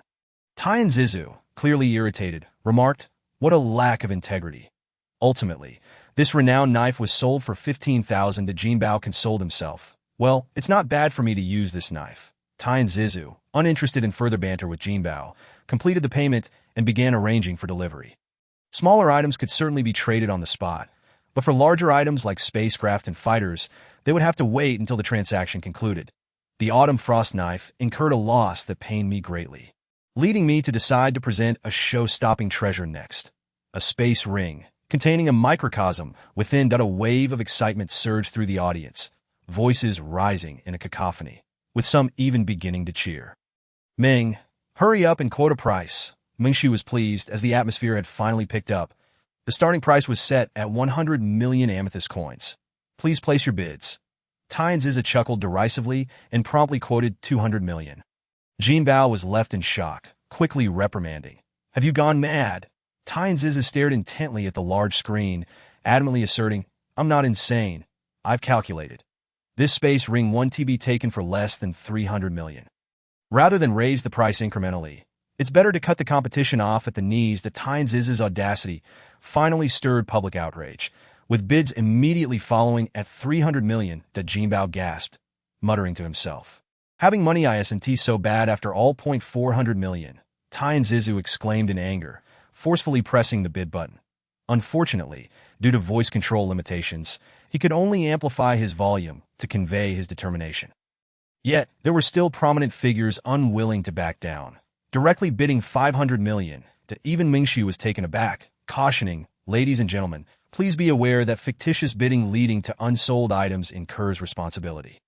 Tianzizu, unfazed, boldly shouted a bid of 600 million. Jinbao sank back into the sofa, his words becoming increasingly slurred. "This is madness, absolute madness." However, the bidding continued, though this time it seemed a bit weaker, reaching 610 million. Tianzizu sat back, letting out a cold chuckle that he did not counter. Jinbao was stunned, nervously warning, "This isn't wise. It could provoke public ire." Tianzizu dismissed him with a scoff. Perhaps some buyers sought to take a gamble.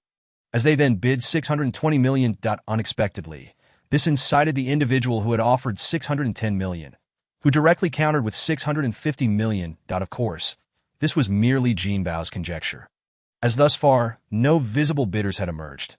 After all, for a treasure like the space ring, it was best to keep it concealed if possible. Seeing Tianzizu remain unmoved, Jinbao couldn't help but ask, "Are you really not planning to buy this ring?"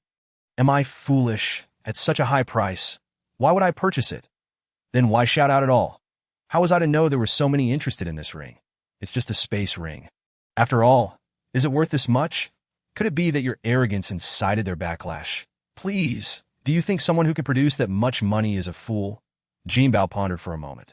Finally, no one else raised their bids, and the space ring was ultimately sold for 650 million. That despite this, the Pillar of Heaven remained deeply disheartened, cursing the fool who had purchased the ring with an envious glare. Suddenly, a knock at the door interrupted his reverie. Jinbao rose to answer it, and to his surprise, it was Hunx Lord. "What brings you here?" Jinbao inquired as he ushered Hunx inside and promptly shut the door.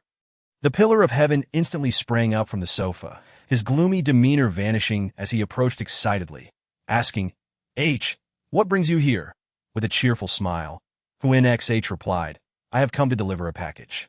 As he spoke, he produced a wooden box, and without needing to ask, it was clear that it contained the treasured sword, Qi Shuing. The Pillar of Heaven took the box and handed it over to Jinbao, casually teasing, "Ah, your Hunx family is quite generous. Even the esteemed lord personally delivers goods." That Hunx smiled and shrugged, wearing a look of feigned helplessness. Chapter 56. Chaotic Saint Fruit. Next up for auction is the Chaotic Saint Fruit. With a starting price of 10 million purple crystal coins, the Pillar of Heaven perked up immediately, ready to call out a bid, but was stopped by Hunx at "Enough, don't cause trouble. You don't need this. That I may not need it, but Xiao Jinzi does," he retorted. Hunx offered a wry smile and handed over a ring to the Pillar of Heaven. "Here, this is what you deserve." The Pillar of Heaven's eyes lit up, reaching for it eagerly, but ultimately suppressing a cringeworthy smile as he replied, "I cannot accept this. It is too embarrassing." Hunx shoved the ring into his hand, scoffing, "What dignity does a metal man like you have? Just take it that if it weren't for your spatial ring, it wouldn't fetch such a high price. Even at this price, buying two would still be a stretch." The Pillar of Heaven chuckled and called out a bid. In the short span of time, the price of the Chaotic Saint Fruit had already soared to 30 million, and the Pillar of Heaven refrained from causing further chaos. Properly bidding 31 million, Hunx shook his head with a rueful smile before taking his leave. "All right, I'll be on my way. That if someone sees us together, they might think our Hunx family is colluding with you," he remarked. After bidding farewell to Hunx, the Pillar of Heaven casually called out another price, and by that time, the price of the Chaotic Saint Fruit had escalated to 35 million. Jinbao casually inquired, "What kind of treasure is this fruit? Why is it so valuable?" The Pillar of Heaven, however, countered, "You know about chaotic primordial essence, right?" Jinbao nodded, recalling it as a white, viscous liquid with a hint of alcohol and a somewhat sour taste, reminiscent of latex paint. Although it had a peculiar flavor, it was surprisingly palatable. Jinbao had once tasted a small amount and had risen a minor rank instantly. However, he dared not try it again, having nearly met his end from that single taste. The Pillar of Heaven's question clearly bore a hint of mockery, but it was also intended to impress upon Jinbao the true value of the chaotic saint fruit. In the universe, there exists a tree known as the sacred tree of heaven and earth. Merely plucking a branch to where can grant one the chance to comprehend profound transformations. Drinking a tea made from its leaves could lead to enlightenment, providing an opportunity to ascend to the realm of laws. The chaotic primordial essence is the sap secreted from this tree, and the finest of it is the chaotic saint fruit, a treasure that is beneficial even to those of sovereign level. To Jinbao's surprise, he remarked, "If that is the case, then this price is truly not excessive.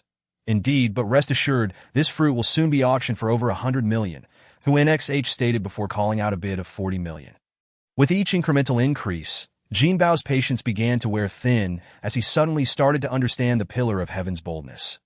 Why not call out a higher price? Jinbao suggested. Though it is useful for sovereigns. Not all sovereigns will require it. Perhaps this fruit was put up for sale by one of them. The crucial point is that the fruit has only a single-use effect. Consuming it again would be a sheer waste.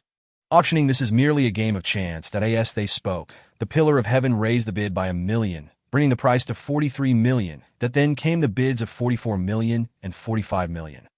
Jinbao finally began to comprehend the Pillar of Heaven's intentions, that if you truly desire it, just call out a high price. The Pillar of Heaven scoffed and directly called out 50 million, that he successfully acquired the chaotic saint fruit. Hu NXM expressed her dissatisfaction, saying, "Alas, this is the chaotic saint fruit. How could it sell for only 50 million? It's disheartening." The spherical projector flickered to life, revealing the next item for auction, a helmet. Hu NXM casually introduced it before announcing the starting bid. The cosmic-level Dream Realm helmet, starting price 100,000 purple crystal coins. Jinbao was astounded, exclaiming, "I remember you bought 10 of these. Do you have that much money?" The Pillar of Heaven chuckled. "I didn't buy them. Otherwise, how could I afford the kryptonite batteries?" Jinbao recalled that the Pillar of Heaven had ordered 2 sets of the most advanced matrix batteries. Indeed, those were kryptonite batteries that he had not thought much of it at the time. But now, comparing it to the galactic marketplace, he realized the Yenju family's treasury was truly extravagant. That be why the way. Didn't T Senior Q and seeing mention selling a batch of treasures? Jinbao queried, "Do you think this chaotic saint fruit just appeared out of nowhere?" In mere moments, the helmet's price had surged to 300,000, indicating it was also a hot commodity. Jinbao casually asked, "When shall we visit the Dream Realm again?" "What for?" "I've heard many discussing the Panlong Arena. There's a fellow named Long Odn who has been quite the sensation lately." The Pillar of Heaven explained, "Upgrading so rapidly, we are not suited for arenas. We might reach the peak of a level before completing the challenge, only to have to start over again. What plans do you have next?" "Let us wait and see." The Pillar of Heaven called out a bid, bringing it to 350,000. Jinbao found it utterly exasperating. This fellow truly was a troublemaker. Ultimately, the Dream Realm helmet was sold for 500,000. The Pillar of Heaven had ordered 10 at once, and Jinbao had thought it was not particularly expensive, despite the Pillar of Heaven's grandiose claims.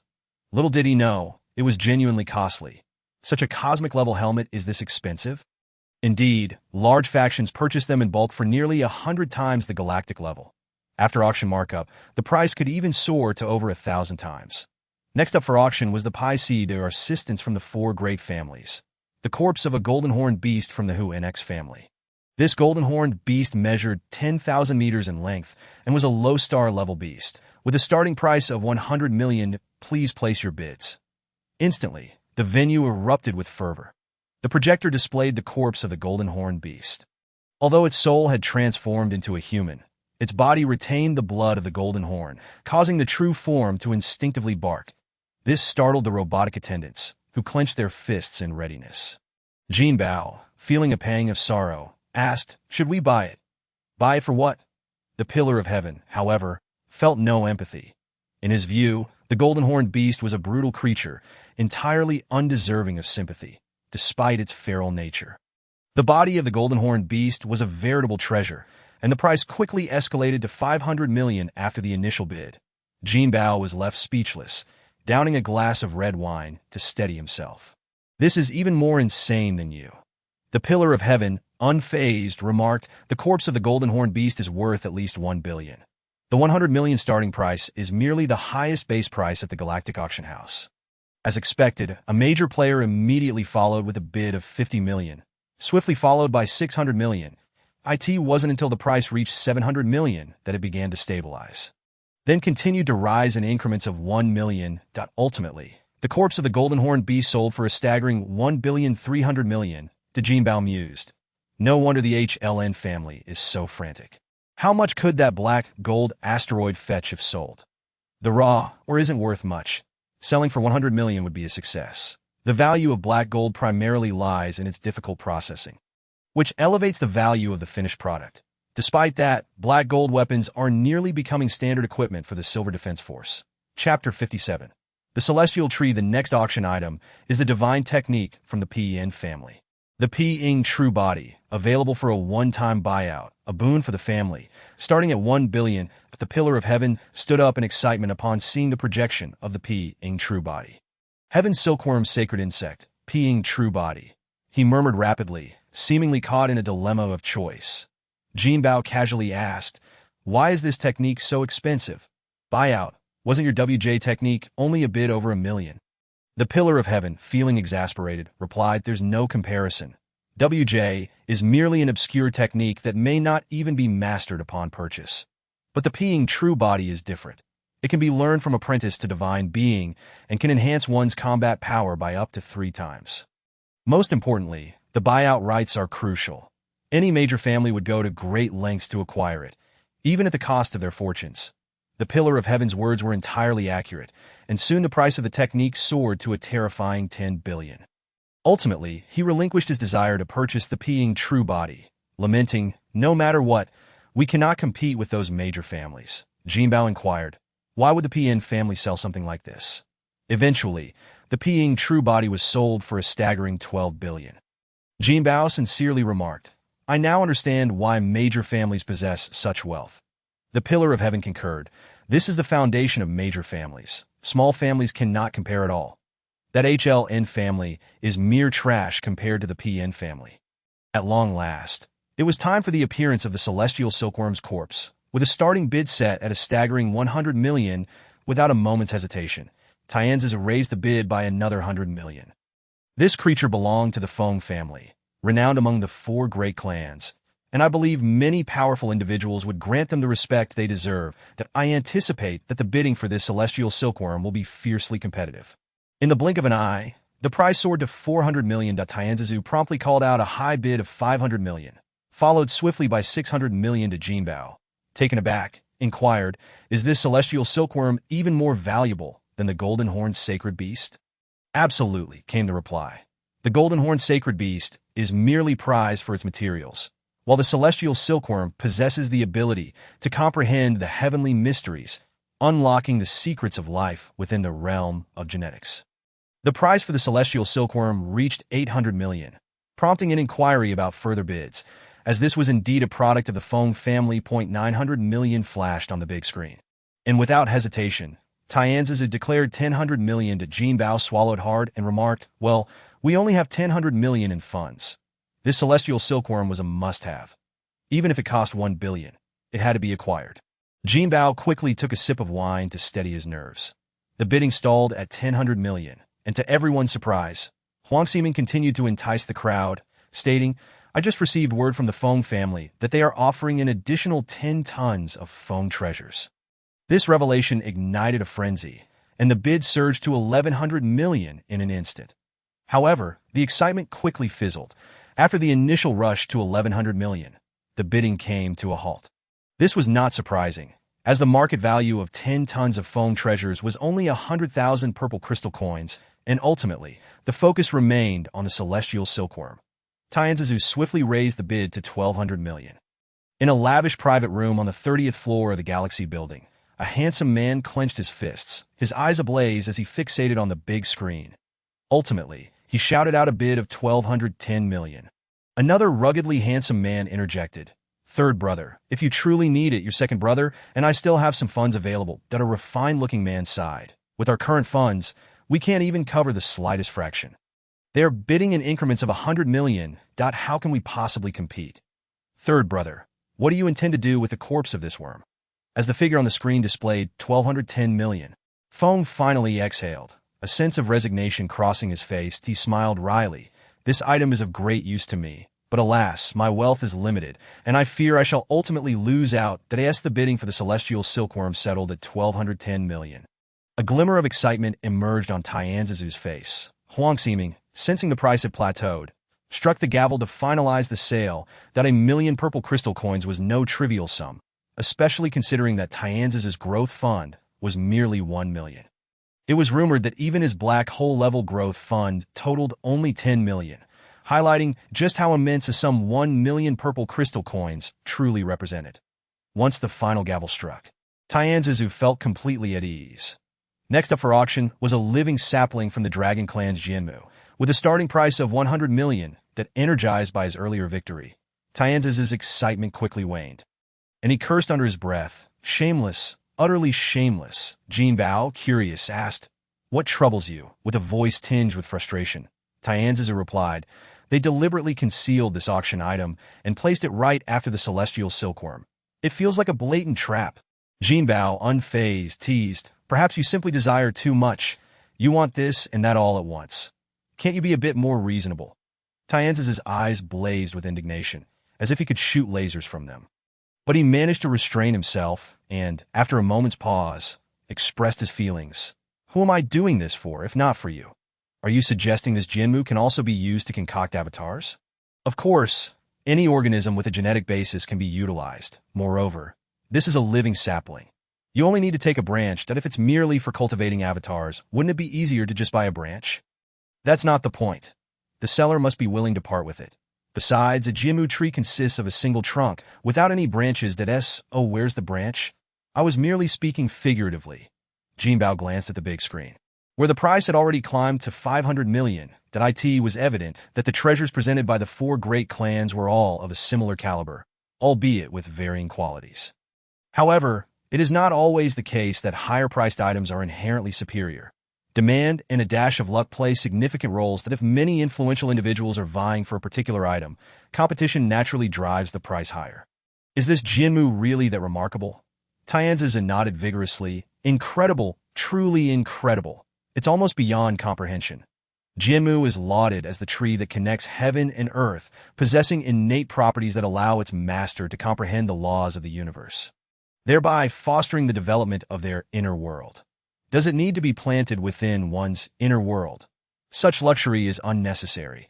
It is typically planted in significant family locations for communal understanding. Jinmu can also generate protective auras, ensuring the family thrives and flourishes throughout the ages.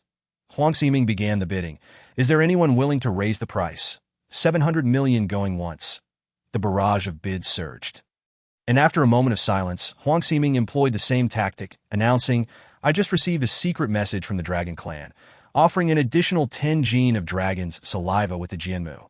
Huang Ximing grinned mischievously. "What a pity. Had I not mentioned it, the 10 gene of dragon saliva would have been mine."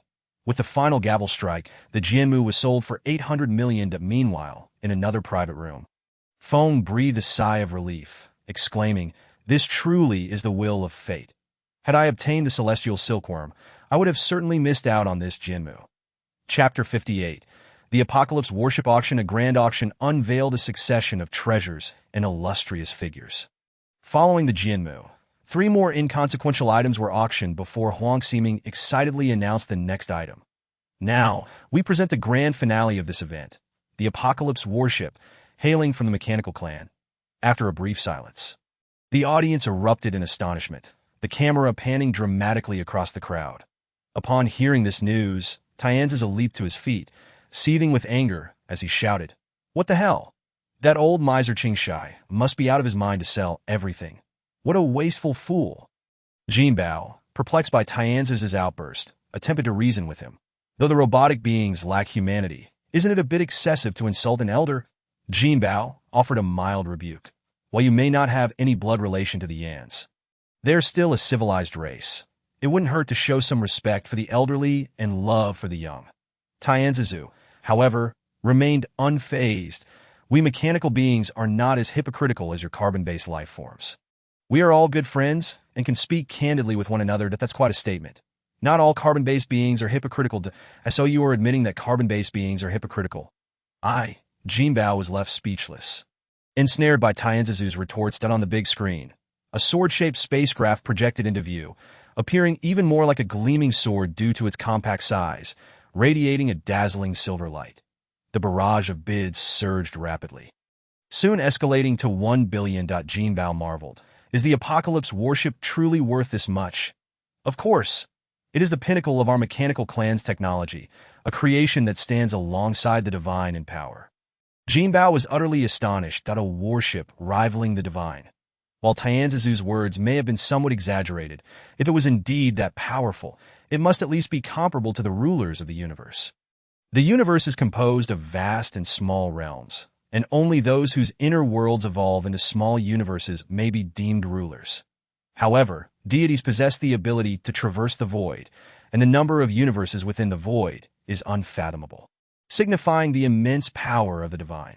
The Apocalypse warship has the capability to traverse the void, enabling battles beyond the universe, which alone would entice countless rulers. The treasures sought by powerful rulers often lie within the void, where countless universes are born. Some of these universes transform into colossal worlds, nurturing multitudes of beings, while others become desolate ruins, concealing infinite treasures. Even a 5-star cosmic emperor would struggle to survive in the void for extended periods, let alone explore it.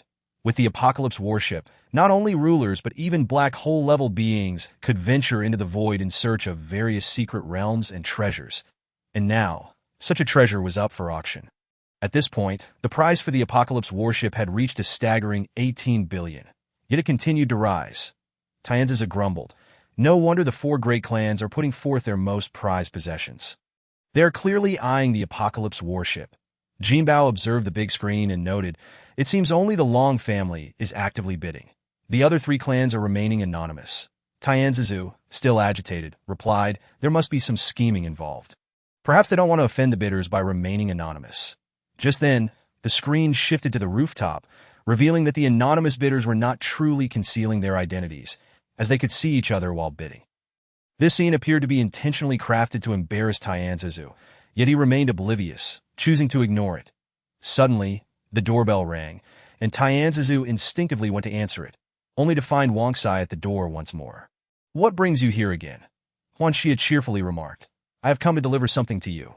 Are you not welcoming me? Tianzizu invited Huan Xia inside, teasingly replying, a grand ruler personally delivering goods to me? The pressure is immense. Huan Xia chuckled. I simply cannot rest easy at home. I must send a cosmic lord over. Jinbao silently contemplated, his heart tumultuous. Indeed, the great families possess remarkable influence, effortlessly dispatching a cosmic lord. That lord of chaos seems to merely be a cosmic lord as well. However, he has been a cosmic lord for over 80,000 years. Who knows if he has advanced further in all that time? Of course, great powers are not solely determined by individual strength. Otherwise, the 3 titans of the Hongming universe would not allow the Chaos City to rise among the top families in the universe.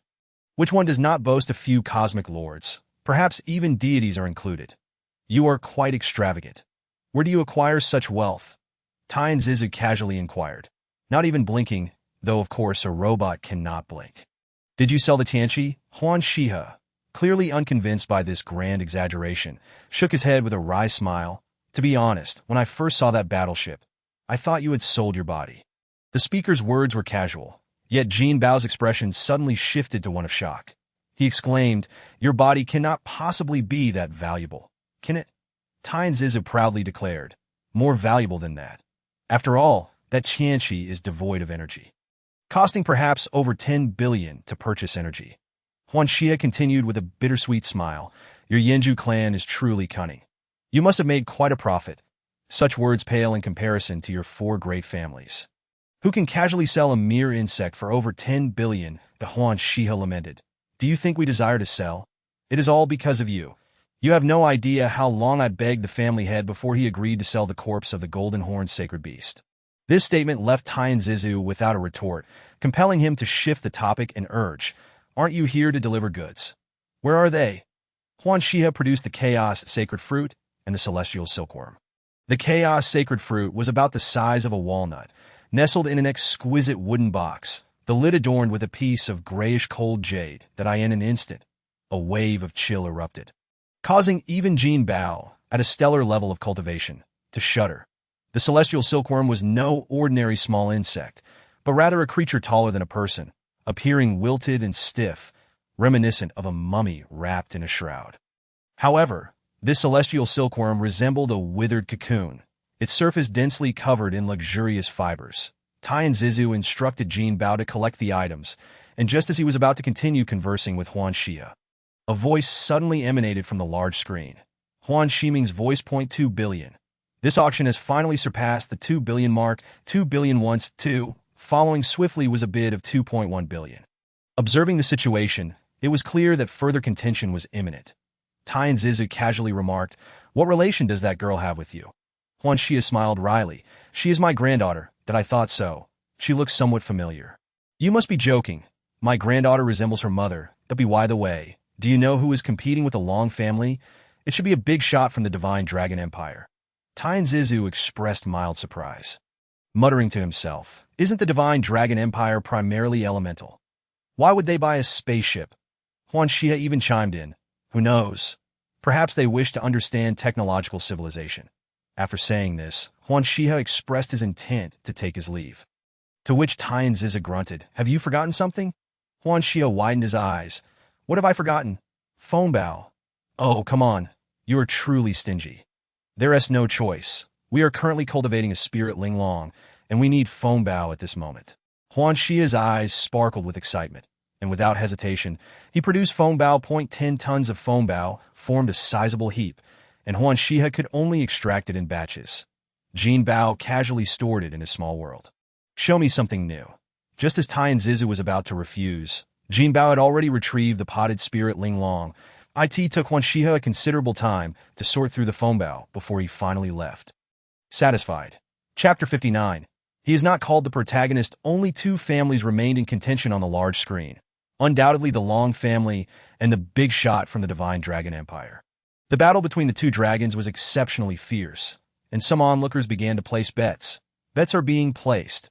Betting on the Divine Dragon Empire to win pays 2-1, while betting on the Galactic Federation's victory pays 1-2. How can you betray your own side? Why do we have 2-1 odds? Are you foolish? We have the advantage of home ground. If no one bets on the Divine Dragon Empire, who will we win against? Hey, I refuse to believe in bad luck. I bet on the Divine Dragon Empire.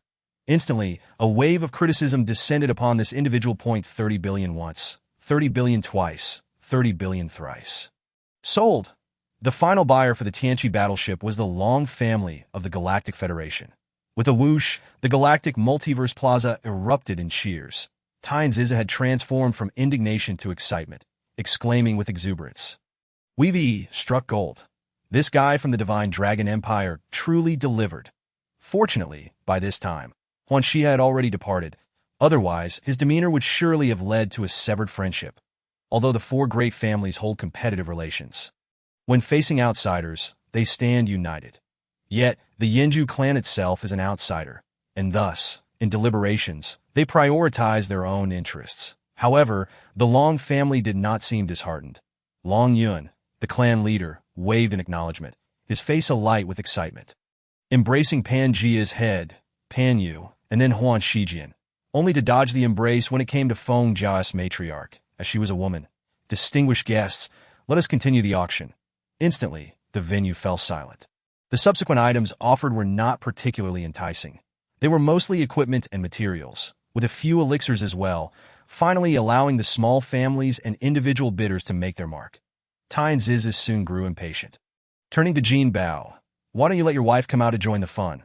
Look how lively it is. She could gain some experience." Jinbao replied with frustration, "She doesn't like to play. She's cultivating. Work and rest should be balanced." Reluctantly, Jinbao sank his consciousness into the small world and summoned Yao Ji and Yang Chun. Without surveillance devices, they could speak freely. Jinbao was left utterly astonished. To his surprise, the robotic servant interjected, I am a guest service without networking devices, that I am merely a server.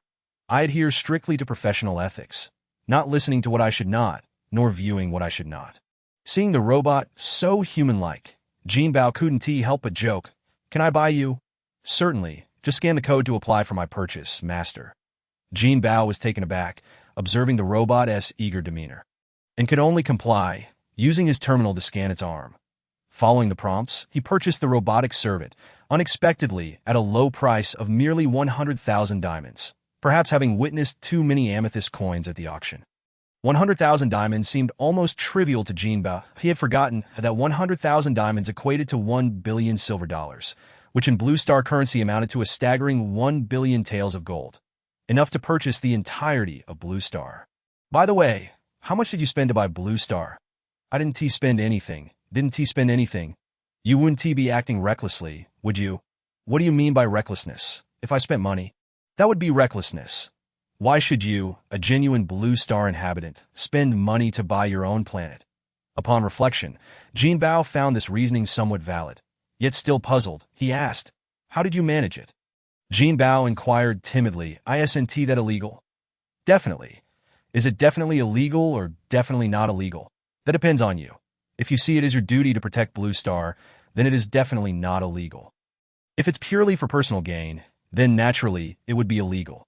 Jinbao finally felt reassured that in the meantime, Chichio and Lon Lon had become close companions. Lon Lon was the name Yao Ji had given to the robotic servant. With idle time on their hands, Tai and Ziza began to browse the task list. Mercenary teams also require permissions to accept tasks. Class A permissions can only take on Class A tasks. Thus, some tasks are highly limited, often remaining uncompleted for a long time. Tai and Ziza focused on browsing those tasks with earlier publication dates, as such tasks usually offer substantial rewards. After perusing for a while, he could not find a suitable project, likely due to the abundance of Class A teams and fierce competition. Tai and Ziza then switched his search method, setting the keyword for substantial rewards, and to his surprise, the first task caught his attention: assist the Silver Defense Forces at the 8 Desolation Fortress. The 8 Desolation Fortress is a large battlefield between humanity and the insect race, serving as a bulwark against the insect spread. The insect race, having traveled from their distant universe to the galaxy, were granted a territory by the Multiverse Alliance for various reasons. However, their insatiable greed meant they would never remain docile, constantly scheming to invade the multiverse that contained the insect race's domain. The Silver Defense Alliance constructed 3 large fortresses, the largest of which is the 8 Desolation Fortress, blocking nearly half of the insect army. Since the new year, the number of insect race cannon fodder has surged suddenly, placing immense pressure on the 8 Desolation Fortress, which had no choice but to issue a task requesting support from the Mercenary Alliance. This is a long-term endeavor, and it remains uncertain when the Zerg can be repelled.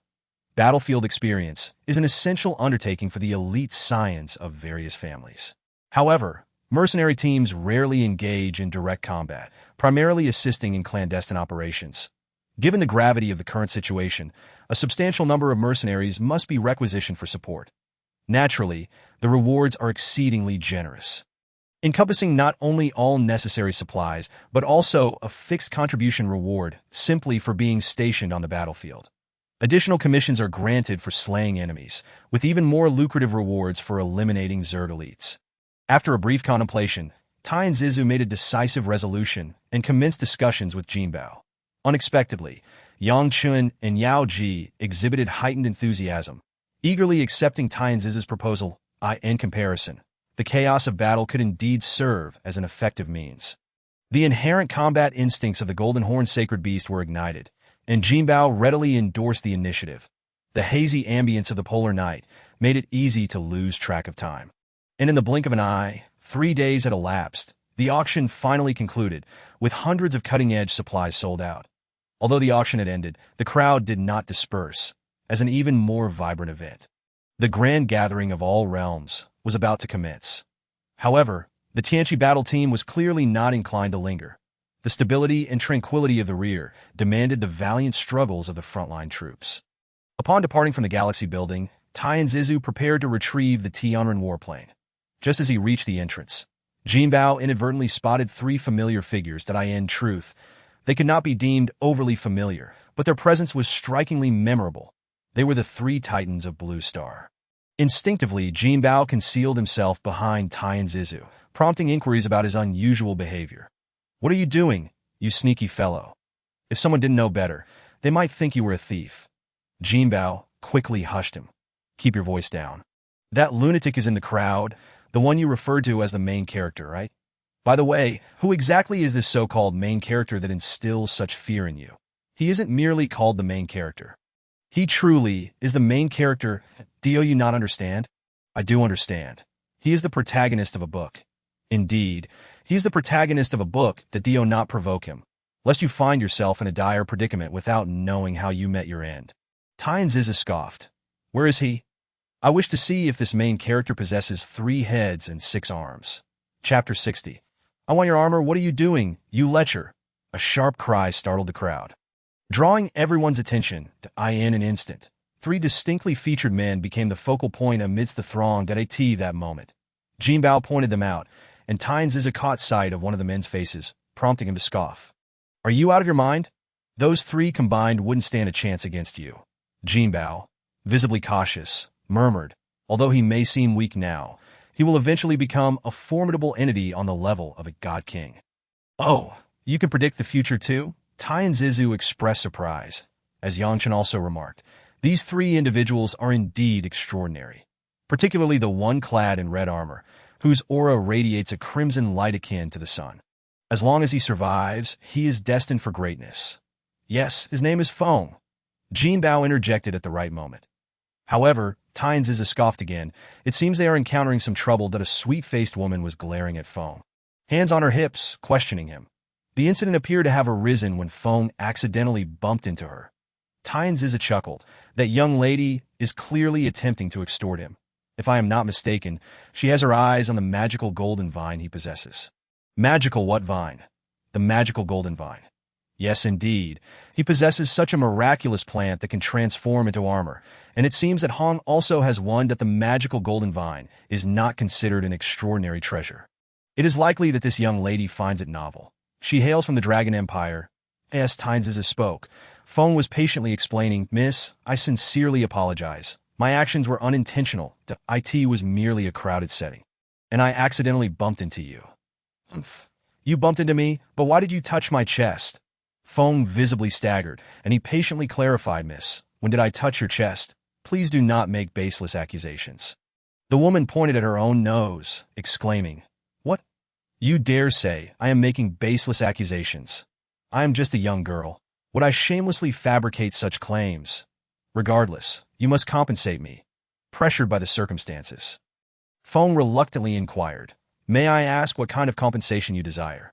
The young woman, clearly excited, pointed at Feng's armor and declared, "I want your armor." Feng promptly refused, stating, "That is not possible. It is my magical plant companion, a sentient being, not merely an item."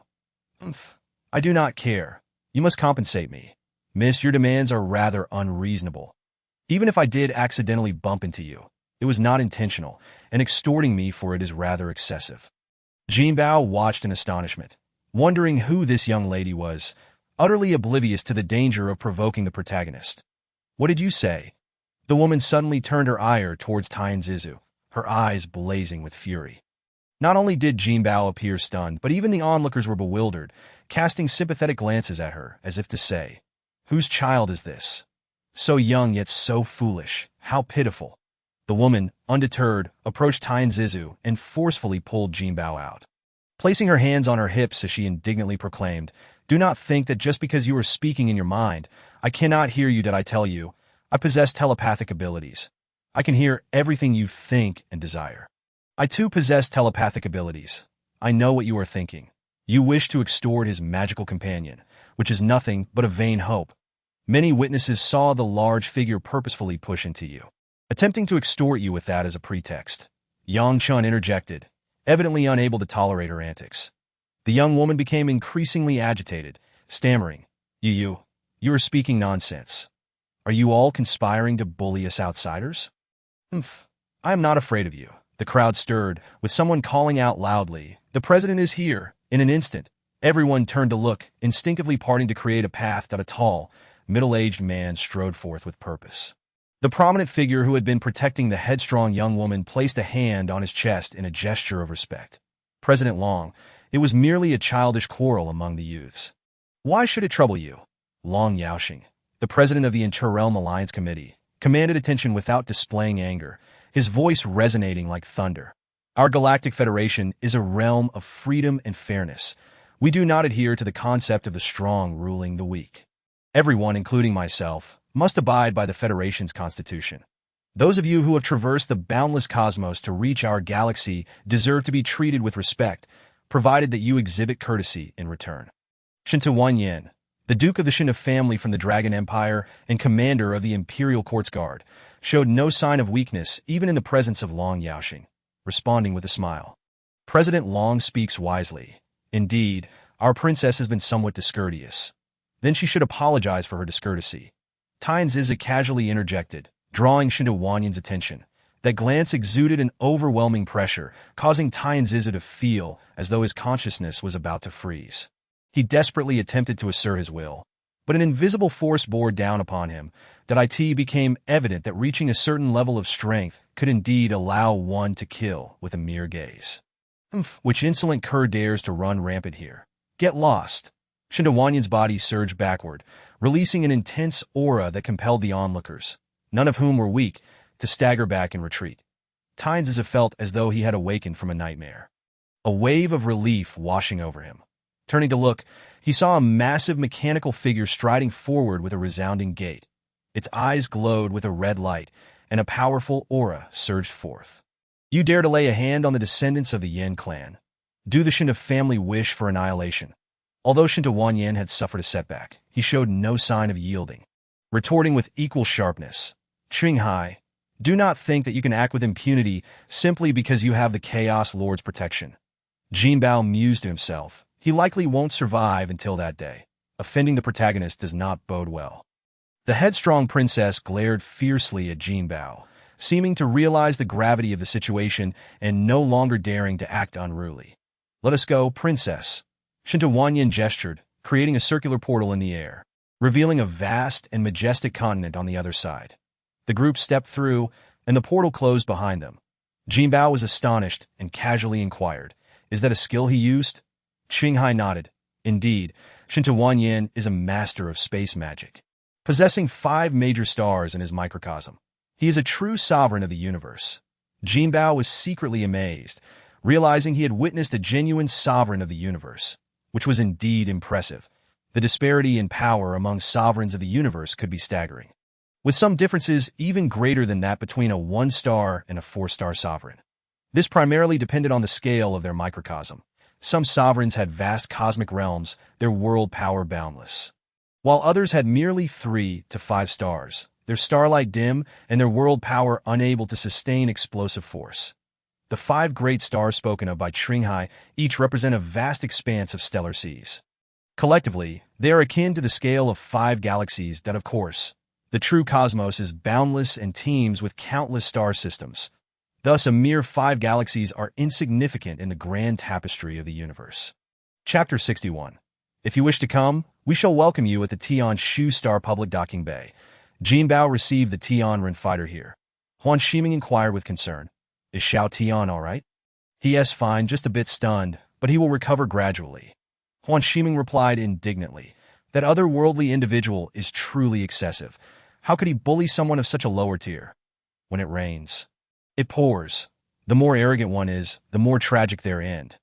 You must advise Xiao Tian to be less ostentatious. Not all powerful beings possess a good temperament. This is a matter of character, unrelated to temperament. Huan Shiming, not dismissing the point, turned to glance at Yao Ji, who was cheerfully chatting with the 3 titans of the Blue Star, and asked, "Is that girl your wife?" Jinbao nodded. "What are your plans moving forward?" Xiao Tian has accepted a mission to support the 8 desolations. We should be departing shortly, that's so. We happen to have received the same mission. May we hitch a ride on your ship? This is possible, Xiao Tian nodded, as he was the captain at that moment. Yao Ji and the 3 titans approached. Baba, the alliance leaders are departing.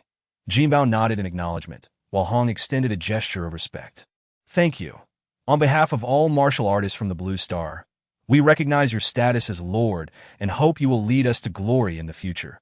Jinbao and Hong shook hands politely. In truth, I have no desire to be a lord. Circumstances have compelled me to do so. Thankfully, our Galactic Federation has a constitution. Otherwise, it would be disastrous like the Divine Dragon Empire. Huan Shiming interjected. Indeed, our Galactic Federation abides by rules and laws, and the alliance of all realms is connected by a shared destiny, allowing us to thrive. That I have heard that although the Divine Dragon Empire is called an empire, it is merely a fade, with various warlords dividing territories. It is essentially just a title. Hong continued, since you are the Lord of the Blue Star, do you plan to establish a private army? We would like to join. Jinbao stumbled, as he was barely managing to avoid the protagonist, let alone socialize with them. He promptly declined. Thank you for your trust, but you could easily form your own mercenary group. We have considered that, but currently, we wish to gain experience on the battlefield, and we cannot go alone. Huan Shiming suggested. Recently, the Galactic Alliance's defense forces are recruiting. You might consider trying there. Hong seemed to notice Jinbao's reluctance to bring them along. He thanked Huan Shiming and took his two brothers away. Yao Ji asked, somewhat displeased. Why are you unwilling to take the Alliance leaders with you? Jinbao explained helplessly. They are merely being polite. Do you think they genuinely wish to follow us? Yang Chen chimed in. Sister-in-law, this isn't Jin Ji's fault. That red-armored fellow has a grand aura. If he truly follows us, our fortunes would be siphoned away. You seem quite wary of him. What is the reason? That it's my secret, which I cannot divulge to you just yet. Huan Shiming smiled. Is it because he knows your secret, hence you are intentionally avoiding him? Jinbao was taken aback and decided to play along. So, he knows you have usurped Jin. Jinbao hurriedly covered Huan Shiming's mouth, pleading repeatedly. Please, I'll take you to see it. Don't spill the beans. A cough interrupted as Jinbao caught a glimpse of Shun Guang's unfriendly gaze, quickly releasing Huan Shiming's mouth, feeling embarrassed and apologetic that my apologies, I did not mean to. Huan Shiming was quite magnanimous, chuckling. Now you can let us visit your little world. Continue. Jinbao, feeling quite helpless, could not fathom how this girl had seen through his secret. The Huan Shiming family indeed had far-reaching connections. Reluctantly, Jinbao invited the 6 members of the Seeking Dream team into his little world. Yao Ji gave Jinbao's waist a sharp twist before following suit. Yang Chen made a gesture of helplessness and trailed behind. That as Jinbao entered the little world, Jin Jia transformed into a spirited pilot. Commanding Qingguang, target, 8 Desolation Fortress, set sail. The spaceship vanished into space, leaving behind a long arc of light. That in the little world, Tianjiju gazed vacantly at the Tianqi star. The naming of the dwarf star naturally bore the designation of Tianqi, symbolizing the enlightenment of the first dwarf star. Hey, you really were scared, huh? Huan Shiming, arriving in the little world, was also taken aback by the ethereal scenery. After familiarizing herself, she began to encourage Tianjiju. I don't believe I did anything wrong. Tianjiju finally spoke. Huan Shiming asserted confidently. Indeed, you were not at fault. It was that individual who was simply too arrogant. However, the feeling of being belittled by someone in a higher position is truly unpleasant. Thus, you must pull yourself together and grow stronger. Observing Huan Shiming energetically shaking her little fists, Tianjiju sincerely expressed, Thank you.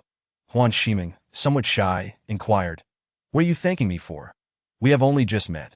Yet it feels like we are long-lost friends. Huan Shiming awkwardly replied, You are a friend of my grandfather, but he cautioned me never to treat you as an elder. Tianjiju nodded solemnly. Your grandfather is quite right. After saying this, he stood up and began to cultivate Wu Ji. Seeing Xiao Tian step out, Jinbao felt relieved. Yao Ji approached Jinbao and said, Baba, please take me to the Qihong Star. I want to begin my training. As she spoke, Yao Ji mimicked Huan Shiming, shaking her fist. Jinbao transported Yao Ji and Yang Chen to the Qihong Star. Naturally, Huan Shiming had to inquire, What is the difference between Qihong Star and Tianqing Star? And why must we train there? Because there are bugs to fight. Bugs? You actually keep bugs? Not exactly keeping. They were left over from the last mission. Jinbao then recounted the details of the previous mission. And Huan Shiming was genuinely astonished, giving a heartfelt thumbs up. She casually asked, Your team only consists of 4 people, including Jin Jiao and Xing Tian. There should be 6 of us. Are you planning to recruit more members? Tian Jiju suddenly perked up, eagerly saying, If you come, we will recruit. Huan Ximing bashfully replied, I definitely cannot join. Our team is already complete, and we've finally established a good rapport that I'm in if you're going to recruit. Do so soon, so that the team can form synergy, that I can introduce you to many elite youths from the Huan Ximing family. Tian Jiju shook his head. If we only need synergy, I would rather recruit a few Yin clan warriors. Huan Ximing was left speechless. Chapter 62, 8 Desolation Fortress. A glimmer of light appeared, creating a halo in space. With a swoosh, a whale-shaped spaceship emerged suddenly from the white light. Its long beam vanishing as if time had reversed. Is this the 8 Desolation Fortress? It's breathtaking. Tian Jiju, having arrived at the command center, could not help but exclaim, The 8 Desolation Fortress. Constructed from 8 planets, complemented by 2 white dwarf star engines, stands as a magnificent space stronghold. Along with 2 other fortresses, it forms a triangular structure, effectively encircling the territory of the insect race within the galaxy. No matter from which direction the insects attempt to break through, they will face devastating counterattacks. At the onset of the new year, the insect race's cannon fodder suddenly surged, and the creatures that should have scattered began to converge and assault the 8 Desolation Fortress. To ensure the strongest defense of the 3 fortresses, the other 2 could not provide effective support. Thus, the 8 Desolation Fortress had no choice but to recruit new soldiers and publish tasks to invite mercenary teams to settle in. After 10 long days of travel, the Tianqi battle team and the Seeking Dream battle team finally arrived at the 8 Desolation Fortress. That resembled a colossal bagua-shaped steering wheel, with the 8 planets interconnected and each linked to a central core. The entire fortress appeared as a gigantic alien celestial body, with the white dwarf star engines as its core, vertical bridges as its mantle, and the 8 planets and horizontal bridges forming its crust. Simultaneously, the 8 vertical bridges were connected by energy columns to the planets, transmitting immense power. The support structure featured space elevators, interstellar railcars, mobile turrets, and more. The horizontal bridges facing the insect mother nest bristled with dense turrets, while the other 3 sides contained various transport passages. The grandeur of the fortress was truly awe-inspiring, even leaving Tian Jiju in shock. The whale-shaped spaceship slowly entered the fortress's gravitational field, with the spaceport's docking vessel guiding it to berth. The members of Tianqi and Seeking Dream teams donned their gear, ready to receive the inspection of the fortress's supreme commander, the commander of the 8 Desolation Fortress. Huan Zixinjuan donned a deep blue military uniform and greeted the 2 teams with a warm smile. Thank you, comrades, for coming to support us. After some brief pleasantries, the 2 teams were invited to the command center. Everyone, I need to understand your capabilities to assign tasks accordingly. Captain Tian Jiju of the Apocalypse team, a second-order dwarf star mech warrior, possesses the Apocalypse mech and excels in strength confrontations. Jinbao's heart swells with excitement, and he instinctively introduces himself. A first-order dwarf star beast warrior, endowed with the beast dharma and skilled in metal consumption, possessing the art of duplication and the domain of gold. Jinbao's self-introduction is deliberately ambiguous, neither deceitful nor overtly revealing, leaving the interpretation to the listener. Confronted by an individual who might be a sovereign of the cosmos, Jinbao harbors no illusions of luck. Huanxi Xingyuan's gaze is piercing, seemingly discerning Jinbao's true identity, yet he refrains from exposing it, merely nodding in encouragement. Qiu eagerly introduces himself. I am Xing Tian, a mech warrior of the 5th Order Dwarf Star, a berserker of strength. Yao Ji, a 7th Order planetary mage and archer, possesses some rudimentary wind-based spells that require focused training. Yang Chun, a 3rd Order planetary spirit medium, is adept at morale boosting and possesses basic supportive abilities. Very well, you may proceed to the Golden Dragon battlefield in the west, Huanxi Xingyuan instructs, turning to the members of the Dream-Seeking team. As their captain, Huan Shimeng steps forward to introduce herself, that I am Huan Shimeng, captain of the Dream-Seeking team, a 3rd Order Dwarf Star chronomancer, proficient in temporal deduction, endowed with exceptional insight and observational prowess.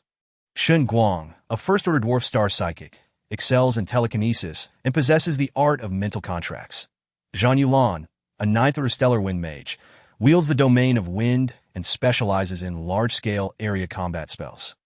Shi Min Qing, a 9th Order Assassin, is skilled in assassination techniques. Huang Fu Xinglan, a second-order dwarf star warrior, possesses the innate ability of self-healing and some logistical skills. This seemingly pure and holy woman bears an air of awkwardness, appearing more as a non-combatant. Finally, a handsome man, comforting Huang Fu Xinglan by taking her hand, introduces himself. I am Feng Zhan, a ninth-order metal warrior, endowed with formidable metal manipulation abilities, skilled in wielding 12 flying daggers, and possessing the innate power of metallic skin. Huanxi Xingyuan nods and begins the allocation of tasks. The dream-seeking team must hasten to the southwest direction of the Yinglong battlefield. Time is of the essence, so let us keep things simple. You are all to enter the battlefield now that I grant you the utmost freedom in combat, but I ask for your cooperation when needed. Tianji Zhu steps forward, clasping his fists in a respectful salute. The responsibility of the apocalypse lies with us, that I request permission to access the fortress's network. Certainly. We shall establish communication, and I will send you the authorization code. Tianji Zhu stands at attention, saluting, then extends his personal terminal. Huanxi Xingyuan scans it to establish a communication channel, and soon a string of codes is transmitted. With a roar, 2 landing ships arrive at high speed, gently descending onto the parade ground of the command center. Everyone, set forth. Both teams salute in unison. After departing the command room, Tianji Zhu and Huan Qiming bid each other farewell and board their respective landing ships. On the battlefield, even the landing ships are equipped with 2 twin-barrel laser cannons and a 3-barrel high-speed machine gun. There are 2 pilots, one as the primary and the other as the secondary, seated in the cockpit's main and auxiliary positions. The hatch doors swing open, revealing 6 seats, which can be stowed away once the door closes. The landing ship departs the center, soaring along the transverse bridge at great speed, soon arriving at the Golden Dragon battlefield located in the west.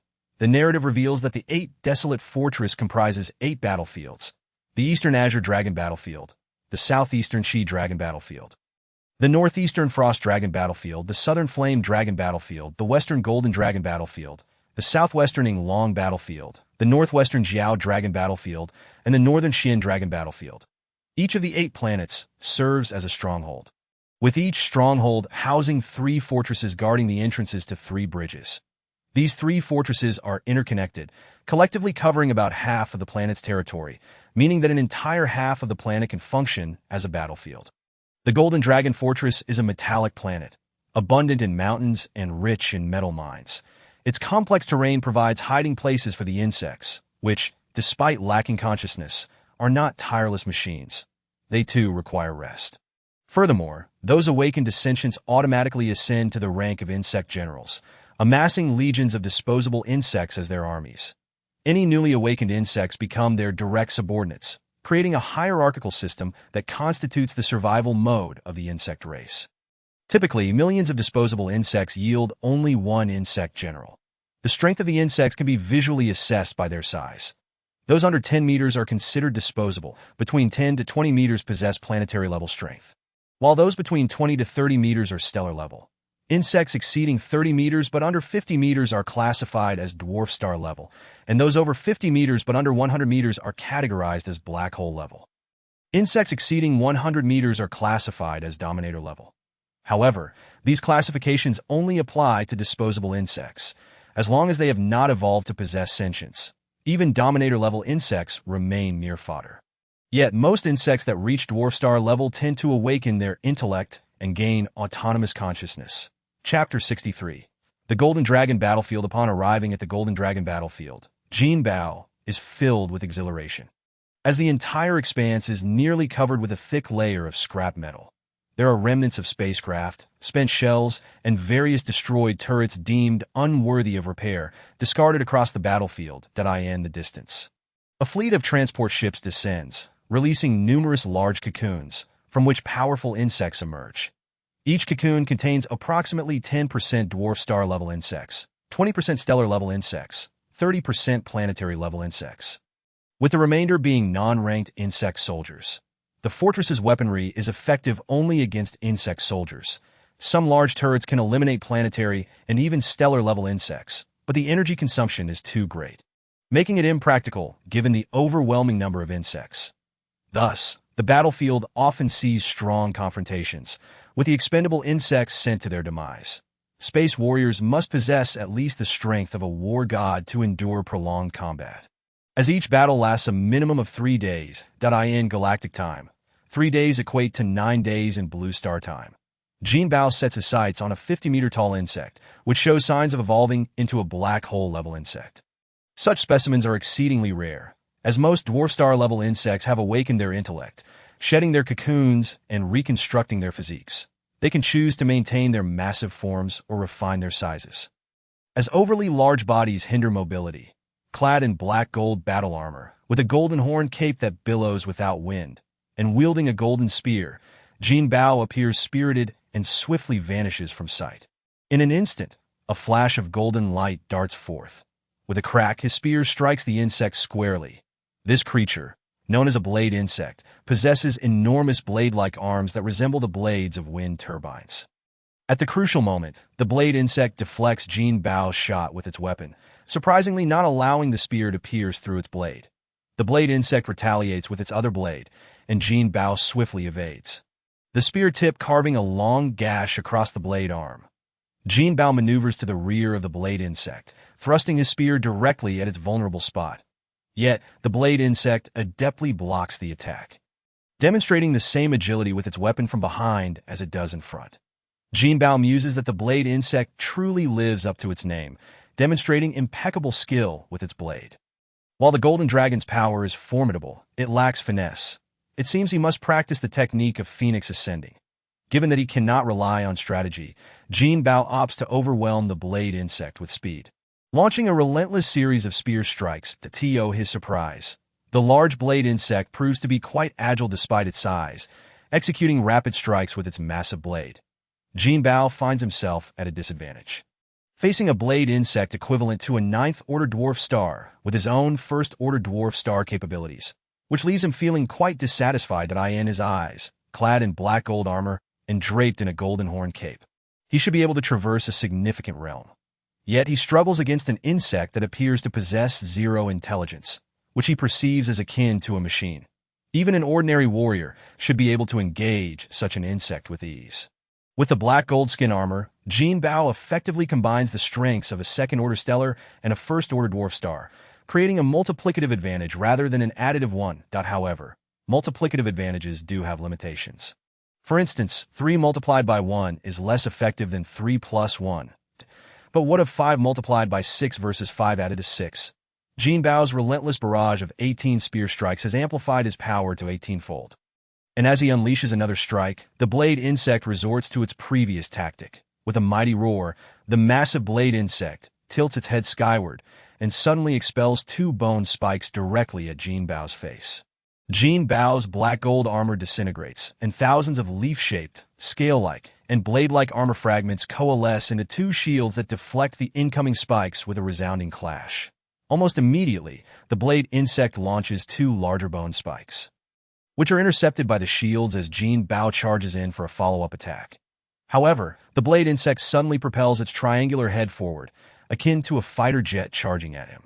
Jinbao leaps onto the blade insect's triangular head, using all his might to plunge downward. Internally, he scoffs, pondering the bizarre combat style of this insect. Even a dwarf star-level powerhouse would perish without timely treatment if their head were severed.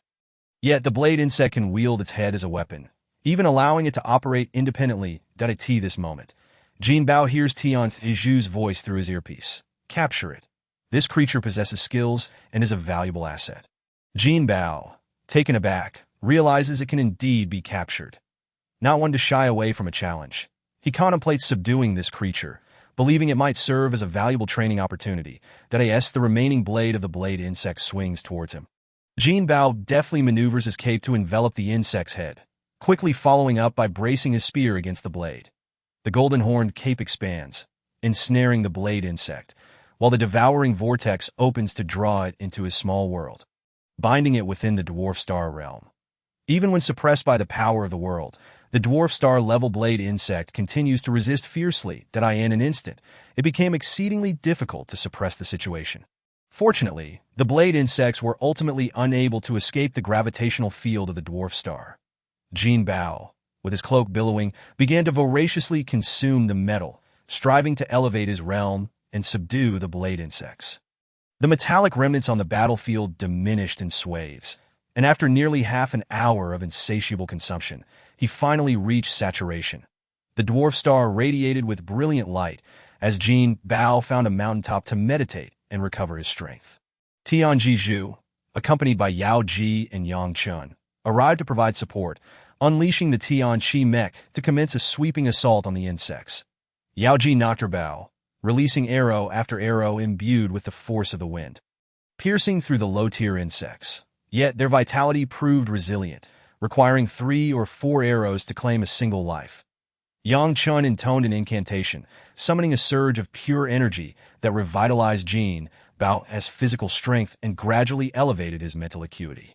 Suddenly, the luminescence of the dwarf star faded, and he finally ascended to the second tier of the dwarf star. In that moment, a tremendous force bore down upon the blade insects, pinning them under the dwarf star's weight, rendering them nearly immobile. The dwarf star visibly shrank, its size diminishing from that of a walnut to that of a cherry, and in reality, its diameter reduced from 1,000 meters to 800. Though its mass significantly increased, beginning its evolution towards neutron matter. Upon fully transforming into a neutron star, Jinbao would ascend to the realm of black holes, after dispatching the largest of the blade insects. The remaining creatures were no match for the might of Tian Jiju's forces. Jinbao, disinterested in further combat, activated his domain of gold to commence a thorough cleansing. Thousands of black gold throwing knives, encircled by a golden aura, shot forth rapidly. The formidable dwarf-tier insects evaded death by the flying blades, prompting Jinbao to hurl his golden spear, piercing through them. After ensuring their demise, he discarded them into the small world of the Qihong star. Only when no stellar-tier insects remained within a 10,000-meter radius did he relent, leaving the planetary insects for Yao Ji and Yang Chun to hone their skills. Yang Chun began to train his attack mindset, his lips moving as a plume of gray smoke coalesced above his head, enveloping one of the insects. The creature, seemingly driven mad, launched indiscriminate attacks, resulting in the demise of numerous insects. However, it was swiftly pierced by a planetary tier spear insect. A golden spear descended from the heavens, impaling the intruding spear insect. Chapter 64. Zhuge the strategist, a pale blue moon cast a gentle glow, illuminating 3 massive fortresses, creating a breathtaking scene reminiscent of a full moon. The darkness before dawn, or the dimness preceding dusk, neither too bright nor too dark, encapsulated an eternal night or day. The battlefield was shrouded in this ethereal radiance, suffused with mysterious hues and a hint of romantic anticipation. As the insects retreated, the logistical soldiers of the Silver Defense Force emerged to clear the battlefield. Enormous insect carcasses were hoisted away by transport aircraft, their exoskeletons decomposed into cellulose and bony particles, serving as raw materials for 3D printing. The construction of armor and the repair of fortifications relied heavily on these materials. Some insects possessed exceptionally dense bones, which, once processed, were repurposed into projectiles rivaling tungsten steel. Conversely, the discarded metals were carelessly abandoned. While metals could be recycled, the smelting process was laborious and time-consuming, requiring sorting and cleaning, which was impractical in times of labor shortages. The biological printer utilized cell fusion technology to perfectly graft these biological materials together. As if they were naturally grown, it decomposed the insect exoskeletons, tendons, and all usable materials in an individual cytoplasm, promoting their growth in any desired shape through cell fusion, akin to the workings of a 3D printer, hence termed a biological printer. With the arrival of Tian Chi, the soldiers of the Silver Defense at the Jinlong position rejoiced, as it heralded a significant alleviation of their burdens. Zhuge Shilong, the strategist of the Jinlong army, personally invited Tian Chi to the command center for a tea gathering. Tian Zhu surreptitiously urged Jinbao, "You should attend, and lend me the golden cloak." Jinbao inquired casually, "What do you intend to do?" "Clean the battlefield." Jinbao was left speechless and reluctantly tossed the golden cloak to Tizi Hu. In truth, Jinbao was not fond of socializing, but one could not refuse the strategist's invitation. The strategist held a position akin to that of a political commissar, wielding authority comparable to that of a commanding officer, and in certain exceptional circumstances, even surpassing it, dressed in elegant scholaress robes. Zhuge Shilong presented a refined visage, his tall frame adorned in a flowing robe that rippled like water. Clearly an exquisite ceremonial garment that he wore a wooden crown, held a green bamboo fan, and stood upon a flying platform shaped like an inverted pyramid. With a 2-meter base, yet only half a meter in height, the apex housed a small cannon with a 9-centimeter caliber, possibly a propulsion device, though it emitted no flames during flight, sensing the force field emanating from the pyramid-like craft. Jinbao speculated it might be a gravity engine, or perhaps it operated via telekinetic control, a master-level being. Even an ordinary warrior could wield such immense mental power to command all things that Yinzu comrade not joining. Jinbao bowed in greeting. The strategist replied, "Metallic beings cannot indulge in food and drink." Zhuge Shilong chuckled ruefully. "I must apologize for my oversight. Please let us proceed." Jinbao led the way onto the flying platform. The space was limited, so he walked alongside Zhuge Shilong, with Yao Ji and Yang Chen following closely. The flying platform seemed to teleport, traversing over 1,000 miles in the blink of an eye. And Jinbao felt momentarily disoriented as they arrived atop the city walls. The 100-meter-tall ring-shaped redoubt connected the southern and northern fortifications. Each battlefield faced a different direction, with the side oriented towards the insect mother nest designated as the east, thus establishing a clockwise rotation to define the cardinal points. However, in the context of the entire 8 Desolations fortress, the Jinlong battlefield lay to the west. Various turrets lined the city wall, with small cannons every 3 steps and larger ones every 5. All of which were automated turrets. The soldiers of the Jinlong army stood resolutely on the walls, clad in uniform golden dragon battle attire, machine gunners and snipers leveraging the turrets to target the massive insecticidal cannon fodder. Among them were elite soldiers clad in battle armor, wielding sharp blades, charging into the fray, serving as the backbone against the insect horde that as the flying platform swept across the walls. The vigilant soldiers saluted. Yang Chen, feeling a sense of familiarity, turned to glance, catching sight of a known face, though momentarily unable to recall the individual's identity. The elite training camp was a special operations base under the Silver Defense Force. The recruitment criteria mandated that individuals ascend to planetary Tier 5 before the age of 20, stellar Tier 1 before 30, stellar Tier 5 before 35, and dwarf Tier before 40. Additional special recruitments existed for those over 40 possessing extraordinary abilities or other special talents, such as awakened domains. The Zheng family of Huang Xingjie had immediately overshadowed the Huang family, simply because Huang Yu entered the elite training camp, seizing assets and territory, while the Huang family could only seethe in silence. Every member emerging from the elite training camp was a heavyweight within the Silver Defense Force. Zhuge the strategist was once a member of the elite training camp, and the thought of one day achieving such success fills me with excitement. An elite soldier wielding a battle axe excitedly bantered with his companions. These elite warriors were contemporaries from the training camp, totaling over 1,000, with Xingyu among them. There were 7 other such teams, each assigned to the 8 battlefields. Xingyu had long since vanished. Spotting a family member on duty, he urged, "Quickly summon the family head. I have urgent matters to discuss." The duty officer promptly vanished, evidently to fetch the family head. Moments later, Xingyu appeared before Xingyu, inquiring, "What is the matter that requires such haste?" Xingyu instinctively asked, "What happened?" Xingyu shook his head and replied, "I encountered Yang Chen on the battlefield. He is no longer the same, that he has received a personal invitation from the strategist of the Jinlong army. Though he may merely be a supporting character, he will undoubtedly become a significant figure in the future. If we inadvertently offend him, the Zheng family could face utter ruin." The Zheng family harbored ambitions of monopolizing Huang Xingjie, yet they dared not act against the federal constitution, just as they were poised to seize their opportunity. Unforeseen complications arose. Small families like the Zheng clan were numerous within the Galactic Federation's myriad alliances. Even if they held a small territory, Zhengge dared not be careless. Hearing Zheng Yu's grave words, Zhengge steadied himself, nodding with a sigh. "It seems our Zheng family is destined to remain in obscurity." Zheng Yu reassured him, "There is no need for the family head to despair, as long as the Huang family has a powerful ally. We shall refrain from provoking them, that if they create trouble, the Constitution may serve as our protection. Once I achieve success, the Zheng family will still thrive." Zhengge nodded, sincerely stating, "From now on, Our Zheng family will rely on you. Chapter 65. Vanguard General Han, Li Tian Jizhu, joyfully played rock music while collecting heaps of discarded metal, much to the chagrin of the silver defense soldiers on the city walls. Whose robot is this? One grumbled. Did you not see? Zhuge the strategist just took it away. It clearly belongs to a powerful mercenary group that no matter how powerful, they cannot just seize it. Then why don't you protest? Some bored soldiers chattered, none daring to step forth.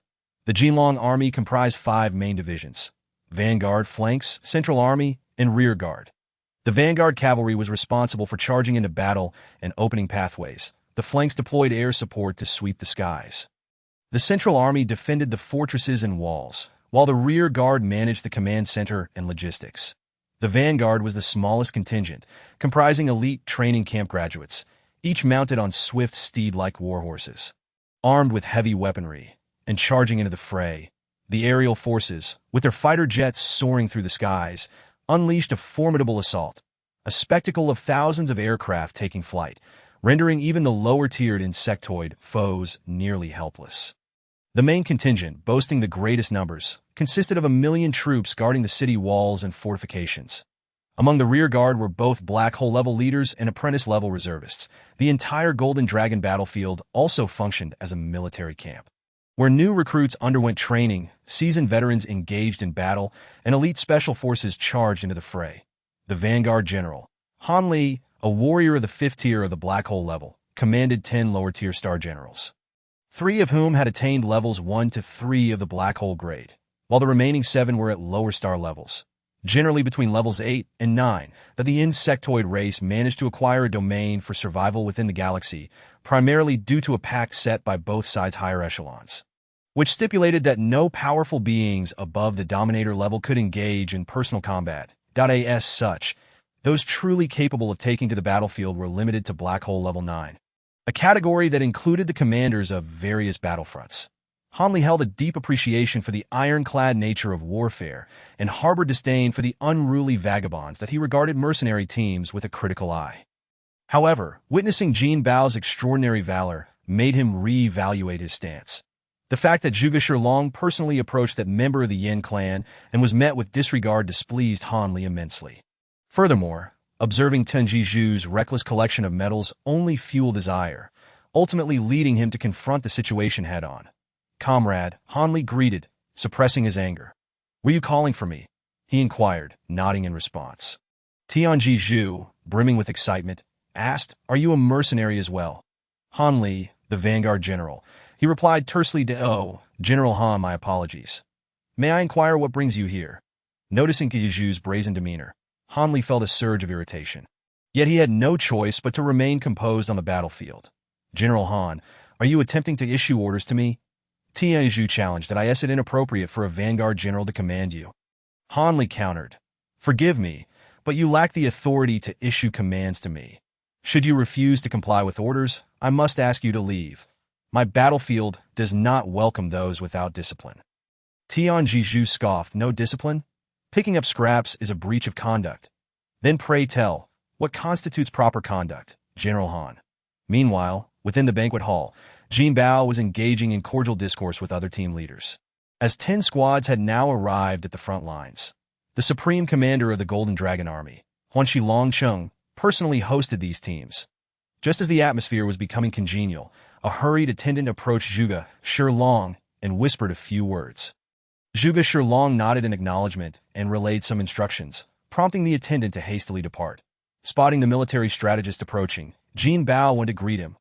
"Comrade Jin, I need you to accompany me for a moment." Jinbao nodded repeatedly and followed Zhuge Shilong out of the banquet hall. Once outside, Zhuge Shilong summoned his flying platform, with Jinbao and his companions trailing closely behind, in the blink of an eye. The 4 of them arrived at the front lines, where Tianji Zhu and Han Li were locked in a tense standoff, swords drawn and tensions high. The attendant was attempting to mediate beside Han Li.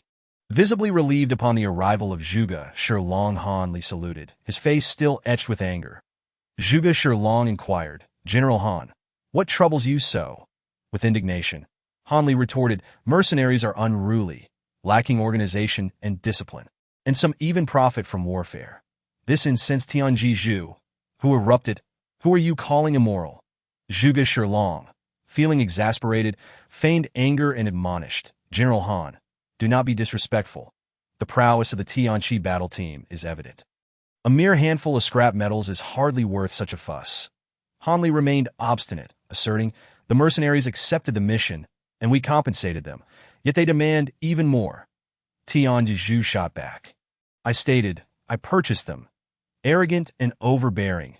Do you think that just because you say you wish to buy, we must sell?" Zhuge Shilong found himself at a loss, his expression pained as he urged, "General Han, must we escalate such a trivial matter to this extent? How will it reflect upon us if word of this spreads?" Seeing the military strategist in such a predicament, Jinbao could no longer remain silent. He produced 100 black gold battle blades and 100 black gold shields, stating, "General Han, please accept these as a token of goodwill." Before Han Li could respond, Tianqi interjected, causing Jinbao to feel exasperated. This individual seemed completely oblivious to social niceties, truly a heart of stone. Zhuge Shilong waved his hand, accepting the blades and shields with a cheerful demeanor, "Since Comrade Jin is so generous, I shall not be outdone. Henceforth, all scrap metals from the Golden Dragon Fortress shall belong to Tianqi." Tianqi was incensed, pacing in circles, but he understood that confronting the military strategist would be unwise. Han Li, witnessing Tianqi's smug expression, turned on his heel and left in frustration.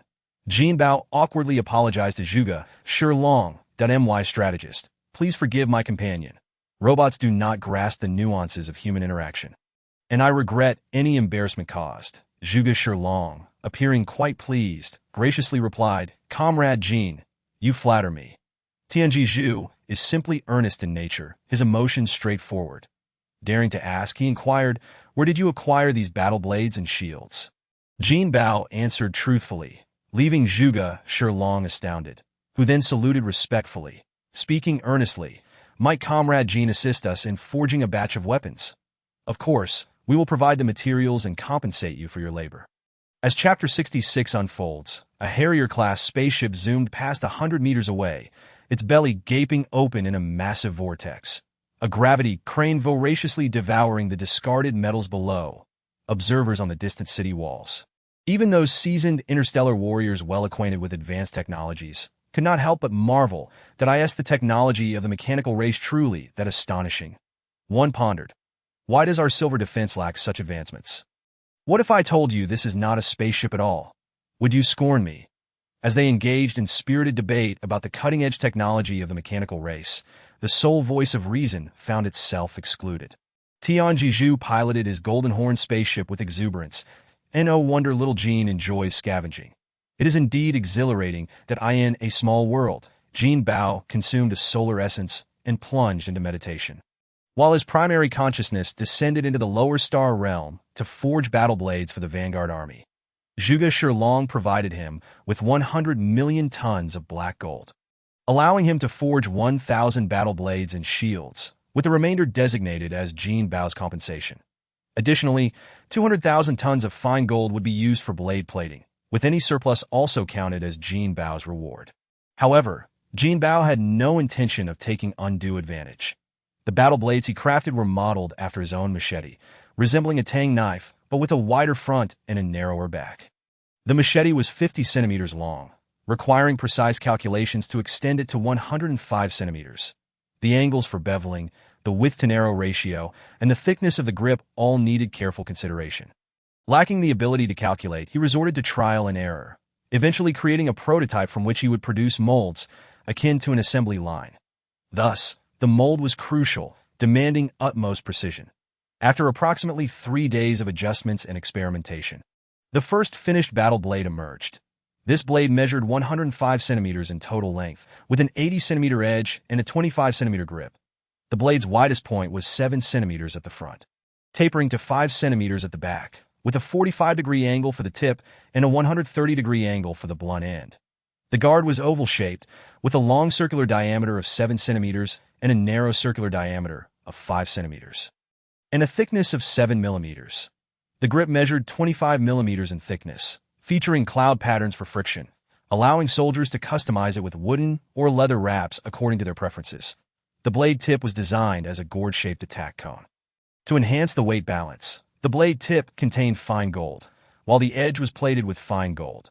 The entire blade was molded as a single piece, seamlessly crafted, with the blade surface as smooth and deep as water ripples, and the edge glimmering like the sun. The blade weighed an impressive 13,000 pounds without a sheath, necessitating that soldiers procure their own sheaths. However, most interstellar warriors possess storage chips, rendering sheaths unnecessary. The magnificent blade could be drawn with a mere flick of the wrist, allowing for swift and convenient access. Presenting the blade to Zhuge Shi Long for inspection. The military strategist, though not particularly knowledgeable about blades, was well-versed in forging techniques. True practical testing would require a general like Han Li. After receiving the battle blade, Han Li became enamored, personally taking it to the battlefield for testing. At this juncture, Tianji Zhu had finished collecting the scrap metals and was demonstrating his might on the battlefield. A 70-meter-tall spear insect met its demise at his hands, crushed by the black hole's immense force. With the kryptonite-embedded sun shield in hand, it felt akin to wielding a genuine meteor, capable of devastating mountains and splitting seas. And Tianji Zhu's overall strength had surged by at least 3 tiers. Equipped with the Golden Horn battle armor, he was now well prepared to engage black hole-level adversaries. Even the black hole-level insects, devoid of intelligence, would not be disregarded as cannon fodder. The towering spear insects were prime assets for demolishing fortifications. Tianji Zhu spun around, completing several rotations before launching the black hole, a streak of light reminiscent of a meteor streaking across the battlefield, carving a path over 100 li long. Even Han Li, who had just arrived, was taken aback. He had intended to find spear insects to test his battle blade, but arrived to witness their annihilation instead. The insectoid commander finally revealed itself. An exceptionally skilled knife insect, measuring merely 2 meters in length, but anyone who underestimated it as a mere cannon fodder would be sorely mistaken. This insect was extraordinarily powerful. Even Tianji Zhu, in his arrogance, dared not underestimate its potential. Just in time, Han Li arrived, positioning himself before the insectoid commander. Yujin, you have finally deemed it appropriate to reveal yourself, Han Li declared.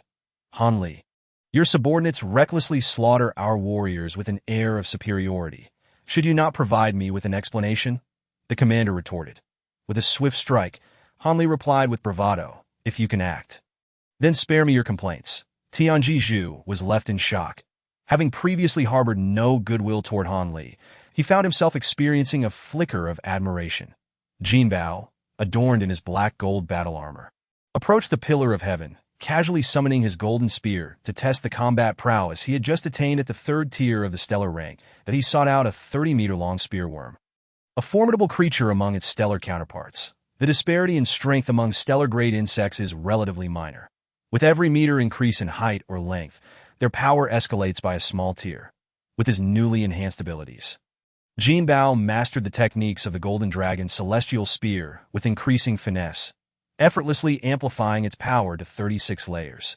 Each move exuded immense pressure, rendering the stellar 9th-tier spear worm utterly defenseless against the augmented force of his golden spear. After elevating the Golden Dragon's celestial spear to 54 layers, he unleashed a thrust that pierced the spear worm, shattering its core with overwhelming force. Through numerous battles, Jinbao had become familiar with the vital point of the insects, their core.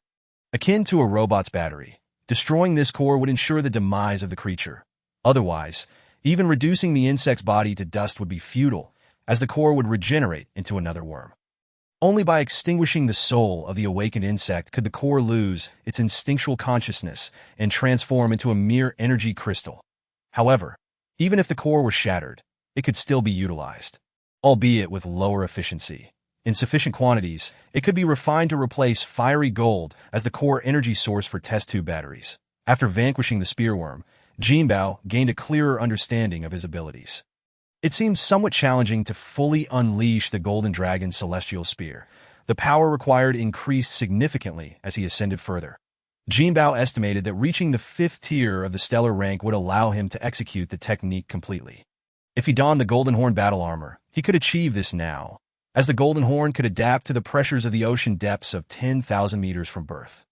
The cumulative pressure of executing spear techniques necessitates not only physical adaptation, but also mental fortitude. After all, combat hinges not solely on strength, but also on speed, perception, and various other factors. Observing Jinbao's magnificent display, the Pillar of Heaven was equally undeterred, as the insect commander had brought along several subordinates. With audacity, he charged into the enemy ranks, intent on monopolizing the chaos. Chapter 67. The Sword Technique of Annihilation. Han Li engaged in battle with Eugene. Both being masters of the Black Hole rank, clearly not their first encounter. Han Li, wielding the 5th tier strength, faced off against Eugene, who was at the 6th tier. They were barely evenly matched. However, with the augmentation of the Black Gold battle knife, Han Li's combat power surged dramatically, gradually overpowering Eugene. Eugene soon noticed the formidable blade in Han Li's grasp. It strikes heavy and sharp, inflicting a sensation as if his entire body were on the verge of disintegration. Han Li, being an expert swordsman, had been sought by Zhuge Shilong for experimentation. Previously, he had used a Black Gold battle knife, but none met his demanding standards in terms of quality or weight. Other exceptional weapons existed. Yet the Black Gold battle knife proved most effective against insects. Its sheer weight alone could inflict substantial damage, providing humanity's warriors the means to challenge insects beyond their rank. Han Li's sword technique, known as Annihilation, could reach a staggering 99 layers of power, making it the strongest technique below the divine skill tiered. It was not due to a lack of divine skills, but rather the difficulty in mastering them. While a divine skill stack to 81 layers could rival 99, only a select few could wield it proficiently. Otherwise, what wonder could be attributed to divine skills? The existence of the Chaos Master painstakingly created an entry-level divine skill, illustrating the challenges in mastering a complete divine technique. The most daunting aspect was that Han Li's Annihilation was a self-created sword technique. The ability to create a technique that could stack to 99 layers at the 5th tier of the Black Hole rank showcased his exceptional talent in swordsmanship. Han Li possessed no noble background. His achievement stemmed solely from his innate swordsmanship talent. When he was specially recruited into the elite training camp, he was over 40 years old, and yet not even at the Dwarf Star rank, solely relying on this technique for his selection. After becoming a combat instructor, he generously shared this technique with every trainee under his guidance. Han Li's greatest desire was to acquire a fitting treasure blade. Yet amidst the multitude of exceptional blades in existence, none had captured his discerning eye. While the Black Gold battle knife was by no means the pinnacle of quality or power, Jinbao's crafted blade garnered Han Li's utmost admiration. With the treasure blade in hand, he felt invigorated. The Annihilation technique was as elusive as smoke, appearing light and airy, yet those who suffered its strikes would soon realize the immense power it concealed. Perhaps due to his unfamiliarity with the treasure blade, Han Li could no longer sustain the augmentation. A single slash seemed to transcend time and space that in utter silence. Eugene's arm blade was reduced to dust. With a swift motion, Han Li severed Eugene's triangular head, followed by a thrust that cleaved through his chest, splitting his core in two. The insect commander, who had been directing the battle at the Golden Dragon battlefield, met his demise. Witnessing their leaders fall, several insect generals engaged in combat with the Pillar of Heaven, and Jinbao fled in panic. These generals were not mere mindless fodder. Rather, upon awakening their consciousness and experiencing the splendor of the world, they had grown attached to the desires of the mortal realm. Without such desires, why would they expend effort to seize territory? Yet all of this hinged upon their survival. Death meant the end of everything. Even if the insect race were to conquer the entire galaxy, it would bear no relevance to the fallen insects. Thus, with the commander's death, they lost their restraint and fled in desperation to preserve their lives. Just as the Pillar of Heaven was about to pursue, Han Li called out to him, "Do not chase them. If pressed, they will deploy the queen. That would merely be a low-tier queen, not worth fearing. However, should they unleash a battle queen, the offspring would be elite soldiers, making even the low-tier ones formidable." Jinbao casually inquired, "Why not eradicate the insects completely?" Han Li replied earnestly, "It seems that the overlords of our galaxy have granted them a region for survival," simultaneously instilling a sense of concern within our galaxy. That he gazed solemnly at the stars, stating, "It is said that in ancient times, our galaxy faced an assault by cosmic beasts, lacking awareness of future threats. We suffered tremendous losses during the initial attack, with many deities perishing in that conflict. Ultimately, The cosmic beasts were vanquished, leading to the initial formation of the Galaxy Alliance. Later, with the invasion of the insect race, the Galactic Defense Coalition was established, and through the wars with the insects, we refined our spatial military deployments. Henceforth, the galaxy officially entered the interstellar era, and the insect race can hardly be termed a disaster for our galaxy. However, engaging in battle with the insects can significantly enhance the combat capabilities of our Star Warriors, which is why the higher-ups in our galaxy signed the Galactic Treaty with the insect race. The Pillar of Heaven interjected. This treaty stipulates that those above the sovereign rank cannot directly intervene in battles. Jinbao suddenly asked, "Is it your clan that brought the cosmic beasts here?" The Pillar of Heaven was taken aback. Unable to respond before Han Li spoke on his behalf, No. The cosmic beasts have no relation to the mechanical race. They arrived many years after the mechanical race's emergence. Had it not been for their early warnings, our galaxy would have suffered even greater losses. During the confrontation with the cosmic beasts, the mechanical race bore significant burdens for our galaxy. Jinbao muttered, "I sense that General Han holds a certain animosity toward Shao Tian. I assumed you disliked the mechanical race." Han Li stumbled slightly, the bitterness on his face evident. The Pillar of Heaven, brimming with pride, played lively music as he continued to explore the metallic veins. After picking up the trash, there were still minerals to gather. Surely no one would intervene during mining, right? Jinbao awkwardly pointed at the battle knife in Han Li's hand and General Han, the knife. Han Li, snapping back to reality, reluctantly handed over the knife, mumbling, "It wasn't meant for me." Jinbao nearly burst into laughter, earnestly explaining, "This is a mold. I need to forge according to this blueprint." Han Li's eyes lit up as he inquired, "Are you saying that the knives crafted in the future will all resemble this one?" Jinbao nodded that a single mold should not yield significant differences. Han Li was elated, promptly handing the battle knife over to Jinbao. Jinbao took the knife and asked, "So, General Han, do you have any suggestions for improvements on this blade?" No. This knife is simply perfect. However, are you planning to produce 1,000 knives just like this? Yes, then that seems unnecessary, doesn't it? Most of those trainees are generally at the stellar rank, although there are a few exceptional dwarf star geniuses, but not everyone relies on knives. There are also mages at around the 3rd tier. Shouldn't we differentiate between various grades? For this batch, I will first forge 1,000 knives that if our base has sufficient materials, I can continue to forge, and at that time, we can categorize them according to General Han's specifications. General Han, you might want to discuss this with other generals and ideally draft a detailed plan for specifications and grades. Han Li nodded excitedly, then asked, "Has the strategist given you an order for shields? What kind are you planning to create?" "I don't have a finished product yet. My intention is to design them like Shao Tian's." "General Han, what do you think?" "That sounds excellent, but will they be identical?"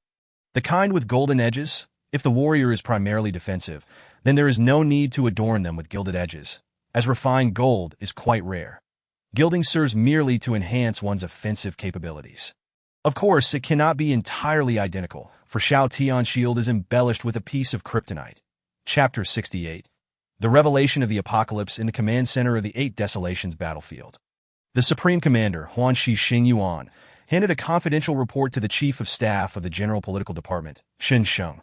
"Have a look at this," he said. Shen Sheng took the envelope, astonished, and remarked, "I can't believe they resorted to such a primitive method of reporting," that he then opened the letter and began to read, finding only a single sentence inscribed in seal script. "The Apocalypse team is hoarding the golden horned beast." Given the gravity of the matter, Huanshi Xingyuan left Shen Sheng alone to ponder. When Jinbao first arrived, I recognized his identity, and Xiao Meng confirmed it to me as well. Thus, there is no suspense regarding the apocalypse. What I wish to ascertain is who sent this report and for what purpose. Shen Sheng replied, "Let Shen Guang handle this. He excels at solving mysteries." Huanshi Xingyuan nodded and casually complimented, "Your disciple is quite impressive." Shifting the conversation, he inquired, "What should we do about the situation with the apocalypse? If we remain inactive, it may arouse the suspicions of the informant. This matter is of great significance. We cannot afford to make a grand spectacle over a single report, especially since the achievements of the apocalypse on the battlefield have been widely acknowledged. Not only does Zhuge hold him in high regard, but the entire cadre of soldiers in the Golden Dragon battlefield have also embraced them as brothers. Long City has even suggested that we extract resources from the fortress to forge weapons for them." I was just about to discuss this with you when I received this report. Yes, Huanshi Xingyuan spoke. He placed his battle blade and shield on the conference table, which, despite being made of sturdy alloy, bore a slight indentation. Xin Sheng waved a hand, levitating the blade and shield for closer inspection, and soon his expression revealed a hint of surprise. To refined black gold to this degree, it seems even the technology of the mechanical race might fall short. The innate talent of the golden horned sacred beast is indeed the manipulation of metal, yet the ancient texts do not mention its capability to forge weapons. Xin Sheng chuckled. Let us not forget. While his body may belong to the golden horned sacred beast, his soul is still human. Huanshi Xingyuan nodded, smiling. This batch of weapons has significantly elevated the overall strength of the Golden Dragon battlefield. The elite training camp students, under Han Li's leadership, are exuberantly engaged in slaying foes. Xin Sheng added, other battlefields also host mercenary teams, but the Golden Dragon is uniquely blessed. Or rather, that comrade Jinbao is exceptionally fortunate. Huanshi Xingyuan queried, should we invite him over for a detailed inquiry? He quickly dismissed the notion, stating, we must not sow distrust among our soldiers. Although they are merely mercenaries, they fight for the entirety of humanity. Xin Sheng explained, I harbor no suspicions. I merely think that if he possesses such formidable abilities, we could guide him, serving as a form of mentorship. I believe the best assistance we can offer him is to hand over the fortress's metal resources. He continued. Xin Sheng's eyes gleamed with enthusiasm as he genuinely praised, truly, you are the supreme commander. Your words hit the mark. This way, we assist Jinbao, while simultaneously warning any nefarious actors. Huanshi Xingyuan chuckled. Regardless of the informant's intentions, we must inform them of our awareness, that we will provide the metal to the apocalypse as a demonstration of our stance. I trust that if the informant harbors ill intentions, they will think twice. Shall we summon them, or should we deliver it personally? Let us deliver it ourselves. It showcases our sincerity. After all, they possess considerable prowess. Xin Sheng chuckled wryly, shaking his head. Very well, I shall undertake this laborious journey. Recently, Jinbao has been living quite comfortably, and the Pillar of Heaven is brimming with vigor. The black gold battle blade and shield provided by the Apocalypse have garnered the respect of the extensive ranks in the Golden Dragon battlefield. Throughout the frequent forging practices, his own cultivation has risen significantly, and after absorbing a substantial amount of scrap metal, the Golden Horn has ascended to a new minor level. Once proficient in the forging skills, Jinbao began accepting custom orders, offering free labor as long as clients provided their own materials. Even soldiers lacking quality metals could exchange scrap for his services. In no time, soldiers from the Golden Dragon battlefield developed various connections to acquire substantial amounts of scrap metal from other battlefields. Initially, soldiers from other battlefields were perplexed, but with so many voices in the crowd, it was inevitable that some would let slip secrets during casual conversations over drinks. Consequently, soldiers from the Golden Dragon battlefield found it increasingly difficult to procure scrap metal from other battlefields. From that point on, soldiers across the entire 8 Desolations battlefield began to seek Jinbao for equipment forging. Jinbao possesses a small black gold asteroid, which suffices to meet the weapon demands of the entire fortress. Moreover, not everyone requires black gold weaponry. Jinbao can forge with any metal. After purification, the same metal demonstrates significantly superior qualities compared to its unrefined counterparts, with performance enhancements reaching approximately 30%. Most importantly, forging equipment does not necessitate Jinbao's constant supervision. As long as there are blueprints, he can forge while fending off monsters, allowing him to cultivate simultaneously, much to the envy of the Pillar of Heaven. Recently, clad in the Golden Horn battle armor, he has developed a desire to claim it for himself. It is an extraordinary piece, not only augmenting strength, but also providing formidable defensive capabilities, and it even allows for direct flight. Truly more powerful than the mechanical race's most intelligent Yen-Shin soldiers. The pinnacle of the Yin race's technology, the Tianqi plan, pales in comparison to the mimicry of the Golden Horn, rendering it akin to a child's plaything. How could the Pillar of Heaven not feel indignant? Fortunately, Jinbao is but an exceptional case. Not all Golden Horn sacred beasts possess such extreme capabilities. Their size can vary between 10,000 meters and mere inches, something even black hole level powers struggle to achieve. Only those who have mastered quantum laws can hope to accomplish it. This implies that the Golden Horn possesses a powerful law-like ability merely through its innate skill. coupled with Jinbao's absolute domain. It is indeed a perfect synthesis of nature and craftsmanship. The insects of the Golden Dragon battlefield have been suppressed by elite forces within their lair, and the transport ships of their mother nest have begun to falter. The two resident queens are breeding a mere handful of insects, proving insufficient for battle. The 10 mercenary teams stationed in the Golden Dragon battlefield have also entered a lull, spending their days in leisure and camaraderie, forging significant friendships. The leader of the Ling Yun team, Hai Dai, shares the closest bond with Jinbao, having gifted him all the metal from their warehouse in exchange for a solar shield. As the intensity of conflict waned, Hai Dai frequented Jinbao for meals and conversation, the two reveling in their time atop the city walls.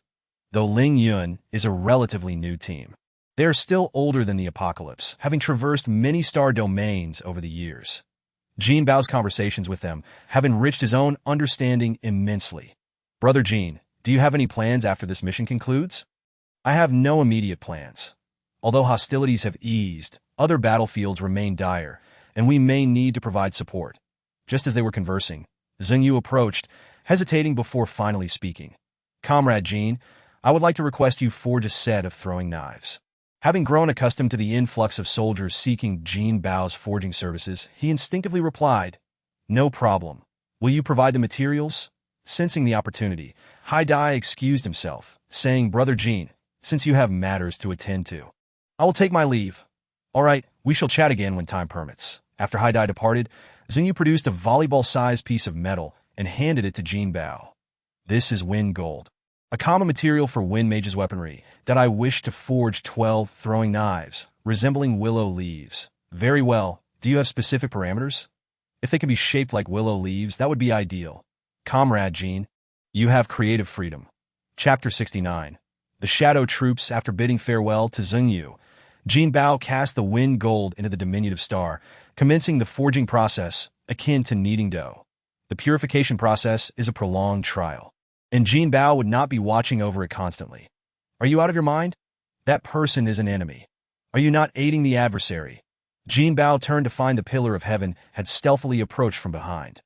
This individual has become increasingly enigmatic in his movements, appearing without a sound. Who are you referring to? The one you just spoke to, Zheng Yu. So the person earlier is named Zheng Yu, I say. Are you holding a grudge? It's merely a minor dispute with General Han. Is it necessary to bear animosity towards even his subordinates? Moreover, have you not reconciled with General Han? You often engage in martial exchanges. Why must you suddenly act out? The Pillar of Heaven, exasperated, spun around in frustration and retorted, Are you genuinely foolish, or are you feigning ignorance? I truly do not understand. Could you speak plainly?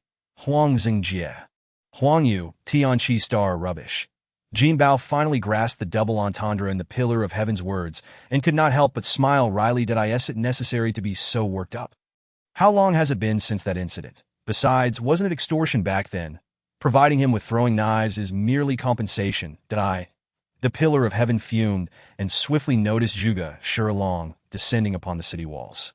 He hurriedly approached, greeting with a smile, Military advisor, what brings you here again? Zhuge Shilong forced a smile and remarked, What do you mean by saying that I have come again? He felt quite comfortable being struck by the invisible steed. The robot Tianzizu was particularly aloof. Not only was it difficult to offer compliments, but even polite remarks seemed a challenge. Why bother making a personal trip when a simple phone call would suffice? Tianzizu exclaimed with surprise, realizing the potential prosperity if they could secure the entire fortress's operations. Then why are you still dawdling? Hurry up. Zhuge Shilong urged. Oh, all right, Jinbao responded, rising to follow Tianzizu onto the flying platform. Yaoji and Yang Chun were engaged in training within the elite training camp when Jinbao casually inquired, Aren't Yang Chun and the others supposed to be here? No, the chief of staff has specifically come for you, was the reply. Chief of staff? What kind of position is that? Jinbao asked, to which the response was, Though I am referred to as a strategist, my official title is advisor. The chief of staff is the direct superior of us advisors. Jinbao nodded repeatedly, pondering in his heart. The position within the Silver Defense was somewhat eclectic. Despite having been there for some time, he still had not fully adapted. Upon arriving at the command center, a refined-looking middle-aged man was conversing with Huang Xilanqing. Upon seeing Jinbao, both stood to greet him, marking their second meeting. Jinbao initiated the small talk. What orders do you have for us? The dignified figure smiled warmly, saying, You flatter me. I hardly dare to call it an order. I have come on behalf of the fortress to discuss possible cooperation. You are too kind. Just let us know what you need. Jinbao replied. The dignified figure then got to the point, gesturing towards a metallic box on the table. Inside this box lies 70% of our Bahuang fortress's metal resources. I hope you can forge them into equipment. No problem, Jinbao readily agreed. The dignified figure produced a spherical holographic device. This contains all the necessary information regarding the equipment, including specifications and parameters, along with intelligent interpretations and detailed explanations. Jinbao accepted the holographic device. The dignified figure continued, as compensation, all future scrap metal from Bahuang Fortress will belong to you. Jinbao had anticipated this and expressed his gratitude joyfully. Tyne Zizu was equally delighted, for he could once again pilot the Golden Horn warplane to collect scrap. The mother nest of the insectoid race was a planet that resembled a massive insect, contributing its very being as the headquarters of the insectoids within the Milky Way. Surrounding the mother nest were 12 colossal planets, each guarded by one of the 12 elders. This was the refuge of the insectoids within the Milky Way, with the majority of their power concentrated here. Beyond the mother nest, there were also insectoid influences, albeit limited to secret strongholds and raiding parties. Yuehua, an elite warrior of the insectoids, had long infiltrated human society, masquerading as a space pirate to plunder human resources. His direct superior was the ninth elder, a figure of considerable stature equivalent to a high-ranking member of the second tier. Commanding a pirate band numbering in the tens of thousands, he referred to them as the Shadow Troops, symbolizing their elusive nature, and had always been a significant threat to the Silver Defense, as the supreme commander of the Shadow Troops. Yuehua's infiltration into human society was thorough and comprehensive, with his reach extending even to the remote planet of Blue Star. To this day, remnants of Yuehua's legacy remained on Blue Star in the form of the Mother Queen's cocoon, which could be detonated to unleash the Mother Queen and seize control of Blue Star in one fell swoop. On a whim, he arrived at Blue Star, and as a black hole level 9 being, he found himself in an unchallenged realm. He was astonished by the dramatic changes within Blue Star. Initially, Yuehua had devised a scheme concerning the mechanical race's spacecraft. However, upon his return, the spacecraft had mysteriously vanished by infiltrating the network. He grasped clues about the Golden Horn beast and tracked down intelligence regarding the Helan family. Yuehua was evenly matched with Helan Mountain, sharing a mutual disdain, and the latter, unaware of the true nature of Jiuhua, ultimately conspired with the tiger to take its skin, initiating plans to acquire the Golden Horn sacred beast. Their combined intelligence naturally led them to pursue Tianqi. Helan Mountain dispatched one of his direct disciples, Helan Yasu, disguised as a space pirate, to join forces with Yuehua and venture into the Taihang Star region. This region was the most remote in the Milky Way, even farther from Blue Star's location, approaching the very edge of the world. Fortunately, it was merely the short, oval edge, not too far from the center of the Galactic Alliance. Days passed with seemingly no information. Yuehua, having gleaned some intelligence through family connections within Bahuang Fortress, sought to consult with a collaborator to devise a strategy. The emissary Yuehua sent was a black hole level 5 beetle, possessing innate skills and formidable strength. Of course, the term beetle merely described its outward appearance. In reality, within the insectoid hierarchy, it belonged to the electric insect category. Electric insects were akin to mages among the insectoids, boasting higher intelligence and greater power compared to purely martial insect species like blade insects. Chapter 70. The insectoid mother queen of Blue Star Guiche, a prodigy among the insectoids, was born with wisdom and was summoned by Yuehua to join the Shadow Troops, where he was meticulously trained. Unlike other insects, Guiche exhibited a considerable degree of humanity. After breaking through to the dwarf star level and comprehending the molecular realm, he transformed his insect form into that of a human. He had since infiltrated human society without revealing his true identity. Yuehua dispatched him to collaborate with Helan Yasu without exposing his true nature, as a black hole level 5 being. Guiche had mastered thunder and lightning spells and even held a high ranking in the Panlong arena. Although Helan Yasu was also a black hole level 5, he could not discern Guiche's true identity, perceiving him merely as a space pirate under Yuehua's command, skilled in the ways of human interaction. Guiche quickly became close friends with Healan Yasu under the guise of camaraderie. After receiving intelligence feedback from family members, he promptly related to Guiche that he pointed to a video showing the Golden Horn spacecraft voraciously devouring metal. Brother Guiche, although this Golden Horn beast is disguised as a spacecraft, look at how prominent this horn is that he then displayed several photographs, all depicting the Golden Horn's various forms. You see, no matter what this Golden Horn sacred beast transforms into, they all share one common feature. This horn that I discreetly inquired during a conversation with my brothers at home. They mentioned it was a biological battle armor. While plant battle pets can indeed transform into battle armor, I have never heard of pets being able to do the same. Guiche casually inquired, "Who are you referring to?" Jinbao, the second in command of the Tianqi battle team. However, I get the impression that this individual was the very soul of Tianqi, was the response. Guiche then asked, "What are your thoughts on the matter of the report?" The distinct characteristics of the Golden Horn sacred beast are so apparent that it would be understandable if ordinary soldiers failed to recognize them. Yet, Bahuang Fortress is home to the cosmic sovereign, who can see through to the soul in an instant. One would think they would take the matter of the Golden Horn beast seriously. Was the video taken before or after the report? After.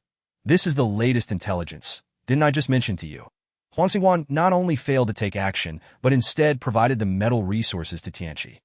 Guiche pondered for a moment, gravely stating, "It seems that inciting discord is not a viable path. We must find a way to force them out. Only by drawing them out can we take action." On Blue Star, the dragon's forbidden land, legends say that dragons once roamed here, marking the birthplace of Huaxia civilization. Even during the era of rampant monsters, this place remained a tranquil sanctuary, one that even beast kings and beast emperors dared not tread. It was a realm where even planet-level powers could meet their demise. That on this day, the dragon's forbidden land was suddenly enveloped by a thick green mist. Unmanned reconnaissance drones detected formidable monsters, more powerful than any seen before. Each of these creatures possessed energy coefficients reaching the level of rulers that in the blink of an eye, Blue Star was overrun by these beasts, leading to widespread devastation. The strongholds left behind by the three great powers played a crucial role in rescuing countless civilians. The war god forces swiftly deployed to establish the first line of defense at the outskirts of the dragon's forbidden land, plunging Blue Star, which had just regained peace, back into turmoil.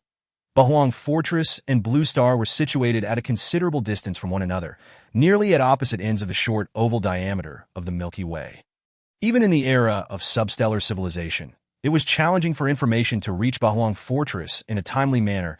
It was only 3 days after the incident that Jinbao received the news, conveyed to him by the three great leaders of Blue Star. Hong, Lei, and Feng were honing their skills on the ancient battlefield, while Feng, the combat servant who remained on Blue Star, relayed the message. Feng sent the video to Jinbao, casually explaining, "It turns out that the alien civilization within the dragon's forbidden land is the mother queen of the insectoids, who has now awakened and begun her conquest of Blue Star. Our forces are too weak. We hope you can lend your assistance." Though Jinbao was reluctant to engage with Feng, the situation left him with no choice but to take action. However, at that moment, the three great leaders of Blue Star were merely pawns on the battlefield, unable to make their voices heard among the higher-ups. Jinbao sought out Huang Xilangqing to relay this news, but Huang Xilangqing appeared unconcerned, merely stating, "Rest assured, the insectoids are the public enemy of the Silver Defense.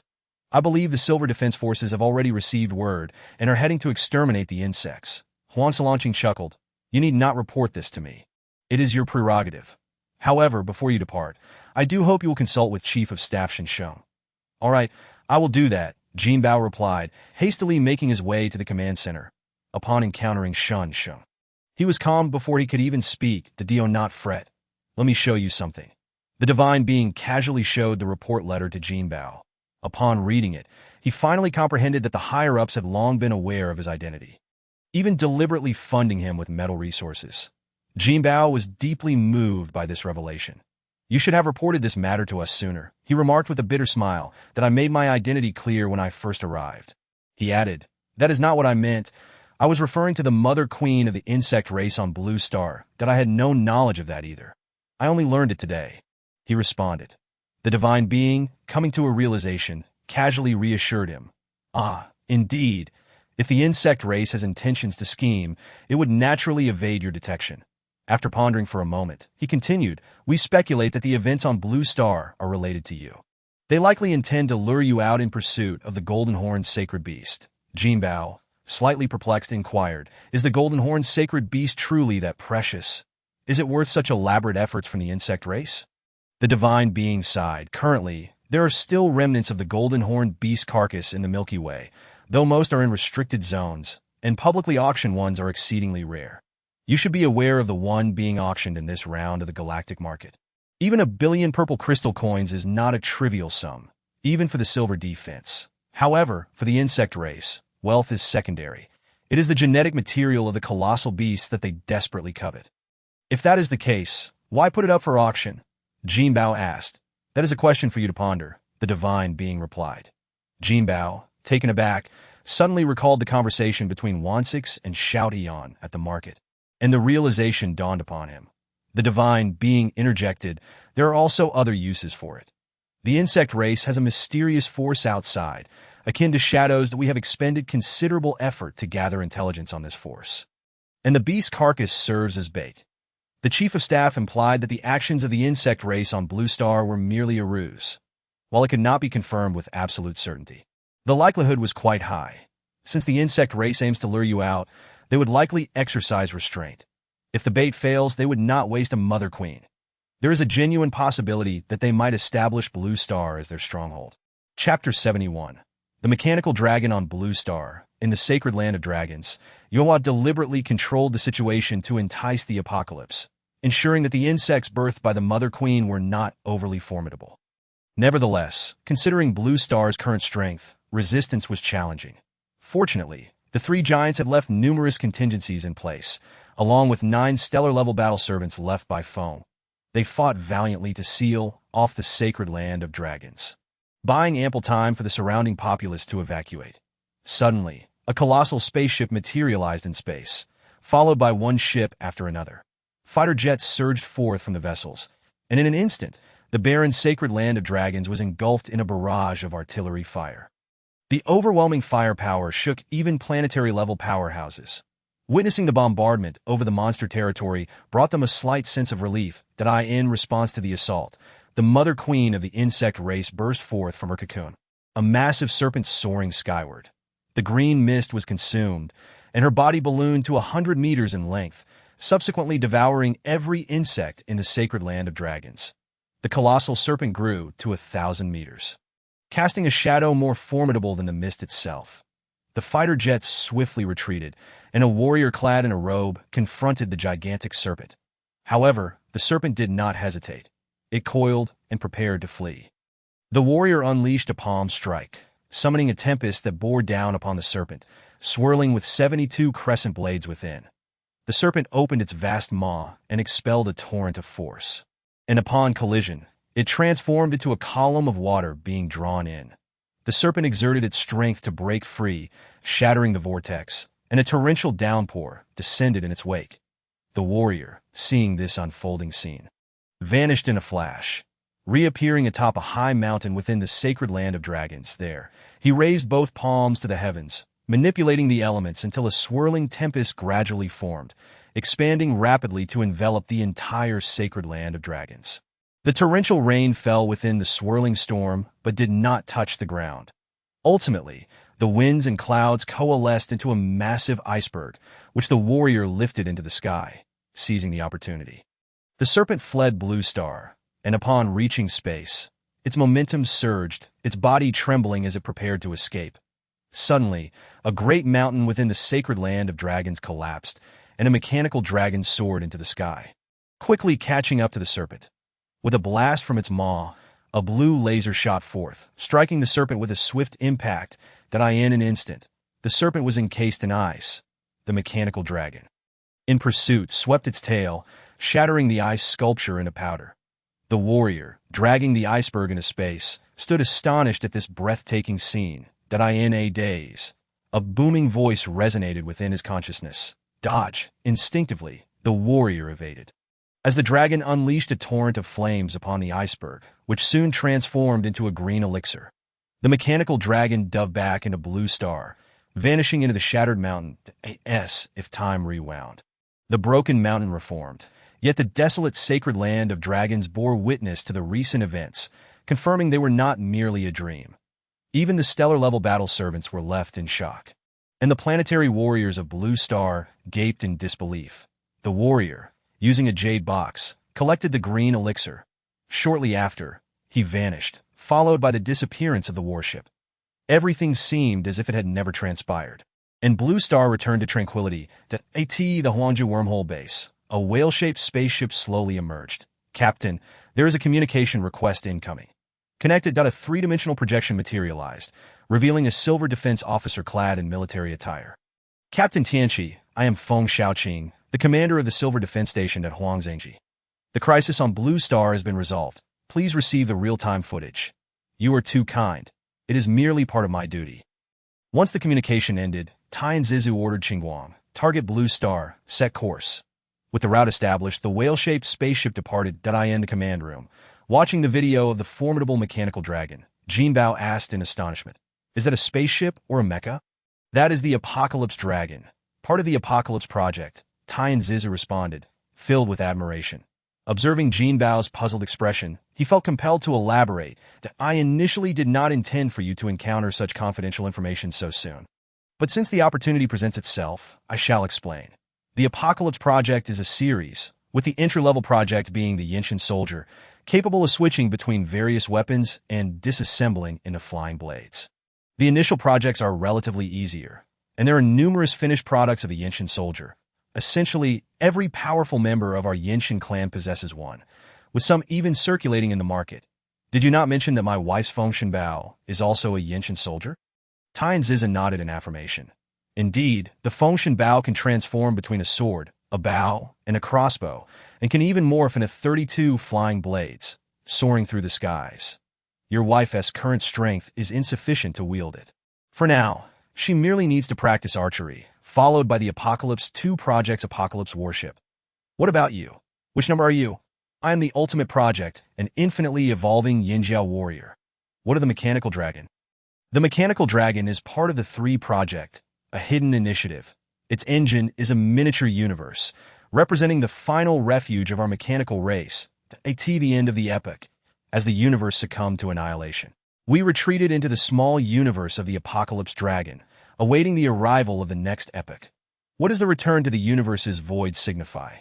It signifies death, a rebirth, or a collapse into ruin. Is that not akin to a black hole? The center of the universe is indeed a supermassive black hole, known as space. When space and time converge and explode into quark singularities, the universe is formed. So, according to your explanation, space is merely a point? Correct. Quark matter is material with infinitely small volume, yet infinite mass, the quintessential representation being space. Conversely, quasi signifies material with infinite volume, yet infinitesimally small mass, with time being its most typical representative. How is time defined? Tian Zizu pondered before responding. Time is akin to the soul of the universe, while space represents the body of the universe. Although the universe's body is merely a speck, its immense mass binds countless stars within a domain field. This entire domain field constitutes its body. You may envision the stars as cells within the universe's body. So, in your view, the soul is also quasimatter? Indeed. Relatively speaking, time is the soul, but it is the universe's soul, chronicling all that transpires within it. Are we capable of traversing the past and future? Yet the uncertainty of the future ensures we can never fully grasp it. We must seize the present and strive for the future. Jinbao suddenly asked, now that the crisis on Blue Star has been averted, should we not also shelve our hookworm plan? Not necessarily, that if the events on Blue Star were indeed meant to lure us out. We are currently ensnared within the fishing line of the Shadow Force. Should they take action, we can reverse the situation and drag them down with us. Often, the most skilled hunters appear as prey. Almost immediately after Tian Zizu spoke, the spaceship was met with a violent barrage of attacks. Chapter 72. The Galactic Accord, a fleeting flash of light cut across the infinite expanse of the cosmos, accompanied by the cacophony of fireworks as a whale-class spaceship was forced to halt, revealing its silhouette. The chair trembled violently, automatically constricting around Jinbao's body, yet he managed to rise abruptly, donning his golden battle armor. With a casual wave, a warrior clad in resplendent golden armor materialized before him. The gleaming armor fitted him as seamlessly as golden skin. Suddenly, a piercing alarm blared, followed by the urgent announcement of the energy shield's depletion. They were under attack. The next wave could descend at any moment. Prepare for defense, prepare for defense. Tien Zizu, unfazed, exclaimed with unexpected delight. Here they come. That a colossal spaceship gradually emerged, resembling a gigantic golden flower beetle, its exposed head measuring over 100 meters. The vessel unfolded a pair of forelimbs, akin to the legs of a beetle, generating arcs of electricity between them, before unleashing a blue beam that ensnared the whale-class ship. The whale-class vessel, situated 100 meters away, appeared as insignificant as an ant before the insectoid craft, effortlessly drawn towards its maw. The hatch, reminiscent of a beetle's jaw, opened wide, pulling the whale-class ship into its belly that a ripple of spatial distortion spread outward. And in an instant, the ship vanished. Inside the command room of the whale-class ship, a green aurora suddenly illuminated the darkness, casting faint silhouettes of three figures swaying outside the ship's window. Tien Zizu excitedly addressed the golden-armored warrior. "Commander, should we take action? Let us wait a moment. We must ascertain the identity of our adversaries," Jinbao interjected. "They don't seem insectoid to me." Tien Zizu retorted sharply. "Are you foolish? The shadow forces infiltrate human society. How could they not disguise themselves as humans? But how does their ship exhibit such conspicuous traits?"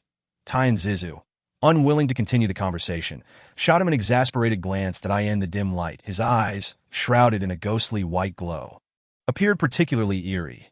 Shin Sheng, with a smile, elaborated, "Biological ships are a significant industry for the insectoid race. Many interstellar pirates are enamored with them. Biological ships? Surely that vessel isn't merely a giant insect. The insectoid queen and biological ships are akin to soulless semi-organic entities. To put it simply, they are mechanical life forms. They possess biological reflexes, but are controlled by an external commander, essentially puppets." Then, quite so. Beep, beep, beep. The ship's defense system reported diminishing energy levels, its hull severely corroded. Tien Zizu expressed no concern for the ship but casually inquired, "Can you store this vessel in the small world?" "Certainly, it can be stored. After all, we can even contain planets. But I've never attempted to absorb it from within. It could lead to unforeseen conflicts." Tien Zizu decided against taking risks, saying, "Never mind, let us play it safe and open the hatch." As the hatch opened, the three figures leapt forth, and Jinbao effortlessly absorbed the ship into his small world. It marked the first time he had captured a whale-class ship in this manner. Experiencing Jinbao's devouring prowess up close, Yuehua felt a surge of excitement that a living golden-horned holy beast, if it could be seized, would provide immense assistance, especially one possessing a small world. Hand over the golden-horned behemoth. "And I may spare your lives," Yuehua finally spoke. Tien Zizu countered. "Who are you? Do you dare to plot against the esteemed Tien Zizu of the Yin clan? Do you wish for your entire lineage to be exterminated?" Yuehua paused before bursting into laughter. "The Yin clan? How absurd! What is the Yin clan but a pack of strays, lacking even their own universe? You, who dwell under the eaves of others, dare to act grand before our holy insect empire. Just wait. Our holy insect empire will eventually melt you and your kind into molten iron." Had it been any other day, such insults would have enraged Tien Zizu. Yet today he remained calm, merely sneering, "So you are but a foul insect." Tien Zizu's disdainful tone only served to infuriate Yuehua. The typically composed figure unleashed years of pent-up frustration that a white light radiated from him. And in an instant, he appeared before Tien Zizu, poised to strike. Suddenly, a burst of golden light erupted, sending Yuehua hurtling backward. He looked upon the golden-armored warrior with terror, as if seeing him for the first time. In truth, it was indeed the case. Shin Sheng was a master of mentalism, his ability to cloak his presence at an unparalleled level. Even Yuehua, several realms below him, or even peers of the same level, would find it nearly impossible to perceive him. He withdrew from the mental interference. Shin Sheng's armor flowed like water to his back, forming a pair of wings. "What is your name?" "Yuehua. You are the insectoid spy hidden within human society." "Indeed. How many troops do you command?" 10 squads, totaling over 10,000, summon them here. Understood.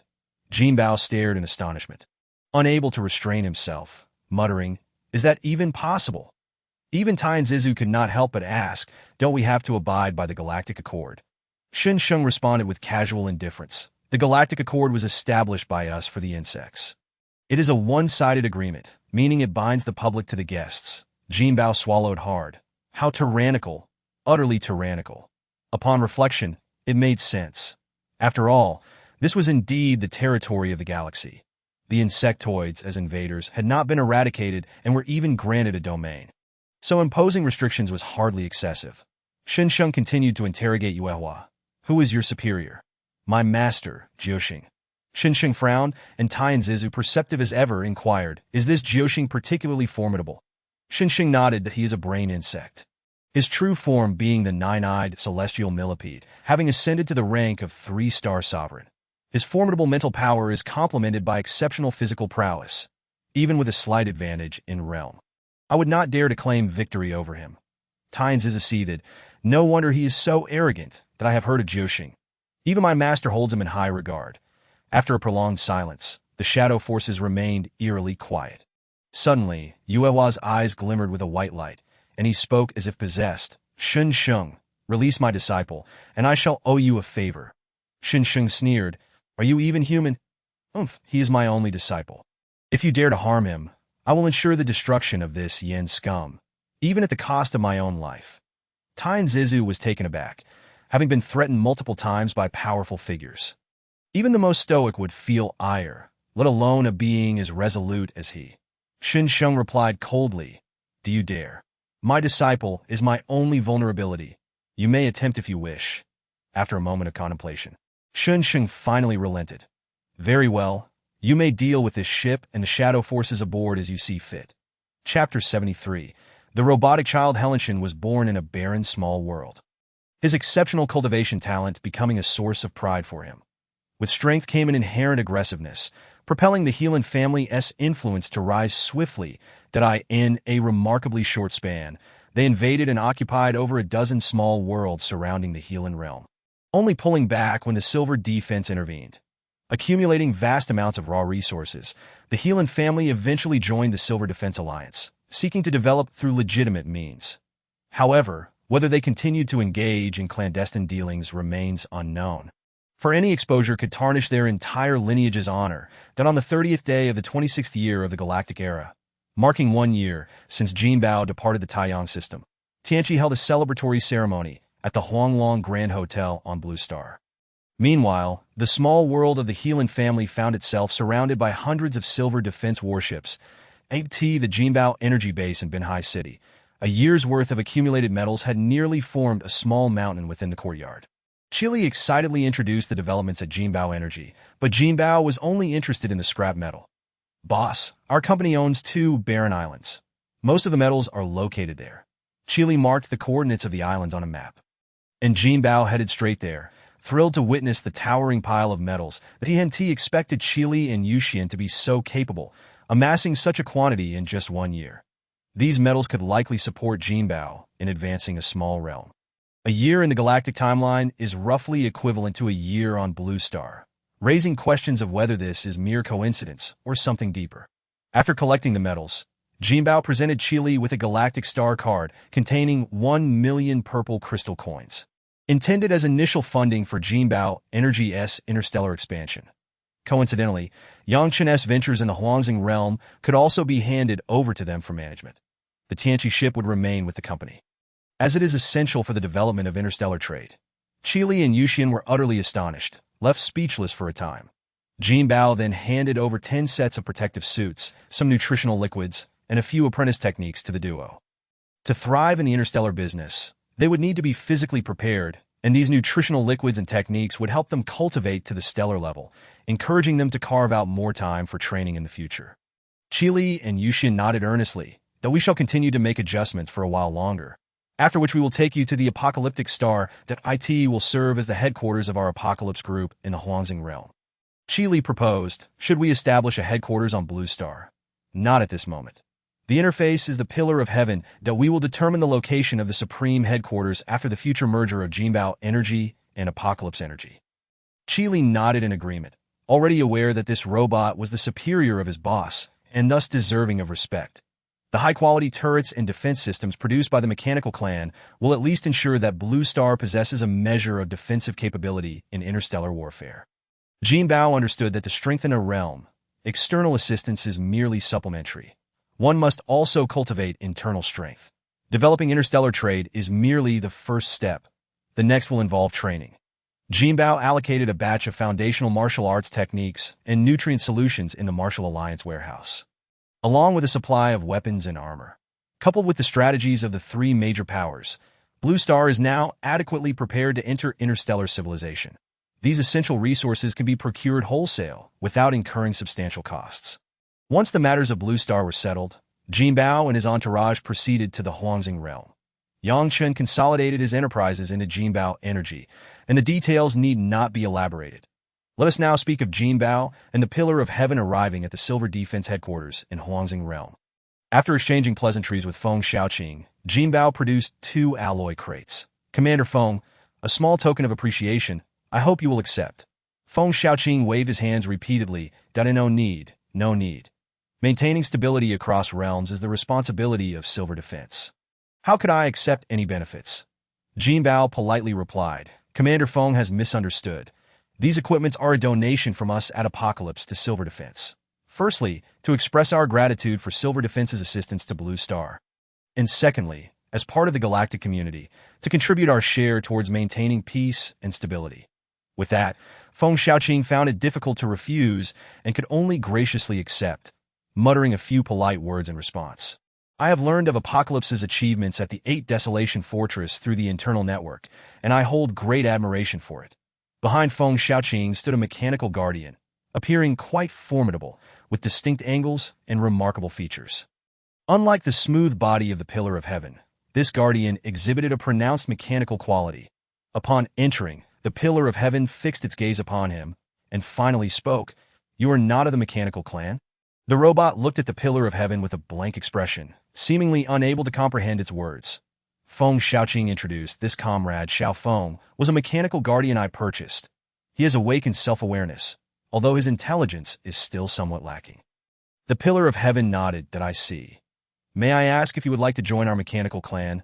Jinbao silently broke into a cold sweat, finding this questioning rather impolite, as it was akin to poaching in front of the individual. Xiao Feng suddenly drew his great sword, his eyes gleaming with a red light, as if ready to unleash a laser. His great sword was quite peculiar, with a horizontally aligned grip and a pair of clamps on either end, seemingly designed to secure it to the arm. The blade was narrow at the front and broad at the back, the wider part measuring over 20 centimeters, and the tip was blunt, as if a corner had been cut off. Yet the edge remained exceptionally sharp. The sword sheath was held in his left hand, resembling a long, narrow shield. The atmosphere grew somewhat awkward, prompting Feng Xiaoqing to chuckle and remind Xiao Feng, This is a friend, not an enemy. Do not harbor hostility, that he is not a good person. He wants to deceive me. Xiao Feng retorted indignantly. Jinbao nearly burst into laughter, while the Pillar of Heaven was left utterly vexed. Feng Xiaoqing kindly urged, You are of the same kind, both being mechanical life. It is only proper to be amicable. Quickly put away your weapon. Xiao Feng, obedient as he was, sheathed his great sword but still muttered in dissatisfaction. I am not of the same kind. I am human. He is a machine. Feng Xiaoqing explained, although Xiao Feng's disposition is somewhat juvenile, he possesses exceptional combat skills and great talent in fighting. The Pillar of Heaven's eyes sparkled, and he interjected, Commander Feng, would you mind if I offered him some guidance? Xiao Feng abruptly drew his great sword once more, angrily declaring, Who is to guide whom? I wonder. The Pillar of Heaven, in his frustration, murmured, You seem to understand well. Feng Xiaoqing awkwardly remarked, Comrade Tian, Xiao Feng tends to be reckless in his strikes. If you truly wish to spar with him, please be gentle. Rest assured, I can handle a child. The Pillar of Heaven replied. Xiao Feng leapt forward, mid-air, exclaiming, You are the child. I will beat you to death. The Pillar of Heaven could not afford to act immaturely. He retreated gracefully, leading Xiao Feng to a nearby landing pad, seeking an open space to engage in combat. The Pillar of Heaven wielded a shield of immense power, so he refrained from using it against a child, opting instead for a combat knife. As soon as they began their exchange, he sensed the extraordinary abilities of his opponent. Chapter 74. One of a kind. The clash of blades resonated sharply, the sound piercing the air, even in the thin atmosphere of the space fortress. The noise echoed throughout, quickly drawing the attention of idle space warriors. The Pillar of Heaven executed an iron bridge maneuver to evade Xiao Feng's sweeping strike, smoothly shifting his body to strike at Xiao Feng's ankle with his black blade. In a split second, a shield precisely blocked his strike. The sharp clang of metal reverberated, leaving Jinbao's ears ringing. The onlooking space warriors, all possessing at least stellar-level strength, were compelled to cover their ears and step back. Jinbao sincerely marveled. Xiao Feng's physique is impressive, isn't it? Feng Xiaoqing casually explained. Xiao Feng is indeed a mechanical guardian, with both hardware and software of the highest caliber. Tiangang alloy is a synthetic metal that even exquisite gold cannot breach. Is it the kind composed of 108 premium metals? Feng Xiaoqing chuckled. The one with 108 proportions is Tai Chi alloy, which represents the pinnacle of technological smelting and forging. Tiangang alloy is one tier lower, composed of 72 metals, with an additional 36 layered compositions known as Disha alloy. Jinbao nodded, recognizing that Tiangang and Disha add up to precisely 108. Symbolizing completeness, the clang of weapons continued unabated, and the duel between the Pillar of Heaven and Xiao Feng reached an engaging crescendo. The Pillar of Heaven employed the 8 Desolation Thunder Slash, emphasizing swiftness. Although it could only stack up to 64 layers of power, when mastered to perfection, it could dominate even among equals. Given that Xiao Feng was Feng Xiaoqing's guardian, his strength was undoubtedly formidable. However, their exchange was merely a friendly spar, with both parties restraining their speed and strength to planetary 9th-tier levels, purely testing their sword techniques. Xiao Feng's great sword, powerful and heavy, coupled with its wide blade and blunt tip, harmonized seamlessly with the dual-edged knife. Jinbao, having gained some insights from his experiences on the 8 Desolation battlefield, recognized that Xiao Feng's swordplay resembled the 9 Palace's 8 trigram sword, capable of stacking 72 layers of power. He Lan Shan has fled. Feng Xiaoqing seemed unconcerned by the child's antics, continuing his conversation with Jinbao. What is to be done about the Helan family?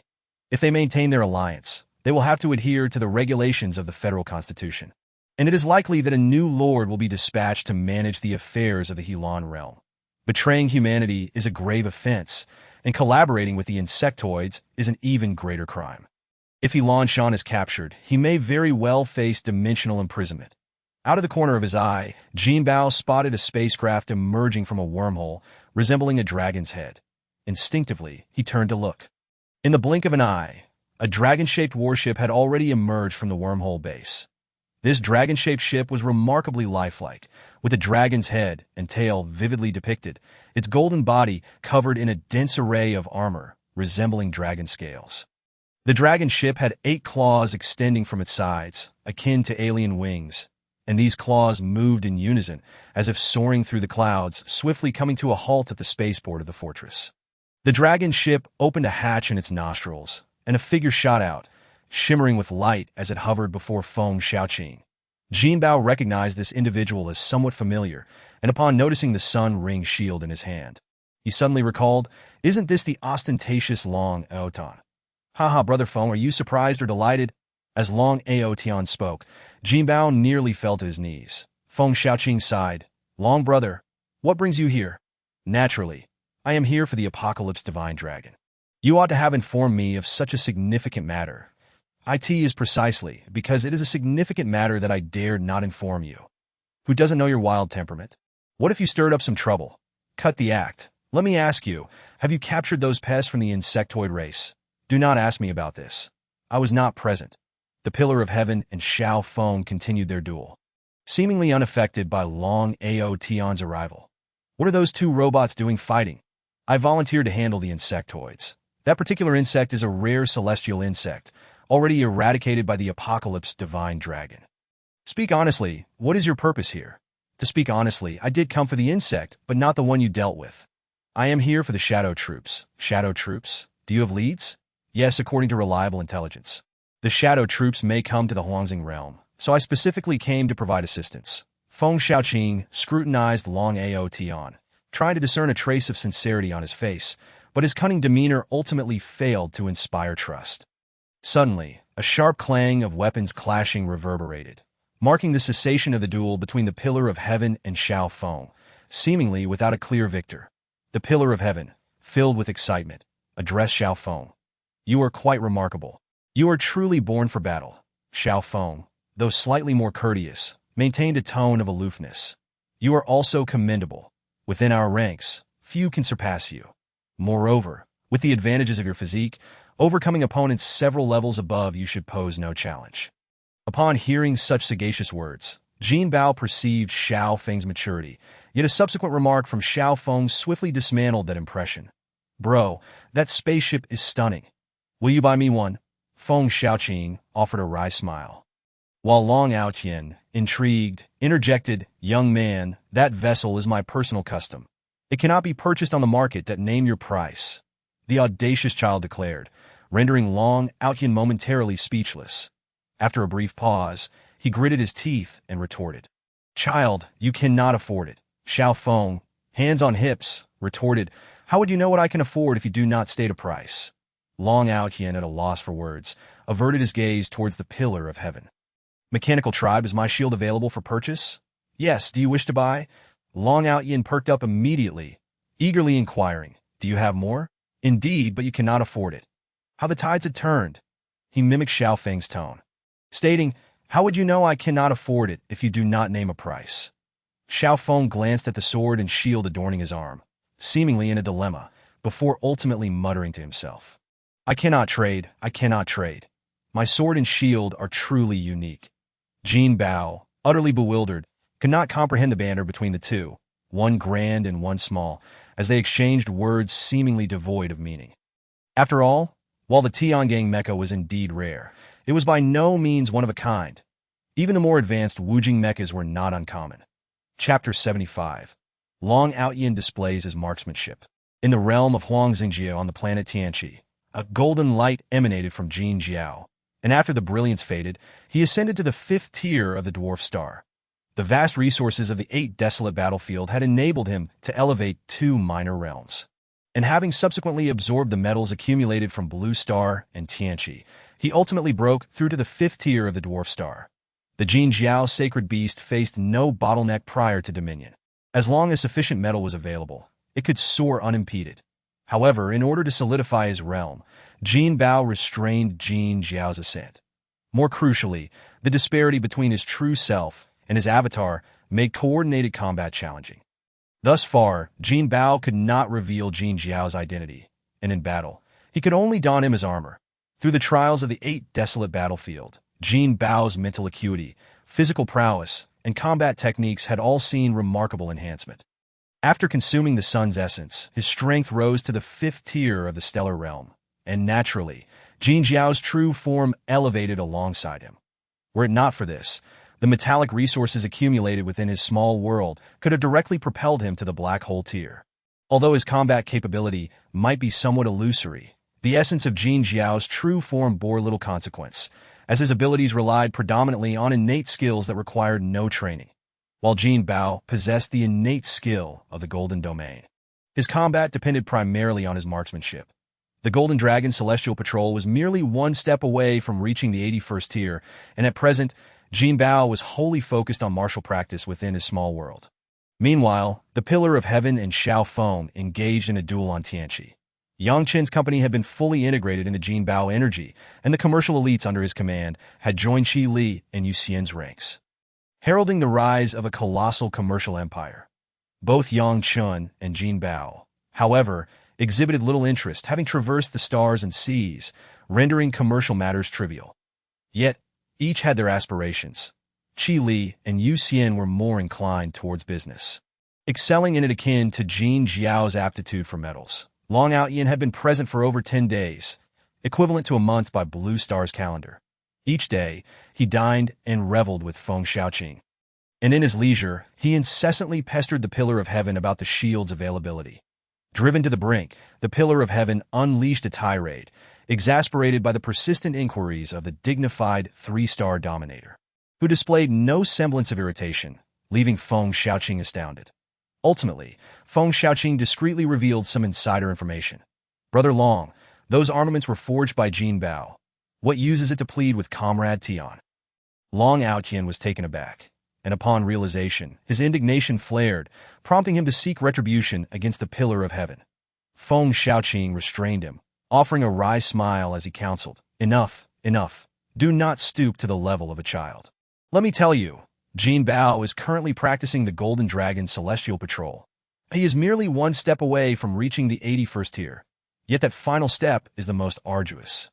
If you could provide him with some guidance, perhaps before Feng Xiaoqing could finish, Long Aotian had already vanished. Tianqi Star, a desolate planet repurposed as a dumping ground, had vast expanses cleared after heaps of metal were removed. It was the perfect venue for a duel, allowing for any manner of mayhem without consequence. Nonetheless, both the Pillar of Heaven and Xiao Feng refrained from unleashing their full power. Otherwise, an all-out battle could lead to catastrophic destruction, potentially obliterating an entire planet. Jin Jiao, disguised as a fighter jet, languidly basked in the moonlight upon the planet's surface, the luminous planet shining far brighter than Blue Star's moon. Suddenly, a fierce whirlwind swept through, and a figure plummeted violently to the ground, sending sand and debris flying amidst a tumultuous aura. The Pillar of Heaven and Xiao Feng halted their skirmish, and upon recognizing the newcomer, the Pillar of Heaven's ire ignited. "Why won't you take a hint? If I say I won't sell, then I will not. Do you intend to force a purchase?" Long Aotian chuckled. "I didn't come to find you this time. Where is Comrade Jin?" "I don't know." Upon spotting Jin Jiao's spaceship, Long Aotian bellowed, "Comrade Jin, are you available for a word?" Jin Jiao opened his eyes wide, and a ripple of space surged as Jinbao materialized before him. "Senior." Long Aotian approached with a beaming smile. "Brother, please do not address me so formally. If you do not mind, simply call me Big Brother." Jinbao, internally sweating, hastily waved his hands. "That is inappropriate, regardless of age or cultivation. You far surpass me. How could I dare to show such disrespect?" "Oh, what a statement." Feng Xiaoqing, who is about my age, I have yet to hear you call him senior, that I merely believe Commander Feng prefers his title. "Is that so? I also prefer you to call me Big Brother." With no choice, Jinbao clasped his fists in acquiescence that in that case, I shall not stand on ceremony. "May I inquire why Big Brother Feng seeks me?" Long Aotian laughed heartily, draping an arm around Jinbao's shoulder, drawing closer. "That is more like it, brother. I have faith in you. One day, your cultivation will surpass mine. Age is but a number in 1,000 years. Who will still concern themselves with it?" Jinbao, at a loss for words, could only awkwardly agree. Long Aotian then spoke with earnestness. "Brother, I have heard you are practicing the Golden Dragon's marksmanship." Jinbao's eyes brightened at this. The Golden Dragon's marksmanship had always eluded him, and the ultimate form was particularly challenging to execute, that he could at most enhance it to the 80-layer mark, yet the final layer seemed perpetually out of reach. Long Aotian, being a powerful figure of the Dragon Clan, despite his eccentricity, was formidable in martial arts. If he could offer guidance, it would indeed be a stroke of fortune. Jinbao promptly clasped his fists and bowed. "Brother Long, I humbly request your instruction. Haha, instruction may be an overstatement. May I borrow your spear? I will demonstrate it for you. Observe closely." Without hesitation, Jinbao retrieved the golden spear and handed it to Long Aotian.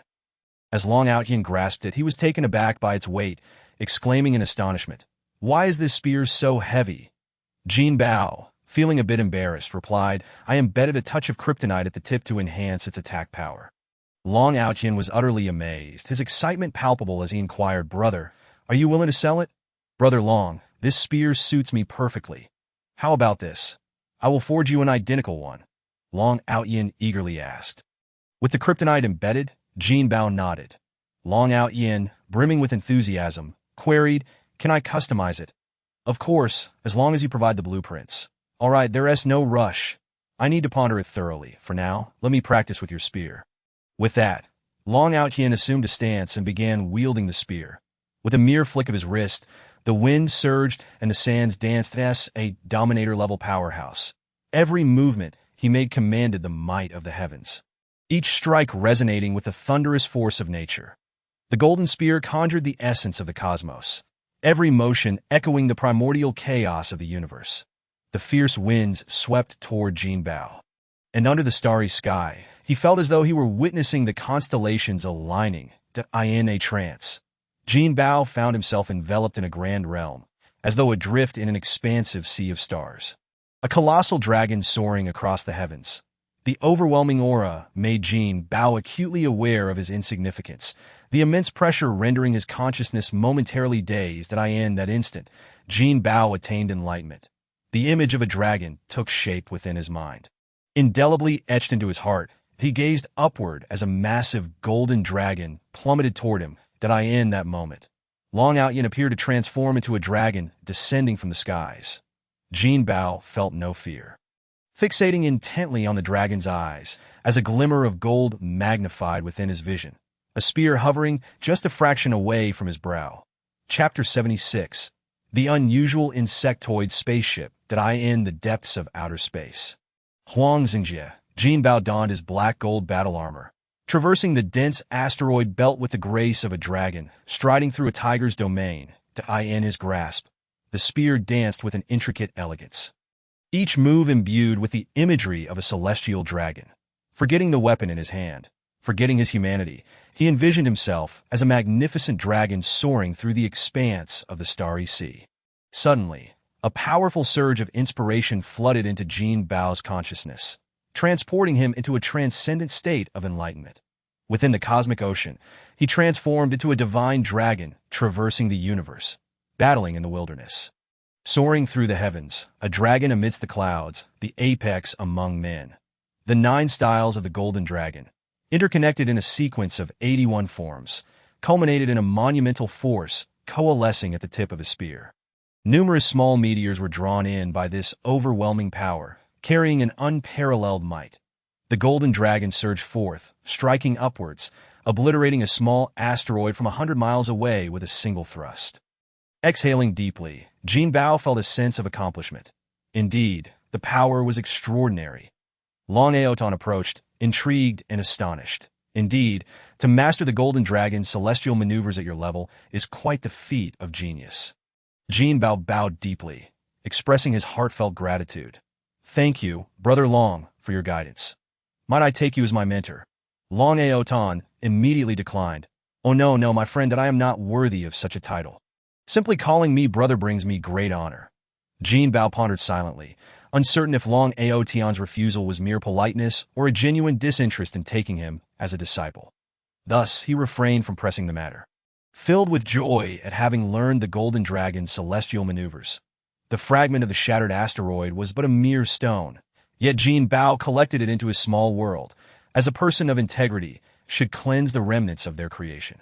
Long Ao Tian, unable to contain his eagerness, rubbed his hands together and inquired, Brother Jinbao, do you think we might begin crafting my spear?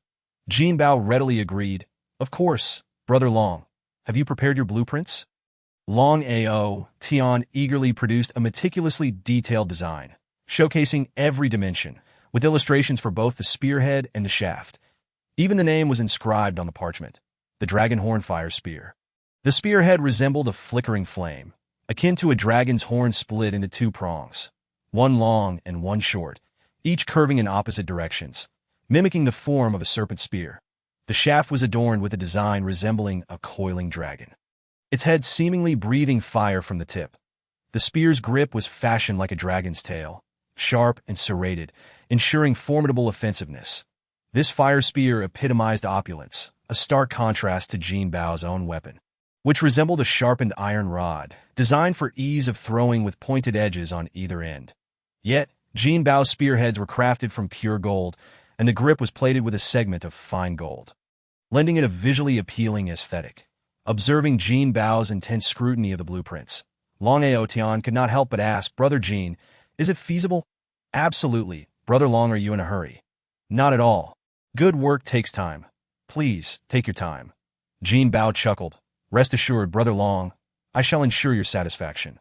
Suddenly, a dazzling aurora captured Jinbao's attention, and Long Ao Tian too sensed an impending threat, his demeanor shifting to one of solemnity.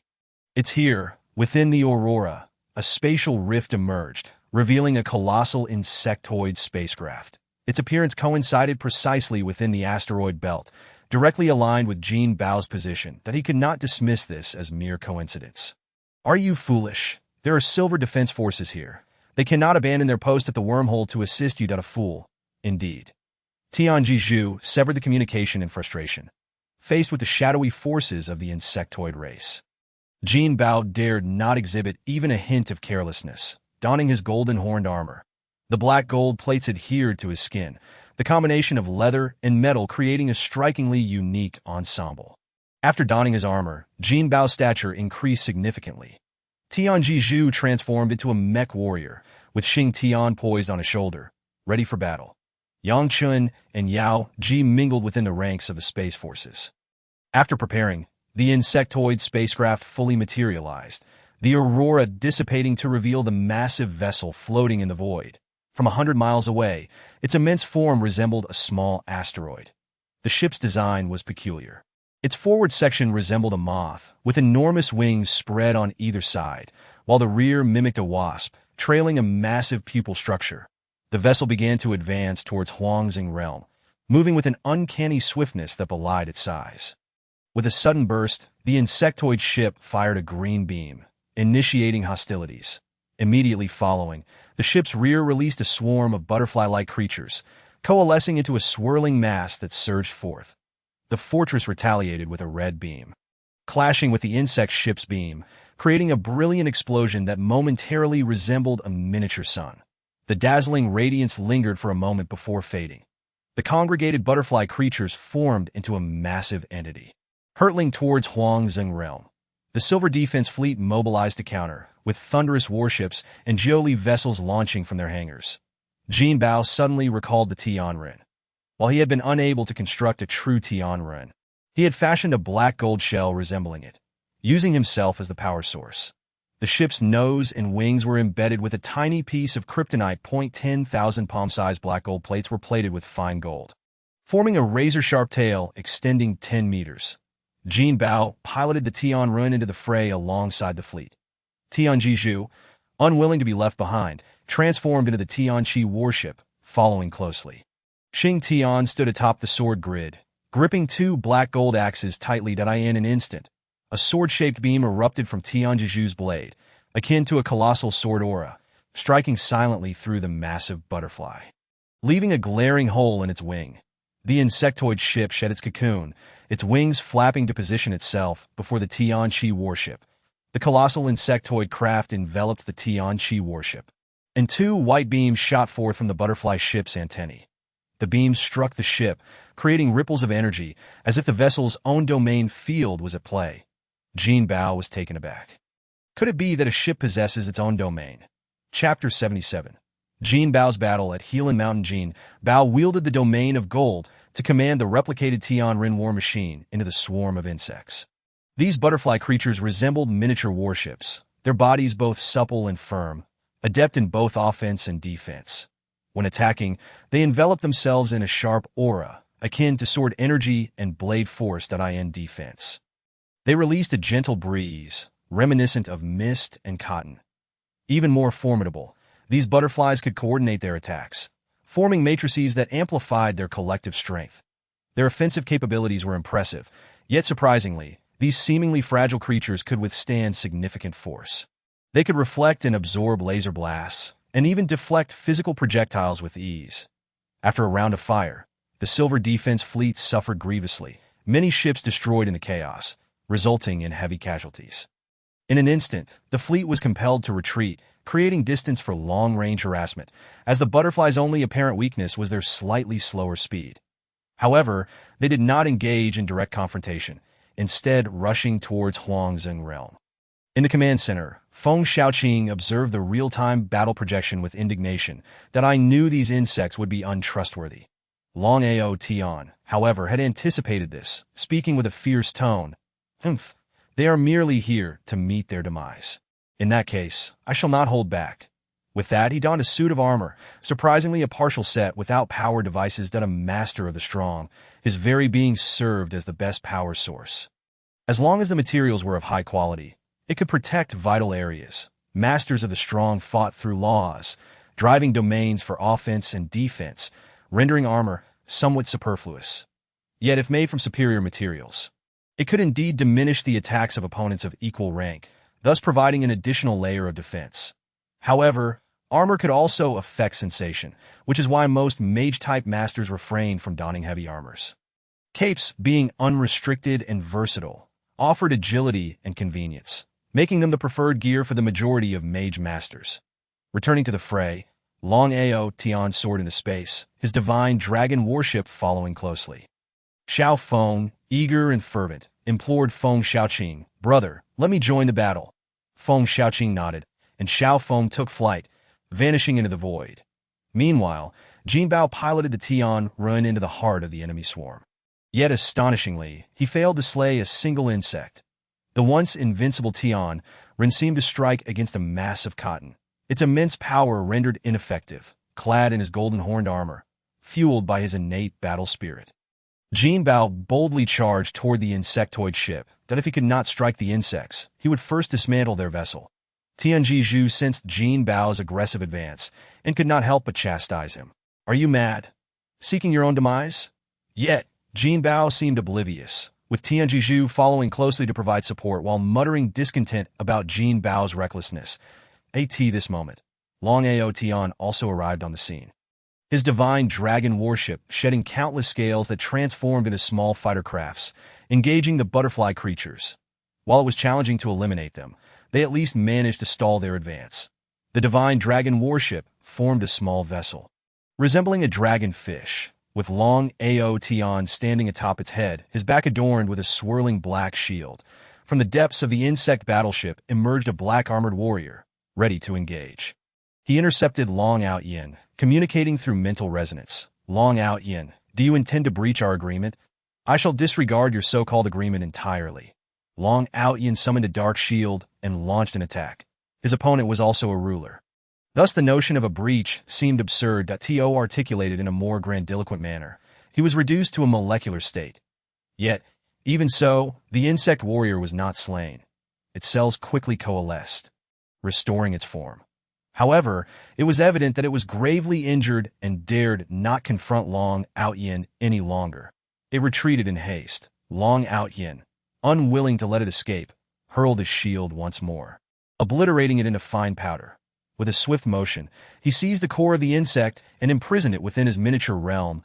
At that moment, Jinbao had also reached the front of the insect battleship, poised to attack when a shadow darted towards him. Fortunately, his keen senses allowed him to evade the oncoming strike. Upon closer inspection, he realized a powerful warrior had intercepted him, and in an instant, another attack was unleashed. Two spheres the size of watermelons hurtled towards him, crackling with electricity like twin meteors. In a critical moment, Jinbao discerned that the spheres were metallic. He activated his domain of gold to ensnare them. The assailant momentarily froze, vanishing in an instant. Yet two leaf-like blades of light sliced through the air before him. The adversary's strength was formidable, even with the cooperation of two divine techniques. Suppression was a daunting task. Once he regained his composure, there would be no chance for escape. Despite this, Jinbao remained profoundly shaken, for the warrior's speed was astonishing, and in a heartbeat, he caught up to the Tianren battle machine. Just as he was about to launch an attack, a flash of white light zipped past. The warrior adeptly sidestepped the laser. The fact that he could evade a laser left Jinbao trembling with fear. Unbeknownst to him, He-Lan was even more astonished as a formidable being at the 9th tier of black holes. Just a step away from becoming a ruler, he found himself outmaneuvered by a stellar-level opponent. If word of this spread, his reputation would be irreparably tarnished. However, at this juncture, concerns over his reputation were of little consequence. Branded as a hunted man under the Silver Defense Warrant, He-Lan had no choice but to ally with the insect race for survival. To gain their protection, he needed to demonstrate sincerity. Hence he volunteered to eliminate Jinbao and seize the Golden Horn's sacred beast. With a flurry of white light, He-Lan unleashed his aura, employing the Earth domain to distort the two beams of laser.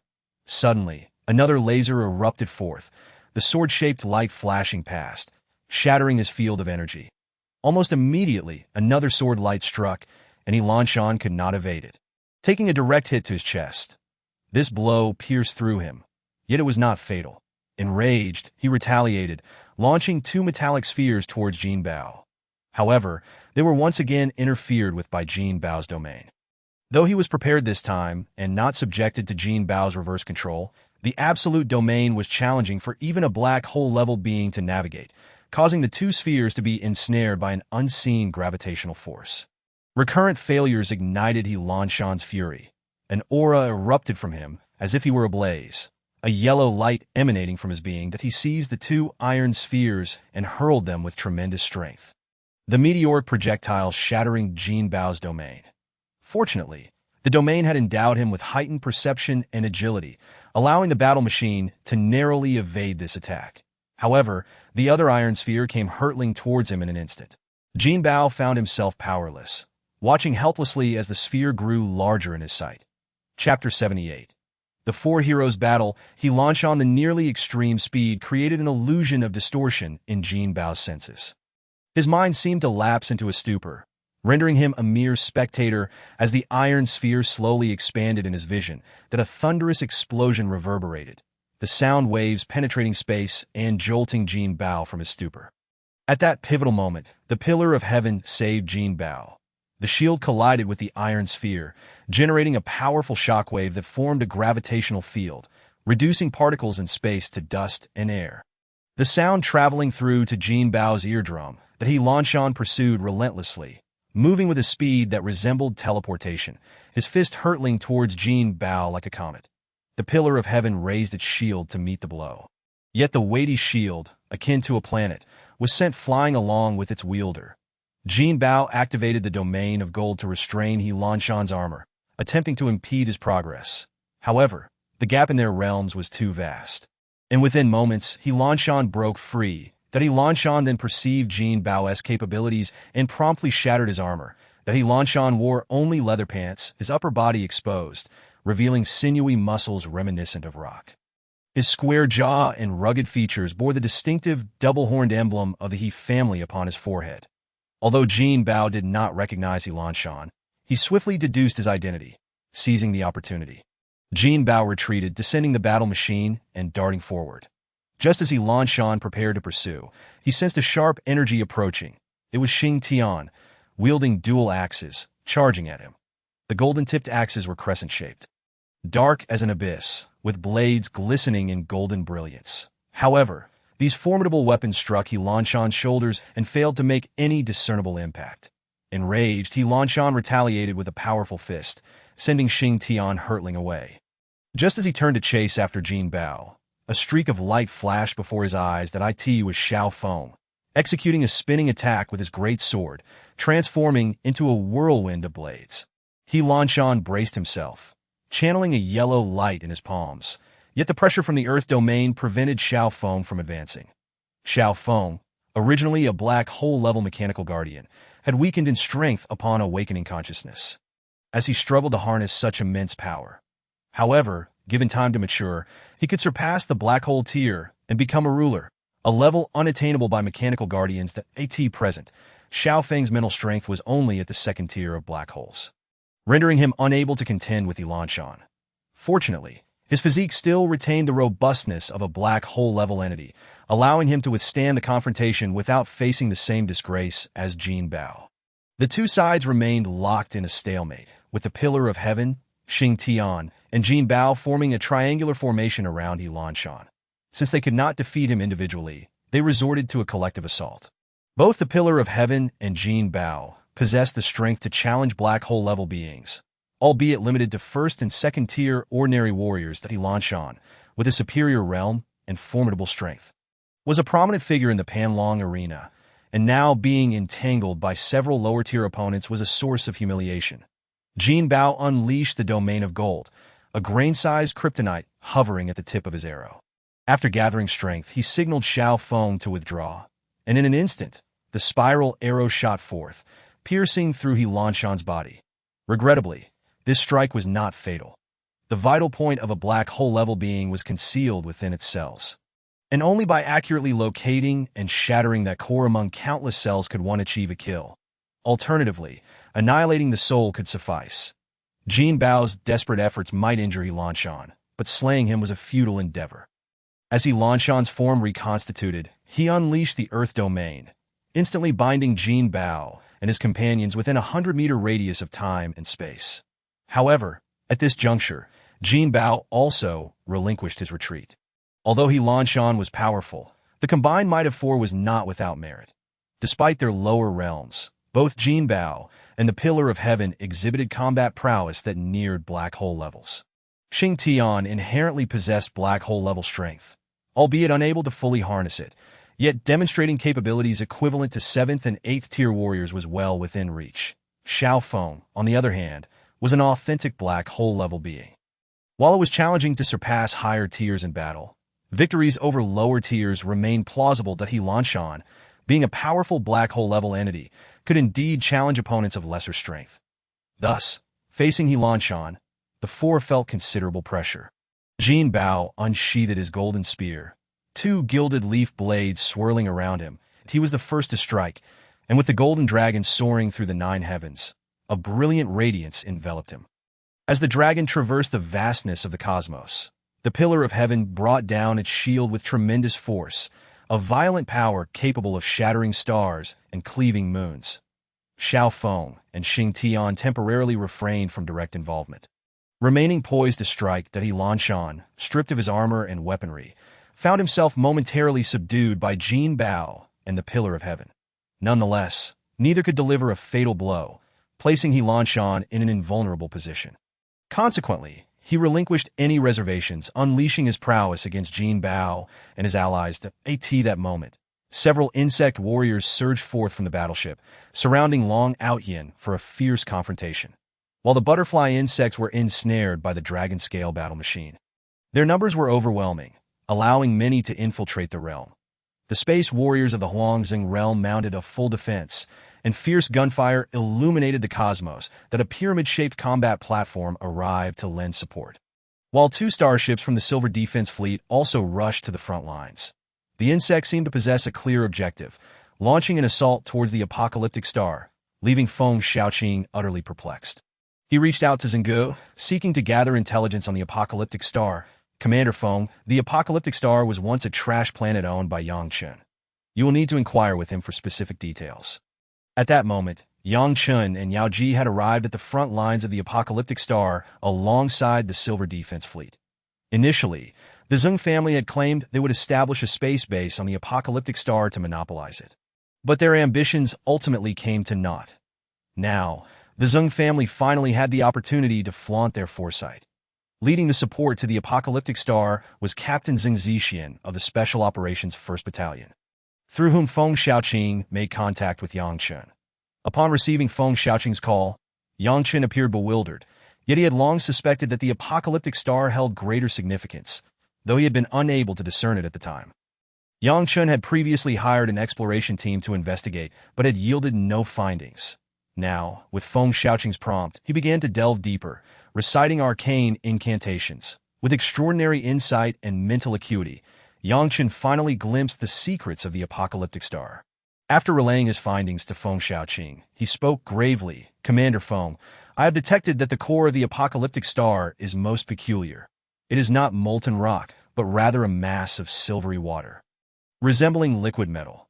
Feng Xiaoqing found himself lost in thought. The existence of liquid metal within the core of a star is not particularly surprising.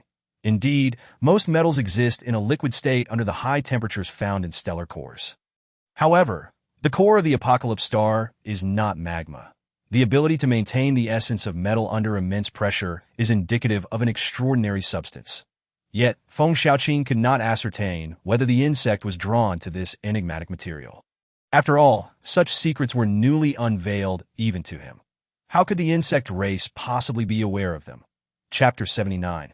The existence that surpasses levels. A colossal inverted pyramid platform stood as a barrier against the charging insects. One by one, space warriors aboard small pyramid-shaped vessels engaged the butterfly insects. The lethality of large laser and particle cannons proved insufficient. It was akin to using a cannon to swat flies, wasting energy with little hope of success. The inadequacy of the heavy weapons was not due to their power, but rather the resilient nature of the butterfly insects, as the saying goes. All things are in conflict, and indeed, the laser beams that could not vanquish the impervious butterfly insects ultimately encounter their nemesis. Yaoji wielded the wind Jinbao, unleashing arrows of wind that swiftly decimated a swarm of butterfly insects. Yang Chun chanted incantations, invoking boundless calamities. Any butterfly insect that ventured into his attack range met its demise, falling silently to the ground. Recognizing the need for specialized expertise, Zheng Zixin rallied the magical battalion of the Special Operations Camp to form the first line of defense. Stellar-class warriors constituted the second line, while planetary-level teams guarded the surface. In truth, there was little to guard against. The Apocalypse Star lay desolate, an ideal battleground. The warriors focused solely on exterminating the insect soldiers, suppressing their numbers until they were ultimately eradicated. Regardless of how many insect soldiers remained without subsequent support, they would eventually face annihilation. The battlefield on Apocalypse Star stabilized. 2 insect ships emerged in the outer space surrounding the base fortress. Resembling enormous longhorn beetles, the elliptical command bridges sported long, prominent horns and charged directly toward the fortress. The triphase Wind Thunder Cannon fired .2 massive cannons, equipped with triphase sliding barrels, adjusted their muzzles to target the insect mothership. The Wind Thunder Cannon, utilizing high-frequency particles to generate a whirlwind, simultaneously ensnared electronic lasers, hence its name. The Wind Thunder Cannon consists of 2 parts, the energy gathering tower and the electromagnetic sliding rail. The energy tower resembles a triangular pyramid with a large spherical top, standing over 10 meters tall and occupying a similar area. The triangular tower serves as a particle collector, storing space particles for later use, which are then input into the spherical accumulator during activation. Upon firing, the electromagnetic rail accelerates the swirling wind beam, categorized into triphase, 5-phase, and 8-phase based on the number of rails.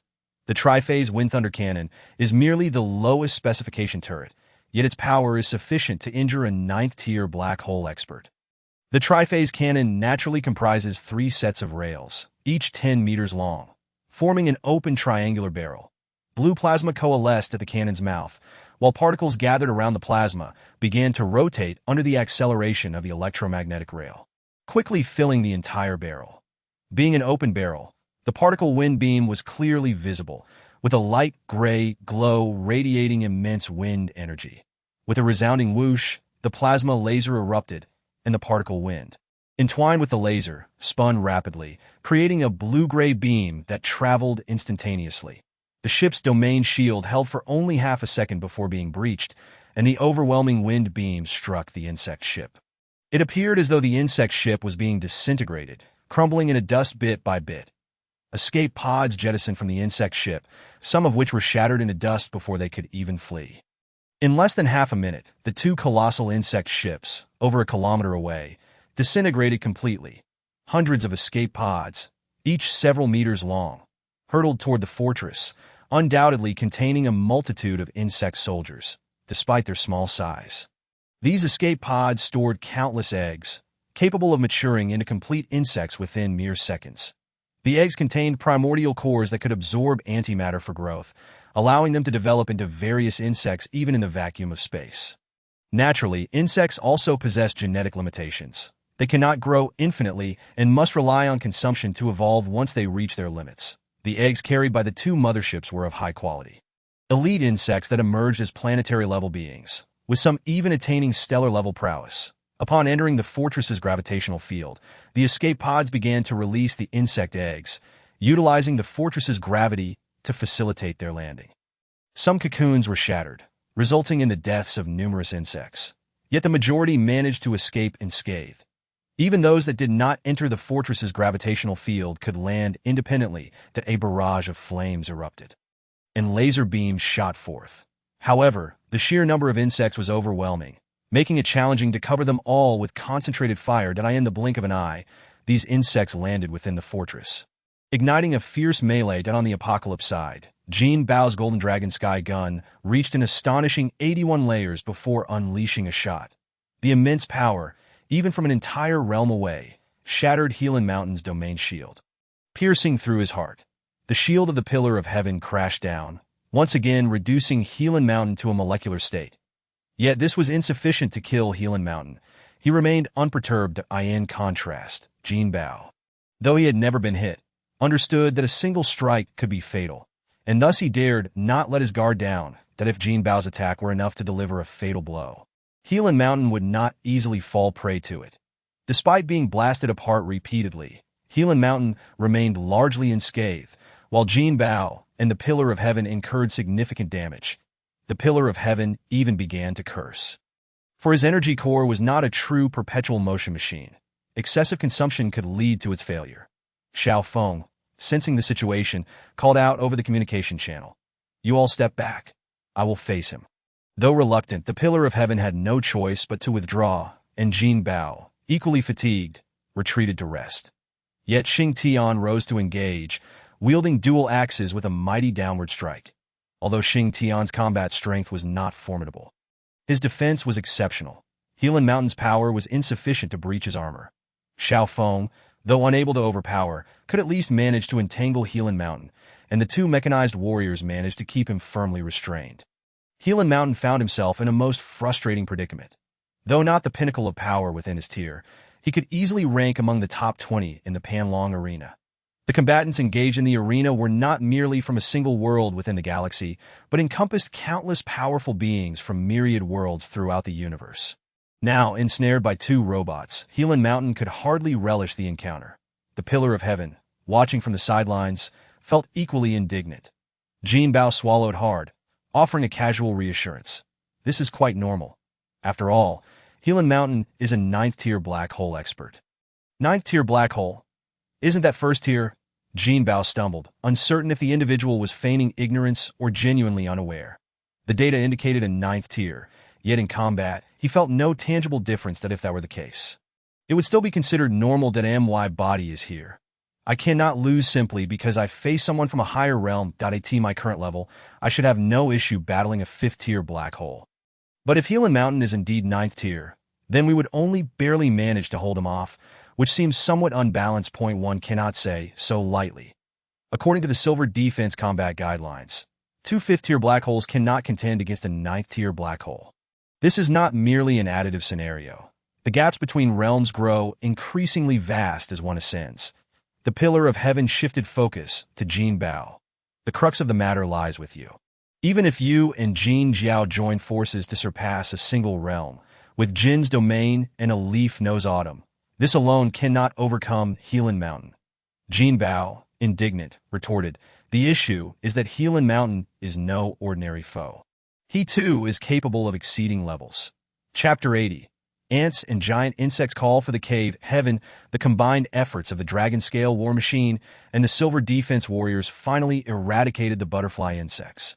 The insect warriors besieging Long Ao Tian were all severely battered and subsequently imprisoned within a small world.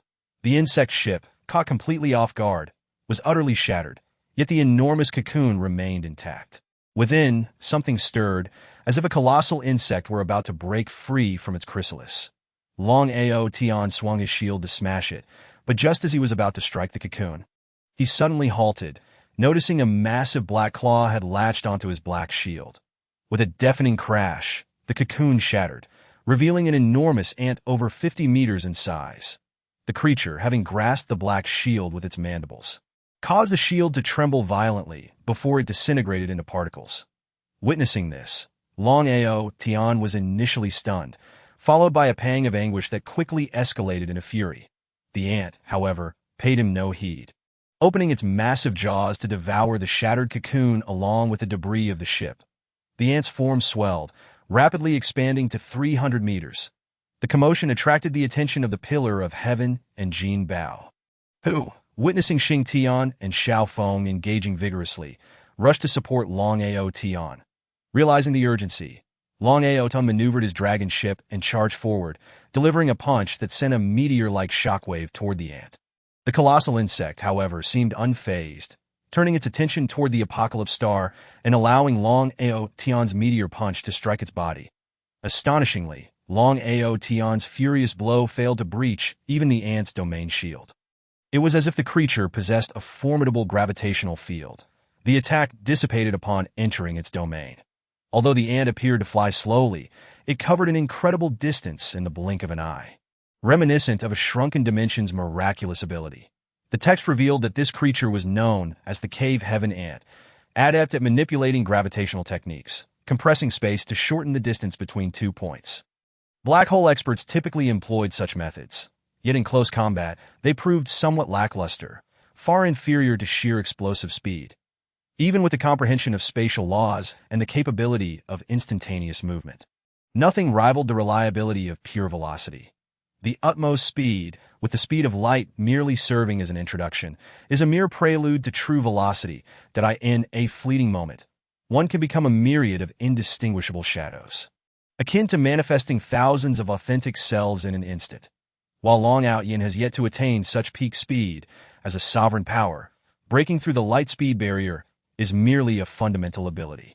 Should any sovereign be unable to breach this barrier, they would certainly feel unworthy to call themselves a sovereign. The spatial folding ability of the cave heavens can be simply likened to Earth escape. The cosmos is permeated with 70% antimatter. For the insects, this antimatter is akin to the solid ground, facilitating the execution of certain grounded skills in the vastness of space. That, of course, it is not to say that only insects can utilize spatial folding. It is merely easier for them.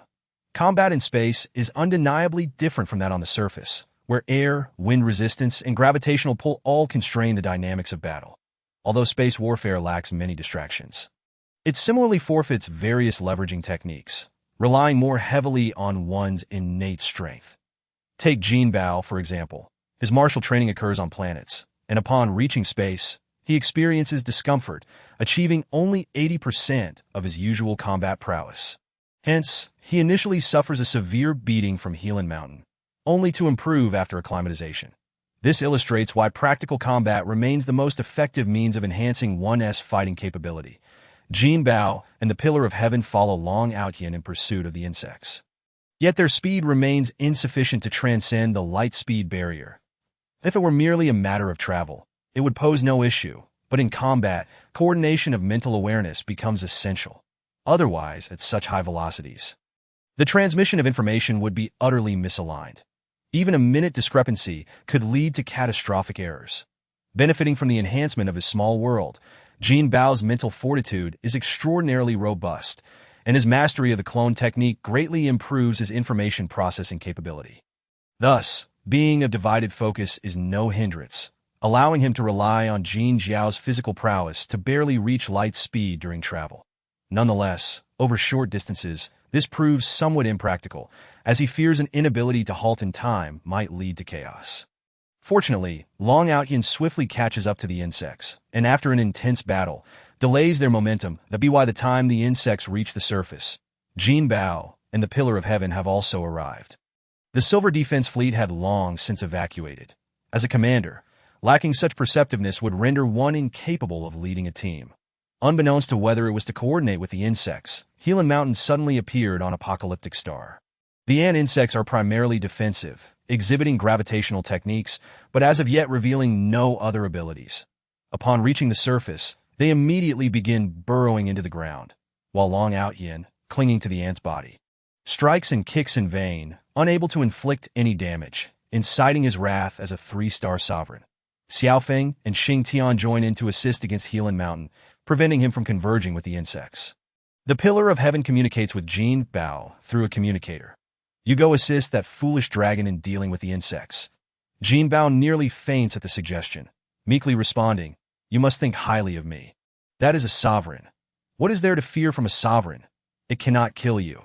That foolish dragon possesses no combat skill, only brute force. You should utilize the Golden Domain to aid him. Reluctantly, Jinbao withdraws, unleashing the Golden Domain upon the insects. Upon seeing Jinbao, Long Out Yin is immediately filled with trepidation, rushing over to protect him while expressing his grievances. Ancestor, why have you come? Long brother, I am here to assist you. Assist? Long Out Yin wipes his virtual sweat. How can you assist me? I cannot even harm it. A gravitational wave could reduce you to dust. That I believe I saw your shield shattered. These insects are indeed formidable. He speaks. He raises his hand and draws out the kryptonite that the insect had swallowed. In an instant, the insect, previously engrossed in its meal, roars in agony as countless fragments are sent flying. Long Outyen is astonished. "Brother, how did you achieve that?" "Well, that is my skill. Otherwise, do you think I could forge weapons?" As he speaks, Jinbao retrieves a solar ring shield, a product he has stored in bulk, embedded with kryptonite, transforming it into a divine artifact. Long Outyen, taken aback, receives the black shield from Jinbao, utterly astonished. Suddenly, Jinbao feels a constricting force upon him, as the ant insect applies a gravitational wave. Had he not been perpetually utilizing the golden domain, this blow could have flattened him. Jinbao assembles black gold plates into a protective shell around himself and summons a kryptonite sphere, channeling energy before striking fiercely at the ant insect's head. Initially intending merely to test the waters, he inadvertently crushes the insect's head completely.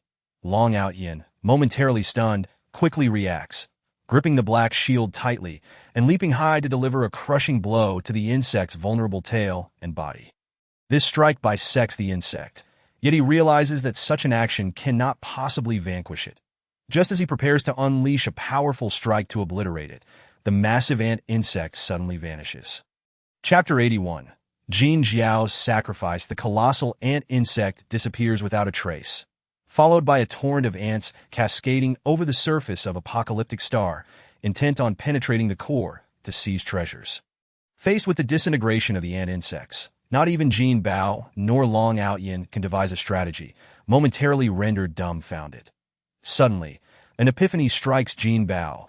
The division of the insects implies a reduction in individual strength. Perhaps the golden domain could ensnare them.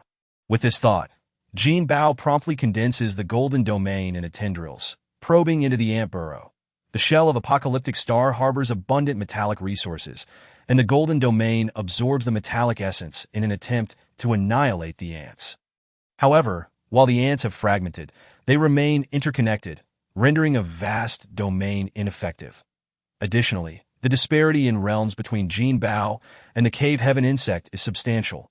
Otherwise, exterminating the ants under the influence of an absolute domain would be mere moments' work. This strategy proves futile, leaving Jinbao at a loss. Meanwhile, the Pillar of Heaven, locked in a stalemate with Healing Mountain, erupts in frustration. "You foolish dragon! Why are you dawdling? Capture this creature." Long Outyen, jolted into action, swiftly flies forward, striking Healing Mountain with a single slap, reducing him to a molecular state. The terror of a sovereign is indeed formidable. Subsequently, Long Outyen casually waves, and Healing Mountain's cellular matter is absorbed into his small world. The Pillar of Heaven summons the apocalyptic mecha for scanning, deploying various instruments in succession, yet ultimately yielding no results. Delving deep into the earth is akin to a fish entering the sea for the cave heavens. Suddenly, the ground trembles violently, prompting the Pillar of Heaven to continue his exploration. The projection reveals a three-dimensional image of apocalyptic star, with metrics skyrocketing. "Not good." The Pillar of Heaven suddenly exclaims, "This planet is on the verge of collapse." Jinbao instinctively interjects, "Could it become a black hole?" The Pillar of Heaven's grave gaze towards Jinbao sends a chill down his spine. After a moment, the Pillar of Heaven sighs, "The only course of action now is to sacrifice your corporeal form." Jinbao stumbles, instinctively attempting to flee, but the Pillar of Heaven calls him back. "You are the only one who can save Huang Xingjie. Without half an hour, this planet will collapse into a black hole. If we attempt to relocate now, it will be too late." Long Outyen, in a daze, finally grasps the gravity of the situation. Without hesitation, he begins to pound the ground, each strike sending tremors through the earth.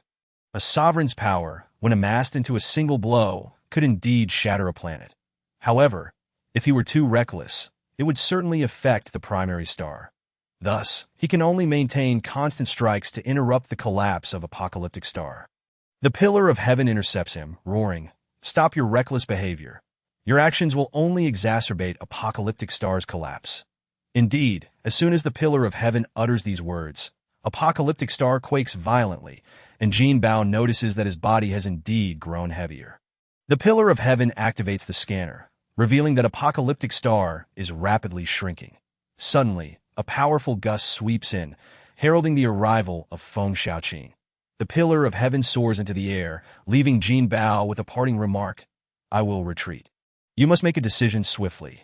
Delay any longer, and it will be too late. Jinbao, utterly speechless, finds Feng Xiaoqing's lack of humanity disheartening. Given his usual bluster, Jinbao inquires of Feng Xiaoqing, even if a sacrifice is necessary. It must be done with clarity. Feng Xiaoqing solemnly nods that I have already requested assistance from the Silver Defense, but it is evident that it will be too late. Ships have already begun launching from Huangxingjie. Feng Xiaoqing interjects, I have reported the calamity. Let us see how many can escape.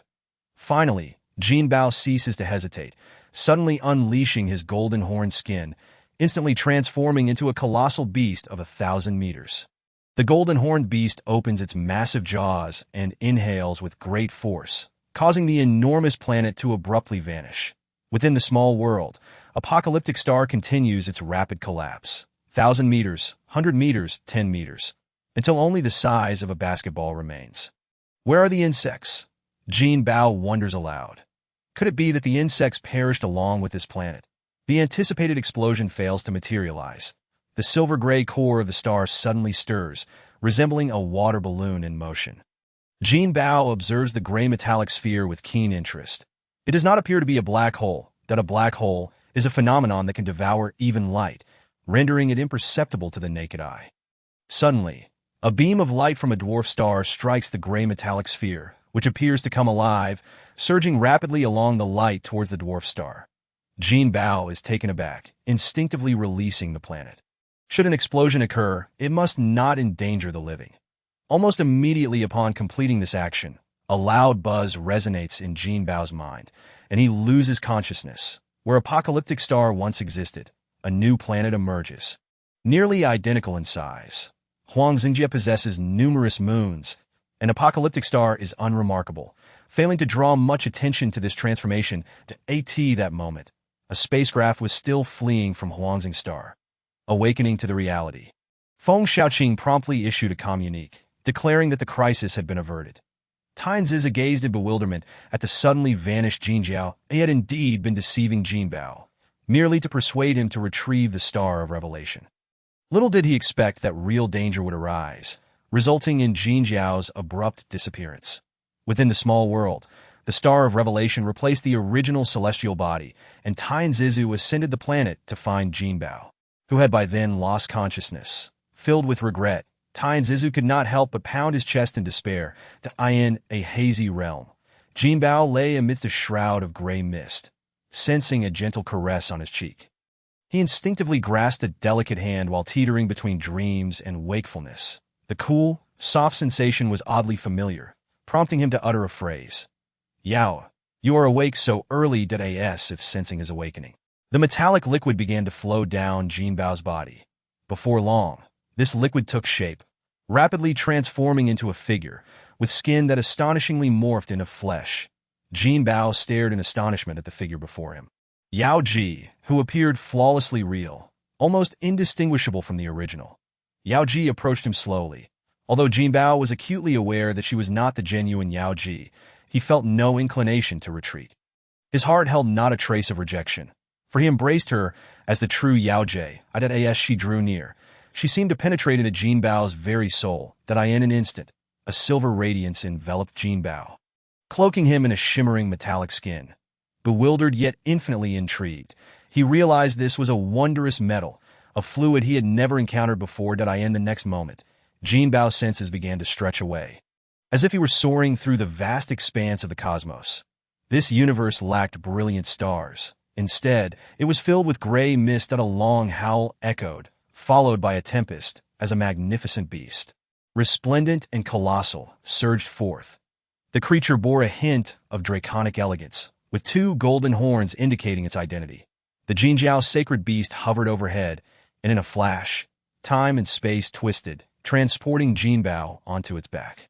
Jinjiao soared with Jinbao through the gray haze, the sound of rushing wind filling the air, igniting within Jinbao a surge of emotions as he envisioned a glorious future. Chapter 82. I will follow you, the Star of Revelation. 1 year had passed since the disappearance of the Jinjiao sacred beast. That Jinbao's doppelganger had remained in a comatose state for the entire year. Doctors reported that Jinbao had become a vegetable, while soul sorcerers declared him dead, for he had lost his soul. Throughout the year, Tai and Zizu wallowed in self-reproach, evading his guilt by undertaking minor tasks, while the Revelation Squad advanced to a secondary level. Yet, Tai and Zizu felt no joy. Without Jinbao, the Star of Revelation was incomplete. He firmly believed that Jinbao would never depart so easily. Long Outyin lingered on the Star of Revelation for an entire year, occasionally competing in the metaverse and searching for Jinjiao. Yao Ji, in a frenzied pursuit of power, disregarded the stability of her realm, advancing to the 9th tier of planetary strength within a year. Yet she could not surmount the final hurdle. Achieving stellar level seemed an impossibly distant dream. She understood that even if she attained stellar status, it would be of little consequence, as many formidable sovereigns remained powerless. The divine had visited once, even seeking an explanation from Jiuxing. Ultimately, Jiuxing, under duress, revealed a secret. The supreme treasure hidden within the Star of Revelation was a type of spatial material capable of traversing the vast cosmos and opening spatial gateways. The insect race sought to use this to summon troops from their stronghold. If their scheme succeeded, the insect race would possess a second nest within the Milky Way to the very least. The Huangxing realm would undoubtedly face annihilation, as its proximity to the wormhole base would pose a threat to numerous star domains if occupied by the insect race. Unbeknownst to him, Jinbao had thwarted a grand conspiracy of the insect race, leading Jiuxing to speculate that he might have been eradicated by a powerful insect overlord. The divine, helpless in this matter, could not wage war against the insect race for Jinbao alone. Yet, this situation could not be left unresolved. 3 fortresses launched a heavy assault on the insect's nest, delivering a severe blow to their confidence. Having undergone battlefield trials, they became official trainees in the operational training camp, embarking on a path of growth and a journey of personal transformation. Helan Mountain, having betrayed humanity, was sentenced to 300 years of 2-dimensional confinement, one of the most severe punishments in the Silver Defense, which would molecularly seal his body and soul within a crystal slab. Henceforth, Helan Mountain would exist as a living portrait, trapped in a nightmare for 3 centuries. Everything unfolded in an orderly fashion. Time did not halt due to Jinbao's slumber. Help me, help me. Yet while immersed in dreams, Jinbao reveled in the joy of soaring through the skies, perhaps unaware that he existed within a dream. This dream was so vivid that it was difficult to extricate oneself, until the indistinct cries for help stirred Jinbao's slumbering soul. Help me, help me. A blurred visage gradually came into focus, revealing a stunningly exquisite portrait of a lady who was imploring Jinbao for assistance. The Jinjiao sacred beast floated amidst the gray mist, radiating golden light. Its eyes emitted beams of golden brilliance, as if piercing through the cosmos in search of the beautiful woman. Within the small world, the dwarf star released a dazzling golden light, gradually collapsing and condensing. The golden light drew together, ultimately vanishing abruptly. Da-hum, a wave of imagined sound resonated within Jinbao's consciousness. Following a fleeting darkness, stars began to twinkle, and a grand notion flooded into Jinbao's mind, transforming his consciousness into a universe. His eyes sparkled with electric brilliance, penetrating the cosmos, and locating the trace of the lady in the painting. That it was a fragmented world, devoid of sunlight, yet filled with numerous moons, a massive space island surrounded by 10 moons. This realm was distant, reaching the edge of the Milky Way. The Star of Revelation, Jinbao, who had been asleep, suddenly opened his eyes without warning, startling Yao Ji. Before she could fully comprehend, a vortex of time and space appeared in the sky, and a hooded cloak flew forth from the whirlpool, draping over Jinbao. The fabric shimmered like black silk, with silver-gray satin and a golden border releasing a hazy glow. The cloak bore 2 golden horns atop its head. The flowing silver-gray lining enveloped Jinbao's body, transforming into a suit of silver attire, as fluid as water and as elegant as satin, drifting gracefully without the need for wind. Jinbao reached out, touching Yao Ji's face, and with a slight smile, spoke. Yao Ji. Finally, Yao Ji awakened, embracing Jinbao tightly, tears streaming down her face as she lamented. Where have you been? You made me so worried. We will talk later. Let us attend to urgent matters first. As he spoke, Jinbao vanished from his spot, reappearing at the Helan department's base, waving his hand to draw them into the small world. Tai and Zizu and Yang Chun, drawn by the commotion, entered the room that it was an ordinary stone house, part of the residential area built by the healing department. Upon seeing Jinbao, Tai and Zizu was left speechless for a long moment. Soon, the news of Jinbao's revival spread throughout the Huangzing realm. The first to arrive was Long Outyin, who had been on the Star of Revelation, competing in the Panlong arena within the metaverse. Upon confirming Jinbao as safety, Long Outyin excitedly embraced him, exclaiming, "Baby, Big Brother Long has guarded you on the Star of Revelation for a year. You must express your gratitude." Jinbao was deeply moved, astonished that Long Outyin had cared for him so much, staying on the Star of Revelation for an entire year. Long Outyin waved his hand dismissively. "It's nothing. I had nothing else to do. Besides, we will be together from now on. Whether it's a year, 10 years, or 100 years, it doesn't matter." Jinbao was momentarily taken aback, instinctively asking, "What do you mean by that?" "Brother Long?" Tai and Zizu, relieved, resumed his previous bravado, reverting to his usual boastful tone. "This fellow wants to join our team. He has been pestering me for a year." "Isn't this absurd?" Jinbao was astonished. Long Outyin was a 3-star sovereign. What did it mean for him to join their team? Long Outyin, however, was resolute, displaying an unyielding spirit as he insisted, "I will follow you from now on." Jinbao reflected. Perhaps it was for the dragon spear. In his dreams, he had not been idle. Aside from cultivation, he had refined weapons and collected numerous treasures. The world in his dreams felt palpably real, as the heavenly materials and treasures within could not be brought into reality. Jinbao retrieved the dragon spear, presenting it to Long Outyin, casually stating, "Brother Long, your spear is ready to. It wouldn't be appropriate for you to join our team." Long Outyin's eyes lit up as he took the dragon hornfire spear, examining it closely, murmuring in awe, "A divine weapon, a divine weapon." Upon regaining his composure, he firmly declared, "Brother, I will follow you without fail." Chapter 83. Jinjiao's new skill, a swirling nebula descended from the heavens and landed upon the Star of Revelation. It was Feng Xiaoqing. Seeing Jinbao safe relieved him of a significant worry. The loss of a talent like Jinbao would indeed be a tremendous loss for the Milky Way. Feng Xiaoqing refrained from uttering any sentimental words, directly reporting the news to the divine. However, this advisor was somewhat overbearing, needing to involve himself in both military and political matters. Upon seeing Jinbao, the divine's first words were, "Have you broken through to the black hole level?" Jinbao nodded. Advancing in his dreams had been exhilarating. The divine offered a brief consolation, devoid of any overly sentimental remarks. The Pillar of Heaven proudly declared, "Our team has already been contracted by Silver Defense. In the future, as our team expands into a large-scale organization, we can independently join the Silver Defense Alliance."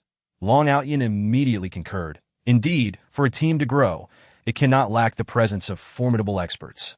Although I, the 3-star sovereign, may not be at the pinnacle, there are few who can suppress me within the Milky Way. The Pillar of Heaven scoffed, "You can't even subdue a mere insect, yet you boast to me." Long Outyin retorted defiantly, "That's a different matter altogether. That insect merely possesses formidable defenses. Had I not been concerned about affecting this small world, I would have already reduced it to dust." The Pillar of Heaven chose not to further counter, acknowledging that while his words might carry some exaggeration, there was a kernel of truth in them. When sovereign-level experts engage in battle without restraint, the Huangzong realm would undoubtedly suffer.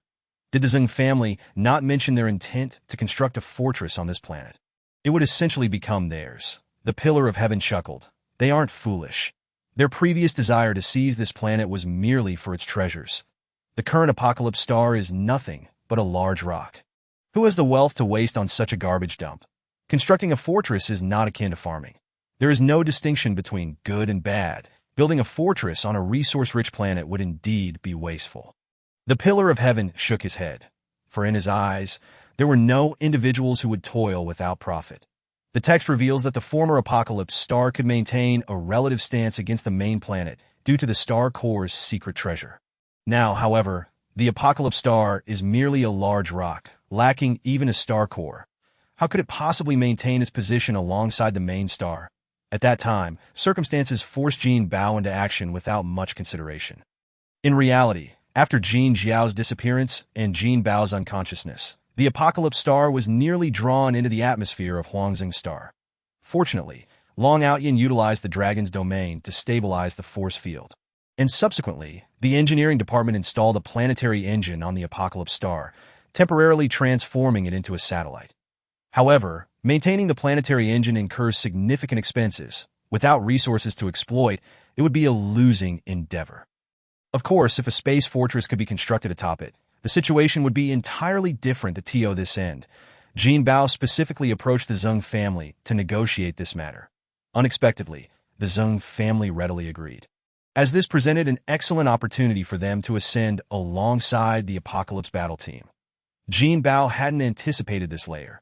In his mind, the Apocalypse was merely a small team, that he did not realize that after the events of the Huangzheng realm, the Apocalypse battle team had already attained a high status within Silver Defense. The Zheng family was but an inconspicuous small clan in the Milky Way, with their head, Zhenggu, being particularly adept at seizing opportunities. Jinbao Energy had become the largest corporate entity on Blue Star, leading the entire planet toward interstellar civilization. The people of Blue Star acknowledged Jinbao's lordship and naturally supported the companies under the Apocalypse banner, almost consolidating global resources to aid Jinbao Energy's development. Currently, martial prowess flourished on Blue Star, with over 1,000 planetary-level experts and more than 10 stellar-level experts that a brilliant new star was rising. Once again bidding farewell to Blue Star, Jinbao felt a wave of nostalgia. For him, Blue Star was not truly his hometown, yet he had come to regard it as such to him. The entirety of his earlier life felt more like a dream. The Jinjiao spacecraft vanished in an instant, only to reappear at the wormhole station. This was a new skill awakened after Jinjiao's ascension to a black hole, a power granted to him by that mysterious metal. Space traversal. Jinbao subsequently learned that this wondrous metal was called Dimension Gold, and the extraordinary universe he had visited was brought to him by Dimension Gold. That world was known as the Ming realm. The ability to traverse space was immensely powerful. Not only the Milky Way, but the entire universe could be crossed in an instant.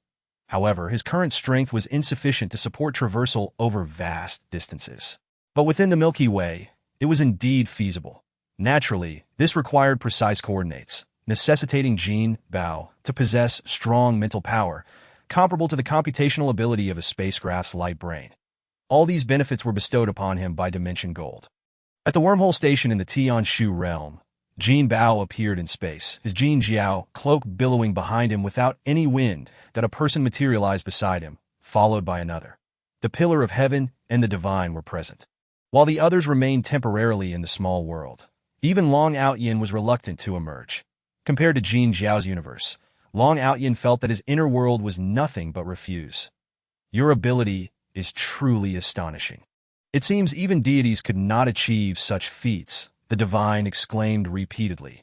Jinbao did not pay much heed, interpreting it merely as flattery from the Divine, that in Jinbao's heart, deities remained an unattainable existence. His aspiration still lay in becoming the master of the universe, that in the Ming realm. Jinjiao practiced for a day, a year, 100 years. The Ming realm lacked the concept of time, so however long passed outside was equally matched within. However, outside, the unconscious Jinbao's avatar had effectively squandered a year that, of course, it was not entirely wasted. At least Jinbao's mental power had improved, and as long as resources were sufficient, his avatar could soar to new heights. Yet, Jinbao was not in a hurry. He believed that enhancing his realm was far less valuable than actual combat power. He had already decided to focus on nurturing his avatar, even though future development would be relatively slow due to genetic constraints. Nevertheless, Jinbao's leaf knowing autumn was an incredibly formidable skill. Now endowed with the power of Dimension Gold and having comprehended spatial abilities, the combination was not merely additive. It was truly a divine power capable of reversing time and space. This was a capability that rendered even divine skills pale in comparison. Chapter 84. The Nine Netherlands at the headquarters of Silver Defense. The president, Long Yaoxing, personally received the delegation from the Apocalypse. This was a pyramid-shaped space city, towering 10,000 meters high, its apex illuminated by a triangular light source that served as both a lighthouse and a monument, the center from which the myriad realms of the galaxy soared through the starry sea. The eternal flame, unyielding through the ages, narrated countless legends of the galaxy. The evergreen civilization recounted the joys and sorrows of countless homes. The Divine retrieved his pyramid platform, and in a blink, he arrived before the pyramid. Soft light cascaded down the slope, converging at the central halo. Jinbao met with the president of the Multiverse Alliance Council, Long Yaoxing, accompanied by over a dozen attendants and advisors, after a round of pleasantries. Jinbao and the Divine were ushered into the reception room. Captain Tian, will your other team members not be joining for the awarding ceremony? They were somewhat intimidated by the prospect of facing so many leaders at once.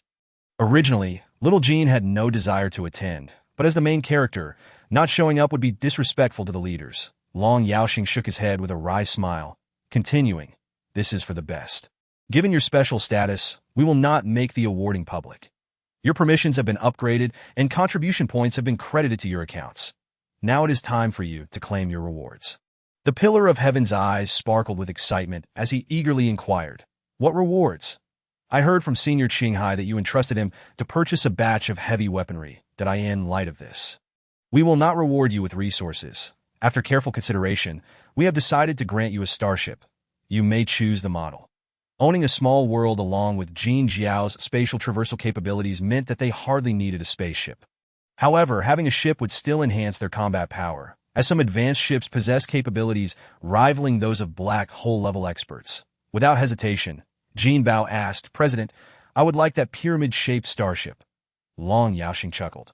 "Ah, your choice is indeed wise. That is the Gilded battleship, which serves as both a combat platform and a spaceship, capable of extending out as a space fortress and battle platform. Currently, there are 9 specifications for the Gilded battleship. 1 meter. 5 meters, 10 meters, 50 meters, 100 meters, 500 meters, 1,000 meters, 5,000 meters, and 10,000 meters. The Pillar of Heaven confidently stated, "Since our reward is a starship, we shall certainly choose the largest one." However, Jinbao had a different opinion, wondering if it might be too large and inconvenient. Long Yaoxing smiled. "If you choose a single-person combat platform, we can increase the quantity." The Pillar of Heaven immediately rejected. No, no, no. We want the large one." Jinbao was somewhat baffled, unable to comprehend why he was so obsessed with the larger ship. Long Yaoxing could only smile wryly. "Very well, since you have made your choice. Let it be as you wish."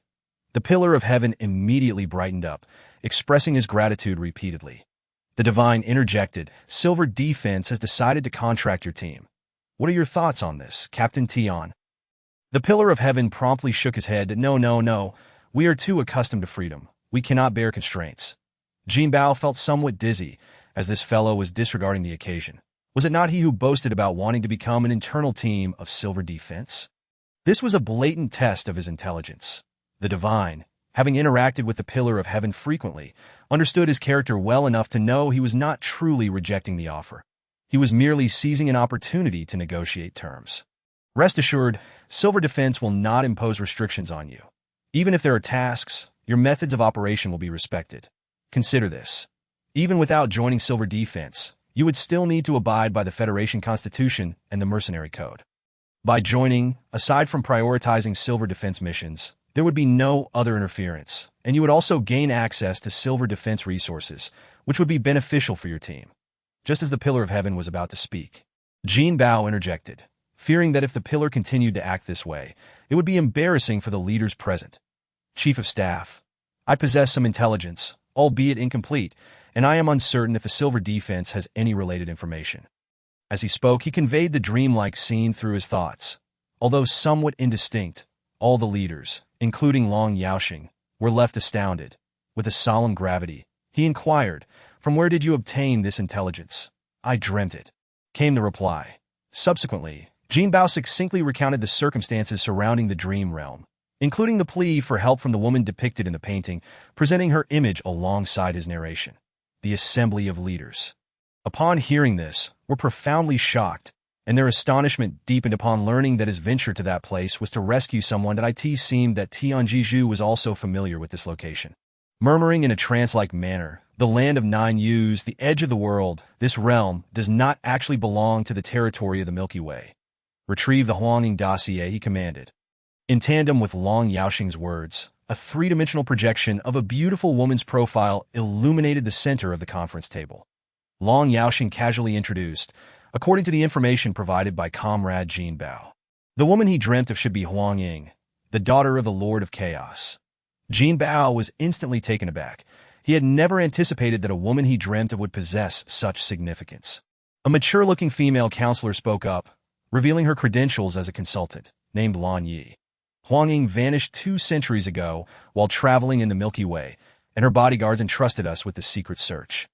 At that time, I led the mission, and it took us 200 years to finally gain some leads. Jinbao casually inquired, "Did you not search the land of 9 Ys back then?" "Senior?" Lan Yi shook her head, though we did not go personally. We merely entrusted someone to investigate. The land of 9 Ys is not under the jurisdiction of our Galactic Federation. It essentially exists as an attachment to our Milky Way. Tian Jiju interjected with a brief explanation. "It's akin to hitching a ride." Long Yaoxing then switched off the projection interface, stating, "This is a mythic-level mission. Under normal circumstances, you would lack the authority to undertake it." However, Jinbao interjected, "Does that mean we cannot take it on even as part of the Silver Defense?"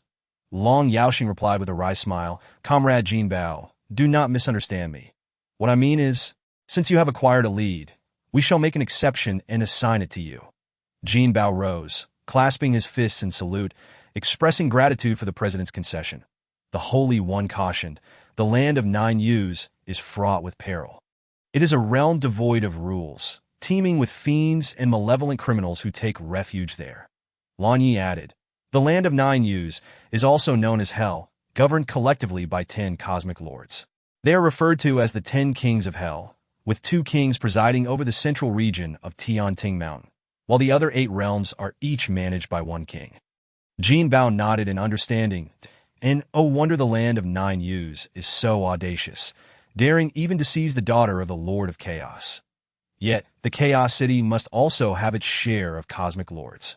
There is no reason that one such as the land of 9 Ys should intimidate them. Leader, does the Lord of Chaos have no stance on this matter? Huang Hai, on one hand, wished to avoid unnecessary conflict, and on the other, did not wish to mobilize the resources of Chaos City for personal matters. From his initial attitude, I sensed that Huang Hai seemed intent on training his daughter. 2 centuries, in the grand scheme of our existence, is but a fleeting moment. Chapter 85, The Establishment of the Third Avatar, Jinbao. The saying goes, the King of Hell is easy to deal with, but the little ghosts are troublesome. The chaotic spirits and monsters of the land of 9 Ys are lawless, and attempting to rescue someone in such a turbulent environment is no simple task. Therefore, prior to embarking on this journey, Jinbao needed to strategize carefully, with intelligence being of utmost importance. Being part of the internal team of Silver Defense indeed offers numerous advantages. For instance, accessing the information regarding the land of 9 Ys requires mythic-level permissions. Originally, Tianqi lacked the qualifications, but with this mission, exceptions were made, especially since this intelligence is inherently part of the task's accompanying materials. After acquiring the Jiuli warship, Tian Jiju delved into it to study the systems, while Jinbao nurtured his third avatar within a small world. The Tiancan avatar, having been cultivated in the dream realm, emerged as a formidable silkworm, primarily oriented towards support and enhancement abilities. Jin Jiao, having absorbed dimensional gold, ascended 2 tiers, and upon entering the dream realm, began nurturing the Tiancan baby, which upon birth possessed the strength of a dwarf star at the 7th tier. The dream realm is abundant with rare materials, and after some cultivation, both Jin Jiao and the Tiancan baby advanced to the 9th tier of dwarf star. After Jin Jiao broke through to the black hole level, he exited the dream realm, while the Tiancan baby entered its first transformation, still in slumber within the dream realm. The innate skill of the Tiancan avatar is Tiancan Jiubian. With each transformation, it elevates its realm and awakens a new skill. The baby silkworm's innate ability leans towards support, spinning silk to connect with allies, providing them with mental and life force, effectively acting as a mage's caretaker. It also possesses some offensive and defensive capabilities, as the nanosilk it produces can morph into battle armor or attack foes, though such abilities remain somewhat superficial at equivalent realms. Thus, the silkworm avatar primarily focuses on support, regrettably entering its second transformation slumber phase without having experienced actual combat. According to Jinbao's speculation, once the silkworm baby emerges from its second transformation, it should transform into a moth, likely awakening new abilities, yet Jinbao still hopes to retain the silk spinning ability from its first transformation. This skill proves highly practical, and Jinbao intends to designate the silkworm baby as a personal guard for his wife. Despite the differences in their physical forms, their souls are one, akin to being perpetually by her side. Realizing the benefits of avatars, Jinbao prioritized the cultivation of his third avatar, initially planning to wait until reaching the 5th tier of black hole before doing so. With the connection to Long Aotion, Jinbao effortlessly acquired a piece of Jinmu bark. After casting it into the black hole for gene analysis and reconstitution, a small sapling soon emerged from the black hole, in its juvenile stage. The Jinmu was quite adorable, standing about a foot tall, resembling a conical tower, its tip adorned with 2 leaves reminiscent of dragon scales. Several elders from the Tianqi battle team gathered around the Jinmu sapling, exclaiming in wonder, even Long Aotion appearing quite pleased. For the Long family, cultivating a new Jinmu is exceedingly challenging. Had it not been for the acquisition of the Tianqi warship, they would never have considered parting with such a treasure. "Baby, your third avatar is a tree?" Yao Ji inquired playfully. Long Aotion casually explained, "Sister-in-law, do not underestimate a tree. Once it matures to the dominion level, it will be remarkable, capable of evolving into a humanoid form and ascending to the sacred realm." Yang Chun casually asked, "Bao Ge, what will you name your third avatar?" Jinbao blurted out, feeling it sounded somewhat trivial, then amended, Jin Li Bao. Yang Chen surprisingly praised, "That's a great name, quite imposing." Jinbao fell silent, thinking that if he did not know Yang Chen better, he might have assumed he was mocking him. Long Aotion pointed out, cultivating Jinmu requires dragon saliva and dragon essence in the early stages. I can help you procure some. However, the quantity needed for Jinmu to grow is significant, so you should mentally prepare for the resources required later. Jinbao, unfazed, replied, "No problem, I can always sell some solar shields." Without hesitation, Jinbao summoned a shield, affixed a bit of krypton gold to it, and handed it to Long Aotion. Having reached the black hole stage, his dwarf star had evolved into krypton gold. In the dream realm, he had also found some sand-like krypton gold ore. Upon refining it, it could sufficiently support his weapon forging endeavors. The thousands of grains of krypton gold represented a substantial fortune. As a Dominion-level being, Long Aotion found it challenging to acquire krypton gold, highlighting the immense value of such a quantity. Naturally, it was not that Long Aotion lacked krypton gold. Black hole-level powers had the capability to condense krypton gold. And upon ascending to Dominion level, the black hole evolves into a small universe, often generating some krypton gold. However, this krypton gold is essential for maintaining the small universe, akin to the difference between fixed assets and liquid capital. Even with such an abundance of krypton gold, Jinbao dared not squander it carelessly, intending to reserve it for fortifying his small universe upon his ascension to Dominion level. One can only imagine the formidable power that a Dominion-level Jin Jiao will possess. The strength of the small universe is a critical factor in determining a Dominion's might. A 1-star Dominion possesses a single black hole, while a 2-star Dominion has 2 black holes. However, not all black holes are equal. Once a dwarf star evolves into a black hole, its dwarf star matter is refined into neutron matter, and with further advancement, it becomes krypton gold. Beyond krypton gold, there exists a mysterious substance known as space. Mastering the laws of space, condensing the core of the small universe into space, constitutes a semi-divine being. Further mastery over the laws of time, merging time and space, allows one to grasp the ultimate mysteries. The void laws subsequently lead to the true divinity. Deities represent eternal existence, capable of perceiving the void and traversing the cosmos. Otherwise, even semi-divine beings will inevitably face decay. The permissions granted by Tianqi have already allowed access to the mysteries of divinity. Although the distance to that goal remains vast, it does not hinder Jinbao from experiencing the wonders of divinity. This is the aspiration of countless cosmic emperors, for which they expend all their efforts. The broadening of his horizons has provided Jinbao with significant insights into his cultivation, and he has begun to grasp the powerful divine technique known as Feng Huang Yufei, derived from the flight trajectory of the divine bird phoenix, as understood by the Lord of Chaos. Upon reaching the black hole level, Jin Jiao underwent considerable changes in appearance. That it possesses the head of a dragon, but the beak of a phoenix, the body of a dragon yet the wings of a phoenix, and the tail of a dragon adorned with phoenix feathers. Only his 3 golden horns maintained their original form. Indeed, Jinbao has grown an additional horn. Much to Jinbao's distress, it is possible that Jinbao's morphing ability has induced some subtle changes in its original form. Perhaps during the practice of phoenix soaring, the essence of the golden horns subtly aligns with its optimal form. Accustomed to perceiving the golden horns merely as the skin of Jinbao, the latter pays little heed to these matters, for the golden horns seldom reveal their true self. However, these three golden horns cannot disguise themselves. As many formidable beings within the Milky Way can discern the identity of the golden horns in the future, when entering the universe, it is likely that any random strong individual could recognize the true identity of the golden horns. Yet this does not trouble Jinbao, as by that time, the golden horns may no longer need to conceal their identity. Nevertheless, the understanding derived from ancestral memories compels Jinbao to exercise caution, for the parents of the golden horn divine beast perished while wielding the power of a cosmic sovereign. Such immense strength could be overwhelmed and slain, which renders the dangers of the universe worthy of Jinbao's attention. Chapter 86.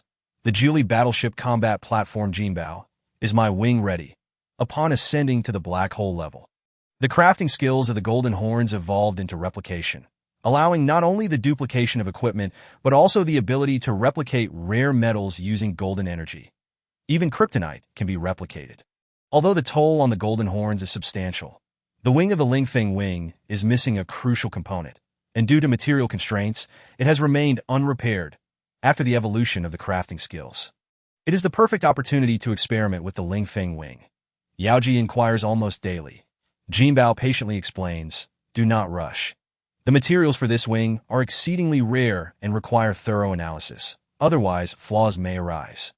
Yaoji does not press further, but brings up another issue. Sighing, is my aptitude maxed out? Jinbao reassures her. How could that be? Your realm has simply advanced too rapidly. A moment of reflection would do you good.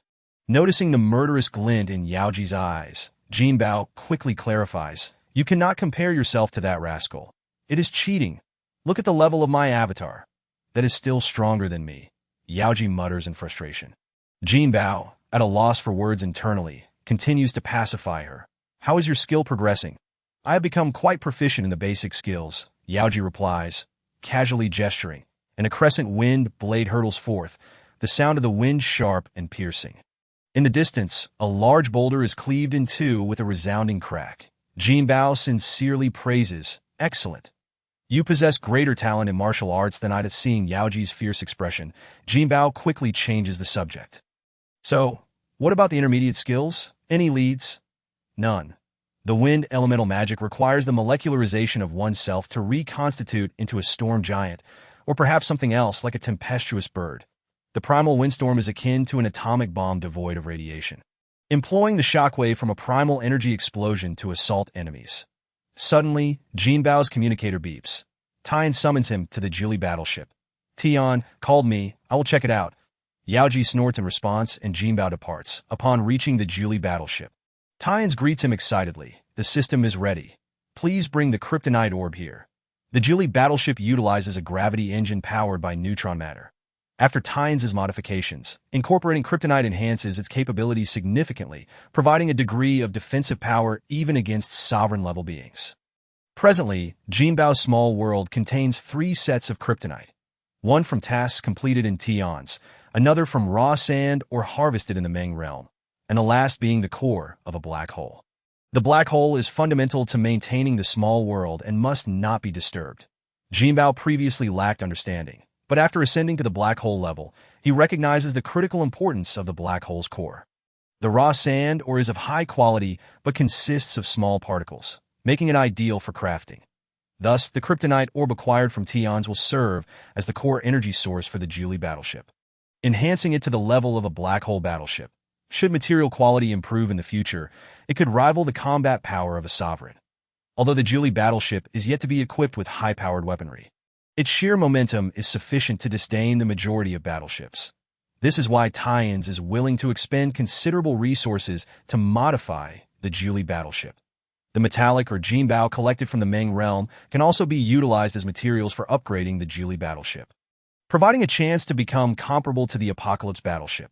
However, this is a lengthy process and cannot be achieved overnight, especially as the Apocalypse battleship integrates countless years of technology and resources from the mechanical race. Jinbao skillfully employs the field of gold to successfully transfer the kryptonite orb to the Julie engine. With a resonant hum, the immense gravity evokes a sense of awe in Jinbao. System online. The voice of Qing Tian resonates in his ears. Captain, what are your orders? Adjust the gravity to 2 planetary values. 2 planetary values represent the maximum potential of a planetary-level force, effectively doubling its output. This is an average measure, as even planetary-level warriors of the same caliber cannot exert identical power. Relocate the Helan army to the Julie battleship for heavy training. Jinbao nods, transferring 10,000 soldiers of the Helan army to the Julie battleship's combat platform. Tyans then informs Jinbao, the Juyo realm prohibits the entrance of technological products. Thus, I cannot accompany you. I will remain in your small world to train the Helan army. Jinbao inquires, will they inspect my small world then? Not likely. The Juyo realm is inhabited by many sovereigns. If they were to inspect every small world, who would dare venture there? However, there is always a risk of encountering bandits, since it is a lawless place. Does that mean I can also act without restraint? Tyans glances at Jinbao and teasingly remarks, do you think achieving the black hole level makes you remarkable? Jinbao swallows hard and weakly replies, I did not mean that at all. Just remember, it is a realm where strength reigns supreme. Without peak power, it is best to remain discreet. Jinbao nods in agreement, and Tyans adds, in truth, I do not support your decision to rescue others. Is the Lord of Chaos truly so alluring? Is it worth risking your life to curry favor? Jinbao is left speechless. This fellow's reasoning lacks humanity, and he decides not to dwell on it and begins to explore the Julie battleship.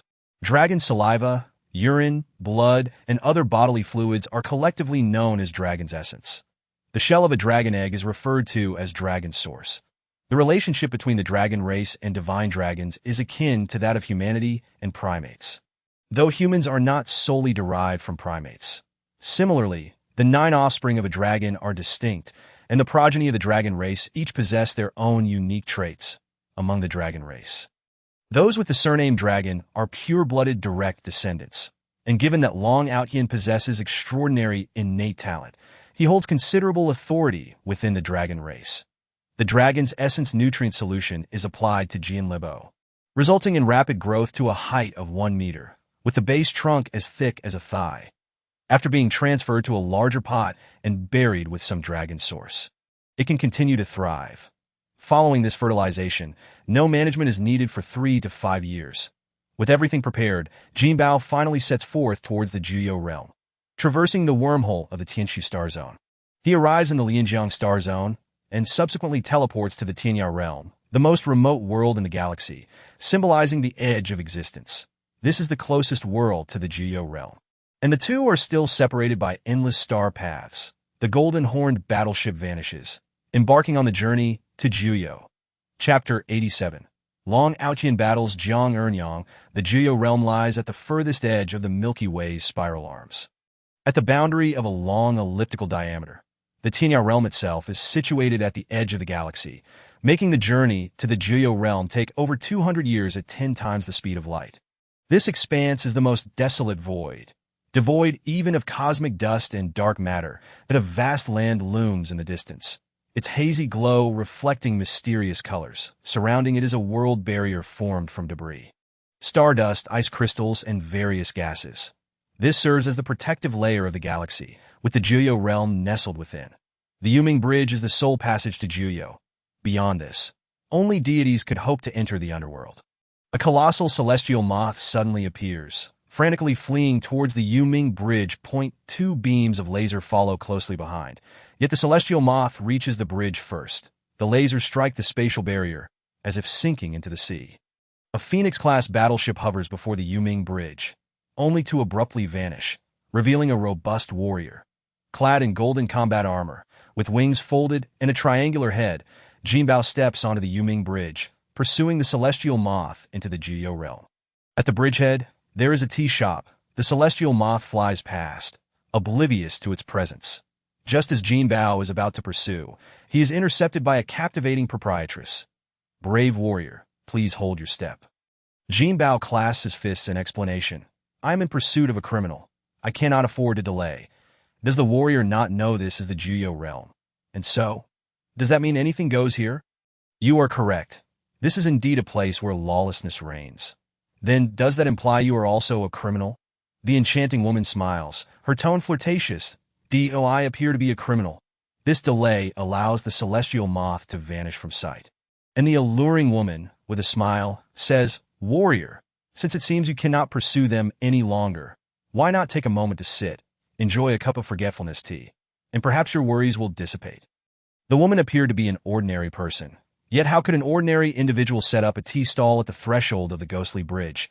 This could only indicate that her stature far surpassed that of Jinbao. At that moment, Jinbao, not wishing to offend her unduly, clasped his fists and said, Very well. Let us share, a cup. As he spoke, he entered the tea pavilion, and the woman served tea at the table. A bowl of crystal-clear tea, shimmering faintly, resembled a tranquil pond under the dim light. Jinbao transformed his golden-horned armor into a flowing cloak, revealing his handsome and dashing visage, which captivated the woman, who gazed at him with starry eyes. Just as he was about to sip the tea, he suddenly inquired, Why does that insect not partake? The woman, smiling like a blooming flower, replied nonchalantly, What worth is a mere cockroach? Jinbao refrained from further questioning, lifting the bowl to drink, when suddenly he recalled something and continued, May I ask, dear lady, where exactly is this place? The Nine Hells, she answered that I have heard that the Nine Hells is home to the Nine Kings of Hell. Whose territory is this? The woman smiled and replied, This is the domain of Jiang Ernyang of the Eternal Life Pavilion in Yunming's. Jinbao nodded slightly and, as he took another sip of tea, playfully asked one last question. The woman, showing signs of impatience, managed to suppress it and asked with a feigned smile, What does the valiant one wish to know? Jinbao produced a painting and nonchalantly inquired, Have you seen the woman depicted in this painting? The woman's face turned pale with shock, and she suddenly struck out with a palm. Jinbao swiftly evaded, vanishing only to reappear behind her, enveloping her with his cloak. Great might, heavenly dragon, to subdue the demons, he proclaimed, a phrase that resonated with the heart, a spell taught to him by Yang Chun, designed to momentarily daunt his opponent, creating an opportunity to draw her into his small world. On the Ninely warship's combat platform stood Long Outyin, clad in dragon-scale armor, wielding a Krypton gold dragon spear, with a black gold shield at the ready for support. The woman, astonished, inquired, Who are you? I am Long Outyin of the Apocalypse Battle Team. You are Long Outyin, the renowned dragon prodigy making waves recently? Long Outyin was taken aback, asking, Even the Nine Hells has heard of my name? We possess an extensive intelligence network. Knowing of you is not surprising. What astonishes me is your audacity to come seeking trouble in the Nine Hells. Are you Jiang Ernyang?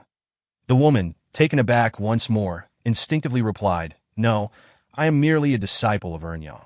Long Outyin scoffed. I care not who you are. Since you are here, let us spar. As he spoke, he thrust his spear forward, and the woman deftly unleashed a flurry of starry projectiles, which, upon closer inspection, were actually a barrage of melon seed darts. Gleaming with a silvery gray metallic luster, wrapped in gray and black, with touches of white peeking through, to the casual observer, it might seem like a simple toss of melon seeds, yet these darts emanated a fierce aura that none dared underestimate. Long Outyin remained undaunted, continuing his assault with the dragon spear, unleashing a sonic boom with each powerful strike that in a rapid exchange. The melon seed darts were shattered by the spear, yet they reformed and coalesced around it, ensnaring Long Outyin in their grasp. Long Outyin gasped in surprise. Heavenly origin heavy water. Impressive. You possess such a treasure, and yet claim not to be Jiang Ernyang. Umph. You are discerning. I am indeed Jiang Ernyang. You audacious scoundrel dare to covet my attention. Today, I shall take you as my plaything, to toy with at my leisure. With a twist of his spear, Long Outyin flung the so-called heavenly origin heavy water away. Jiang Ernyang's triumphant expression froze on her face. Seizing the opportunity, Long Outyin attacked, sending his black gold shield soaring through the air like a shooting star. Jiang Ernyang, no stranger to cosmic power, swiftly commanded the heavenly origin heavy water to transform into a colossal hand to counter the black gold shield. Long Outyin declared proudly, I, Long Outyin, have slain a 4-star sovereign with this shield. Today, facing a 5-star sovereign shall be a moment of destiny. Jiang Ernyang, I hope you do not disappoint me." With a flourish, Long Outyan charged forth, his shield darting like a meteor, forcing Jiang Ernyang into a flustered defense. Engaging in battle across 2 tiers of sovereign realms, even Long Outyan could scarcely imagine such a confrontation. Yet, he was no longer the same man. Armed with 2 extraordinary Krypton artifacts and bolstered by the suppression of his small world, he felt emboldened to challenge a cosmic sovereign. The 5-star sovereign undoubtedly represented the pinnacle of mortal form. However, the disparity among cosmic sovereigns was vast. The chasm between a first-tier and a demigod-tier cosmic sovereign was equally profound. Jiang Ernyang soon sensed the peril, feeling an invisible force press upon her body and soul. She recognized that Long Outyan was merely a 3-star sovereign, yet the power he wielded was akin to that of a 4-star. His shield and spear unleashed tremendous force, each strike bearing down upon her with the weight of a planet. Jiang Ernyang enveloped herself in the heavenly origin heavy water as armor, her body slipping through attacks like an eel, as Long Outyan's spear seemed to glide harmlessly past her. For a time, they appeared evenly matched. However, for a cosmic sovereign to be at a standstill with a 3-star sovereign was already a disadvantage. Although her opponent wielded artifacts of great power, the heavenly origin heavy water was no ordinary item. Once the situation stabilized, Jiang Ernyang finally had a moment to survey her surroundings, and what she saw sent chills down her spine. Chapter 88. The Monk of the Bodhi name, bounding the Yunmings of the 9 Hells, is the region closest to the ghostly bridge. Vast yet desolate. Over 70% of the area is covered by cold swamps and shallow lakes, with 80% barren and devoid of life. Civilization only gathers near the Tianting Mountain. There lies a grand road leading to Tianting Mountain, known as the Yellow Spring Avenue. The desolate swamp is rife with toxic mists and malevolent fish as the celestial moth sped along. A monstrous toad dragon suddenly leapt from the swamp, its gaping maw aimed at the celestial moth. Yet, the celestial moth remained undeterred, continuing its frantic flight, leaving behind a fleeting shadow that the toad dragon shattered into a cascade of starlight. In an instant, the starlight erupted, countless beams of light shooting forth, as the 5 or 6 meter long toad dragon was reduced to a mist of blood, raining down upon the Yellow Spring Avenue. The Forgetting Worries Tea Shop. A monk with a solemn visage, named Bowning, casually snipped his short hair at the roots, but he chuckled eerily, strolling leisurely upon the Yellow Spring Avenue. The awakening of his avatar had facilitated his journey through hell. With his 2 avatars performing a comedic duet, one pursuing and the other fleeing into the 9 Hells. Little did he expect to encounter Jiang Ernyang of the Eternal Life Pavilion upon entry. Jinbao, emboldened, had drawn her into his small world and felt reassured upon witnessing the lively exchange between her and Long Outyan. Jiang Ernyang must have seen Huang Ying or, at the very least, a portrait of her.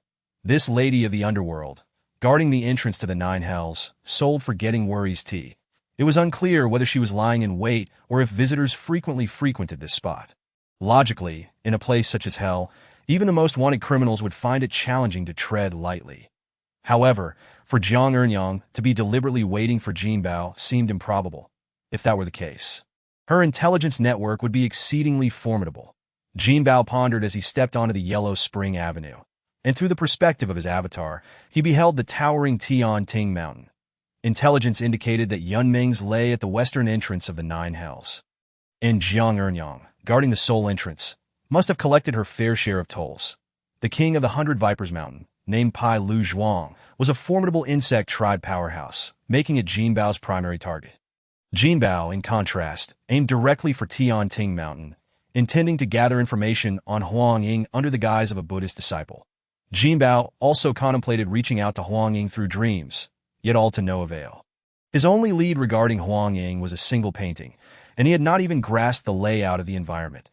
Finding Huang Ying would undoubtedly pose a challenge.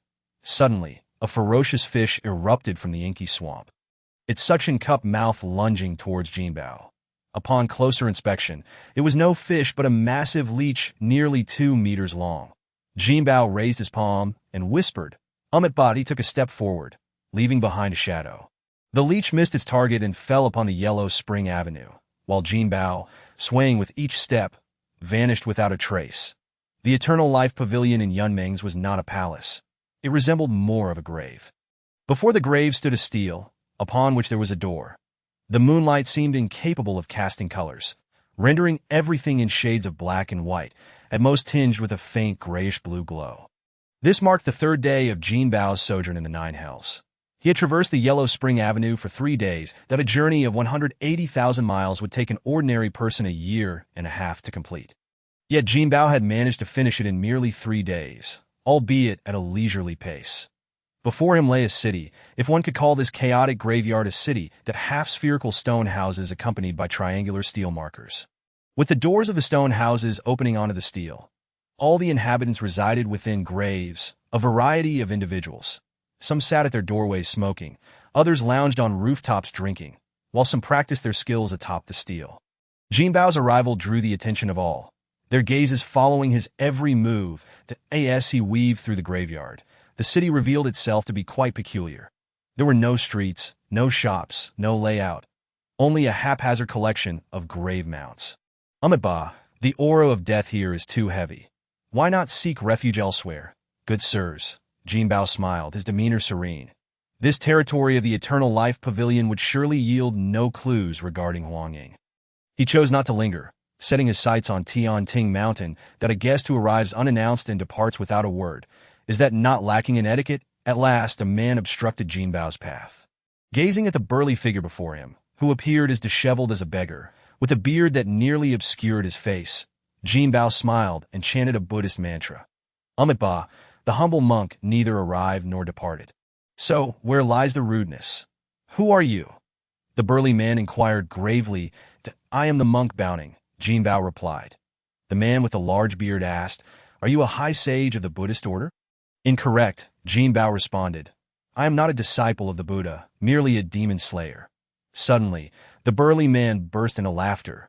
Then, grinding his back teeth, remarked fiercely, Little monk, are you here to descend upon hell, to vanquish demons? I perceive you are courting death. Amitabha, do you bear any sins, good sir? Do you require my humble assistance and absolution? The burly man arrogantly declared.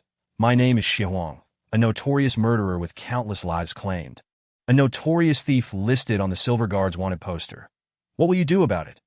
Amitabha, please reconsider, good sir, Jinbao said, stepping forward. The burly man, ignored, had his eyes blaze with fury as his enormous hand, wreathed in dark flames, lunged toward Jinbao. Yet, Jinbao continued onward, and the man's hand hung suspended in midair. Jinbao simply passed through, and with a resounding bang, the burly man disintegrated into a shower of sparks. The onlookers gasped in disbelief, including many skilled fighters, who were momentarily rendered immobile by the spectacle. Jinbao, utterly satisfied, beckoned to a child. Come here. The child was not truly a young one, but rather small of stature, due to genetic traits. The child instinctively approached, and Jinbao produced 2 portraits, inquiring, Have you seen either of these individuals? The child scrutinized the images for a while before finally shaking his head. Jinbao raised the portraits above his head, surveying the crowd. These 2 are spies from the insect clan's shadow troop. Should anyone encounter them, report to me, and I can escort you from this place. One elder, possessing considerable power, coldly remarked, We are all wanted criminals. Even if we escape, what then? We would still be hunted like stray dogs. Jinbao maintained a smile and replied gently, I can absolve your wrongdoings and lead you to the pure land of ultimate bliss. As he spoke, Jinbao casually conjured a vortex of space. Before them appeared a stunning planet bathed in golden sunlight, filled with the songs of birds and fragrant flowers, majestic mountains, and flowing waters. All eyes turned towards it, their faces alight with longing. That a monk does not speak falsehoods, that if I claim to absolve you, I assure you will not commit further misdeeds, that if you cease to be wicked, you are no longer a villain. And it is only fitting that you be reborn anew. That Jinbao's ramblings indeed captivated the band of rogues, though among them were also wise individuals who did not regard Jinbao with much esteem, preferring to avoid conflict. Victory held no reward, while defeat meant risking life and limb. None who ventured into the Nine Nether were innocuous. Though professing to exorcise demons, one could hardly tell if it was an ancient fiend seeking refuge. Many merely observed for amusement, cold-hearted brigands indifferent to matters that did not concern them. Yet some genuinely seeking redemption seemed to glimpse a glimmer of hope. Suddenly, a middle-aged man stepped forward to commend Jinbao. I have information on the Moth clan's whereabouts. Chapter 89. Sanbao's battle against Haigi Hahaha. With your caliber, how did you even make it into the Shadow Troop? Upon arriving at Baihu Mountain, Jinbao was unexpectedly challenged by a knife beetle. An 8th-level low-star creature. To Jinbao's astonishment, he lost. While it was true that Jinbao lacked combat experience, the reality was that Sanbao's soul was that of Jinbao. Ignoring the enemy's taunts, Jinbao pondered the underlying issue. While carelessness played a role, the main factor was Jinbao's unfamiliarity with Sanbao's abilities. Although he had undergone training in the mysterious realm, he ultimately lacked practical combat experience. Furthermore, Sanbao's primary abilities leaned toward support. His initial talent, silk spinning, had evolved into cocoon breaking, and he had awakened the domain of light. The Tio put it simply, Sanbao's main abilities inclined towards photon technology. Previously, he required silk to replenish energy and vitality. Now, he merely needed to absorb light, making things considerably more convenient. Regarding Jinbao himself, he possessed self-healing capabilities without the need to exert effort. Offensively, he could wield laser swords and photon storms. He had previously felled the toad dragon using a photon storm. Defensively, he could condense photons into armor and shields to withstand attacks, though at present, it was merely energy defense. This posed a shortcoming when facing the knife beetle. Neither the laser sword nor the photon storm could effectively constrain the beetle, failing to inflict lethal damage. The light within the 9 nether belonged to the Een light, which was beneficial for defense and healing. However, for offensive purposes, sunlight was necessary. Naturally, Sanbao's realm was evident. The knife beetle could only defeat him, but could never kill him. In truth, Jinbao did not even need to flee.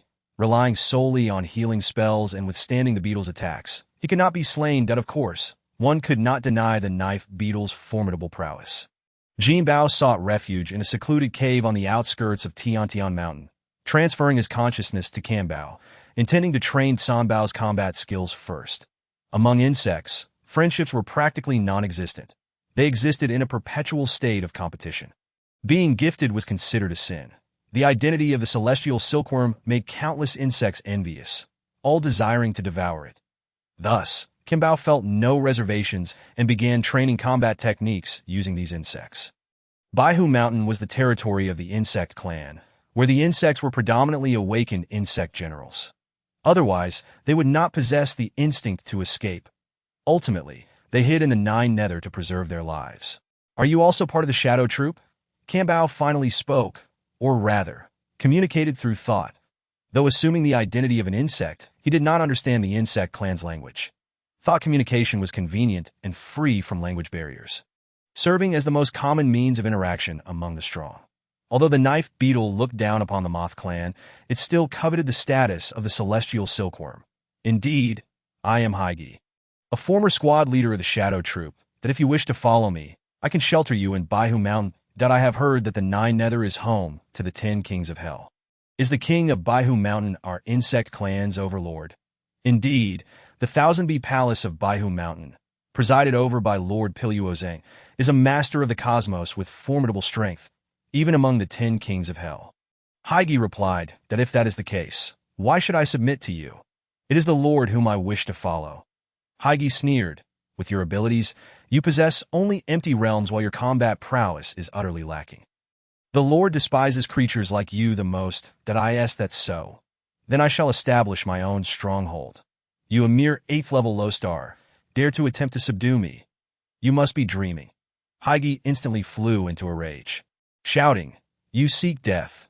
As he brandished 2 large blades and charged at Jinbao, a flash of light enveloped Sanbao's hands, transforming into a moonlight blade as he began to duel Haigi. After careful consideration, Jinbao had grasped the key to the conflict. His abilities were versatile, but this also meant that none of his skills were particularly exceptional. Thus, he needed to adapt swiftly during battle. Photonic abilities were ever-changing. There were no limits to what could be imagined, that as long as his mind was agile, he could triumph in any battle. Jinbao first utilized speed to stabilize the situation, gradually adapting to Haigi's techniques. The knife beetle lacked sophisticated combat skills, Yet its instinctual blade techniques were sharp and swift, making them difficult to counter. That it was precisely the principle of no form triumphing over form, where sheer strength could overcome 10 forms. Strength was Jinbao's weakness. Thus, he could only rely on cunning to win and speed to outmaneuver his foe. Bathed in the moonlight's radiance, Jinbao moved fluidly, conjuring shadows that coalesced in a form that was as if countless versions of Jinbao were flitting about, causing Haigi to become increasingly agitated, his blade techniques growing erratic. Jinbao spread his wings, the passage of time stirring Haigi's annoyance. Suddenly, Jinbao pointed, unleashing a laser that struck Haigi. While this blow did not penetrate his defenses, it nonetheless startled Haigi, for he realized he was being suppressed. Although Jinbao was a Moth clan member, he possessed a human form. However, his face bore more insect-like features, especially with 2 antennae atop his head and a pair of moth-like wings on his back. This was, of course, to confuse other insects that in truth, the insects of the Shadow Troop typically leaned towards a human form, as they often needed to infiltrate human society. However, some combat-oriented insect generals retained certain insect characteristics. For example, Haigi had blade-like arms and a head resembling that of a mantis, with exoskeleton armor, well-developed limbs, and impressive leaping ability, although there were merely 2 minor tiers of difference in their realms. The gap between 8th-level low star and 1st-level black hole was no trifling matter. It represented a significant disparity in realms, likely more profound than the difference between 1st and 9th-level low star, according to Jinbao's understanding. Even if Jinbao belonged to the support category, a 1st-level black hole should easily crush an 8th-level low star like Haigi. However, Haigi's mindset was different. In his perception, there was no gap in realms, only a disparity in strength. His audacity to challenge a black hole-level Jinbao stemmed from extreme self-confidence. Winning previously meant victory. Losing now would equate to defeat. Moreover, he had also verbally ridiculed Jinbao. If he lost, would that not be tantamount to slapping his own face? In this battle, Jinbao made tremendous progress but remained unsatisfied. He switched his photon blade for a photon spear, avoiding exposure by refraining from using the skill Golden Dragon patrols the heavens. However, he did not possess the skills of an insect.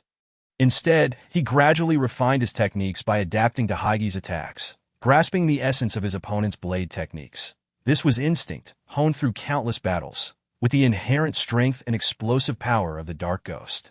There remains an element of suspense regarding whether Jinbao can achieve a definitive victory over him. However, Jinbao himself embodies rigorous training. By the time he manages to triumph over the Dark Ghost, it will signify that the training has lost its significance. Thus, Jinbao is not in a hurry, repeatedly familiarizing himself with his own capabilities and adapting to his physical structure. The sound of clinking reverberates endlessly, as the weapon formed from photons possesses both the sharpness of metal and the smoothness of flowing water. It aptly illustrates the saying, "The stone from another mountain can be used to polish jade." As Jinbao's combat skills are rapidly honing through the trials imposed by the Dark Ghost. Chapter 90. The Apocalypse Microcosm. The Apocalypse Microcosm. This is the name bestowed upon the small world of the Golden Horn by the Pillar of Heaven, reflecting his characteristic dominance, as everything must bear the title of Apocalypse. The term Apocalypse holds special significance for Xiao Tian. The small world of the Golden Horn cannot yet be deemed a true universe. Yet it surpasses an ordinary small world. Hence its designation as a microcosm. That a microcosm is a standard for Dominator-level powerhouses, and even a mere black hole level like the Golden Horn possesses a microcosm of perfect caliber. It is no exaggeration to assert that the black hole-level Golden Horn has already acquired abilities rivaling that of a Dominator. Within this microcosm, even Jiang Ernyang, the ruler of the universe, finds herself constrained to a diminished combat capability, illustrating the formidable nature of the Golden Horn's microcosm. Of course, this does not imply that the Golden Horn possesses the strength to challenge the ruler of the universe. He is far from capable of defeating even a one-star Dominator. Without Long Outyan's presence, Jinbao would never dare to bring Jiang Ernyang into the microcosm, as that would equate to exposing his vulnerabilities to her gaze. Long Outyan and Jiang Ernyang have been engaged in battle for 5 days and nights. According to the timeline of the Apocalypse, where 1 day corresponds to 3 days in the Blue Star calendar, the new Apocalypse Star is the Paradise World showcased by Jinbao in Chongqing Town, representing the most perfect habitable planet within the Apocalypse microcosm. IT features a star radiating a green hue and 5 planets of varying sizes, with the Apocalypse star being the third. The Apocalypse star is 30% larger than the blue star, with equal areas of land and water, and it has 2 moons, one large and one small. The Apocalypse star does not experience seasonal changes, as its orbit is nearly circular, completing a year in 108 days. The Apocalypse calendar lacks a lunar cycle, as the Pillar of Heaven has established a weekly calendar consisting of 6 days, with a year comprising 18 weeks. This is intended to lay the groundwork for a future civilized society. Sooner or later, the Apocalypse star will become the birthplace of civilization within the Apocalypse microcosm. Bang! After countless clashes, Long Outyin and Zhang Ernyang once again parted ways. Ha! What a delight! It has been ages since I felt such exhilaration. Suddenly, a brilliant light emanated from Jinbao. He had leveled up.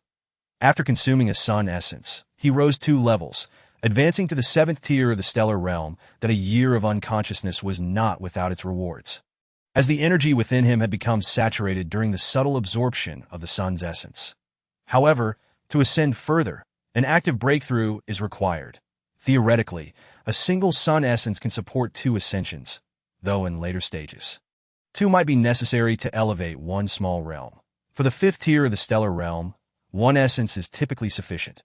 Nevertheless, Jinbao's energy at the 5th tier had already reached saturation, and upon reaching the 6th tier, the energy expenditure would be minimal, allowing him to effortlessly break through to the 7th tier. That Jinbao's advancement naturally caught Zhang Ernyang's attention, and astonishment flooded her face. You are merely at the stellar level? Jinbao stepped towards the battlefield, crossing a distance of 1,000 meters in a single stride. Zhang Ernyang, I advise you to yield.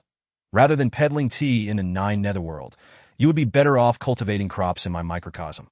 Zhang Ernyang scrutinized Jinbao, and the smile on his face instilled terror within her. Impossible, absolutely impossible. There is nothing impossible. The universe is vast and full of wonders. Do you know of the existence of the golden horned sacred beast? How could I not know of such a renowned species? Zhang Ernyang's expression suddenly shifted. She exclaimed, Your cloak? That cannot be. Your soul is clearly human. Indeed, by revealing such a secret to you, it signifies that you are currently unable to leave. Should you refuse to submit, I will have no choice but to silence you. Zhang Ernyang suddenly scoffed. With you? You may be able to suppress me, but to kill me? Humph. You likely have no understanding of the might of a cosmic ruler. If pushed to the edge, I could self-destruct and take you down with me. That a solitary leaf drifted down slowly, resembling an illusion that compelled Zhang Ernyang to wave her hand. Yet this leaf appeared to be ethereal. Gently descending in her line of sight, in an instant, Zhang Ernyang felt as though she had traversed an eternity. Jinbao snapped his fingers, and Zhang Ernyang awoke from her reverie. Outside, I may indeed be powerless against you, but within my microcosm, I am akin to a divine being. You now face 2 choices. Either await your ascension to godhood to resist me, or allow me to silence you. Zhang Ernyang swallowed hard. Tempted to curse, how could this be a choice? If silenced, there would be no opportunity to ascend to that coveted realm. Suddenly, Zhang Ernyang had an epiphany. Jinbao was enticing her with the prospect of attaining divine stature. Are you implying that if I submit, I may hope to become a god? Precisely. You are not entirely foolish. Zhang Ernyang finally relented, kneeling on one knee and speaking earnestly. Zhang Ernyang is willing to submit and humbly request the Lord's favor. Jinbao staggered. This cunning woman was clearly feigning innocence. The Pillar of Heaven watched the spectacle with delight, chuckling mischievously. Long Outyin approached and patted Zhang Ernyang on the shoulder, saying, Zhang Ernyang, you are quite wise. However, you fall short of me. After all, you were subdued, while I chose to follow Brother Jin willingly. How about this? You will accompany me from now on, and with me by your side, any past transgressions can be erased. By Huishan. After 5 days of training, Sanbao's strength has achieved a state of balance. An auxiliary mage can face off against warriors of the same level or even output-type mages, which in itself is a testament to formidable power. Yet, Jinbao remains unsatisfied. Jinbao is not merely a celestial silkworm, but also possesses a powerful soul. Is it truly appropriate to boast about oneself? Jinbao felt a wave of awkwardness wash over him. Exiting the microcosm, Jinbao emerged from his secluded haven, gazing upon the towering mountains and resolutely stepping inside. Tiantingshan, as the central region of the Nine Netherworld, boasts a vibrancy that far exceeds that of Yamen's. Even its outermost valleys, here formal villages have begun to take shape, albeit small. They thrive much like a bustling rural market. Various shops abound, and proper roads have been established, clearly paved for ease of travel. Stalls line the streets for miles, and although the Nine Netherworld is harsh in environment, the treasures of heaven and earth are abundant. Those hiding here among the powerful must not spend their days in meditation. They naturally seek treasures far and wide, hoarding both useful and useless items alike, trading the latter for the former. Thus, commerce in the Nine Netherworld operates on a barter system, devoid of currency. Jinbao arrived at a large village, where a gatehouse stood at the entrance, with the sign Tianyi Village prominently displayed. This marks the terminus of the Huangquan Avenue, beyond which lies the territory of Tiantingshan, making Tianyi Village the central hub for exchanges between the two realms. The 10 Yama kings have divided their territories into 9 sections. While personnel movement is relatively unrestricted, resources must be meticulously allocated. Treasures collected within the Tiantingshan territory must be offered as tribute to Lingxiao Palace, while resources gathered in Yamen's must be submitted to Chongqing Palace. Naturally, the Yama kings do not manage these mundane affairs personally. Dedicated attendants handle them instead. Throughout his journey, Jinbao did not gather resources. Hence he had no acquaintance with these attendants. Chapter 91. The 9 halls and 10 Yama king's child. Do not touch that. You cannot afford it. Jinbao's outstretched hand hovered in midair, and he had taken an interest in a dilapidated bronze pagoda at a stall. Yet the elderly vendor offered him such a dismissive remark that he felt belittled. I ask it because I am disguised as a monk. Surely, a state of purity implies a lack of wealth. Jinbao reached for a nearby stall, cautiously attempting to pick up a piece of meteorite iron for inspection. The stall owner not only refrained from stopping him, but enthusiastically introduced it. Mysterious meteorite, imbued with rare metals. Feel free to examine it. Young brother, if you fancy it, take whatever you like. Jinbao smiled and nodded, carefully analyzing the stone, which resembled exquisite jade, its exterior unremarkable. However, the outer layer was thick, and the fist-sized stone contained only a small kernel of metal at its center. Jinbao had never encountered such a metal before, prompting him to take a closer look. Unable to ascertain its properties immediately, he decided to trade for it and study it further later. He retrieved a black gold battle knife, the shorter variety, measuring only 1.5 feet in length, suitable for both exploration and self-defense. Sir, would this knife suffice for a trade? The stall owner, possessing a low star-level status, could only sense Jinbao's aura and could not precisely gauge his level. The owner's eyes sparkled with excitement as he nodded vigorously. Absolutely, such generosity. The owner took the short knife, lavishing Jinbao with praise. Do you have any more? If you do, I'll bundle everything up for you. Jinbao silently chuckled to himself, thinking how naive this man was to offer a pile of junk in exchange for his black gold battle knife. Yet, recalling how that old man had scorned him earlier, he felt inclined to show him a thing or two. Jinbao produced another battle knife and handed it over. The stall owner eagerly accepted it, rolling up the tattered mat on the ground and handing it to Jinbao. Wishing you wealth. Jinbao accepted the mat and tucked it away, pondering how pitiful these people were. Here was a full-fledged low-star-level powerhouse reduced to such circumstances. The street vendor departed with a satisfied demeanor, and Jinbao nonchalantly took his place, casually inserting several long knives into the ground, unexpectedly embarking on a business venture. Soon a number of formidable individuals gathered around him. Among them was a stout, short warrior with a pig-like nose clad in metallic armor, who inquired, Master, are these all black gold battle knives? Jinbao nodded in affirmation. The black gold battle knives were highly sought after in the black market, making them perfectly suited for trade in the Nine Nether realm. How shall we conduct the transaction? In currency or through barter? Either method is acceptable. It is up to you. Currency is not very practical in the Nine Nether. Let us proceed with barter, then. What do you require, Master? Primarily, sacred relics of the Buddhist sect, rare metals, and any other valuable treasures will suffice. Jinbao paused, infusing his words with an air of mystery.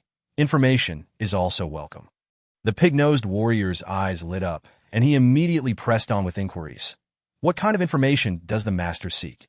Jinbao pulled out a portrait and casually remarked, "If you possess any intelligence regarding this woman, I shall grant you a top-quality black gold battle knife." To Jinbao's astonishment, the pig-nosed warrior recoiled at the sight of Huang Ying's image, akin to encountering a plague, and promptly fled.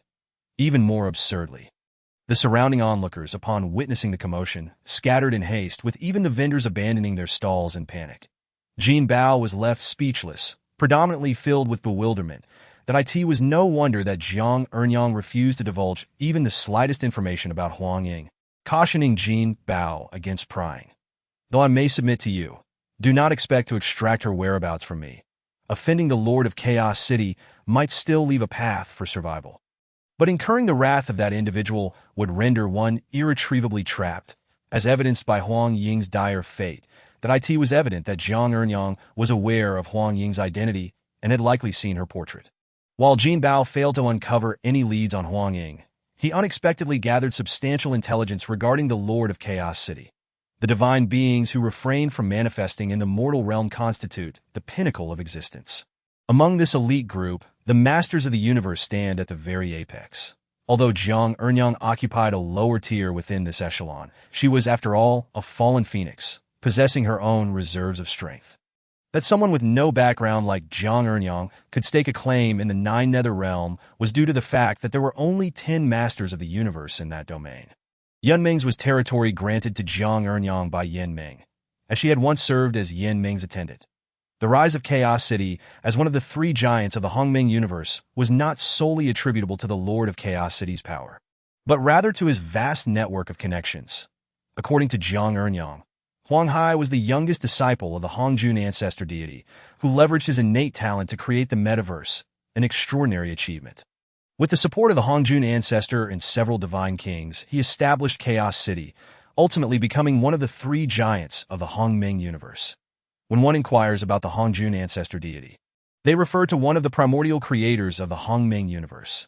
Huang Hai's elder brother is the creator god Pangu of the galaxy multiverse, while his second brother is the creator god Panlong of the Dragon Empire. His third sister is the divine King Panyu of the Heavenly Maiden Kingdom. If Chaos City is considered one of the 3 giants of the Hongming universe, then the Galaxy Realm, Dragon Realm, and Heavenly Maiden Realm stand as the 3 major powers among the 30,000 worlds under Chaos City's dominion. The formidable individuals congregated in the Nine Nether Realm are not solely natives of the galaxy, but also include numerous powerful beings from other worlds. Thus, the intelligence available in the Nine Nether Realm is, to some extent, richer than that of the Galaxy Federation's information network, when it comes to information regarding divine beings. Even the Galaxy Federation possesses limited data, as the entirety of the 10,000 Realms Alliance is founded upon the mundane fabric of the mortal realm. The so-called Forbidden Zones are the domains of the divine, representing the true core of the Galaxy Realm, in terms of mundane affairs. The influence of Chaos City is sufficient to instill fear across myriad worlds. To put it plainly, the Lord of Chaos City, Huang Hai, is merely a spokesperson for Chaos City before mortals, and even the Lord himself rarely manifests. Otherwise, he would not be so indifferent to the significant matter of his daughter's disappearance, leaving it entirely in the hands of a battle servant. The truly terrifying entities are those divine beings who lurk in the shadows. Ultimately, Jiang Ernyang revealed to Jinbao a monumental secret. Huang Hai had no opportunity to ascend to divinity within this epoch, as he had fused his primordial spirit with the metaverse.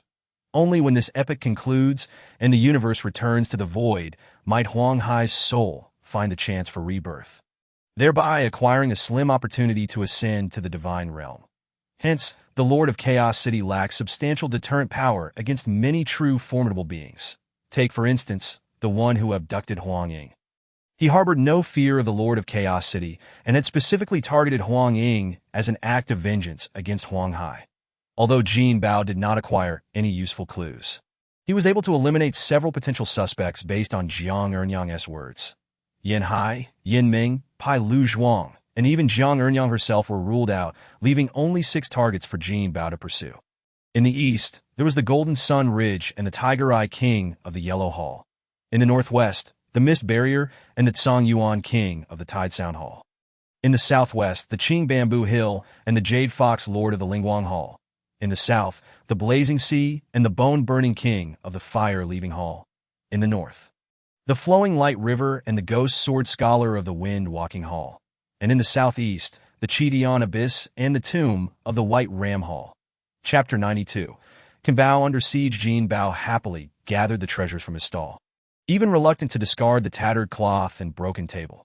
Remarkably, some of these bandits did not even possess storage chips, which was absurdly impoverished. From Jiang Ernyang, Jinbao gleaned some understanding of why these individuals fled in terror upon seeing Huang Ying. As it was an unavoidable circumstance, offending the Silver Defense Constitution might still entail a trial, but crossing those underworld lords guaranteed a death sentence.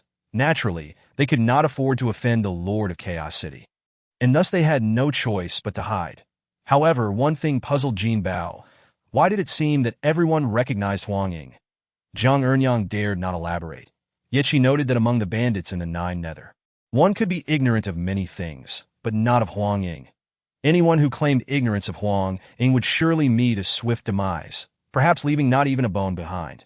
Despite Jiang Ernyang's enigmatic claims, Jinbao was not intimidated that if those underworld lords acted without restraint, the Silver Defense would undoubtedly intervene. The Lord of Chaos City may not wish to provoke a large-scale conflict for personal matters, but the Silver Defense would not shy away from matters of justice. Remarkably, among the wares at his stall, there were indeed valuable items. After scanning with the Celestial Pillar, all valuable items were stored away. However, Jinbao chose to keep the treasured pagoda for himself. Intending to study it in detail when time permitted, he altered his course towards the eastern Golden Sun Ridge, taking his time as he traveled, hoping to encounter a few individuals to gather intelligence. Alas, things did not unfold as he had hoped. As soon as Jinbao produced Huang Ying's portrait, those bandits fled as though they had seen a ghost. Suddenly, Jinbao sensed a disturbance near Jinbao's location, seeking a concealed spot to hide. Jin Jiao, in his true form, employed spatial shifting to arrive at Jinbao's side. 3 black hole-level insects were attacking Jinbao. A spear bug, a stink bug, and an electric bug. The spear bug and stink bug were both first-tier black hole beings, while the electric bug had already attained second-tier strength. These 3 insects ambushed Jinbao, employing deceitful tactics that showcased the cunning and treachery of their kind. Caught off guard, Jinbao was swiftly overwhelmed. Subsequently, the 3 insects began to fight amongst themselves for Jinbao's core. When Jin Jiao arrived, the 3 insects were fiercely engaged in battle, their previous camaraderie forgotten. Each strike aimed to kill as Jinbao had anticipated. With the clone serving as a coordinate, Jin Jiao's spatial shifting allowed him to arrive with pinpoint accuracy. Jinbao's cellular molecules began to reassemble, while Jin Jiao's skin morphed into a menacing battle armor, complete with wings. Grasping a black gold spear, Jinbao soared into the sky, executing the Phoenix flight spear technique. With a single strike, she unleashed a sweeping assault, the golden spear hurtling directly towards the electric bug. The 3 insects possessed both humanoid and insectoid forms.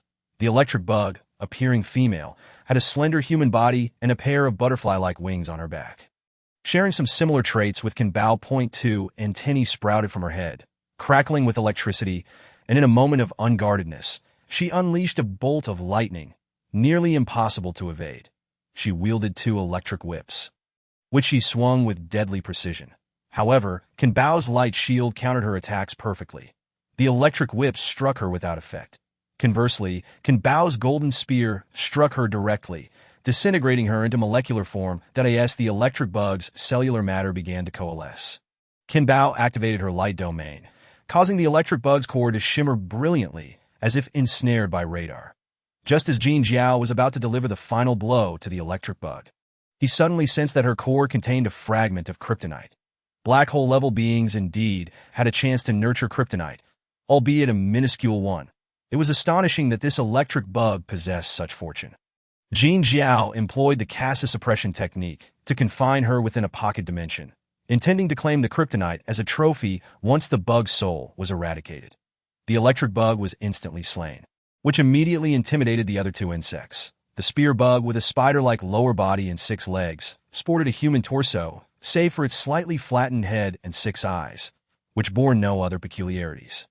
Lacking hands, its arms were transformed into long spears, allowing it to flee at incredible speed, covering over 3 miles in an instant.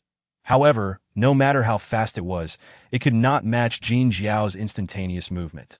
In the blink of an eye, Jin Jiao accurately blocked its path. The spear was flung out, and the spear bug, caught unawares, collided with it and was impaled through the heart.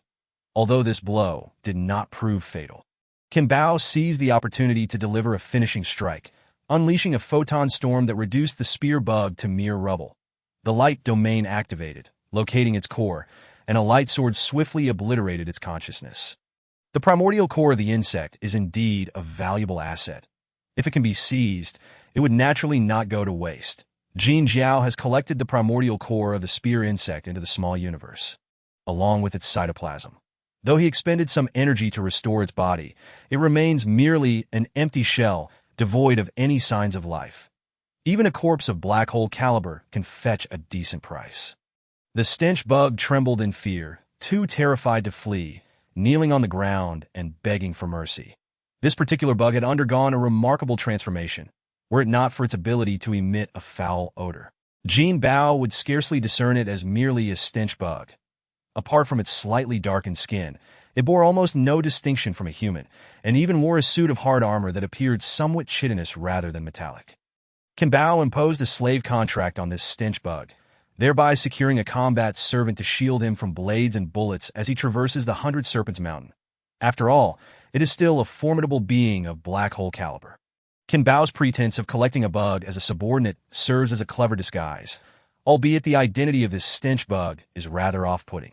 Fortunately, Jin Jiao's true form primarily accompanies Jinbao, with the golden domain of Jinbao's avatar complementing the main form to unleash their utmost combat potential. In the hall of Xionghuang, the Tiger-Eyed King was listening to his subordinate's reports that my lord, that monk has suddenly appeared, inquiring about that individual, causing widespread panic in Juyo, with everyone avoiding him. The Tiger-Eyed King, tall and robust, with a round face and fierce tiger-like eyes, chuckled coldly. It is quite possible that he has been sent by the Yellow Sea. What monk? I suspect he is merely here to stir up trouble that my lord. Should we intercept him to prevent his arrival at our Jinyang Ridge? No need. That individual and the Yellow Sea are not to be trifled with. There is no reason to invite unnecessary conflict. Since he is masquerading as a monk, let him stir up his own chaos, that if we cannot confront him, surely we can avoid him. As Jinbao entered Jinyang Ridge, a pitch-black tiger suddenly leapt out, roaring fiercely, the character for king on its forehead glowing faintly, its entire body covered in a coat of white fur, save for the emblem. Jinbao swiftly dodged, keenly sensing that this tiger possessed the strength of a dwarf star level. This was no trivial matter. Back on Blue Star, beasts of king level that had yet to reach planetary status could already shatter mountains and split stones. Dwarf star level creatures were expected to possess considerable intelligence and even the ability to transform into human form. However, this black tiger seemed devoid of a soul, its eyes vacant and devoid of light, attacking intruders purely by instinct. Jinbao found no reason to bully a dwarf star creature, but he was not one to be overly courteous, casually tossing it into the celestial star for safekeeping. Chapter 93. The tiger-eyed King Jinbao meandered through Jinyang Ridge aimlessly, selectively gathering numerous metallic ores. The powerful being seemed to evade him like a plague. Having traveled over 100 miles without encountering a single soul, arriving at the foot of a hill, he noticed some luminous trees growing atop it. The Geo realm was not entirely barren of flora, albeit exceedingly rare. Intrigued, Jinbao dashed up the hill, and upon closer inspection, realized these were not trees at all, but rather coral-like stone formations. The glowing objects were pebbles, and Jinbao's eyes lit up. They turned out to be the essence of the moon. This was a vital resource for dwarf star-level beings to ascend, and it was astonishing that Jinyang Ridge harbored such a mine. Suddenly, a thought struck him that if they were attempting to avoid him, he would harvest their resources and see if they dared to show themselves. With this in mind, Jinbao immediately set to work, collecting the moon essences into his small world. After gathering about 10, the owner of the mountain could no longer restrain himself and appeared. "Little master, this is excessive, isn't it?" Jinbao looked up to see a bald, muscular man, his forehead so shiny it gleamed.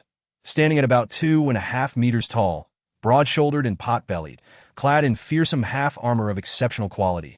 Are you the tiger-eyed king? Indeed. Then I must request that you release our Buddhist Avalokiteshvara. Jinbao's nonsensical remark left the tiger-eyed king bewildered. What do you mean, little master? You are a formidable being.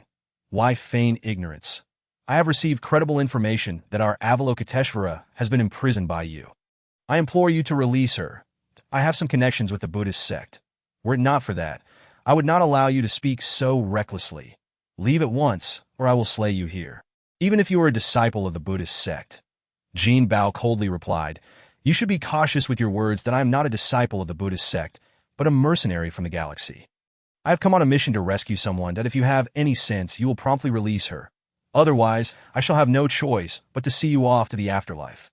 Calling himself a monk while denying being a disciple of the Buddhist sect infuriated the tiger-eyed king. Yet, Jinbao's unwavering tone left him uncertain. Who would believe that a mere black hole-level mercenary would dare to rampage in Juyo? The tiger-eyed king, suppressing his anger, continued to probe that I am aware that Avalokiteshvara is a divine being. How could a mere ruler like myself possess the capability to capture a deity? Furthermore, the tiger-eyed king paused, gauging Jinbao's demeanor before continuing. Moreover, as far as I know, the Buddhist sect has Kanaras and Manjushri. There has never been an Avalokiteshvara.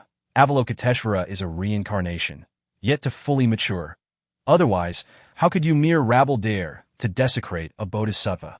Not even hell would accommodate you. The tiger-eyed king finally exploded, suddenly extending his hand to grasp Jinbao, indignantly cursing, you are the rabble. You are the trash. I will annihilate you. Jinbao chuckled coldly, his body vanishing in an instant, reappearing 3 miles away. The skin of Jin Jiao transformed into battle armor, instantly amplifying his might. Extending his right hand, a dragon spear materialized, while his left hand summoned a shield that hovered behind him. The tiger-eyed king, adhering to some martial ethics, waited until Jin Jiao was fully equipped before launching his attack. A streak of light whistling toward him. Unbeknownst to him, the individual within the battle armor was no longer Jinbao, but Long Outyin, that he raised his spear, and the golden dragon surged forth, within 3 exchanges illuminating the sky with a plethora of starlight, rendering them indistinguishable in the radiant spectacle that in the small world. Jinbao activated a dimensional projection to observe the clash between Long Outyin and the tiger-eyed king. Suddenly, Long Outyin was struck back by a powerful blow, and Jinbao felt a tightness in his chest. The tiger-eyed king's strength was formidable. Without the support of the small universe, even with Jin Jiao's skin as assistance, he was no match for the tiger-eyed king. Jiang Ernyang casually reminded, the tiger-eyed king ranks 5th among the 10 Yama kings. He is not to be trifled with. Observing carefully, Jinbao noticed that Jiang Ernyang exhibited no trepidation toward the tiger-eyed king. Suspecting that he was not the one responsible for imprisoning Huang Ying, Jinbao summoned dimensional gold and infused it into Jiang Ernyang, transforming her into a radiant armored warrior. Then I shall trouble you, Senior Jiang, to provide assistance. Without waiting for a response, Jinbao released Jiang Ernyang. Feeling the overwhelming power of the dimensional gold, Jiang Ernyang became invigorated, casually unleashing a torrent of starlight toward the tiger-eyed king. The tiger-eyed king stared wide-eyed, incensed. Jiang Ernyang, how dare you? Jiang Ernyang was taken aback. Realizing he recognized her, that in the small world, Jinbao felt utterly exasperated.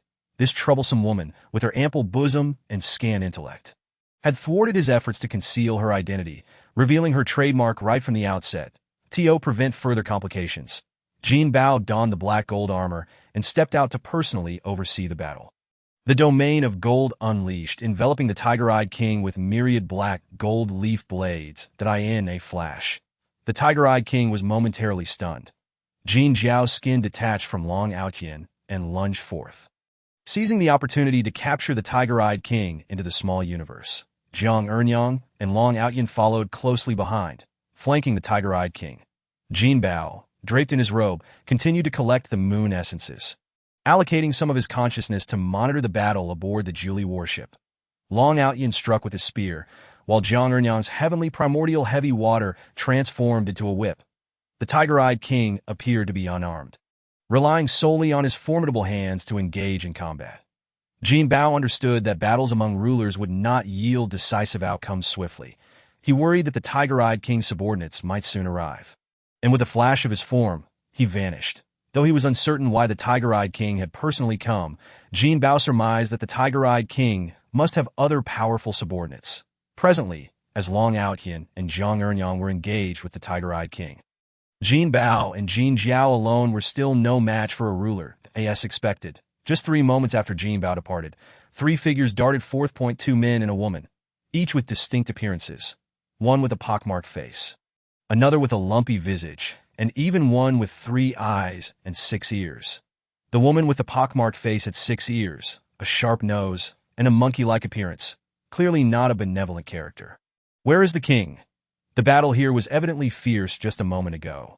The burly man with a lumpy face shook his head, utterly perplexed at a tall, slender figure with 3 eyes opened his celestial eye, projecting a radiant image that a scene gradually unfolded, as if time were reversing, showcasing the events that had transpired not long ago. As the light dissipated, the 3-eyed figure solemnly stated, it was Zhang Ernyang. She conspired with an outsider to betray the king.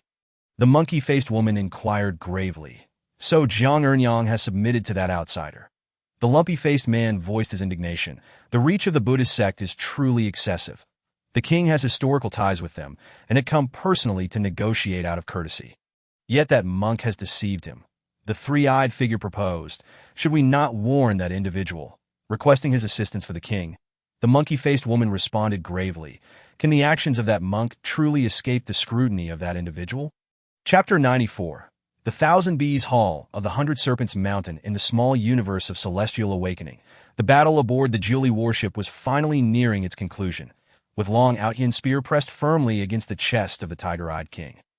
Zhang Ernyang's Tianyuan Chongshui transformed into a soft mass, ensnaring the neck of the tiger-eyed king. At just the right moment, Jinbao appeared, earnestly persuading him to surrender. As the saying goes, those who understand the times are the true heroes. I presume you hide in the depths of the 9 nether not for its breathtaking scenery. Am I correct?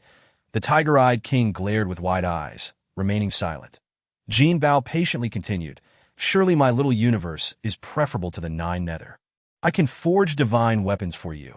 Aligning with me would not be a loss. Yet, the tiger-eyed king still stared in silence. Jinbao, with a cheerful demeanor, added, I know you are concerned about your reputation. You needn't voice it, just ponder it quietly.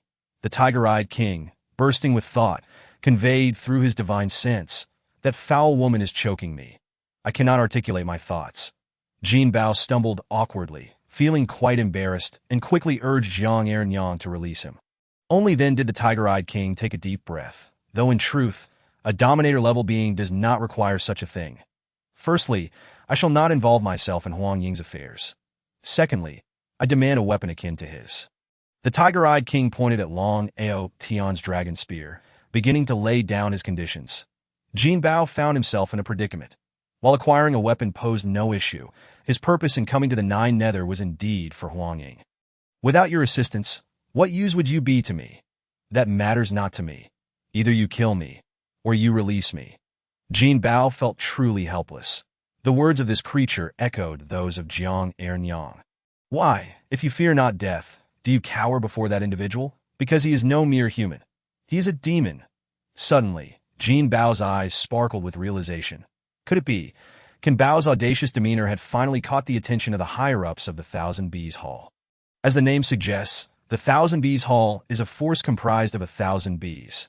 The Bee King, Pai Lu Zhuang, is a senior elder of the insect clan, his true form being a scorpion-tailed hornet.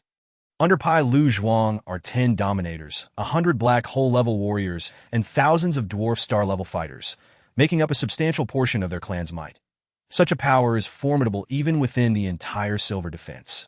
It is no exaggeration to claim that the Thousand Bees Hall serves as the second stronghold of the insect clan within the Silver Defense. That, of course, great power comes with many constraints. A single thread pulled can affect the whole tapestry, and the larger the force, the more careful they must act. Especially for the insect clan, a misstep could lead to utter devastation. The Thousand Bees Hall's tasks within the galaxy include nurturing elites for the Shadow Army and providing sanctuary. Recently, The Shadow Army that was eradicated by the Silver Defense did not meet total annihilation. Many elite members fled to the Thousand Bees Hull. Point 1 could even observe colossal insect warships within Baishui Mountain. Due to the restrictions of the Silver Defense Treaty, the dominators of the Thousand Peaks Hull rarely emerge, primarily selecting and training elites. Consequently, Jinbao's arrival garnered the attention of the higher-ups. A tall, slender woman blocked Jinbao's path, and sensing her formidable aura, Jin Jiao was ready to assist. Yet, the woman did not make a move. Instead, she spoke, "I am Lei Li, the 10th elder of the Thousand Bees Hall. The sacred worm of heaven. What is your name?" "I am Jinbao." Lei Li inquired further, "Are you a warrior of the Shadow Army?" "Yes, my leader is Yu Hua." Upon hearing the name Yu Hua, Lei Li's expression grew solemn, and Jin Jiao, who was ready to intervene, restrained himself. However, Jinbao's main consciousness shifted to Jinbao. It was evident from Lei Li's demeanor that there existed a profound connection between these two insects. "Is Yu Hua still alive?" "Yes, he was rescued by Jiuxing, leaving us cannon fodder to fend for ourselves." Jinbao's tone carried a deep sense of lament.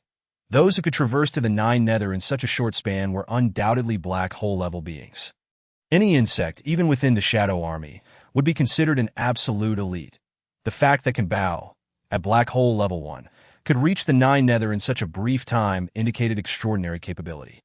Lei Li then asked, "How did you find your way here?" Before my leader departed, he provided us with spatial coordinates, stating that our survival hinged upon our own fortune. "It seems your fortune is considerable. Henceforth, accompany me, and I shall nurture you well." Jinbao did not respond directly, merely following closely behind Lei Li. "Are you aware that a human has recently arrived in the Nine Nether?" "Yes, I stealthily followed them. Otherwise, I truly wouldn't have been able to escape." Lei Li's interest piqued. She casually asked, "How did you manage to conceal your identity from them?" Lei Li nodded in agreement. "Indeed, your leader speaks true. The sacred worm of heaven finds it challenging to thrive within human society. Only on our insect clan's territory can one develop boundlessly. Elder, how should I address you? If you do not mind, you may call me Master, Master." Initially, Jinbao had not contemplated becoming an undercover agent. His intention was to have Jinbao serve as a bodyguard for a potential spouse. However, with such an opportunity now presenting itself, he naturally wished to explore it. Baishui Mountain boasts over 100 towering peaks, each resembling a giant python coiled. Within these mountains lie thousands of palatial structures, exuding grandeur. Yet, these so-called palaces are surprisingly rudimentary. As one of the 10 elders, Lei Li's palace is already considered superior. Yet it resembles a dilapidated stone tower. This stone tower, standing 100 meters tall, consists of only 10 tiers, surrounded by smaller towers of various shapes. Obelisks, conical towers, pyramids, square columns, hexagonal towers, and more, diverse in style, yet crude in presentation. These towers belong to Lei Li's disciples. The main tower houses her 8 chief disciples, and upon Jinbao's entry, he conveniently filled the last remaining position. Lei Li led Jinbao to the 9th level. "You will be my closing disciple. From now on, this cave will belong to you." Jinbao bowed in gratitude.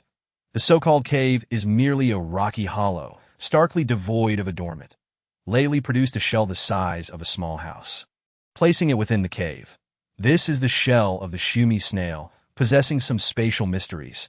It can serve as a house or storage. Consider this a welcoming gift from your master. "Thank you, Master."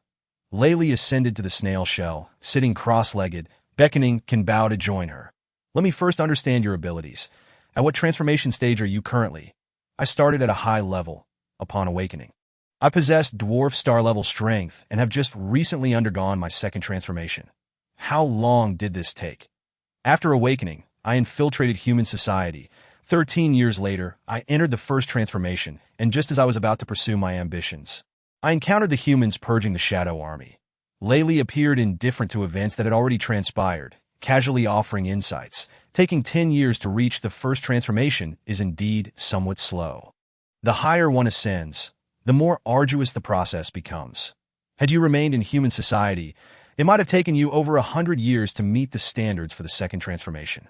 Now, with my guidance, this process can at least be halved. Chapter 95. Jinbao's upgrade. Having recognized Lei Li, the 10th elder of the Thousand Bees Hall, As his master, Jinbao officially integrated into the insect clan society. Joining 9 fellow disciples, Lei Li, intent on educating Jinbao, first sought to comprehend his abilities. Jinbao presented a half-truthful account. My first transformation's innate skill is heaven's gift, a skill quite extraordinary to infiltrate human society. I fundamentally altered my soul, only to be forced to retreat due to unforeseen circumstances. Jinbao nodded. The disciple will adhere to the master's arrangements that I have observed your combat process. Did you acquire the skills you employ in human society? Jinbao's heart skipped a beat. Jin Jiao's distinctive skin made it unlikely that Lei Li had not discerned the truth. Moreover, the golden spear was within the small universe and could only be accessed through Jin Jiao. Presently, without Jin Jiao by his side, Jinbao was utterly destitute. Faced with the situation, Jinbao could only fabricate a response that I learned some martial arts and combat techniques in human society, when exercised. They do indeed surpass our insect clan's combat skills to some extent. Lei Li earnestly inquired, do you think these combat techniques could be promoted within our insect clan? I have no objections. But I fear that other compatriots might dismiss them, feeling themselves above such practices. Frankly, after years in human society, I have gathered various martial arts and combat techniques. Even Yu Hua, our revered leader, attempted to promote them. Yet they largely fell flat. To be honest, these martial arts are merely trivial skills for me and do not significantly enhance my inherent abilities. So you awaken an innate skill after your first transformation? Jinbao affirmed. Indeed, upon advancing to black hole level, I awakened a new innate skill called Heaven's Sign. It is a photon-type skill possessing both offensive and defensive capabilities, but primarily leaning towards supportive abilities, with notable healing and enhancement effects. Oh, Lei Li's interest was piqued. Her gaze sharpened, demonstrated for me. Jinbao conjured a burst of white light that bathed Lei Li. Moments later, he withdrew his power. Lei Li nodded in admiration. This is indeed quite practical. Our insect clan is innately combative, yet those with supportive abilities are exceedingly rare. You must refine this skill diligently. Jinbao nodded, responding respectfully. Lei Li continued, our insect clan has always relied on innate talents for combat. Since your primary ability is supportive, I cannot provide much guidance. However, I can offer insights into your cultivation, helping you avoid detours and shorten your training time. Thank you, Master. While speaking, Lei Li produced a crystal vial containing a substance resembling honey. Jinbao felt an immense sense of satisfaction. Truly, one's desires manifest precisely as one envisions, that he composed himself, suppressing his excitement as he accepted the crystal vial with a respectful expression of gratitude. You may proceed with your cultivation. Should any issues arise, do not hesitate to seek me out, Lei Li proclaimed, and with a swift motion, he unleashed